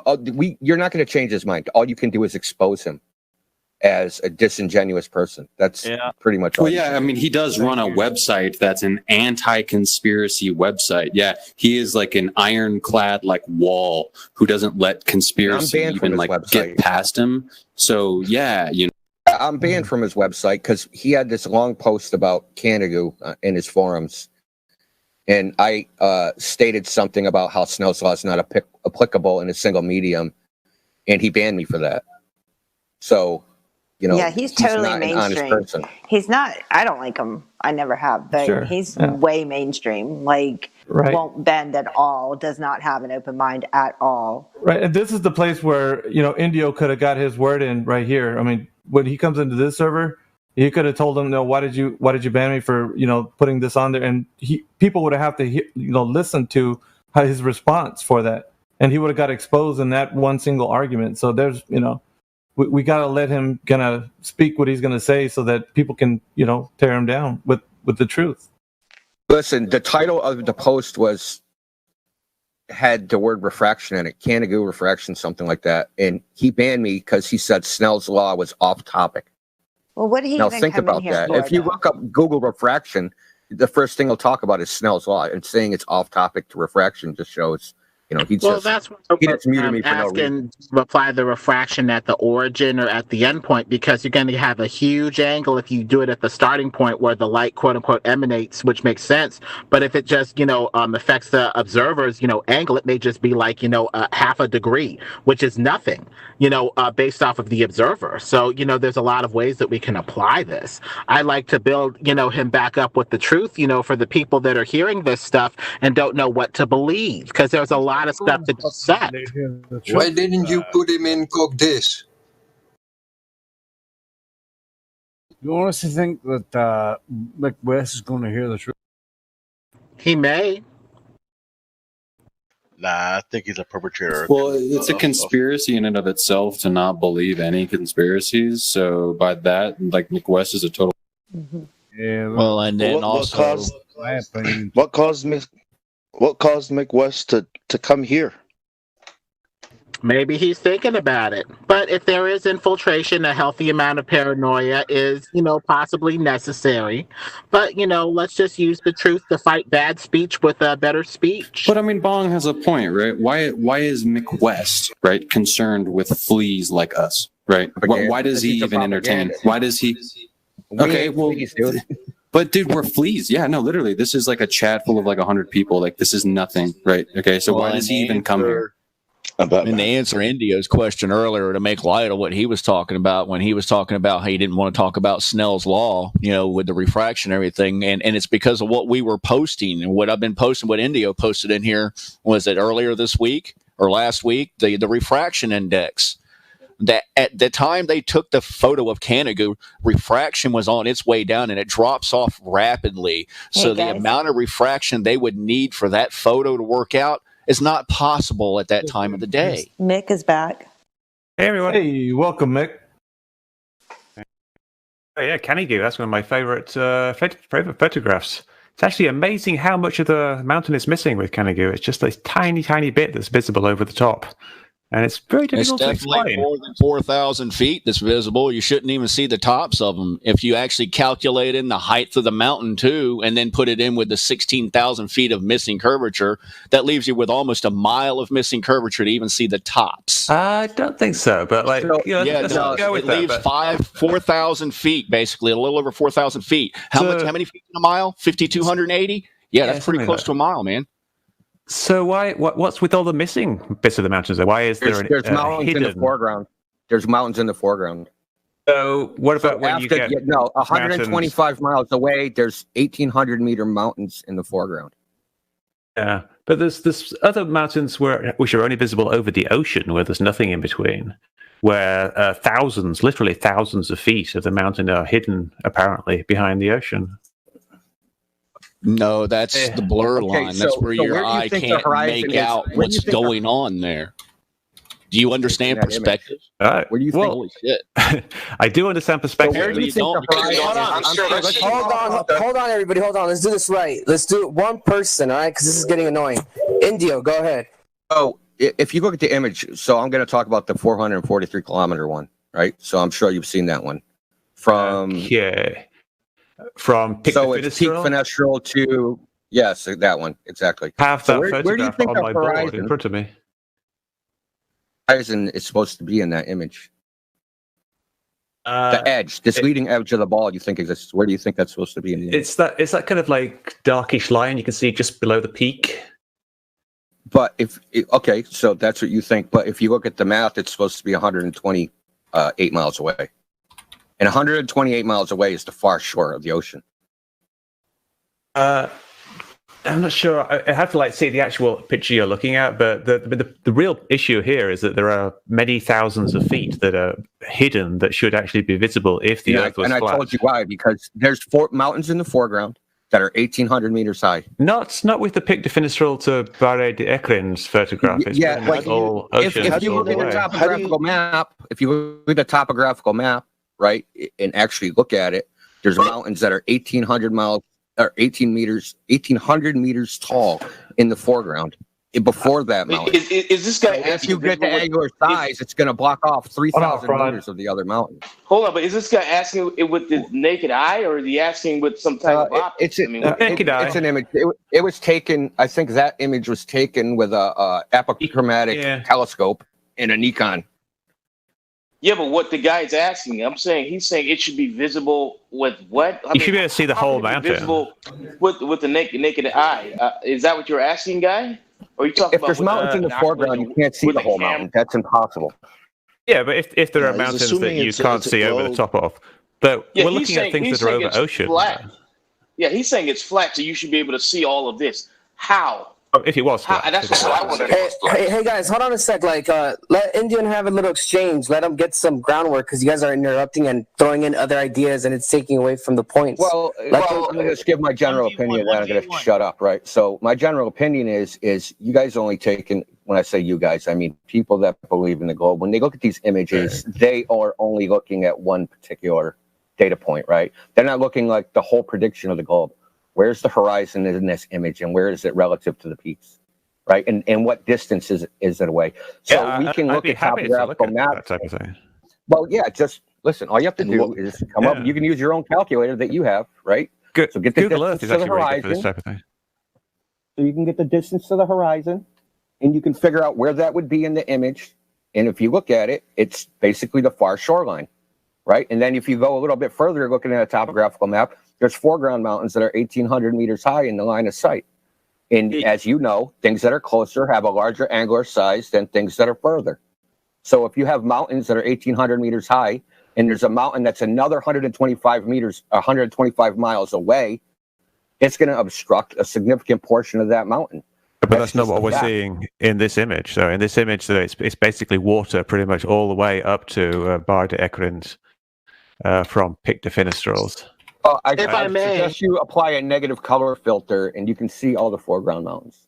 No, I have the picture. I actually have the picture pinned to my wall in front of me. I've had it there for several months because it's one of my favorite photographs, and I can see quite clearly. You can see the water going all the way up to that mountain in the distance, Barre de Ekrin, and you can see that all you can see of that mountain is this tiny little bit on the top, like 200 or 300 feet. Out of I think, what is it, like 13,000 foot high mountain. So there's a huge amount of hidden mountain there, if you look at it carefully. If I may, we have a different subjective opinion about what that image shows, obviously. So we should try to find the image, and so we can be looking at the same thing. Well, if I may, very quickly, can see it. Let's go to Beyond Horizon. Let's go to their website. Well, if I may very Go ahead, quickly, Lemmingbird. things tend to converge down to the eye line of the observer. Now, if you've ever held a coin up to you in the sky, you can block out the moon. So based off the stuff that's in the foreground, you can block huge amounts of what's in the background in a way that seems to kind of go against what we would expect with stuff converging down to the eye line with perspective. And so with the focus of the camera, you can make the stuff in the foreground back off like the coin in front of the moon, and the stuff in the background loom up like the moon looming up past the coin, depending on your angle. So I think it's the zoom lenses and foreground stuff being zoomed in, zoomed out, raised and lowered by the zooming of the lens. But really, how it works though, that wouldn't make the bottom part of a mountain be vanished, because the bottom part of the mountain has essentially the same angular resolution as the top part. Why is it? No, it doesn't. No, it doesn't. Why does it have? Well, when you've only got like a few hundred feet. When you've only got a few hundred feet of the mountain visible over the horizon, that portion has a way smaller angular size than the lower part of the mountain. So why can you not see the larger part of the mountain? Up to a point, you are correct. But when the light rays are so smushed and so compressed, no amount of zoom can bring it back unless you have a highly powerful optic that can somehow separate these light rays that are so smushed and merging from two rays into one. So all of these are very complicated interplays. Why can you see more than the tops of those mountains? Can you? Why is it only the top of the mountain above the horizon? Equal elevation, angles. I don't think you're understanding that. Like, I understand, and no, you don't. No, you don't. You have no idea. Listen, you can look this up in a book called Trigonometric Delights, right? So the equal angle. So so say I have 100 meter space, right? If it's at eye level, so if it's at eye level, it's subtends one angle. But if it's below angle or above eye level, that angle subtended is going to reduce. This math, what you're talking about, is what I used to do every day for like 20 years. Now, do you take you're not addressing anything I said. Hold on, Fraud. You're just like appealing your own authority, like you're using yourself. Can you map the boat that I've posted a video of that's disappearing over the curvature of the driveway? Can you map that? Can you tell me why that boat is disappearing from the bottom up? Looking at the wrong thing here. So I'm just looking. I see it now. That, like, if that boat disappears behind something, that means that the ground isn't flat. But if it disappears from the bottom up and the surface is flat, and it also creates some, other atmospheric effects at the horizon. Do you know how cameras work? Yeah. How do they work? It's time to propose a new model, Mick. You need to talk about the compression at eye line. So you need to have an eye line go out 180 degrees to the flat plane and talk about convergence rates with angles to that eye line. Right. I think the issue here is that people are talking about optics and cameras and looking at things, but you don't really understand how optics work and how cameras work. No, I see. In the demonstration, I see a boat disappearing from the bottom up, which appears to be a flat surface. That's just happening. Flat surface. Well, I use my eyes. Is it flat there? I use my eyes. Can you get it with a laser? I mean, laser's different. We're talking about observing something. I observe. Go ahead. Hey, whoever's talking, let Jedi talk. So it's a different function observing something and shooting a laser at something, because this is an optical phenomena. You observe this happening, and you shoot laser at it, you probably have a direct line of sight. Now, how many videos of this do you want for you then to assert that there's a radius value within every single floor? What I would like is for you to demonstrate that the floor is in fact flat, and then show the boat. How level do you want the surface? And don't remember that we're making observations over the sea, which is not flat. I would like you to make, like, say, you just use a laser, and just show that it doesn't deviate within. When would the laser start refraction? 1 millimeter. With a floor, you would hardly get any refraction, so it's irrelevant. Okay, what if we shot a laser over a distance of water? That's a different thing. What we're talking about here is you demonstrating that your video, in fact, shows some kind of optical way that a boat would disappear below an apparent horizon on a flat surface, which is kind of what you're saying. That's what the video shows there, isn't it? Yeah, I'm showing you an optical phenomena, which appears to be, as the angle is decreased to the surface of the floor. If that's true, that would be great, because that means you could actually disprove all these this nonsense optics that apparently people are using in the real world. So why don't you do a bit of work and try to rigorously demonstrate? I'm just making an observation. You're the one who's coming along and having to apply a model. What I'm saying is that your observation is wrong. What, my eyes and the camera are wrong, so you are declaring that this can only happen over a curved surface. Obviously, what you see is what you see, but your interpretation over a curved surface. You're saying it can only happen over a curved surface. Even though I can probably go away and give you another 30 demonstrations, which you will just hand wave away and claim there's an R value in the surface of the floor, even if it's a supermarket floor or an ice rink. It could be an inclined surface with an angle in it. It doesn't have to be curved as such. But yeah, a flat surface inside a building, anything like less than, say, 100 feet, then you would always be able to see the floor from any position above the floor, because there's a line of sight from your eye to that point. If you can draw a line from your eye to something, then you can see that thing. That's a fundamental law of physics. That's not always the case. It's demonstrated. I have tried it in my home. With First of all, that's not true at all, and you know it's not true. I don't even know why you say that. It is entirely true. So the Sirius, it's supposed to be 2 stars. So why do I see 1 star? But if there's a line of sight to each star, right? Because there's a difference between being able to see the light from something and being able to resolve the individual thing. How come I see that the sun and the moon? You just said we could see it in the sky. But if you can't if you can't distinguish the difference between 2 objects, then you can't see the object, right? If there's 2 objects there and you see it as one, it doesn't have to be obstructed by something else. One of those things. Right, so there's an angular size. There's an angular size below which you can't resolve things, but you can't say that the top of a mountain, which is smaller than the bottom of a mountain, is visible, and then the lower part, which has a larger angular size, is invisible because of that angular size. If it's bigger, there's also an angular size where you cannot differentiate 2 objects from one. That's the resolution limit. So saying it's like a smaller size. That's one aspect, but the other aspect is differentiating two particular points of light and seeing them as 2 distinct objects versus 1 distinct object. Mr. West, as you know, if light rays get too close together when they're refocused, the object effectively disappears as the 2 rays merge into one, which means at your eye line, you're making angles going up and down, and as those light rays are converging up toward that line, you're going to get disappearance and convergence, which would make stuff up here to disappear over a curve if you had that paradigm in your head, or just simply converge at a horizon line optically over a flat plane. Horizon line is kind of like an irrelevant thing for that, though.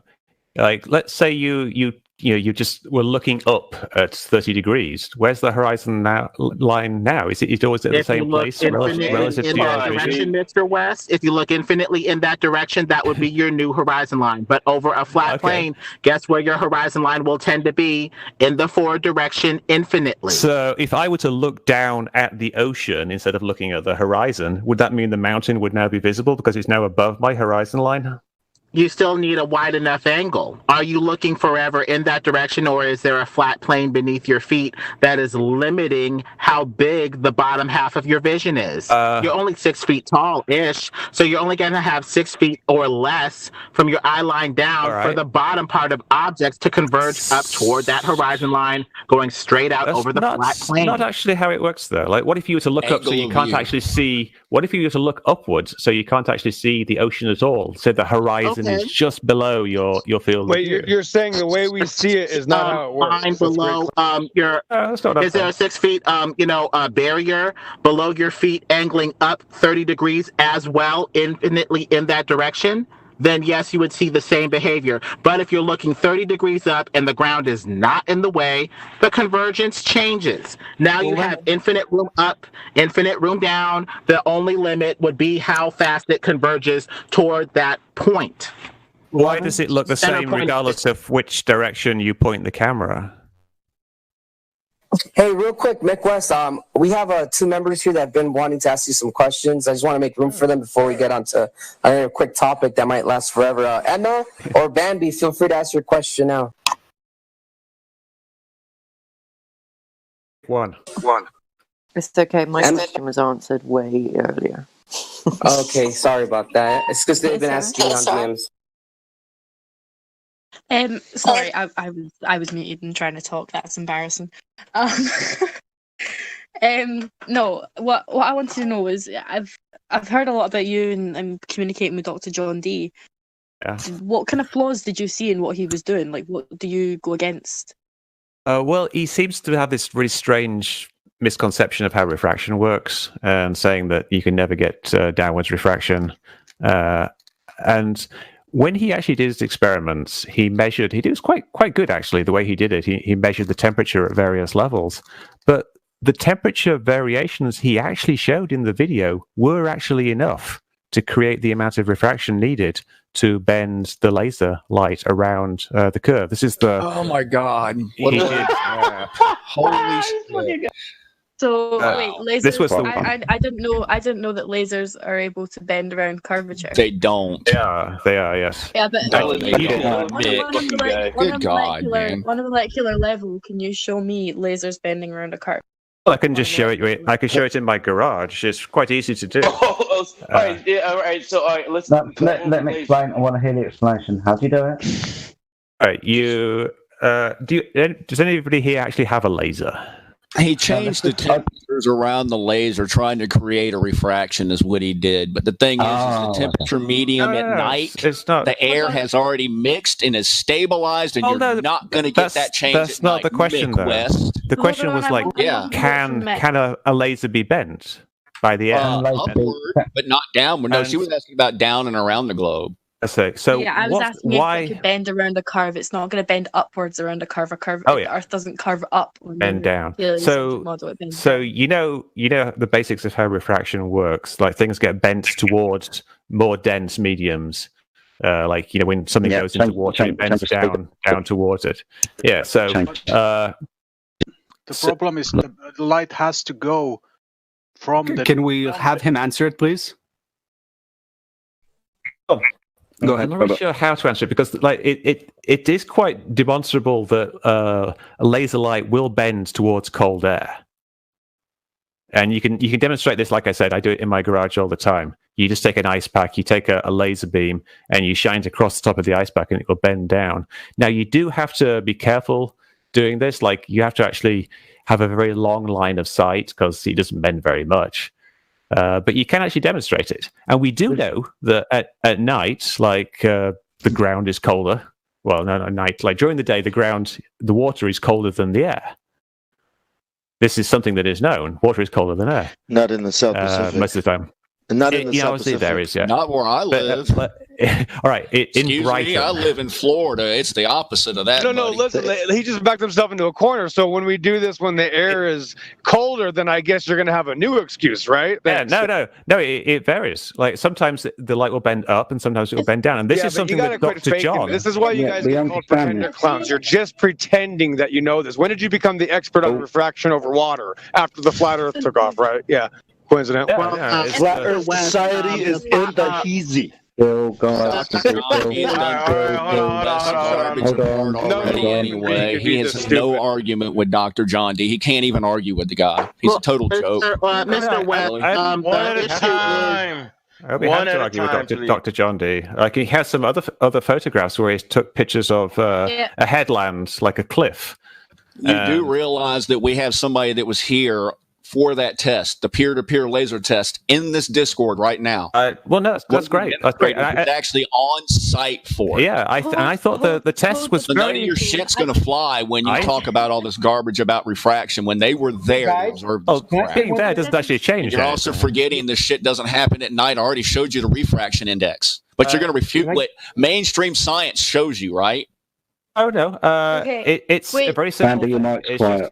It's the temperature gradient of the air, and that varies throughout the day. So, at night it mixes and it becomes stable. And that's why it's nil at night, Mick. No, that's what that graph literally shows. But no, that's not what Dr. John showed, though, is it? No, just one second. I want to address this one point. So this one point first. He said that there was no refraction at night, but his actual own measurements showed a temperature gradient of about 3 degrees over the first, I think, 2 or 3 meters. Okay, and they accounted for that. They took in account for everything. they and did found, and guess what? Yeah, they did. Yeah, he did. Shouldn't be any Ask CJ. CJ's right here, man, in the Discord. Just ask him. Just ping him and ask him. Hey, Mitch. Mitch, I have a question for you. So all this talk of refraction, why not get a test that doesn't have refraction as such a major component? I posted one in the chat. I'll do it again real quick. And that shows high altitude view of the horizon versus the level, with the moon in between the two. Then you get rid of all your refractive problems, right? We're in the high atmosphere, very little air. Level. You still get refraction if you're looking towards the horizon. The horizon could be all over, but you still see the moon, which is quite a bit further than the horizon. So you know the horizon has to be below it. Hold on. I have to add, that's a heads-up display. Correct. That can be. You can take a camera and point it at a different angle to the heads-up display. Can't. That's not how they work. You're supposed to view those things directly. They're not from angles. If you're not looking at it directly, you can't see it. They go invisible. That's how they're designed. Otherwise, planes would be crashing. Hold on, when pilots are slouching in their seats. It doesn't work that way.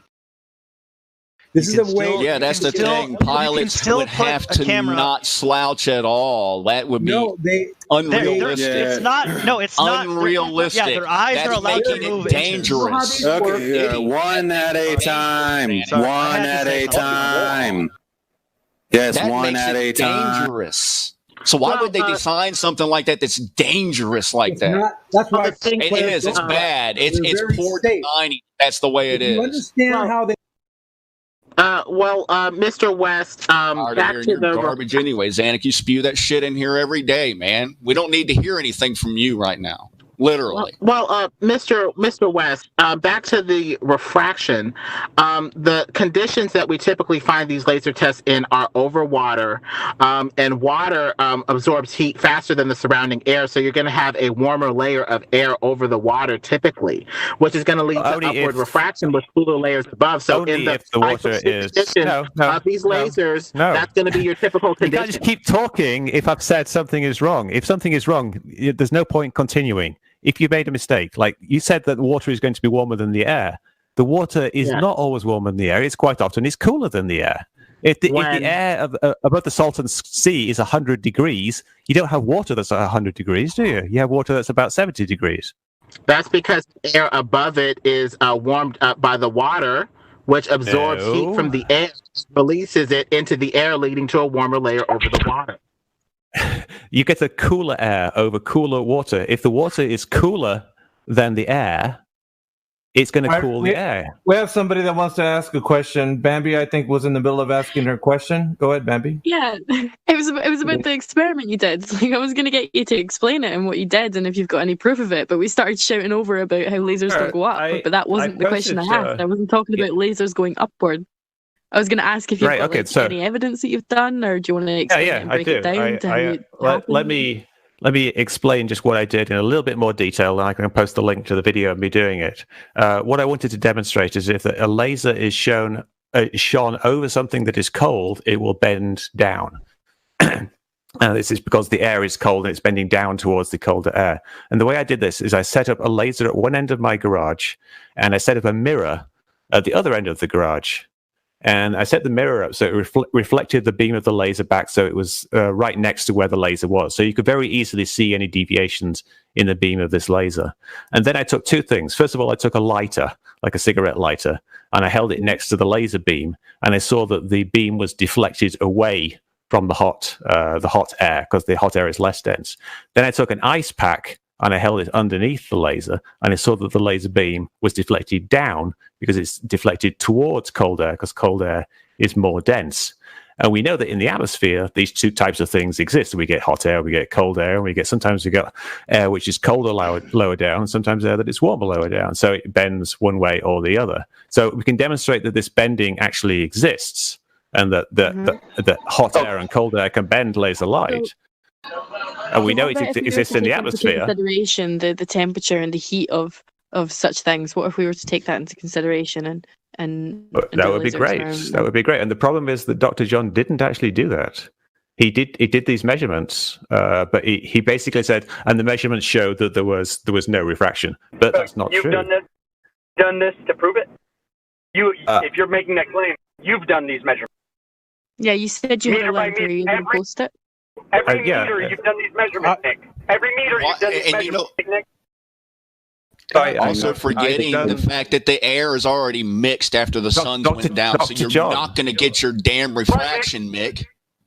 Dr. John did the measurements. You keep avoiding that one specific point. Nick, where's your measurement? Dr. John. Dr. John. You to prove refraction. Where's your measurement? What? Come on, Mick.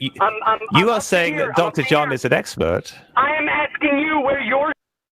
Well, he has a PhD in spectrophotometry. What do you got, Mr. Gamer Boy?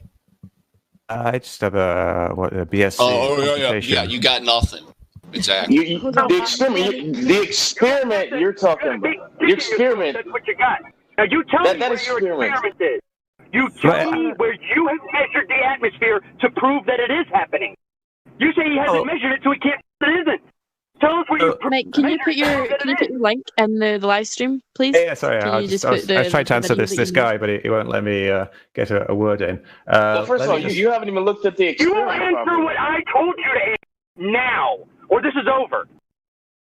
Hold on. I still haven't got the link of him doing I'm not sure what you want me to do. Like, we know that. To show us the measurements that you have taken to prove Okay, right. But like, do you think that the air doesn't get the colder? Measurements you have taken, Mick? Where are they? The measurements you have taken. Come on. The measurements of what? The measurements you have taken.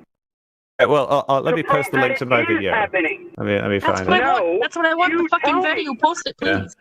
You tell me. You tell me. I'm driving. I'm not watching a video. I am driving. Okay. You will tell me. He can explain it to you in a minute, meme, but I want the fucking video, and I've been asking for a very long time. Please let him send the video, and then he can explain it to you.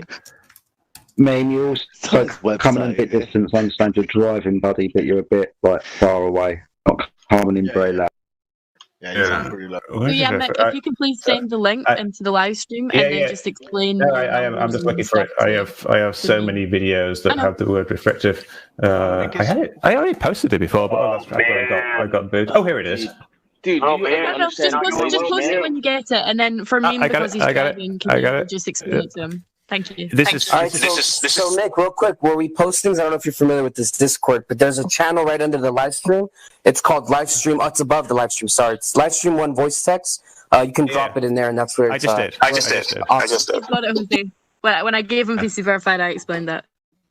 Yeah, so it's what I explained earlier, and it's showing that that that's my garage, and it's showing the light bending towards cold and away from hot. No, where have you measured this across the great distance we're talking about? I used Dr. John's measurements. He posted it in his video, the temperature gradient. He actually measured it. I haven't done it. I'm using Dr. John's measurements. What's wrong with his measurements? I'm asking you about Dr. John's measurements. I'm asking you about yours to prove that it is happening. Well, I haven't done a long distance laser measurement like Dr. John measuring the thing. You haven't done anything. He has though. You haven't done anything. Yeah, but what I'm asking you is, where is your measure? I've done experiments that it is happening. It's just you saying it. It's just you saying it. It's just you saying it to counter something. I think you're repeating yourself now. I think you're making a point. Can I ask a question now? Can I have a real quick one question for Mr. West? Mr. West, please. So I heard your father was part of the Flat Earth Society, and I was wondering, is the Flat Earth is the Flat Earth Society like a bunch of globers that are actually going around trying to make Flat Earth look stupid, and how are you not part of it? You know what I mean? And what do you think of Flat Earth Society? I tried to make you look stupid. And my dad just did it ironically. I think he did it in the 70s. He did it ironically, but he told you that the other side needs to be done. That's what you said on JRE. Don't you lie. Don't you lie, you limey. What am I lying about? I'm not sure what you mean there. You just said he did it out of irony, but that's not what you said on JRE. That's what it said. I said. Well, I'm curious where your loyalty is. I'm curious if, as a joke. I'm wondering if you're more, if you're a Flat Earth Society, he's not going to tell you his loyalty, Bong. He's not going to tell you his loyalty. Right, I'm just wondering. What's your nationality? Let's just break apart his fucking stupid experiment first, though. Let's just do that. That'll get him out of here. So let's get back to your experiment, supposed, right? So your laser, what's the intensity of that laser? Well, it doesn't really matter what the intensity is. It's a visible laser. It's just a laser pointer, but it works exactly the same. So right, it's more exciting. So you said you held it up to a flame, right? You're next to a flame. Is that correct? Yeah. Is that flame putting out more energy than that laser? You would consider at that point it connects? Probably, yeah. Because it's just heating the air. All right, but can the ice pack isn't putting out any energy? Here's a question for you. Can the laser light heat air? Is that possible? Not very easily, no, because its air is transparent. All right, so if you continue to increase the intensity of that laser, what will happen? I'm not sure where you're going with this. Could you explain what your point is? I'm trying to. If you can answer me that, what will happen? What? Can I increase the intensity of the laser? No, it's a Logitech laser pointer. All right, but he's asking, what if you did? Right. Exactly. It wouldn't make any difference whatsoever. Zero difference. Wow, you hear this guy? Wow. Well, Mr. West, it's a problem because if you take the supposed globe and surround it with concentric rings of air layers, then you would have, say, what you're trying to say is basically a warm layer under a cooler layer toward which the light refracts. Okay, that's fine. But over long distances, you're essentially saying that light goes up into the second layer and goes back down into the first warm layer to hit the eye of the observer. That's a little hard to believe because that would have for the thing to go I'm not sure what you're saying. But he just doesn't. This guy doesn't understand lasers. There's no point arguing with him. He just doesn't have no idea. Wait. It's got to go. Here's the whole problem, guys. With his whole entire thing, he's changing with the experiment that he's doing. He's changing the temperature around it, right? Exactly. Okay, but what's going on at night with these laser tests is it's stable. It's not changing anymore. So we're not going to see this. This is the problem. You're inducing this refraction. This is not happening naturally because there is no mixture of air where you're having that huge change at night anymore. Literally, you're not having that much change. So guess what's not going to happen? The refraction. But Dr. John, Jesus Christ, this is why we posted that damn graph, man, that you're going to deny again. Are you going to deny Dr. John's measurements? This guy doesn't know what. He doesn't know what. No, the graph he's talking about, Mick West, is I forgot who did it exactly, but it was a bunch of people that got together and they were trying to test the refraction. They tested it for about 72 hours, 3 days in a row, and they got the conclusion that I believe that the most amount of refraction they got was when was it, Reg, exactly? That they got the most? The day is when you get the most amount of refraction, and in the evening and in the mornings it drops off rapidly, and at night there's none. And that's why we have to match these conditions one for one, Mr. West. Otherwise, they have a theoretical sugar water abstraction. And if you look at the reason why. Sorry, Lemon, hold on. If you look at the reason why, you'll notice it's the temperature difference, just like you said. The reason why, though, it goes and it bottoms out and it's nil is because the temperature in the air has already mixed, and now it is constant. There is nothing changing. But would you agree, then, that you would have to measure the actual temperature gradient at that time? They did take the temperature at the time they were doing the laser test. They did do it, and they found that there was a temperature gradient. But do you understand that there's different types of lasers? Not at night, there wouldn't be. They found it in Dr. John's experiment. Hold on. Do you know that there's different types of lasers, right? Do you understand that? Well, sure, yeah. Different wavelengths, different ways of generating them. And different kinds of Logitech what are different types of lasers used for? What can be the use for a laser? Can it be used as a weapon? Is that... They used to illuminate things and they used to heat things. And they used for a variety of other reasons. So why would a laser that's used to heat things be affected by what the fuck you're talking about? Well, this is the thing with lasers. They're targeting devices. We can use lasers to point at shit and paint targets and say paint because that's what the military do. Now, military use lasers. Yeah, so military use lasers to paint targets over distances that should have to take into account the curvature of the Earth and now your light refraction. These are from vessels that it seems, with a little bit of research, that quite a lot of their ordnance and weapons that they use for the shit out of stuff requires a direct line of sight targeting system, up to and including about 100 miles. So if they can aim lasers at shit up to 100 miles away, that's got a direct line of sight and is directly in front of them from a vessel at sea, and the targeting device is somewhere about 40 foot off the surface of the water. Excuse me. So if that's happening, practical, everyday use, I think we're fine shooting lasers over 25 miles, right? You wouldn't be shooting things that are at sea level because you wouldn't be able to see them. According to you, but right now I've just pointed out, I said military, I should have said Navy. I did say vessel. I did give you a height of 40 foot above the surface of the water, aiming at a direct line of sight to a surface-based target. Now, this is 100 miles, it seems, with a little bit of research. Many of the ordnance they use require a direct line of sight. I think you're probably referring to rail guns. I think you're conflating two different things. No, I'm not. I'm actually not talking about rail guns. All right, so post a link then.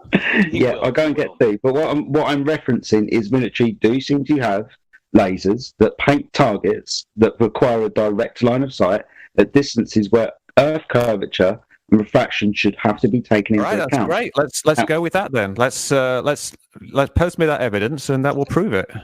Okay. I'm surprised you haven't looked into this before yourself, Mr. Mick West, who knows everything about light refraction and what lasers do.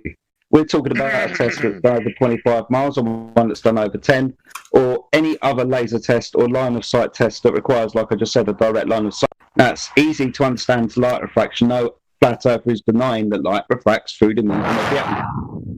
Can it be demonstrated to curve around the curvature of your Earth?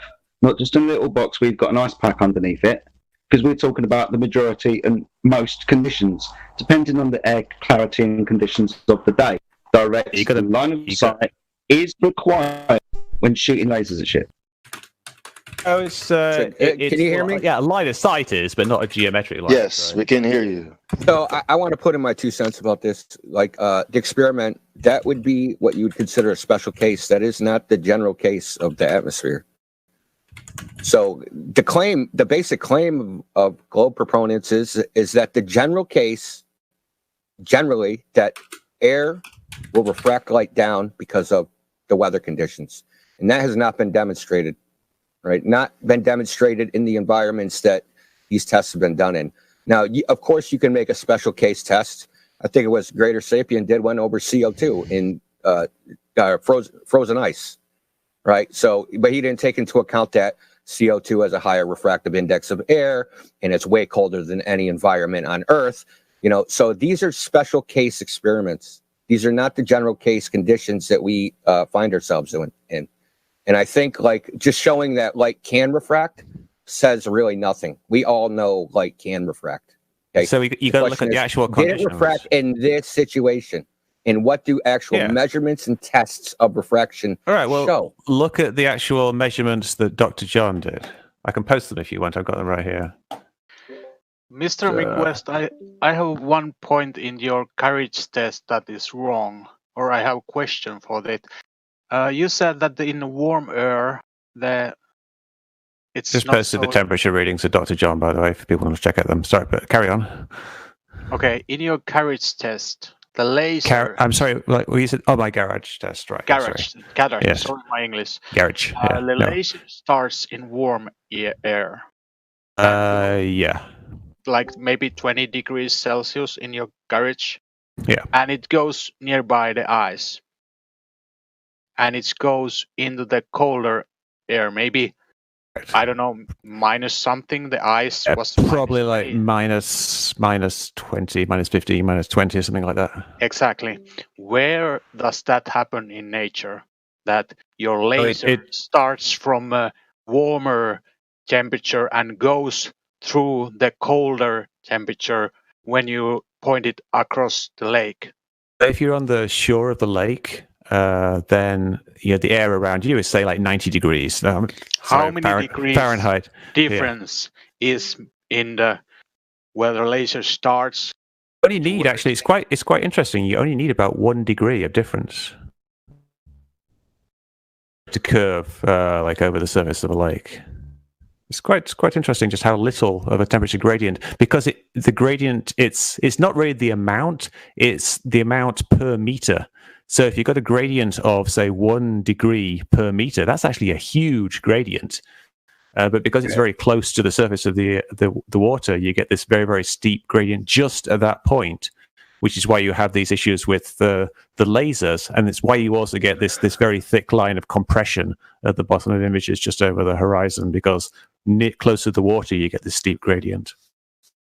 Okay, so I'm looking at this. Is what Dr. Don showed. Yeah, well, he didn't measure at 2 meters. He didn't measure at 1.5 meters. He didn't do his measurements at 1 meter. He did them at a single elevation, right?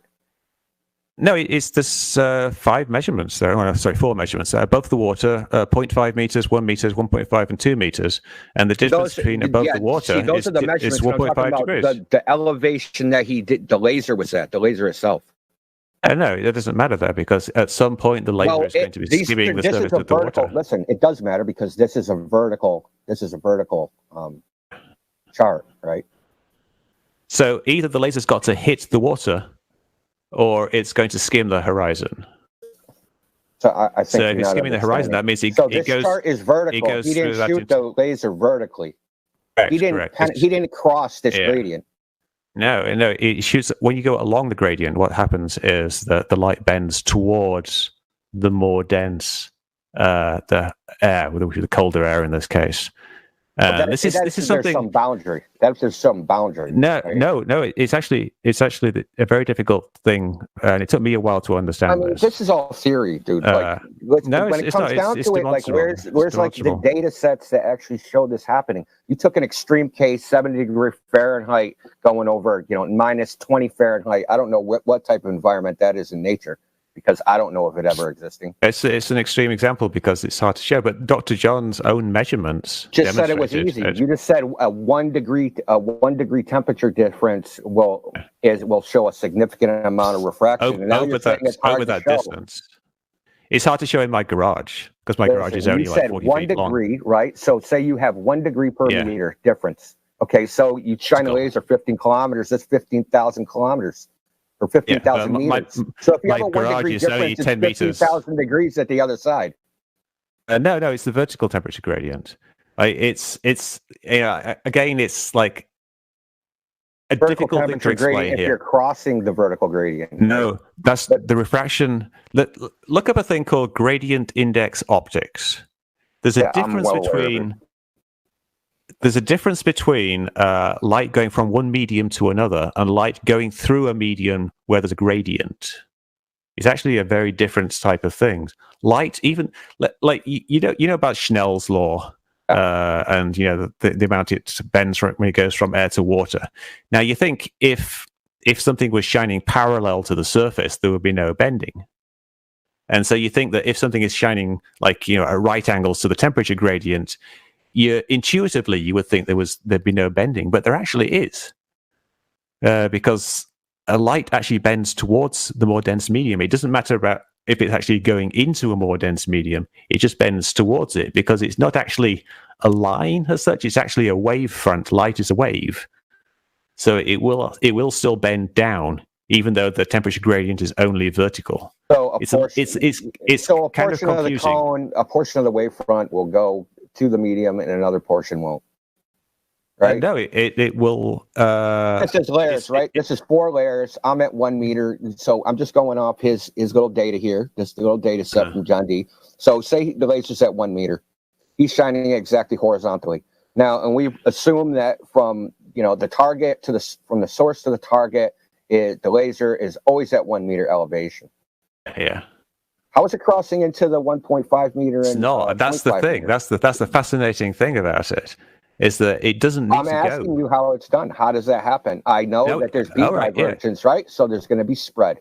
A portion of the wavefront is going to spread out and go higher and lower. But the centroid of the beam is not going to. That's not going to happen. Light, the main. Light is like a wave, right? No, it's not. No, it's not. Light's not a wave. Wait, light's a particle. Right, it's a particle that acts as a wave. No, it doesn't. Particles don't act like waves. Particles act like particles. Well, water is made of particles, and water. Yeah, but light isn't. Light is made of particles. Light's not water. You false equivalence fallacy, knucklehead. Water is made of molecules, which is light is made of particles. It's not water. And clown show. It acts like a wave. Photons are particles. Act like waves. They don't. Stop screaming. Why do you get like interference and things like that then if they don't act like waves?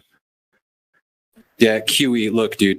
Okay, we're talking about something else entirely, dude. And you come in here wanting to talk about waves and particles. Look, dude, you're not going to interrupt the conversation and take this in an entirely different direction. McWest, continue talking about refraction. All right, so, yeah. He was it is relevant, though. Hold on.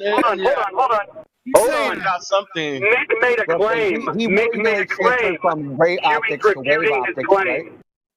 Huey is refuting his claim that he made as part of his argument. That light acts like a wave, which it does. No, it doesn't. You can keep on saying it, but you're wrong. To refute light as particles, you have to refute the photoelectric effect, number one. Number two, Compton scattering, number two. Number three, Heisenberg's uncertainty principle. You ready to do that right now? I don't think any physicist would argue that light does not act you like can't a wave. speak. Objection, Your Honor. You can't speak to any physicist. Dude, if you QE, if you don't Thank you. So, question and answer. Say again. Dude, QE, stop yelling. Okay. Hey, who are you? Who's giving me instruction? First. Who's giving me instruction? For the sake of conversation, let's try to keep it civil. Hey, Indio, are you in here? What? 1 second. Indio, are you in here? I'm in here. I'm taking care of it. Just chill. Okay. All right. So, can I carry on? No, you can't. Just wait. Okay. All right. Yeah. Yeah, because you sound really stupid. Yeah, because just like when you stop Living Bird, when he says something wrong, QE is doing exactly the same thing, so don't get mad about that. Or Mick what? What is a science communicator, Mr. West? Because you are a science communicator, and so is Neil deGrasse Tyson. What is that? It's someone who popularizes science and explains it to people, I guess.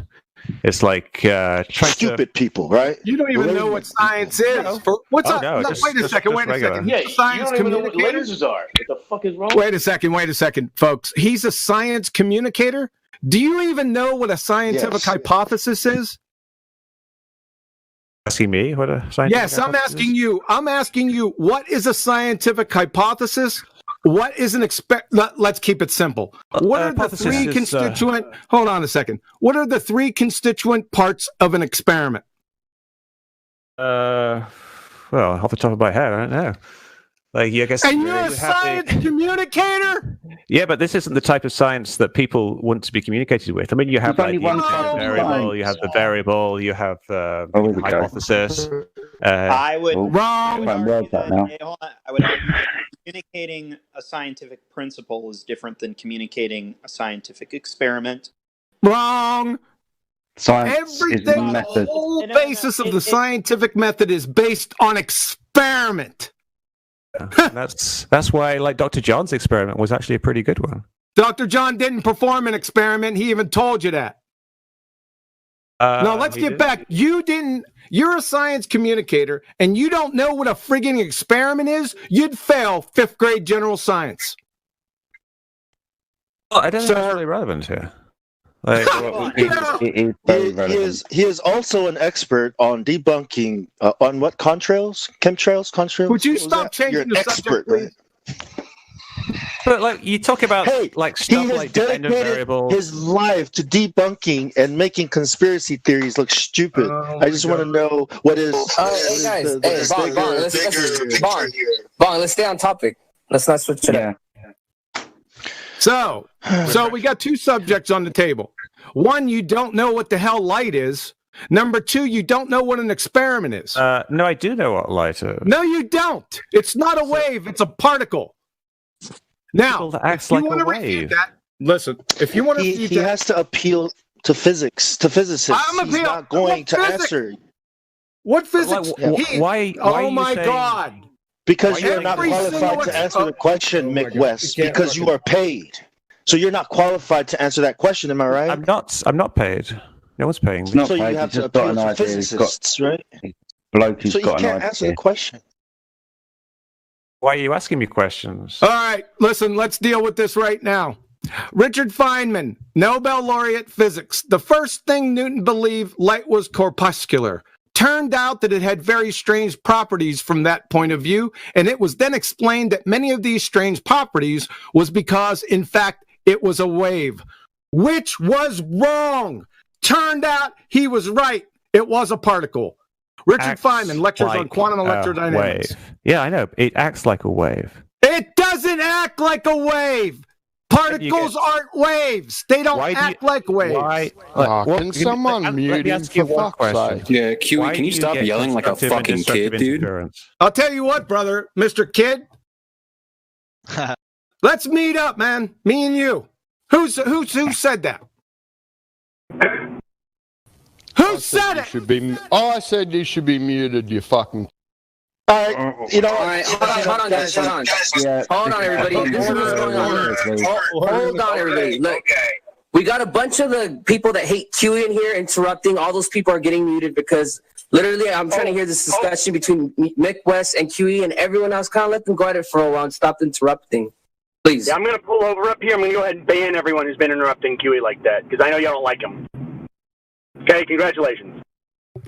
From the chair of physics at Yale, Professor Shanker, everything is really particles, all things, electrons, photons, protons, neutrons, they are all particles. So let there be no doubt about that. Of course, yes. Clown everyone show. agrees with that. I'm not disagreeing with it's a wave. that. I said it acts like a wave. That is horseshit. It's demonstrably true. It's okay, demonstrate it. Well, constructive interference, for example. Oh, here we go. A wave. The wave function is not a wave. It's a mathematical construct. You're talking about the wave function, not a physical wave. So Young's slits, the Young splits experiment. Young splits. It's not a split. It's a slit. I know slits. Young slits experiment. Yeah. Demonstrates the wave-particle duality of the nature of light. There is no wave-particle duality. Well, the experiment seems to disagree with you. Oh, really? Professor Shankar, chair of physics at Yale. So we have to play this game in two waves. It is particles, but its future is determined by a wave. But the wave is purely mathematical. You cannot put an instrument to measure the energy due to that wave. It's a construct. You can see the effect. It's a construct. You're mixing up the concept of a wave with the wave function. If you can see it. Place concretism. It's reifying something that isn't real into something that's real. You're reifying the wave function. It's not a physical reality. It's a probability amplitude of possible outcomes. That's all it is. Exactly. There's no physical reality. Exactly. But you can see it, though. You can see the effect. You can't see it. Young slits. It's visible. Right now. Someone poses. I can see the green codes falling down like Neo from the Matrix. Okay, well, let's not yell and hurl insults, man. Just for the PR. From the University of Tennessee, in one dimension, wave functions are often denoted by the symbol psi. They are functions of the coordinate x and the t time, but psi is not real.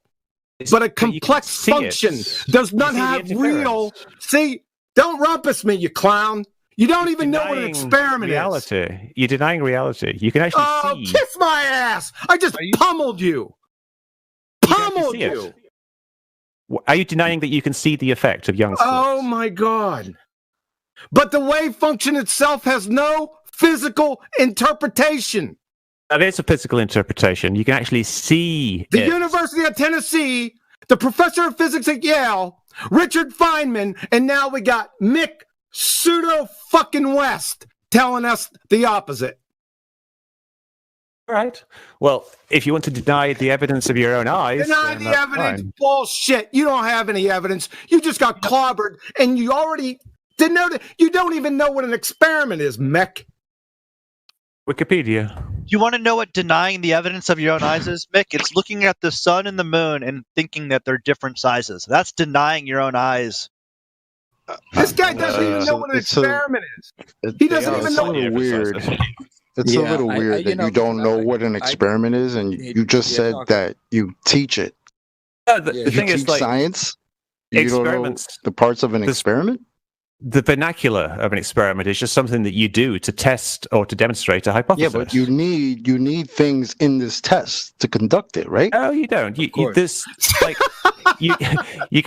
idea that you need a dependent variable, an independent variable, and control. The idea, that's a scientific method.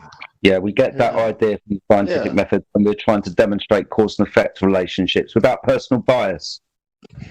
No, he said you can demonstrate very simple things, like you say. Does light does it act like a wave? If it acts like a wave, then if you did a double slit experiment, there would be constructive and destructive interference, and you do the experiment. That's a wave function for the 10th time. It's something that actually happens, though. Does it? What's does a it function? happen or not? Happen. What's a function? Hold on a second. What's a function? Hold on a second. What's a function, Mick? In what context? A function is it's basically a mapping of one variable through a mathematical operation to another, it's like a sine. Mathematical construct. It's a function, a complex function, Mick. Okay, let me ask you a question. Is this QED? You ain't asking me shit. You don't even know what a hypothesis is. Hey, Quantum. You don't have to know all that stuff. You can still do some decent experiments. We're on the same side of this fence. But I realize it's like sometimes you have to realize when you're dealing with people that are trying to disprove like concerns trolling with just like that. Jedi, you hear me, right? It's like you start to realize, I hear you, mate. Yeah, I get you. But come on, these guys came here to try to prove to us something that we can prove ourselves with math and logic and science. But at the end of the day, we don't have to start to get upset or like get rivaled or triggered by that. Yeah, but they're pretender clowns. Oh, I already know. He's just doing his job. At the moment, what we're doing is we're talking about light and it acting like a mathematical model. But now, a mathematical model isn't real, is it? It doesn't matter if it's real. When you drop an apple, it acts like the mathematical model of gravity. See, that's exactly what I just said. I just said that. I was like, that's like fucking Neil deGrasse Tyson saying, "This is gravity drops the mic." Are you serious? Is that it? Bong, I'm on. Is that all you got, man? But I'm trying to say, like, at the end of the day, like, if we're on this side of the fence, we should be sitting back in our chair and chilling. Like, we don't have to sweat them. Hey, you should be. Like, we have to let them fucking sweat because we already know we've done the math and they haven't done the math. So, done the math? I don't give a fuck with done the math. Yeah, done the math. Bring Neil deGrasse Tyson here, West.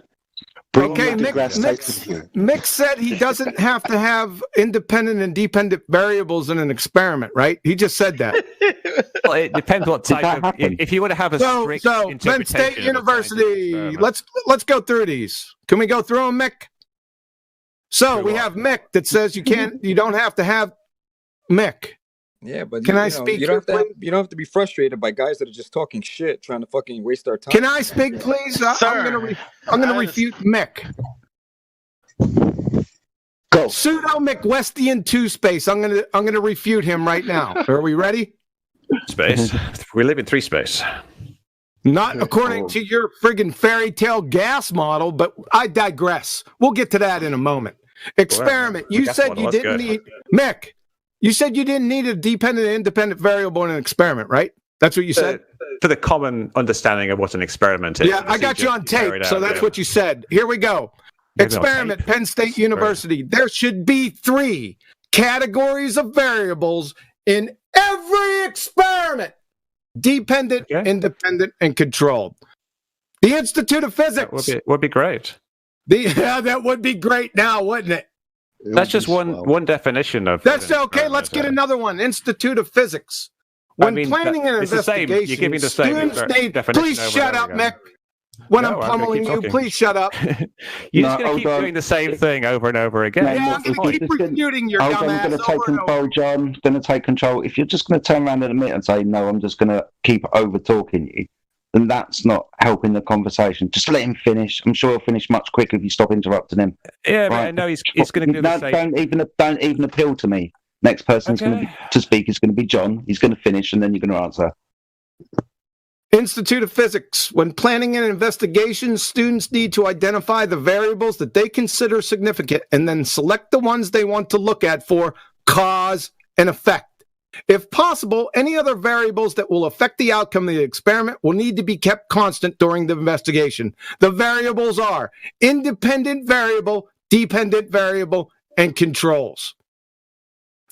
Anne-Marie Helmetstein, PhD, Biomedical Sciences. When you design an experiment, you are controlling and measuring variables. There are 3 types of variables in an experiment: controlled, independent, dependent. Is that enough yet? Do we need to go a little further for you, Mick? It's fine by me, because I already said that. That's one useful definition of an experiment, scientific experiment. Yeah. I mean, it's the type of thing that Nathan Oakley likes to go on about it. Because when people talk about an experiment, they don't necessarily mean that very, very precise thing. Doesn't matter what they mean in the colloquial sense, experiment, just the broad umbrella experiment. We were talking about scientific communication. When I meet a girl at the bar, I want to experiment. Scientific experiment. Science. And you're saying you don't need an IV, DV, and a CV. That's what you're saying. I think that if you're trying to communicate science, those are not useful concepts to discuss with the general public. Because the experiment and breaking it down into a very easily formulated method of where your dependent variable comes from, your naturally observed phenomena, and then how you build your hypothesis, Generally, you're answering the question of what causes that.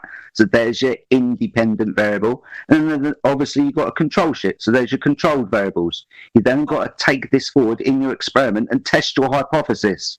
Without these independent variables that are very easily explained, if that you just hand away from away about doing an experiment. It doesn't involve something that you're trying to manipulate to prove a cause of an effect. Right, and the gold standard is basically that when you change something that you know is the cause independently, since you're independently changing the variable, you get a dependent variable that acts in accordance with your hypothesis to prove with as much proof as possible the causal relationship. And you have controls in the experiment that shouldn't change if the experiment is properly controlled, all the factors have been factored, and nothing weird is changing in the experiment. If one of your controls changes, well then perhaps there's another explanation you haven't explored or controlled for. Take with gravity. Let him answer. Let him answer because hold on. Calm down. He said that you didn't need an independent or dependent variable in an experiment. I provided many citations here that said the opposite. Let him answer, please. We're talking about scientific communication. And when you talk about things like dependent variables and independent variables and control groups, it confuses things for the general public. It's usually better simply to describe what the experiment does. You can keep that other stuff in the background as useful information. Like, this is why we need these things. We need controls. We need this independent variable. We need a dependent variable.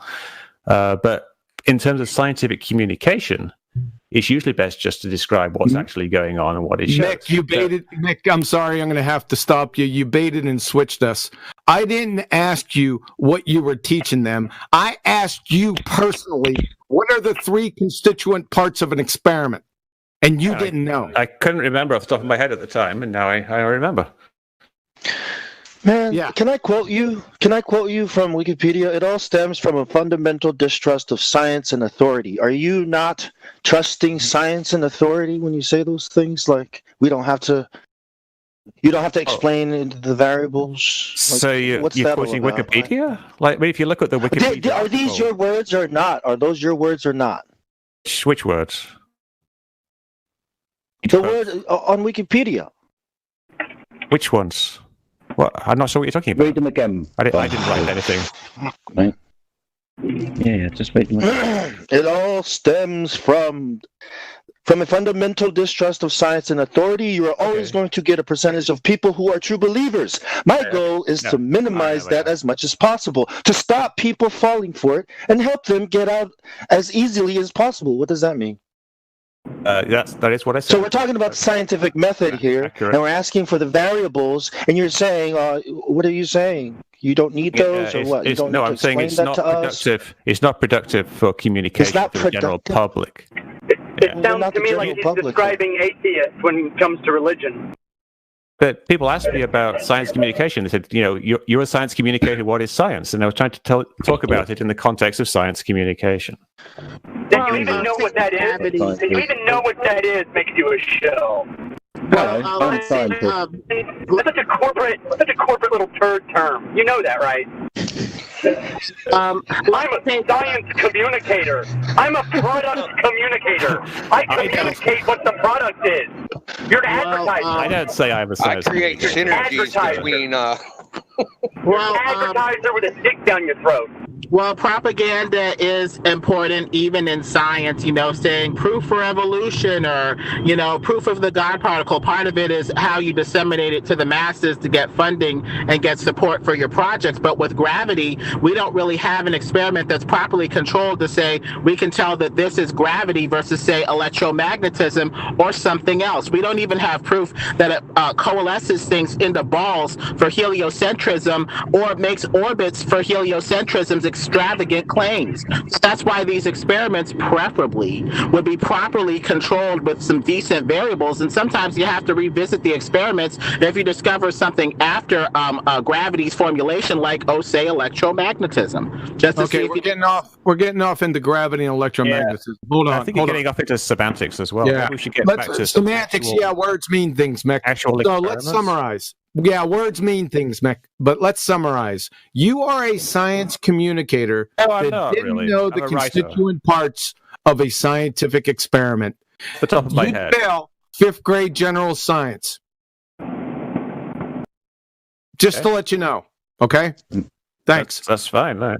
And light isn't a wave. That's a general pattern. I mean, he knew what we were talking about in general. That's not what's important. What's important is the shape of the Earth, and these experiments that are used to undergird gravity, light appear not to have been very well controlled, and so we may have bad theory, built on top of bad theory, built on top of bad theory, leading us to where we are. You don't have bad theories, Lemon Bird. Just stop. There is no bad scientific theories. Scientific theories are validated, confirmed hypotheses. There's a lot of things that go under the term theory that are not scientific theories. To the general public, the word theory and the word hypothesis are pretty much interchangeable. Sure, not for scientists. Yeah, for the general public. Yeah, that's the problem. That's scientific theory. Man. You're talking about colloquial theory? That's intentional. Or scientific theory? Yeah, and this is why words mean things. That's just you changing the meaning of words so you can weasel it around and make it mean whatever you want. And that's been intentional. And politicians, how people use them. Politicians have been doing that for a long time. Really? What? There's a word that we use quite often, just band it around, hoping it's going to do something that it probably won't because you can't demonstrate it. Refraction. Words do definitely mean things as well. Yeah, go on. Let's get back to this bending of light, and you tell us what light is. Let's go. All right, excellent. So the problem is that, like, I brought up the idea that light kind of acts as if it is a wave. Wrong. You're wrong, Mick. I just drug you through the friggin'. I just drug you around by the short hairs for 20 minutes over this. Okay, please tell me in the photoelectric context how light is a wave. Please, the floor is yours. Well, what I'm saying is that it appears to act like a wave. Appears is not reality. I just told you the wave function is what you're talking about. The wave function is not real. How many more times do I need to go through this? I thought that the entire flat Earth thing was that appearances are reality. Oh my God! Can't you just know what you see? Well, to be fair to Mr. West, the wave function is based off of activity in reality and is a close approximation, ideally, as possible. But it is a mistake to reiterate it as reality if it's math and numbers. It's a model of what we think happens in reality. That's all. Let's forget this whole wave thing then. Let's just ignore that for now. Let's just go back to just observable refraction. Like you would agree that... Oh, hold on a second. Are you talking about terrestrial refraction? Talking about refraction as a physical phenomenon. On Earth, you're using terrestrial refraction. Is that correct? Oh, I'm talking about light passing through a medium and how the refractive index gradient affects. Okay. Can you please post? Okay, I got you. Can you please post? Let me pull Discord up in the live stream. I want the formula for refraction, please. Which one do you want? Which one? Because that's not the one that's actually as applicable. Which one? No, we want refraction, terrestrial refraction, Mick. Ah, dear. So this is where we get into problems with science communication, because it gets quite complicated. Refraction happens because of the refractive index slows down light. So I don't want to. Mick, what did I just ask you for? The equation of refraction. But so I guess if you want an equation, I've got to know what are the inputs to that equation and what's the output. You're the one that claimed refraction, Mick. What, do you want me? It's not my job to support your claims. So please give me how they compute terrestrial refraction. That's all I want. We're going to evaluate the formula to see if there's any begging the question fallacies in it. Right. So fundamentally, the refraction is governed by the speed of light in a medium. The speed of light in a medium is the speed of light in a vacuum divided by the refractive index. No, it's not.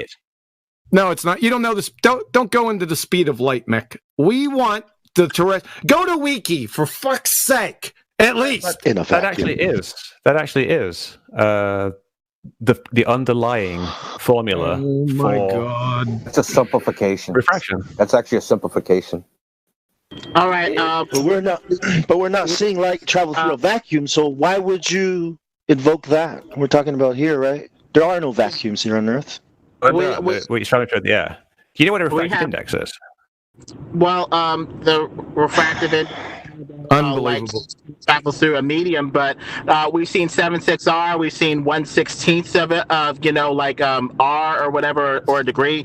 How about the one that gives the biggest amount of refraction? That'll help hedge in the discussion. How about the equation that gives the highest amount of refraction? Let's go to the limit. How about that? We just want to see the equation they use for refraction. That's all I asked for. That is the equation that you use for refraction. It's the speed of light divided by refractive index. Where do they get the refractive index from, Mick? I want to see every variable in this equation. See, Mick, with equations, right? Every mathematician will tell you that every variable in an equation must be rigorously defined. I want you to post that friggin' equation right now, and I want you to define all the variables. You claimed it, you support it. You're a programmer. You know that. There's only two variables here, which is the speed of light. Well, it's not a variable, it's a constant. The refractive index is the only actual variable. Oh my god. Now, the varies based on the density of the air, which kind of varies based optical on temperature density. and pressure. It's the optical density, not the mass density. Humidity. Yeah.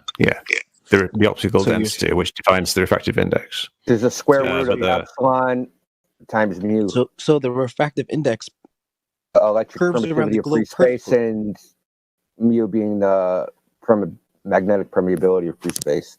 So that's the actual refractive index. The values the values of vacuum is 1, and every other medium is set relative to that. But I think the thing that's missing here is, obviously. I think the thing that's actually pretty straightforward. Yeah, hold on a second. I think the thing that's missing here is people are assuming that the refractive index is perfectly following the curve of the globe. Over 20, 30, 40, 50 miles is following perfectly. The refractive index within water or whatever medium that we're talking about is going to be whatever it is. But to assume that it's going to follow the globe perfectly all the way along at whatever distance we're talking about is ludicrous. It's not what anybody's saying. It's laughable. Nobody is saying that. So you can laugh at it all you like, but no one's saying it. So you're laughing at ghosts. So then at what point does refraction become a moot point? At what point? Well, it never becomes a moot point. 10 miles? Like, give me a number so I know, like, okay, refraction goes up until this point. Refraction is always there because the atmosphere is always there, but usually Always you get there, extinction. There's no demonstration. It's actually that it's always there. What distance? It goes What measurement? into Give me a number. Give me some numbers so I can put my numbers to it.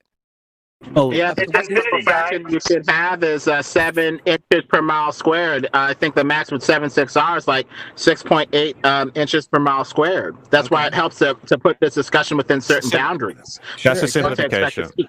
Yeah, exactly. Like I was explaining earlier. The boundaries matter. You have to look at like the boundaries don't matter. It's like no, they don't. They don't matter. Let's put these things within boundaries. Where does refraction bend? How much does it bend? And to what limits does it bend? And if it's beyond the limits of refraction, if we're talking about something that's beyond the limits of refraction, then we shouldn't be talking about refraction anymore. We need to look in history for the greatest refractions in history, and let's put that down as the refractive index. Let's try that and put this thing within certain boundaries. Exactly. Yeah. Well That's said, not how it works, though. Well said, Lemon Bird. You have to use ray tracing. Of course, that's not how it works. We don't understand. Oh God, Ray! You still haven't answered my question though. Mick, do you see the live stream? Yeah, I see the chat. Yeah. Do you see Quantum Eraser? Do you see my post right in there? Yeah, atmosphere is curved, follows the shape of the Earth. Calculations below. Rough value. Of course it does. What are you asking here? Well, I'm not asking anything. I'm showing you that terrestrial refraction takes into account the radius of the Earth. Well, that's because the atmosphere is curved. So, okay, so that's a beg. You have to prove that the atmosphere is curved. Wow. Listen, can I bring up a point? Well, hold on a second. Let Mick prove that the atmosphere is curved. We know that if the surface of the ocean is curved, we can see that. Oh, so. Wait. We're not using refraction to curve the curvature of the Earth. Here, right? That's the only curvature you're about to find. I don't know. You just said the atmosphere. Now it's the ocean. Let's say it's not curved. Then let's say we don't know if it's curved or not. Sure. Everybody knows that water does not curve. Everybody knows that. What I was saying, Mick, people know that. What I was saying, Mick, it's not actually true. What I was saying, Mick, in the beginning when I said terrestrial refraction, I was trying to lead you to the definition and the equation for terrestrial refraction. As we can see, terrestrial refraction. I'm not done yet, Mick. I know. Just one I know what you're going to say. So just one second. Oh, yeah, but this is for the audience. Okay, go ahead. What I wanted to say was I was trying to lead you to give us, because you claimed it, I just wanted you to support it. And as we can see, that terrestrial refraction is computed by already assuming the radius, i.e. curvature of the Earth. So to use that, you must first scientifically validate the radius of the Earth, and then we'll let you use your terrestrial refraction. Yeah, okay, so go ahead. That's fine. No, that's not a problem. Is that fair? Is that fair? Yeah. Okay, yeah, so but we're not using refraction to prove the curvature of the Earth. We use Earth. What are we using? Are we using measurements over land? Okay, we've been talking about refraction all this time. Yeah. So why were we talking about refraction? So why were we talking about? Hold on. Right, one at a time. Timestamp it. 2019. Mick West. Someone quickly. Well, that's hilarious. Okay, listen. He's under. Listen. He's under great stress. We're all pounding on him. I'm not worried at all. We use observations that are high up, that get above like the worst effects of refraction. So you stand on something like a cliff and you look at a distant mountain. So you're not looking too close to the surface of the ocean. Where you need to use refraction is to explain things like these laser tests or these mirror flash tests that go very close to the surface of the ocean. Of course. So the ones that are actually measuring the ground of Earth, that's where we I just want to ask a simple question. No, they're not. What model of refraction can make predictions? Is like what you just said. That's a post-diction. That's the Earth is curved. I see this, therefore my model. I'm going to fit that observation to my model, as opposed to I have a model, I see an image, and now I know how much refraction, and I'm going to make a prediction based upon weather conditions on what I should see and what I shouldn't see. Yeah, that type of and the assumption that refraction is going to follow. That's a great question, and I have the answer. There are hundreds of models of refraction. Yeah, you are aware of that, right? Listen, I think that the thing that we need to focus on is the fact that they're trying to assert the fact that the refraction is going to follow the curvature of the Earth perfectly without any fucking deviation is insane. Hold on, guys. We're doing it again. Hold on, Mick. Sorry, one sec. We're doing it again, guys. Someone makes a point. Someone brings up another point. Now Mick has 2 points to address. Can you first address what model you what model do you use or can you use to make refraction predictions? You use one that incorporates the temperature gradient, and then you use ray tracing to trace the path of rays through that through the medium. And the more detail you can get in the variations of temperature, the better. But if you simply do a vertical temperature gradient and then do ray tracing through that, you can predict what things will look like. And I actually programmed a simulator that does exactly that, which I can share the link with. Let me look it up. Can you show it actual measurements or tests to validate that model? Yes, I can. Okay, so let's see them. Well, you want me to actually? I did it with Dr. Johns. I know they don't exist because I've seen every experiment on refraction ever done in the last 150 years. The dog ate them, Indio. Used Dr. John's numbers, and it came out to be like, basically matching what he saw with his numbers. Indio, he said he had scientific evidence of this. On a curved. Indio, he said he had scientific evidence of this. Can he give us? I'm sorry, Mick. I'm still wondering how it gets sucked. It's sucked into other layers. I'm still wondering that. You got a vertical. Yeah, that's what we were talking about earlier. That's a great question, and I love talking about that because it's something that I didn't understand myself at first, and I actually wrote to this famous refraction expert, Andrew Young. He kind of explained it to me, but yeah, it seems like it shouldn't. If something's going kind of between the layers, as you say, it shouldn't actually get bent down, but it does because the math says it does, or because it's observed. No, you can actually demonstrate it. You can demonstrate it. It sounds like we're assuming curvature. I just want to see these demonstrations, dude, of these models, right? Well, these the problem models that actually make predictions that are accurate. Yeah. All right. Let me get my refraction simulator link up so you can see it. Wait a second. Wait, you wouldn't even give people data on your calculator, but yet you're gonna expect us to believe that crap? Really? I'm saying sending you models, a link, right? And then there's reality, and we validate models by experiment.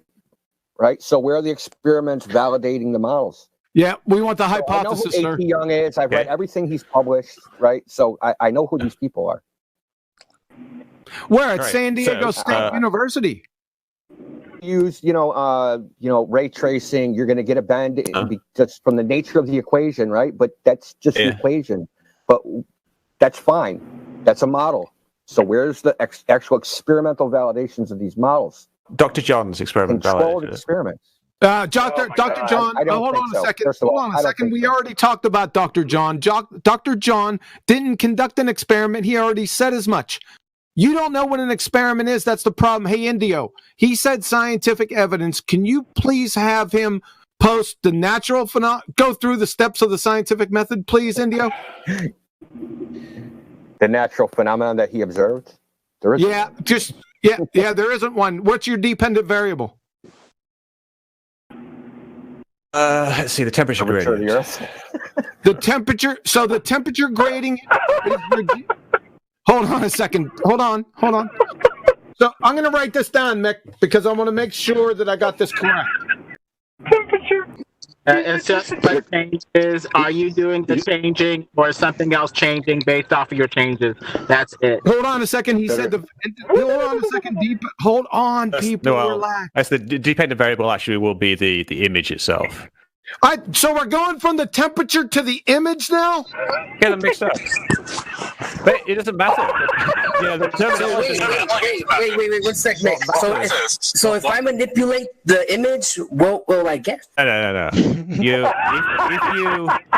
If the temperature gradient changes and the image changes as predicted by the model, then that validates the model. Mick, you have to have a hypothesis because a hypothesis is a scientific prediction. So we're only at the first step. We're only at the first step, Mick. 1 second. Now, the dependent variable, your observed phenomena is now the image? Yes, the image. Okay, what's the independent variable? I don't know. What would you give me an example of an independent variable? He doesn't even know. The temperature, the oh my God, Mick! Thank you. Just want to make sure we've got the right terminology here. Mick, so it's yes, a temperature gradient. Mick, it's your experiment. You're asking me for the independent variable for your experiment, son. Yeah. So somebody clip the temperature gradient varies. It has an effect, which is changing the image. So, the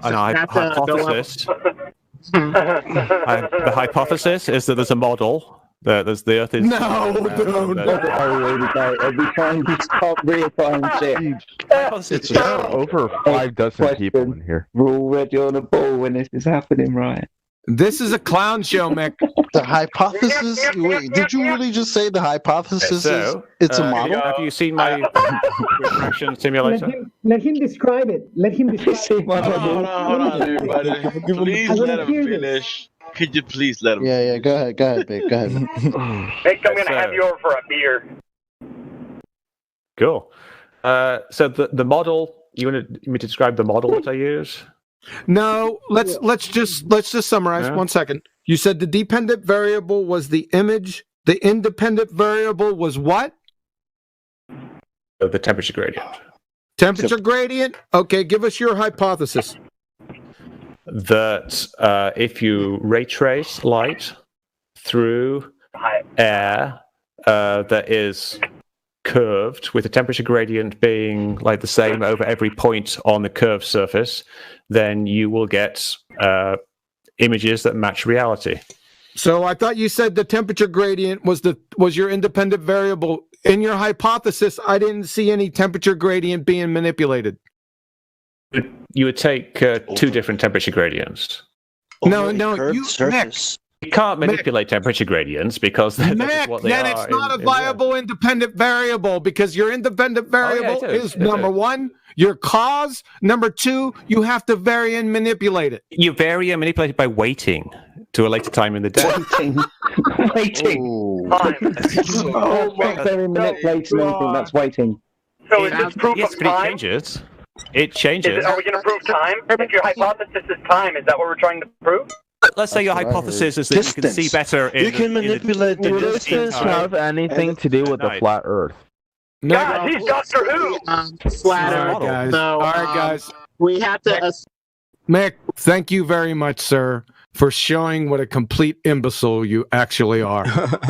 Thank you very much. This isn't That'll be all for me. This is about the flat Earth, but we have to assume curvature. So it's whether or not there is curvature on the Earth, and so if we do not have reliable sources, say because NASA is lying, or because lenses are adding curvature, we may need to revisit the very basis of our hypotheses that we're making these experiments off of. Sure. I think my simulator does actually fulfill the criteria for an experiment if you apply it to real-world situations. May I ask a quick question, Mr. West? What caused you to join our server today? Like what? I was invited by somebody. I can't remember his name. It's somebody Flat Earth literalist. No, Flat Earth level literalist. Horizontal. Thanks, Ben. Yeah. Thank you for gracing us with your presence. Yeah.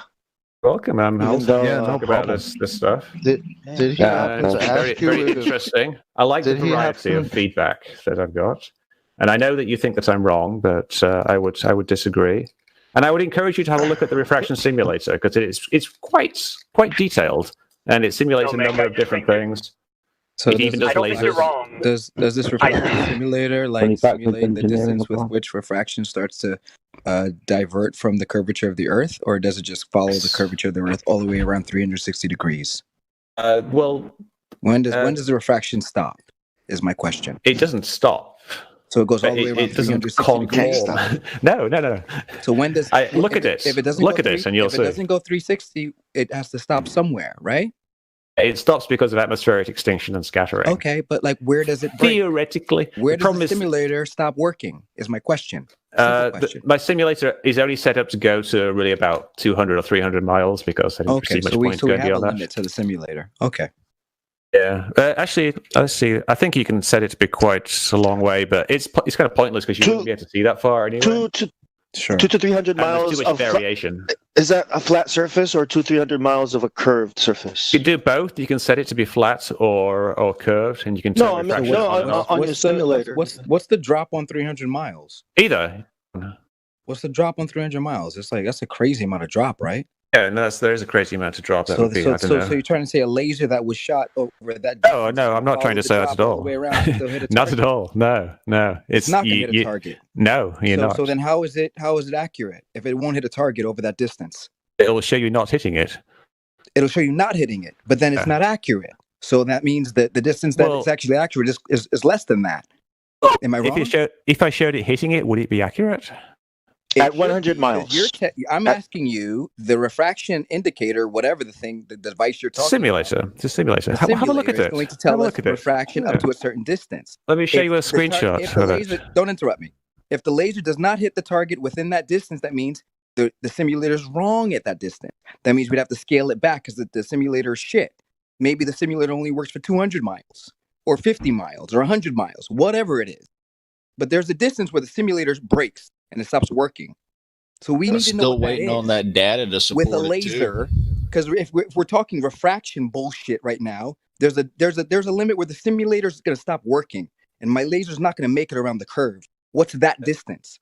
If you're telling me it goes 300 miles, I need to know what the drop is at 300 miles, given the numbers that NASA gave us. If it doesn't add up, something's broken with the simulator or something's broken with NASA. Nothing's broken with our math on this side. So somebody has to set it straight for us so I get what's wrong here. Simulator uses like real world situations, so it's trying to demonstrate what you actually see. They can go 200, 300 miles, but if it doesn't go 200, 300 miles, then something's wrong with the simulator. Is it the simulator uses real world conditions to an extent, right? Until you invoke that radius, right? Well, did you account for the temperature of the water, if there's water in there, and the gradient temperature, whatever, of the atmosphere? Did you account for all that? Like, probably not. Yeah, right? I don't believe because you just spoke about how you did an experiment where you put cold, the hot pushes the laser towards the cold, right? Did you account for that? No, that's not an experiment. It's basically built into the simulator. None of that is in your simulator. Lasers shoot straight to my eyes. No, it is because you can altogether. I don't give a fuck about a simulator. The temperature gradient. Yeah. He didn't perform something you don't have all the variables. Refraction is bullshit. He didn't perform an experiment. We already established that. Fucking distract us. Refraction is bullshit. Straight up. Yeah, and he has no experiments. He doesn't even know what an experiment is. Hold on a second. I just want to finish up. Mick, friend, sir. Hello. Oh, I'm here. Yep, you have been erased. Thank you very much. Have a nice day. Yeah. Thank you. Terminated. The problem with refraction is usually it's only talked about in one terms going up and down, but if light goes in all directions, we should talk about, the image refracting this way, that way, left, right, up, down, in all directions. So the model appears to be inadequate in some ways theoretically, does it not? Yeah, makes sense. It's pretty much up and down there because of the gradient usually goes vertically. You do get some side to side. If you look at things like the air over a bonfire, you will see all this kind of shimmering, and that's a bit of side to side movement as well. But in the atmosphere over long distances, it's really only up and down. Sure, but by the simulator, 300 miles, it follows the curvature of the Earth flawlessly. It's laughable at this point, man. The fact that they say it out loud is embarrassing. Who's saying that? I don't know who said it. Somebody said it. I don't know. I didn't look at the names, but like somebody said out loud, like 300 miles. It's a little bit of special pleading because the picture should be unstable, hazy. How is it stable? Going over the curve of the Earth in one direction, up and down. I mean, this is just too much special pleading, and we haven't even factored in perspective at all and how things can compress to the eye line of the observer based off of the angular resolution of light and the angle that the observer is viewing the object at over possibly a flat plane. That's all built in. It's built in because I do proper projection. What curve of the Earth? Making a claim and actually providing the data is two totally different things. Your bullshit claim means nothing without data behind it. Delusional. Prove your calculator's even worth anything. Where's the data that John D's been asking for months? How dare you? I was using his data. Here. No, he's talking about. Kid. No, did you? Wow, you're not even paying attention. I don't need to. I'm talking about your atmospheric refraction simulator. It has not been validated yet. Dr. John D and you had a thing going around about this. You never answered him. You never gave him the data on it yet. So we can't trust that simulator. See what I just posted. See what I just posted in the chat. What a photo is not proof of anything. Oh, that's what Dr. John uses as evidence of things. What I posted is he's asking for the data for your simulator to validate it, to make sure your simulator is following the proper laws. That's what he's asking for. You're not providing it. You never did. I gave it. No, you did. You can go. You can. Really? Where's the video of him going over it then? Because it's not there. He obviously did not. Let me find it. My email that I sent to him. I have a quick question. I just want to know, Mick, when did you start debunking conspiracy theory? It's about 2005, but it's kind of stuff I've always been interested in since I was young. And don't forget, we can find out if he actually communicated with you or not. We have. Yeah, I've got all his emails here. You a screenshot of my screenshots of what? My exchanges with Dr. John. Screenshot of what? Like I said, it could be anything. Could be, but it doesn't have to be you and him. Literally. But yeah, it could be all lies. We need to validate that you actually made this conversation with him and not through you. I need to hear it from him. All right. Well, you can. I can't trust CC you on an email if you like. You kidding me? No, that's true. That's true. I would encourage you not to trust me. I'm just trying to find where I sent him. That's a weird statement. Hey, I just looked at the values in your little calculator here. Is that in degrees? The beam divergence? Which one? Oh, yeah, that's. Let me. I think. The degrees are radian. I'm tired of the math that they're handing us, bro. I'm just tired of the fucking math they're handing us.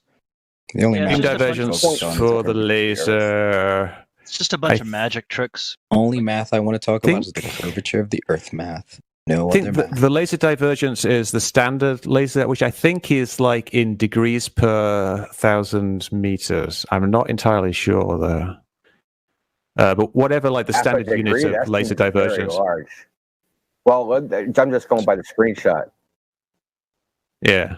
So it's or per 1,000 feet or something like that. I can't remember what it is. I could look it up, but I was looking up something else. Well, I mean, there's only going to be one angle in that screenshot. It isn't going to listen. If it exits, on the screenshots, 45-degree angle, it's going to stay at that. It isn't going to get crazy. Divergence is greatly exaggerated on the screenshots. So you can actually turn that off with one of the options, side zoom. It turns it to flat. Yeah, I'm not interested. But anyway, in that. I want to talk about the measured flat Earth and like why that 8 inches per mile squared. At least that parabolic equation doesn't fucking ever come out the way NASA told us it should. Like that's the only thing I want to focus on. Because of refraction, basically. I'm not even interested in talking about. I don't want to talk about space. I don't want to talk about refraction. I don't want to talk about shit. The problem is 8 inches per mile squared. Why is it found by the people that have measured a big problem? You got a big problem. That's all I want to talk about. Everything else is bullshit to me. Everything else is word salad. Everything else is obfuscation. Everything else is bullshit. Where's the 8 inches per mile squared? Let's talk about that. Catalina. Explain that to me in simple terms. Because I'm so dumb. I don't get it. We know how far away Catalina is. We know how high we are off the ocean. We know how far away Catalina is. What do we know? How far away Catalina Island is from Santa Monica. Santa Monica. And what's the distance? I believe it was 35 miles. 35 miles. And what does that equate to in terms of curvature? You mean in terms of how much should be hidden? Droppage. Droppage. Well, droppage isn't the important. No, it is. It's the actual... I should not see how many feet should be obfuscated from my view. That's what I. Well, that's not the same as drop. That's the hidden value, which is different because that depends upon the viewer height. If Let I me just can't get to see it, that means it's no longer in my view. It's obfuscated from my view because it's past the curvature, right? All right, so 35 let's parsing words miles. Here. How much? How many feet? You should have 682 feet hidden. 682 feet. Or 576 with refraction. Yes. Is that what we observe? Yes. And that's what we do. Mick, I got a picture in the chat for you that shows your point. You can't invoke terrestrial refraction, Mick. In reality, Zanuck, hold on, I'm talking. Hold on a second. He invoked refraction again. Is that? Oh my God. We can ignore that if you like. He added it. Mick, is that what we observe in reality, or can we actually see Catalina Island? Yes, we can see Catalina Island. You see what I showed you in the picture. Well, that's a problem. If you can find because Catalina Island is like 1,400 feet high or so. Okay, well, how much of it can we see? I just did a the amount that is expected. Look at the photograph that Zanuck posted. Let me show you what it looks like when you're closer in the shore. I found a video. I just did a quick search, Catalina flat Earth, and here's a video that shows flat Earth and Catalina Island from 48 miles away. So what do you have to say? I've looked at many photos of Catalina. What distance is this? About this guy he has a video. But there's an up close picture. But his video is just showing that you can actually see Catalina. Of course, you can see the top of it. 48 miles away. 48 miles, not 36. 48 miles. Did the observation from across the water, Catalina Island. This guy. Order in the court, guys. You can see the amount of Catalina Island that you would expect. Useless. We need someone that actually did the entire experiment across the water. I've been there. Measured the shoreline, measured how much we could see. That wasn't an experiment. Right, so do you deny the existence of Catalina Island, or just no? It wasn't an experiment. Is the problem? An experiment. Observation.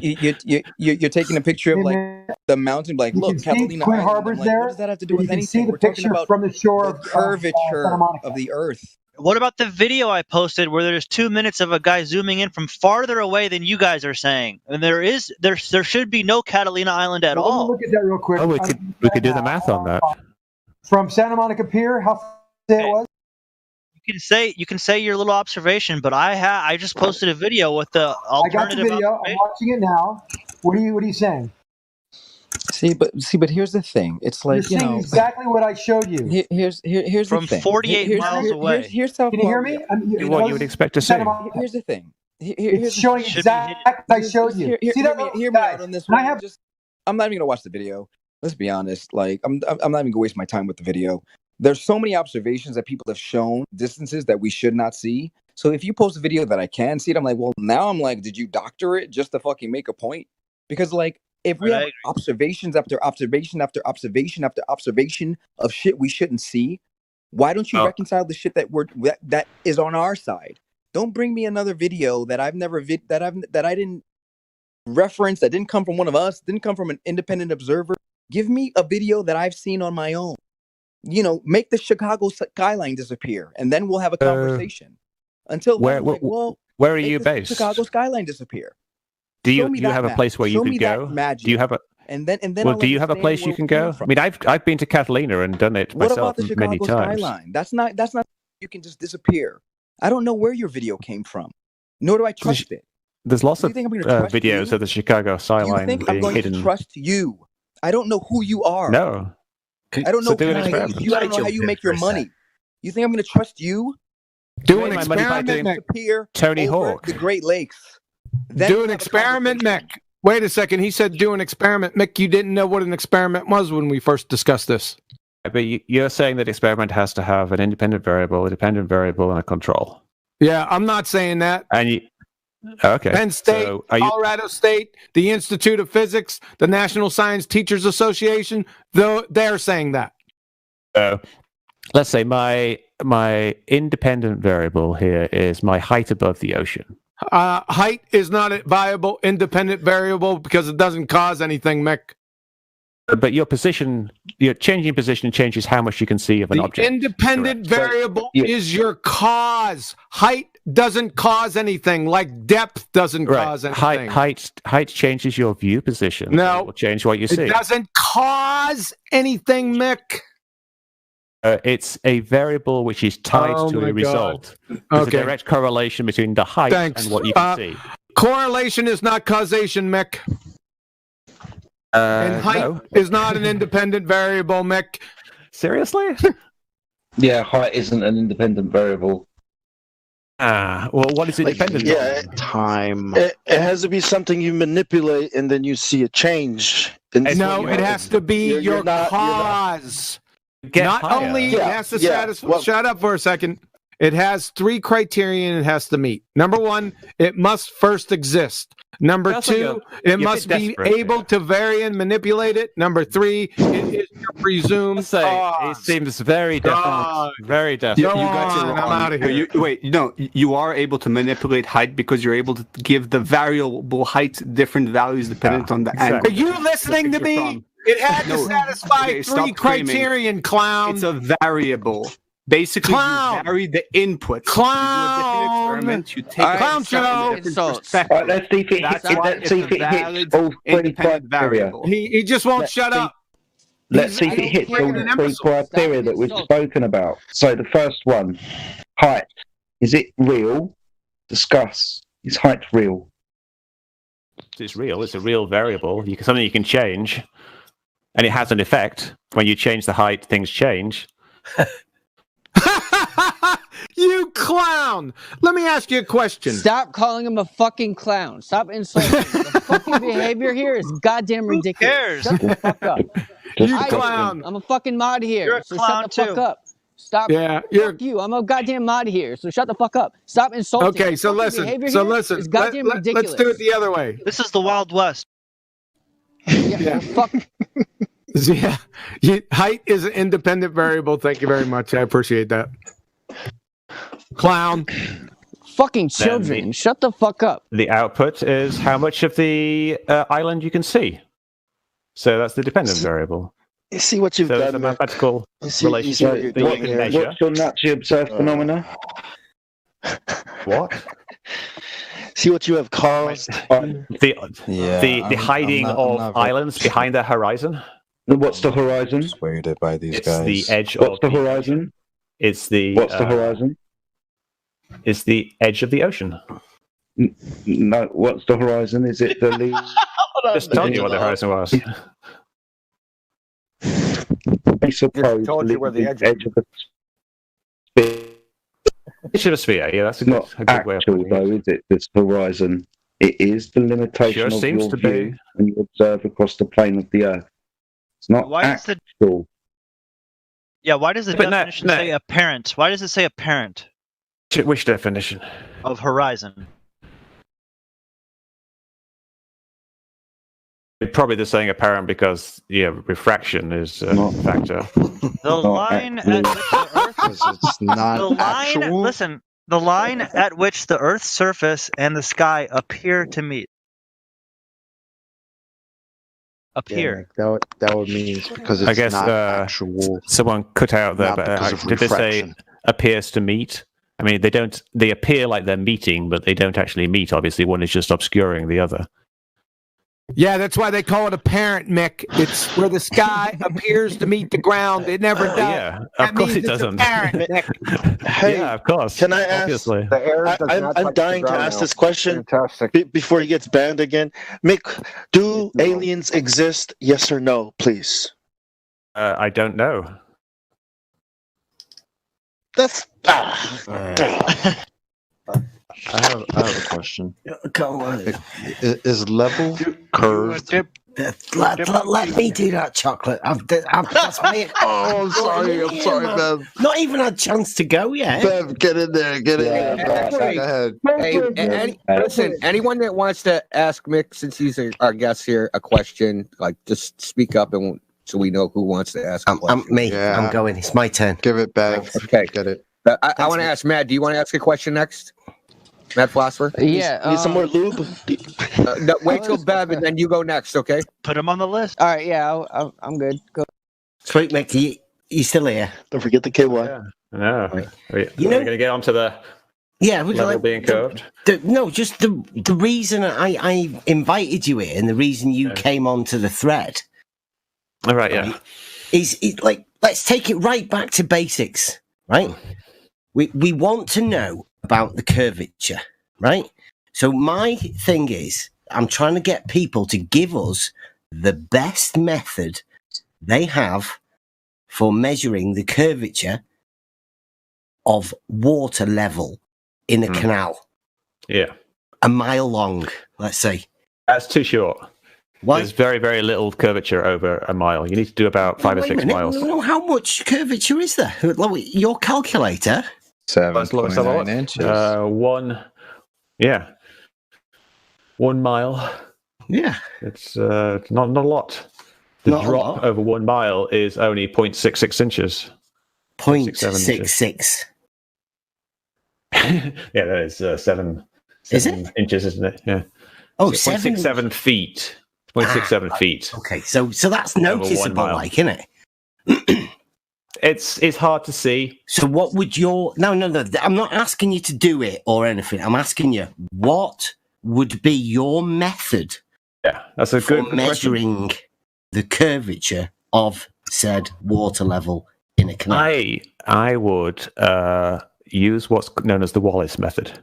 And the Wallace method uses raised targets. It's something that Jeranism did in Beyond the Curve at the end of Behind the Curve, the documentary, which you've all seen, I imagine. And basically what you do is you set 3 targets up. One is the camera, one is in the middle, and the other one is at some long distance. And you get them as high above the waterline as possible, but you make them all be the same height above the waterline. And then you look from the camera through the middle target to the end target. And you will see, if you've done it right, that the middle target is above the end target, which shows that the water is raised up in the middle. Would you not, call a surveyor and use a level? Could do, yeah. Yeah. Do you think that would be a little bit more accurate than setting things? Essentially, it's doing the same thing. Essentially, it's doing the same thing. Looking or actually measuring. Well, no, that's what surveyors do. Essentially, they measure stuff really accurately. Yeah, they do. So then, how do you handle the discrepancy when people measured across 25 miles and measure from in water level? The laser. Yes, 0.04 degrees of drop. Of the horizon. Of what? Of an apparent location. No. Stop. No horizon. We're on water level in a canal. Yeah, so we're not going to the horizon. You don't need to do that. Yeah. You would just after the best method for determining the curvature in the water level. That's then exactly what I said then. You would set up these targets high above the water so you get above any refraction or minimal refraction. Yeah. How high above and water? Then you see where the line of sight from the first target to the last target intersects the middle target. So and you'll set up like a datum. The datum you are using is going to be your sight. I think Jedi was asking how high above the water because refraction is obviously to you guys a big deal. So we want to make sure. No, you don't need refraction. There's no refraction in when we're measuring the level of the water. The reason why I'm asking how high is because the higher you get off the surface of the Earth, you increase in the radius value. So, for example, if you have 3 lasers, one foot above the surface, one, pardon? Enough to make a difference. It's like a thousandth of an inch. It will eventually, with altitude, start making a difference. Especially, hold on, I haven't finished. If you're presupposing on a curved surface, your target is going to be angled away. Also, if you have a low target, a mid target, and a higher target, because of the speed of light, having to traverse a longer distance across an arc, you wouldn't necessarily notice this speed of light change or the time that light would take to get to the top target, because you've increased the distance between the two. Keep doing this with altitude, then that's exactly what you should find on your ball. And increasing the time it takes light to get from the laser to the target, and the target is curved and angled away over a distance of an arc. We're doing 12 feet, all at the same height. So if it was flat, I want this one now. I want this one now, because you're saying that we're on a ball. So if you increase the radius value of that ball, then this demonstration would take into effect, correct? You will be able to prove your curve if you could demonstrate with altitude it took the lights longer to get from a target, which was further away because it's on an arced tangent, right? Yeah, you could do that, but that's not a very easy thing to do. Like, we're talking about an easy demonstration, like which you can do if you've got a 5 mile long body of water. You set up these targets 12 feet above the water surface, and you look along them, and you see that the middle target's raised up. What would your datum be, though? Like, in order to measure a curvature or a drop or something, the water surface. The what? The water surface. And I call the water surface is level, being because the ground's going to rise up as it goes out. It smells like a lot of bullshit going on. What you're measuring, that's perspective coming into play. So the object in the middle is going to look like it has risen up anyway. Dude, did you not just hear what he said? Did I just say? The datum that you are using to determine drop is a level. It's the water level. Is the water, yes, which is horizontal. It's level. Yeah. Thank you. No, it's level. Which is not horizontal, it's level. Sure. Different things. There we go. Yeah, There's they are two the types same of level. There's two types of levels. What? Yes. What, the real one and the fake one, right? No. There's true level and there's apparent the one level. you can see and the one you can't see. Right. True level, and then the one that they I've say. done construction since I was a kid. Level is fucking. There's the one you can see and the one they say is curved. In construction, the one you can see, and the one they say is curved that you can't see. Construction, apparent level and true level are pretty much the probably same. haven't lifted a fucking hammer in your life, by the way. I can tell by. No, they haven't. Anyone who talks like this hasn't had a job. I own a lot of hammers. I can show you a I hammer. don't believe you, bro. By the tone of your voice, you've never lifted a hammer in your life. I'm a worker. I've got a hammer. I probably own more hammers than you do. And I'm a worker. You've never lifted a level in your life. Can the real level I own like 5 different levels. Doesn't matter if you own them. Do you know how to use them? Yeah. In order to say that level is curved, you have to prove R, which you failed to do tonight. We're talking about like. Hey, if any of you morning people come in and you want to stop this and start talking, that's cool, man. Do it anytime. By the way, these guys' voices cracking, they're fucking just feeding us bullshit, man. I could already smell the bullshit coming out of them, bro. I think my voice is cracking. I know it is. No, I was laughing about the hammer. Sharp ears can hear. People that are lying or just too dumb to realize they don't know what they're talking about. Vagabond. Vaga. Give it a second. Get all my hammer. I think that's a bit hypocritical. We all know insults. We all know whatever. You don't know what you are. I don't know what you are. You broke up, though. I don't know what you are. I don't know what you are, but you won the dim, and you know you are. I'm a retired video game programmer. I program Tony Hawk's Pro Skater. So AK, yeah, that's not all you are. Your fucking life. What programmer That's not all you are. Video game programmer. Hey, guys, Anderson Cooper. Anderson Cooper, he's just a reporter, guys. Anderson Cooper is just a reporter. What programming language you use? I do actually have a lot of hammers. He is a programmer. He is a programmer. What programming language you use? That should have been like right off the bat. You should have been like, "Oh, I use C++, use C, use C Sharp." You broke out. We use C++ in programming video games. I mostly program in JavaScript now, though. If you look at the refraction simulator link I posted, I'll post it again. You can do view source on that, and it will it will show time, bro. all the code. We don't need your simulator. I'll just play Skyrim. You out of your fucking mind, bro. I'm not gonna waste 30 seconds on that shit. I have a question. Killing your own stuff. What happened to Fallout 76, Mick? Damn. Mick worked on it. That's what happened. Hold on. He said he used C++. What was one of the blaming Mick for 76. Hold on. What is one of the things you use in C++? Main things. What do you mean? What do I use? I programmed in it. To release. Get him. That is probably the only true thing about him is that he programmed. Hold on. No, I haven't heard a legit answer on developing right now. I'm a developer.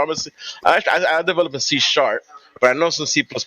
C++, you use new and delete, or you can use malloc and free. What is it called when you release resources? What is it? What is a deconstructor for that? You're freeing the memory, so it could be a dereferencing, and it could be garbage collection. But it depends what you're talking about. There's lots of different ways of doing these things. All right, so you give me the garbage collection. All right, what are pointers? You're breaking up there, sir. What are pointers? No. He's verified. We know he's a programmer. How do you know? What are pointers? Talking about programming. Garbage collection is easy. One of the easiest things you can figure out. What are pointers? Pointers? Just ask him what's a stack. That should have been a 2-second answer for you right there. Buffer overflows. No, sorry, you're cutting out, so I can't hear the question. So, can you repeat the question? You already repeat a question. I hear everything. You just repeated the question. No, I was asking if that was a question. Buying time. Okay. Now you had the time to look for what is pointers. You have the guy in his ear explaining. What? Yeah, your programming skills are very. I can't hear what you're saying. Why don't you type it in the chat or something? Because I have no idea what you just asked me. Yes, because you're gonna search and look it up. I've got a website called Cowboy Programming. It's cowboyprogramming.com, and I've got loads of articles I've written in there about programming, and they're all really complicated and technical. So if you doubt my programming abilities, don't make it real, bro. And if you want, you can go and look at the credits for Tony Hawk's Pro Skater 1, and I'm listed there as the lead programmer. My God, I could hire a fucking writer to write me a fucking article with a fucking neurosurgeon tomorrow, bro. Doesn't make me a neurosurgeon. You could go to. You're asking me I don't know, high school level questions like what is a pointer? Exactly. So this should have been like, oh, dude, the pointer is this, isn't that? It's garbage. No, I know what a pointer is. I started programming it in Z80 or 68K, well later 68K, and a pointer then was just one of the registers, like one of the address registers in 68K. It's a location of a variable in memory. Order this now. Yeah, but you finally looked for the answer, did you? Yeah, bro. But where's the curve? I know what it is. He knows what it is. We know that you're good at programming and manipulating stuff, and you can show it on your simulator, but you're not really, because you can't, list the variables. Like you're just gonna give us a simulator. I'm telling you the variables. The variables are they're right there in the simulator. But the temperature gradient would be the one that you'd want for doing an experiment. Yeah, but where's the curve at though, bro? How come water is always flat in video games? It's just the easiest way of programming it. Or is it because that's way more complicated? Yeah, because it's because it's the easiest way of programming. It would be a little weird if you programmed it with curve, right? Because it would be complicated. It would be hard to do. It would be pointless. Not real. Yeah, if you want it to look like it does in real life, when you look at the water. It is actually programmed with curve in things like Microsoft's Flight Simulator or X-Plane. But Actually, how does it find its own level? I've been tracking the it's not what you think with a lump in the middle. It's like saying, how does a pendulum find its own level? No, it's not. It's like asking how does a fluid find its equilibrium. That's what they do. Because if it's in disequilibrium, then it moves towards equilibrium. That's just it doesn't have a big lump in the middle, does it? I think that's what it means. It doesn't have a big lump in the middle. It's a sphere. Water curve? How does a body of water at rest curve? By being attracted towards the center of the Earth by gravity. Gravity. Here we go. Gravity. So how come gravity? So how come no scientists can demonstrate gravity and replicate it? I've heard that word. You can demonstrate the effects of gravity. Sure, no, but they can't demonstrate what they're actually claiming. Alright, guys. It only works at a Excuse me. planetary level. Excuse me, Hollywood. We really wanted to give Most Mad the opportunity to ask a question as well. We seem to be veering off again. I have to be going soon anyway. So. Next up. Can I have one question? If Matt doesn't want to go ahead. Are you Matt, familiar you got with something? Sorry, he must be AFK. Let's Yeah. give Mick a little breathing room. How are you doing, Mick? You all right? I'm fine. This is all fascinating stuff. Yeah, it's all yeah. Okay, good. Professional. I understand that people are passionate about their beliefs and they get angry sometimes. Not a problem. Who's getting angry? All right, next. I heard a few raised voices. Cool as a cucumber. Yeah. Yeah, there's some people who just yell all the time, so it doesn't necessarily mean they're angry either. I just don't like liars when I figure I'm them out. angry. Oh yeah, I'm angry. Does someone have a question? Once I figured out this thing was a lie, I'm furious. So anybody that comes in here, they better have their shit correct. Waterball, go ahead and ask your question. Hey, man. sorry, I was my phone got frozen. There he is. You good? If you got a question, go ahead, Matt. Yeah, are you familiar with the heliocentric? All right, go ahead, James. I have a question, if that's okay. James. Hang on a minute. No, James is going. Mad philosopher, Go, James. please. Mad philosopher, please. All right, so Mick, you're obviously aware of everything that happened post 9/11, correct? I wouldn't say everything, but I'm familiar with things. Yes. Right. Sorry, I guess I should have reworded that question. Everything, like the wars that have been fought since then. Yeah. Since like we invaded Iraq, Afghanistan, Libya, Syria, all of them. Against it. Right. Well, I'm asking. So, do you know what those countries were doing prior to 9/11? They were just sat there with a bunch of oil. Right. No, that's not actually correct. That's not all they were doing. Each one of these specific countries, the ones that have been invaded post 9/11, all back their money. All of those countries backed their money in gold and silver, and denied central banking in their country. It denied backing their money with the U.S. dollar. Since then, every country that we've invaded, Iraq, Afghanistan, Syria, Libya, all.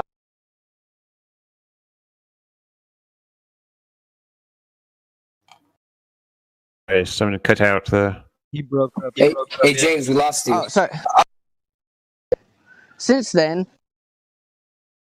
all of these countries have backed their money in gold and silver, in U.S. dollars. They no longer back their money in gold and silver, and each one of them have incorporated Rothschild central banking. So, I guess my question to you is, how the fuck can you turn a blind eye to all of this shit and not see how evil the Federal Reserve and these Freemasons, the Rothschilds, all of them are, and you just go to all of these conspiracies trying to debunk them instead of seeing all of the evidence right in front of your face? Good question, and I'd be happy to answer it. I think the reason I don't turn a blind eye to it. In fact, I think that things like that, the corruption that's endemic in the American system and their foreign policy, is something that we really need to look at.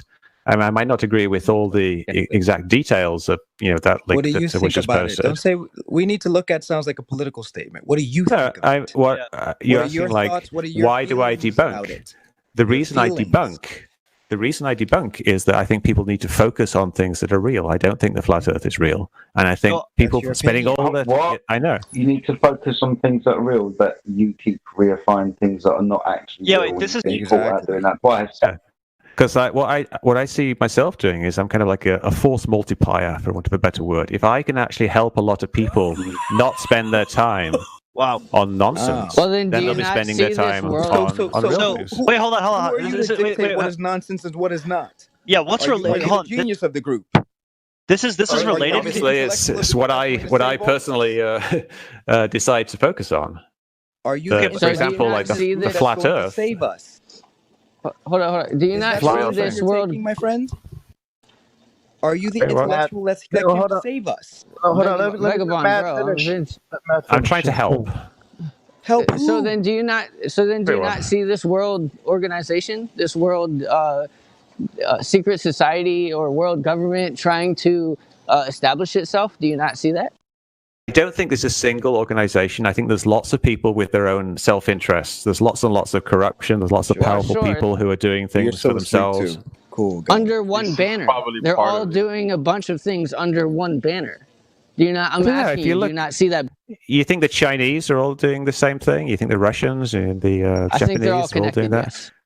Yeah, bro. This guy just doesn't have the balls to wake up, bro. Fuck it. Have you looked at the Forbes list of billionaires? Forbes. Dude, that's everyone that has trillions in private. I thought you were busy with important things, not Forbes. Well, so look at them. Look at the variety of people that are billionaires. There's over 1,000 people in the world who are billionaires, and they're very, very different people. Publicly billionaires. Well, yeah, but that's all we have to go with, isn't it? So if you're just imagining things, that's just something I can't really comment on. It's not but what we actually see is know that people all who are of in power are very variable. There's lots of very, very different people, and they all have their own interests at heart. So there's obviously a lot of corruption. There's a lot of problems, and that's what we should be focusing on. All right, so wait, real quick. This is related to Most Mad's military kind of thing that he's talking about. So when we went into Iraq under the presumption of weapons of mass destruction, what's your opinion on that? Because you're like debunking stuff. So like at some level, so like what's your opinion on all the weapons of mass destruction? I think that they basically made up a case for going into Iraq, and that they essentially lied about the weapons of mass destruction by just exaggerating evidence that really wasn't there, like the stuff about Colin Powell said about the labs really wasn't. So why can't you imagine them doing this at a different scale, a different subject? Why can't you imagine them lying to you them doing it about other things, dude? Was that a conspiracy though? Was there weapons of mass destruction? Was that a conspiracy? People, I think, conspired to modify the evidence to make it seem like there were weapons of mass destruction. Yeah. But the whole Iraq thing started with a secret conspiracy. You know that, right? The Sykes-Picot Agreement. I'm not familiar with the whole geopolitics. The Sykes-Picot Agreement was a secret agreement with France, Great Britain. It's a secret. How do you know about it? What was the other? The Ottoman Empire decided that they were gonna divvy up Iraq. This happened in the 1920s, right? So this makes sense. I mean, they were doing that type of thing back then. Yeah, so the current Iraq powers war is a base. That is the basis of the the Middle East is completely fucked by Kuwait, all that stuff. The colonial system basically just messed up Africa and the Middle East. So it's but that was a real conspiracy. That was a real conspiracy. I mean, you can Google it's called the Sykes-Picot Agreement. I mean, there's lots of real conspiracies. Oh, I'm just glad you admit it, because you believe in a conspiracy theory. Yeah, you believe in 9/11 was a conspiracy among I wrote a book. 19 hijackers. It was a conspiracy of 19 hijackers, right? Yeah, well, more than just 19 hijackers. There would have been a lot of other people. There's like who financed it. Then there was the organizational things. So yeah, there was a lot of people involved. So the conspiracy. Well, I'm just saying the official story is a conspiracy theory. Yeah, is my point.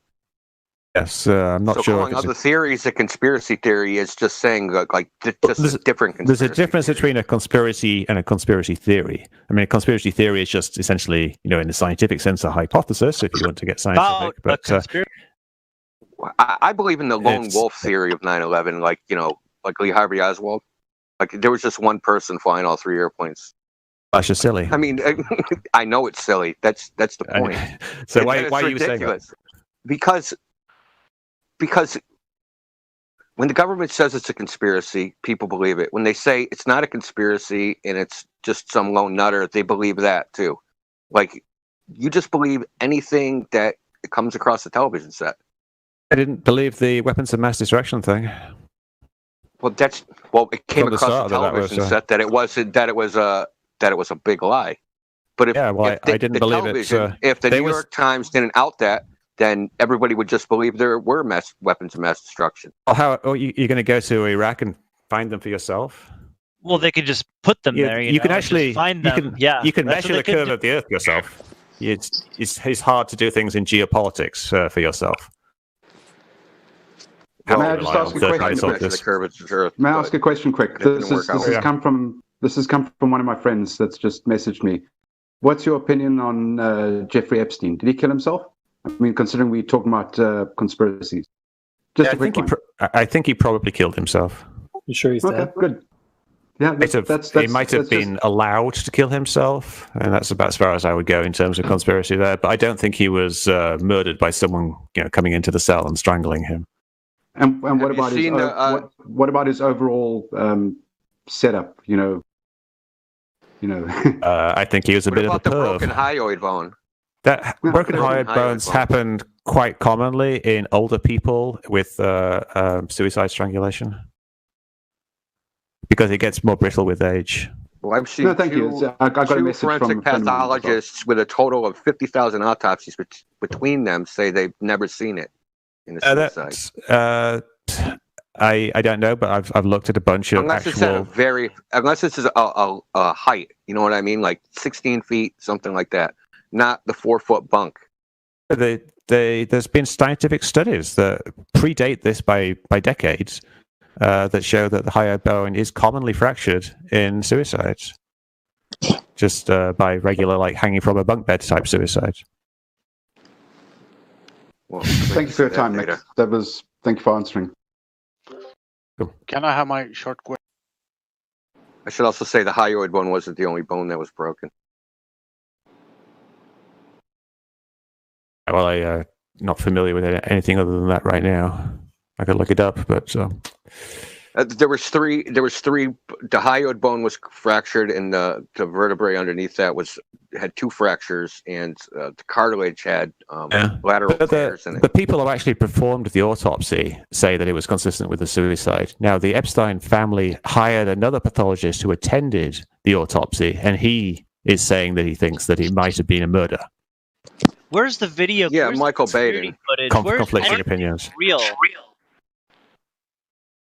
What? So the independent one is saying it might have been a murder, but the one that's got paid by the government decided to say, it was. No, the one who is paid by the family is the one who is saying there's something suspicious. The independent the family have already said that they think that there's something suspicious going on, so they're paying a pathologist, and he's giving them an answer that conforms to their suspicions. Now, does that mean that they've influenced his opinion?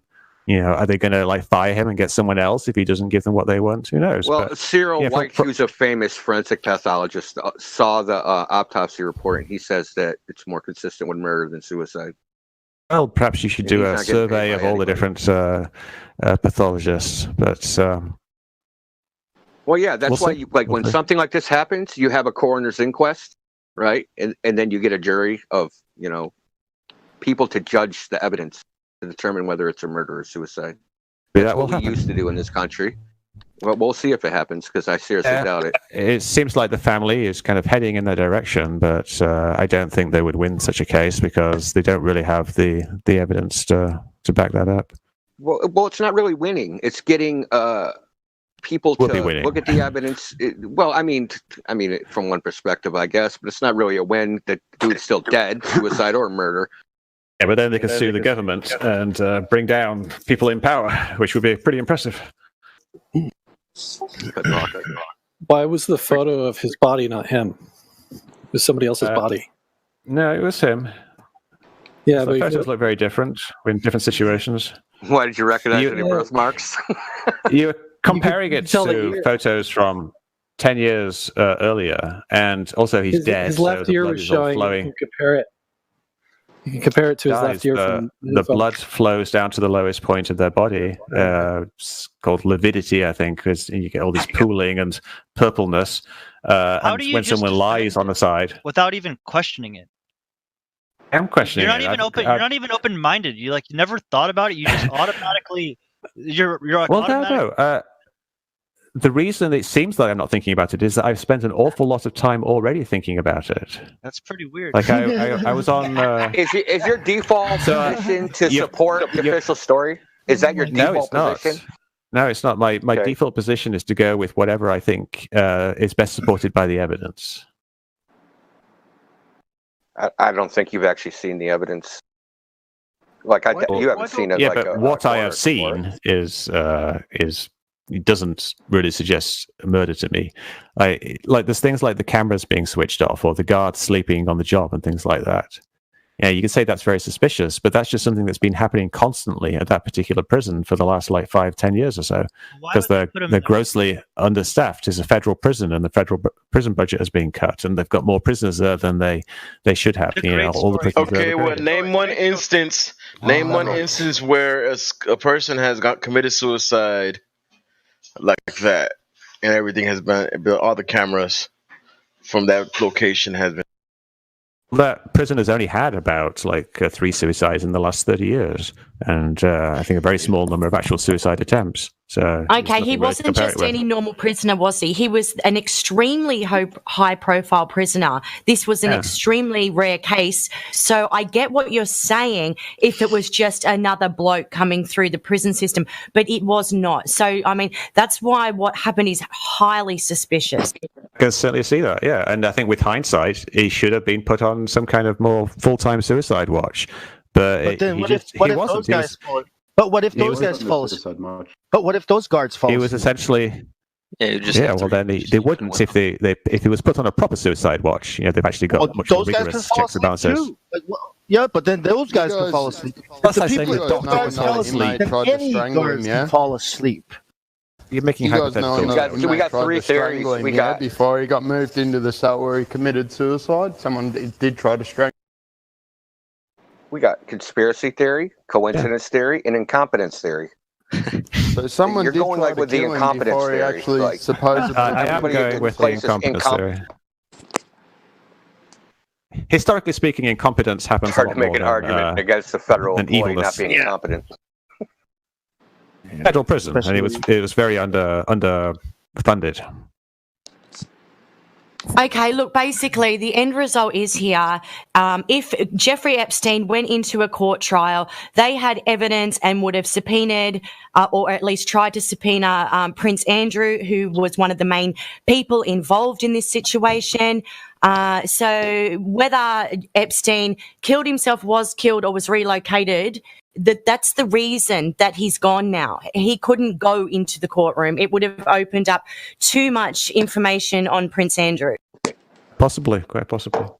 It's not quite possible. The main woman testifying in this trial is the lady that's living in Australia. She was the one that was in the first initial case that was actually abused by Jeffrey Epstein on his yacht. And they've got the photographs of her with Epstein and Giselle Maxwell, or whatever her name was, the co-accused or the co-charged in this case. I mean, it's blatantly obvious why he had to go. Okay, well, I really have nothing more to add on that. I think he probably killed himself. Maybe he was allowed to kill himself. I think it's unlikely that he was murdered, and that's Wait, how did he kill himself? With what? He hung himself with, I believe, a blanket. Or and you know how thin those blankets are? Tissue paper, dude. There was nothing to kill himself with, but you think he killed himself. No, he was in a standard cell at that time. Yeah, no. There was nothing. No, he wasn't in a standard cell. No, there was nothing. They said he tore the blankets into pieces and made a rope. Yeah. So he weaved himself a rope in the cell with the cameras off. A rope of tissue. Okay. You could do that actually.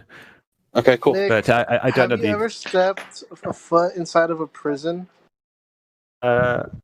Well, only in tours and things like that, like Alcatraz and Folsom Prison.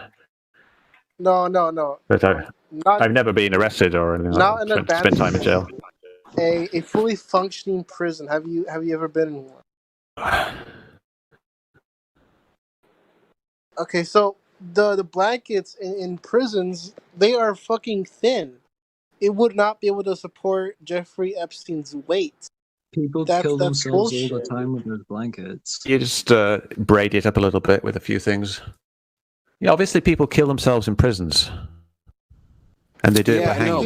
Here's the story, though. We're talking about the McWest. We're talking about the official story, Brad. Okay, so he hung himself with his sheets.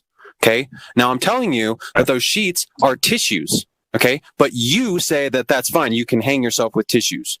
Now, can you demonstrate this? I'm saying that he hung himself with the sheets, so I don't know how he did it. And I'm telling you that the sheets are tissues, okay?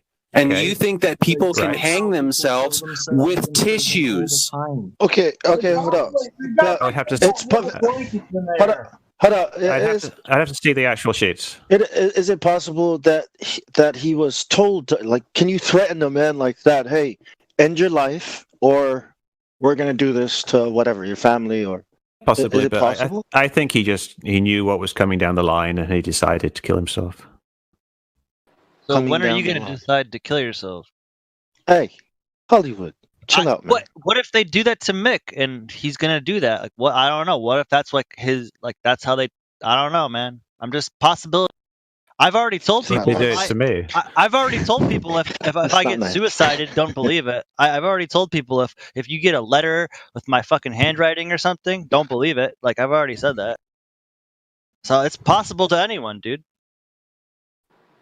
I got a flat Earth challenge. I'm still interested about aliens, though. What we ought to do is do 200 proofs in 200 hours, and every hour on the hour for the next 200 hours, pull up the 200 proofs and debate them. One by one, each one gets an hour's debate. Oh, any other conspiracies or theories? Yeah, I really have to go, so if you got any last questions, then... Speak now. I have a question, if that's okay. Thanks for your time. Yeah. My question would be, what do you think people's criteria for evidence should be? So when you see a claim and some substance presented for that claim, how should people look at that substance and decide whether it holds ground? Well, good evidence is evidence that's verifiable and testable. So if you can verify, repeatable, testable, verifiable. It's the three criteria of evidence. But verifiable is probably the most important one. But then if you got reproducible, that kind of verifies it naturally. So things like, I don't want to get into a big argument again, but like the observations of Catalina is evidence that is verifiable and repeatable, and you can test it. You can do things like change the way you view Catalina from, and you can go to Catalina and measure it. No, it's not every day, because the weather is sometimes quite often actually you can't see it, but on a clear day it's visible with the naked eye. So yeah, if it's those things, verifiable, repeatable, testable. Mm-hmm. All right, thank you. Anything else? Thanks for coming by.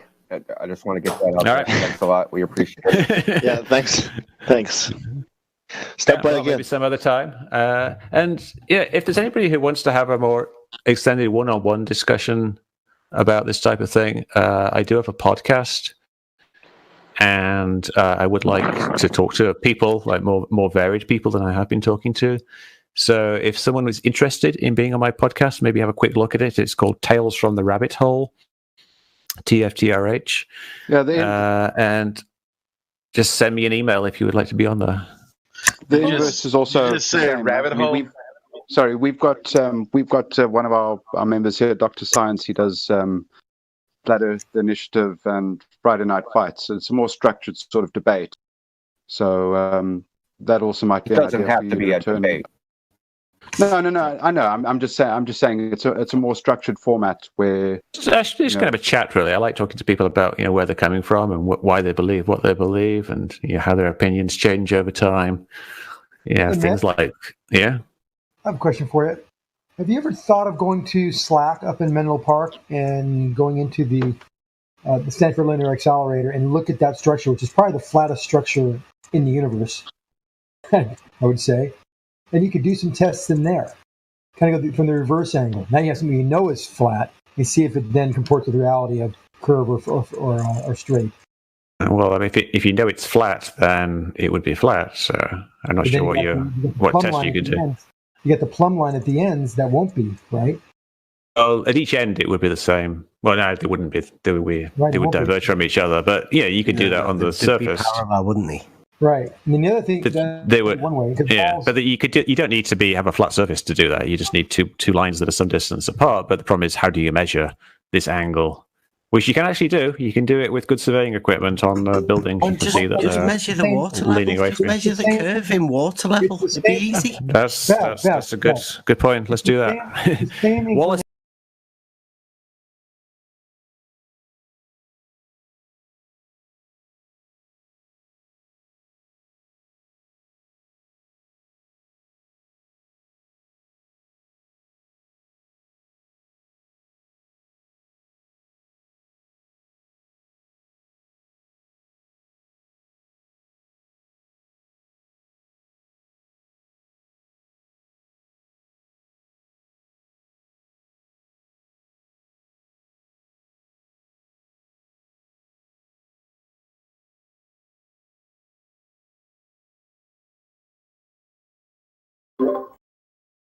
Am I the only one in here with an open mic?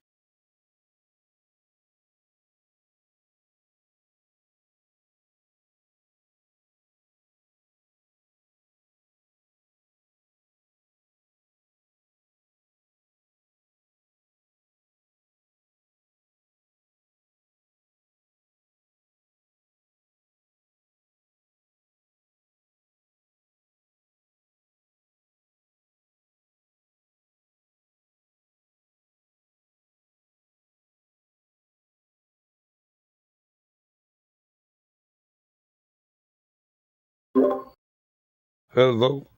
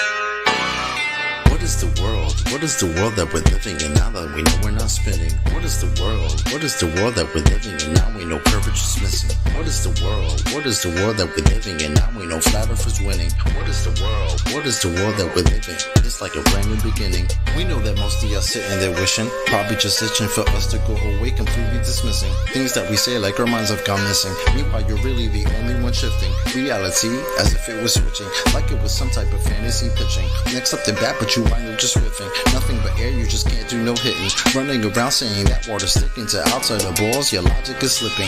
I understand that you might think I'm tripping. Pay attention to the words that I'm spitting.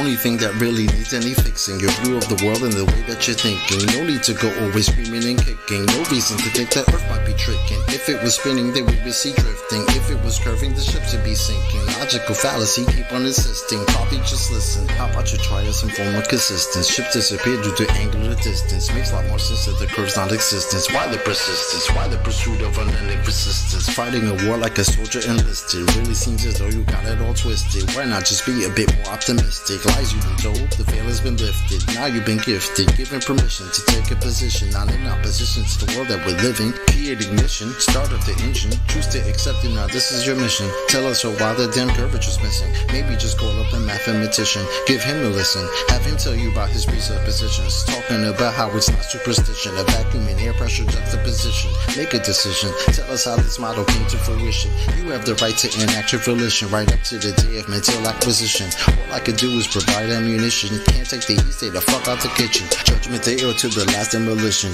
You can see this is an act of attrition, on the condition that after admission, do you a favor and start the forgiving. Then go out and share your newfound position with everybody who's potentially victim, falling for the global prisoner system. So many flaws, no woman can list them. Shout to my beautiful parents, I missed them. Taught me to think for myself, I could kiss them. Now to the day that I'm able to whisk them away in my arms, I will reminisce them.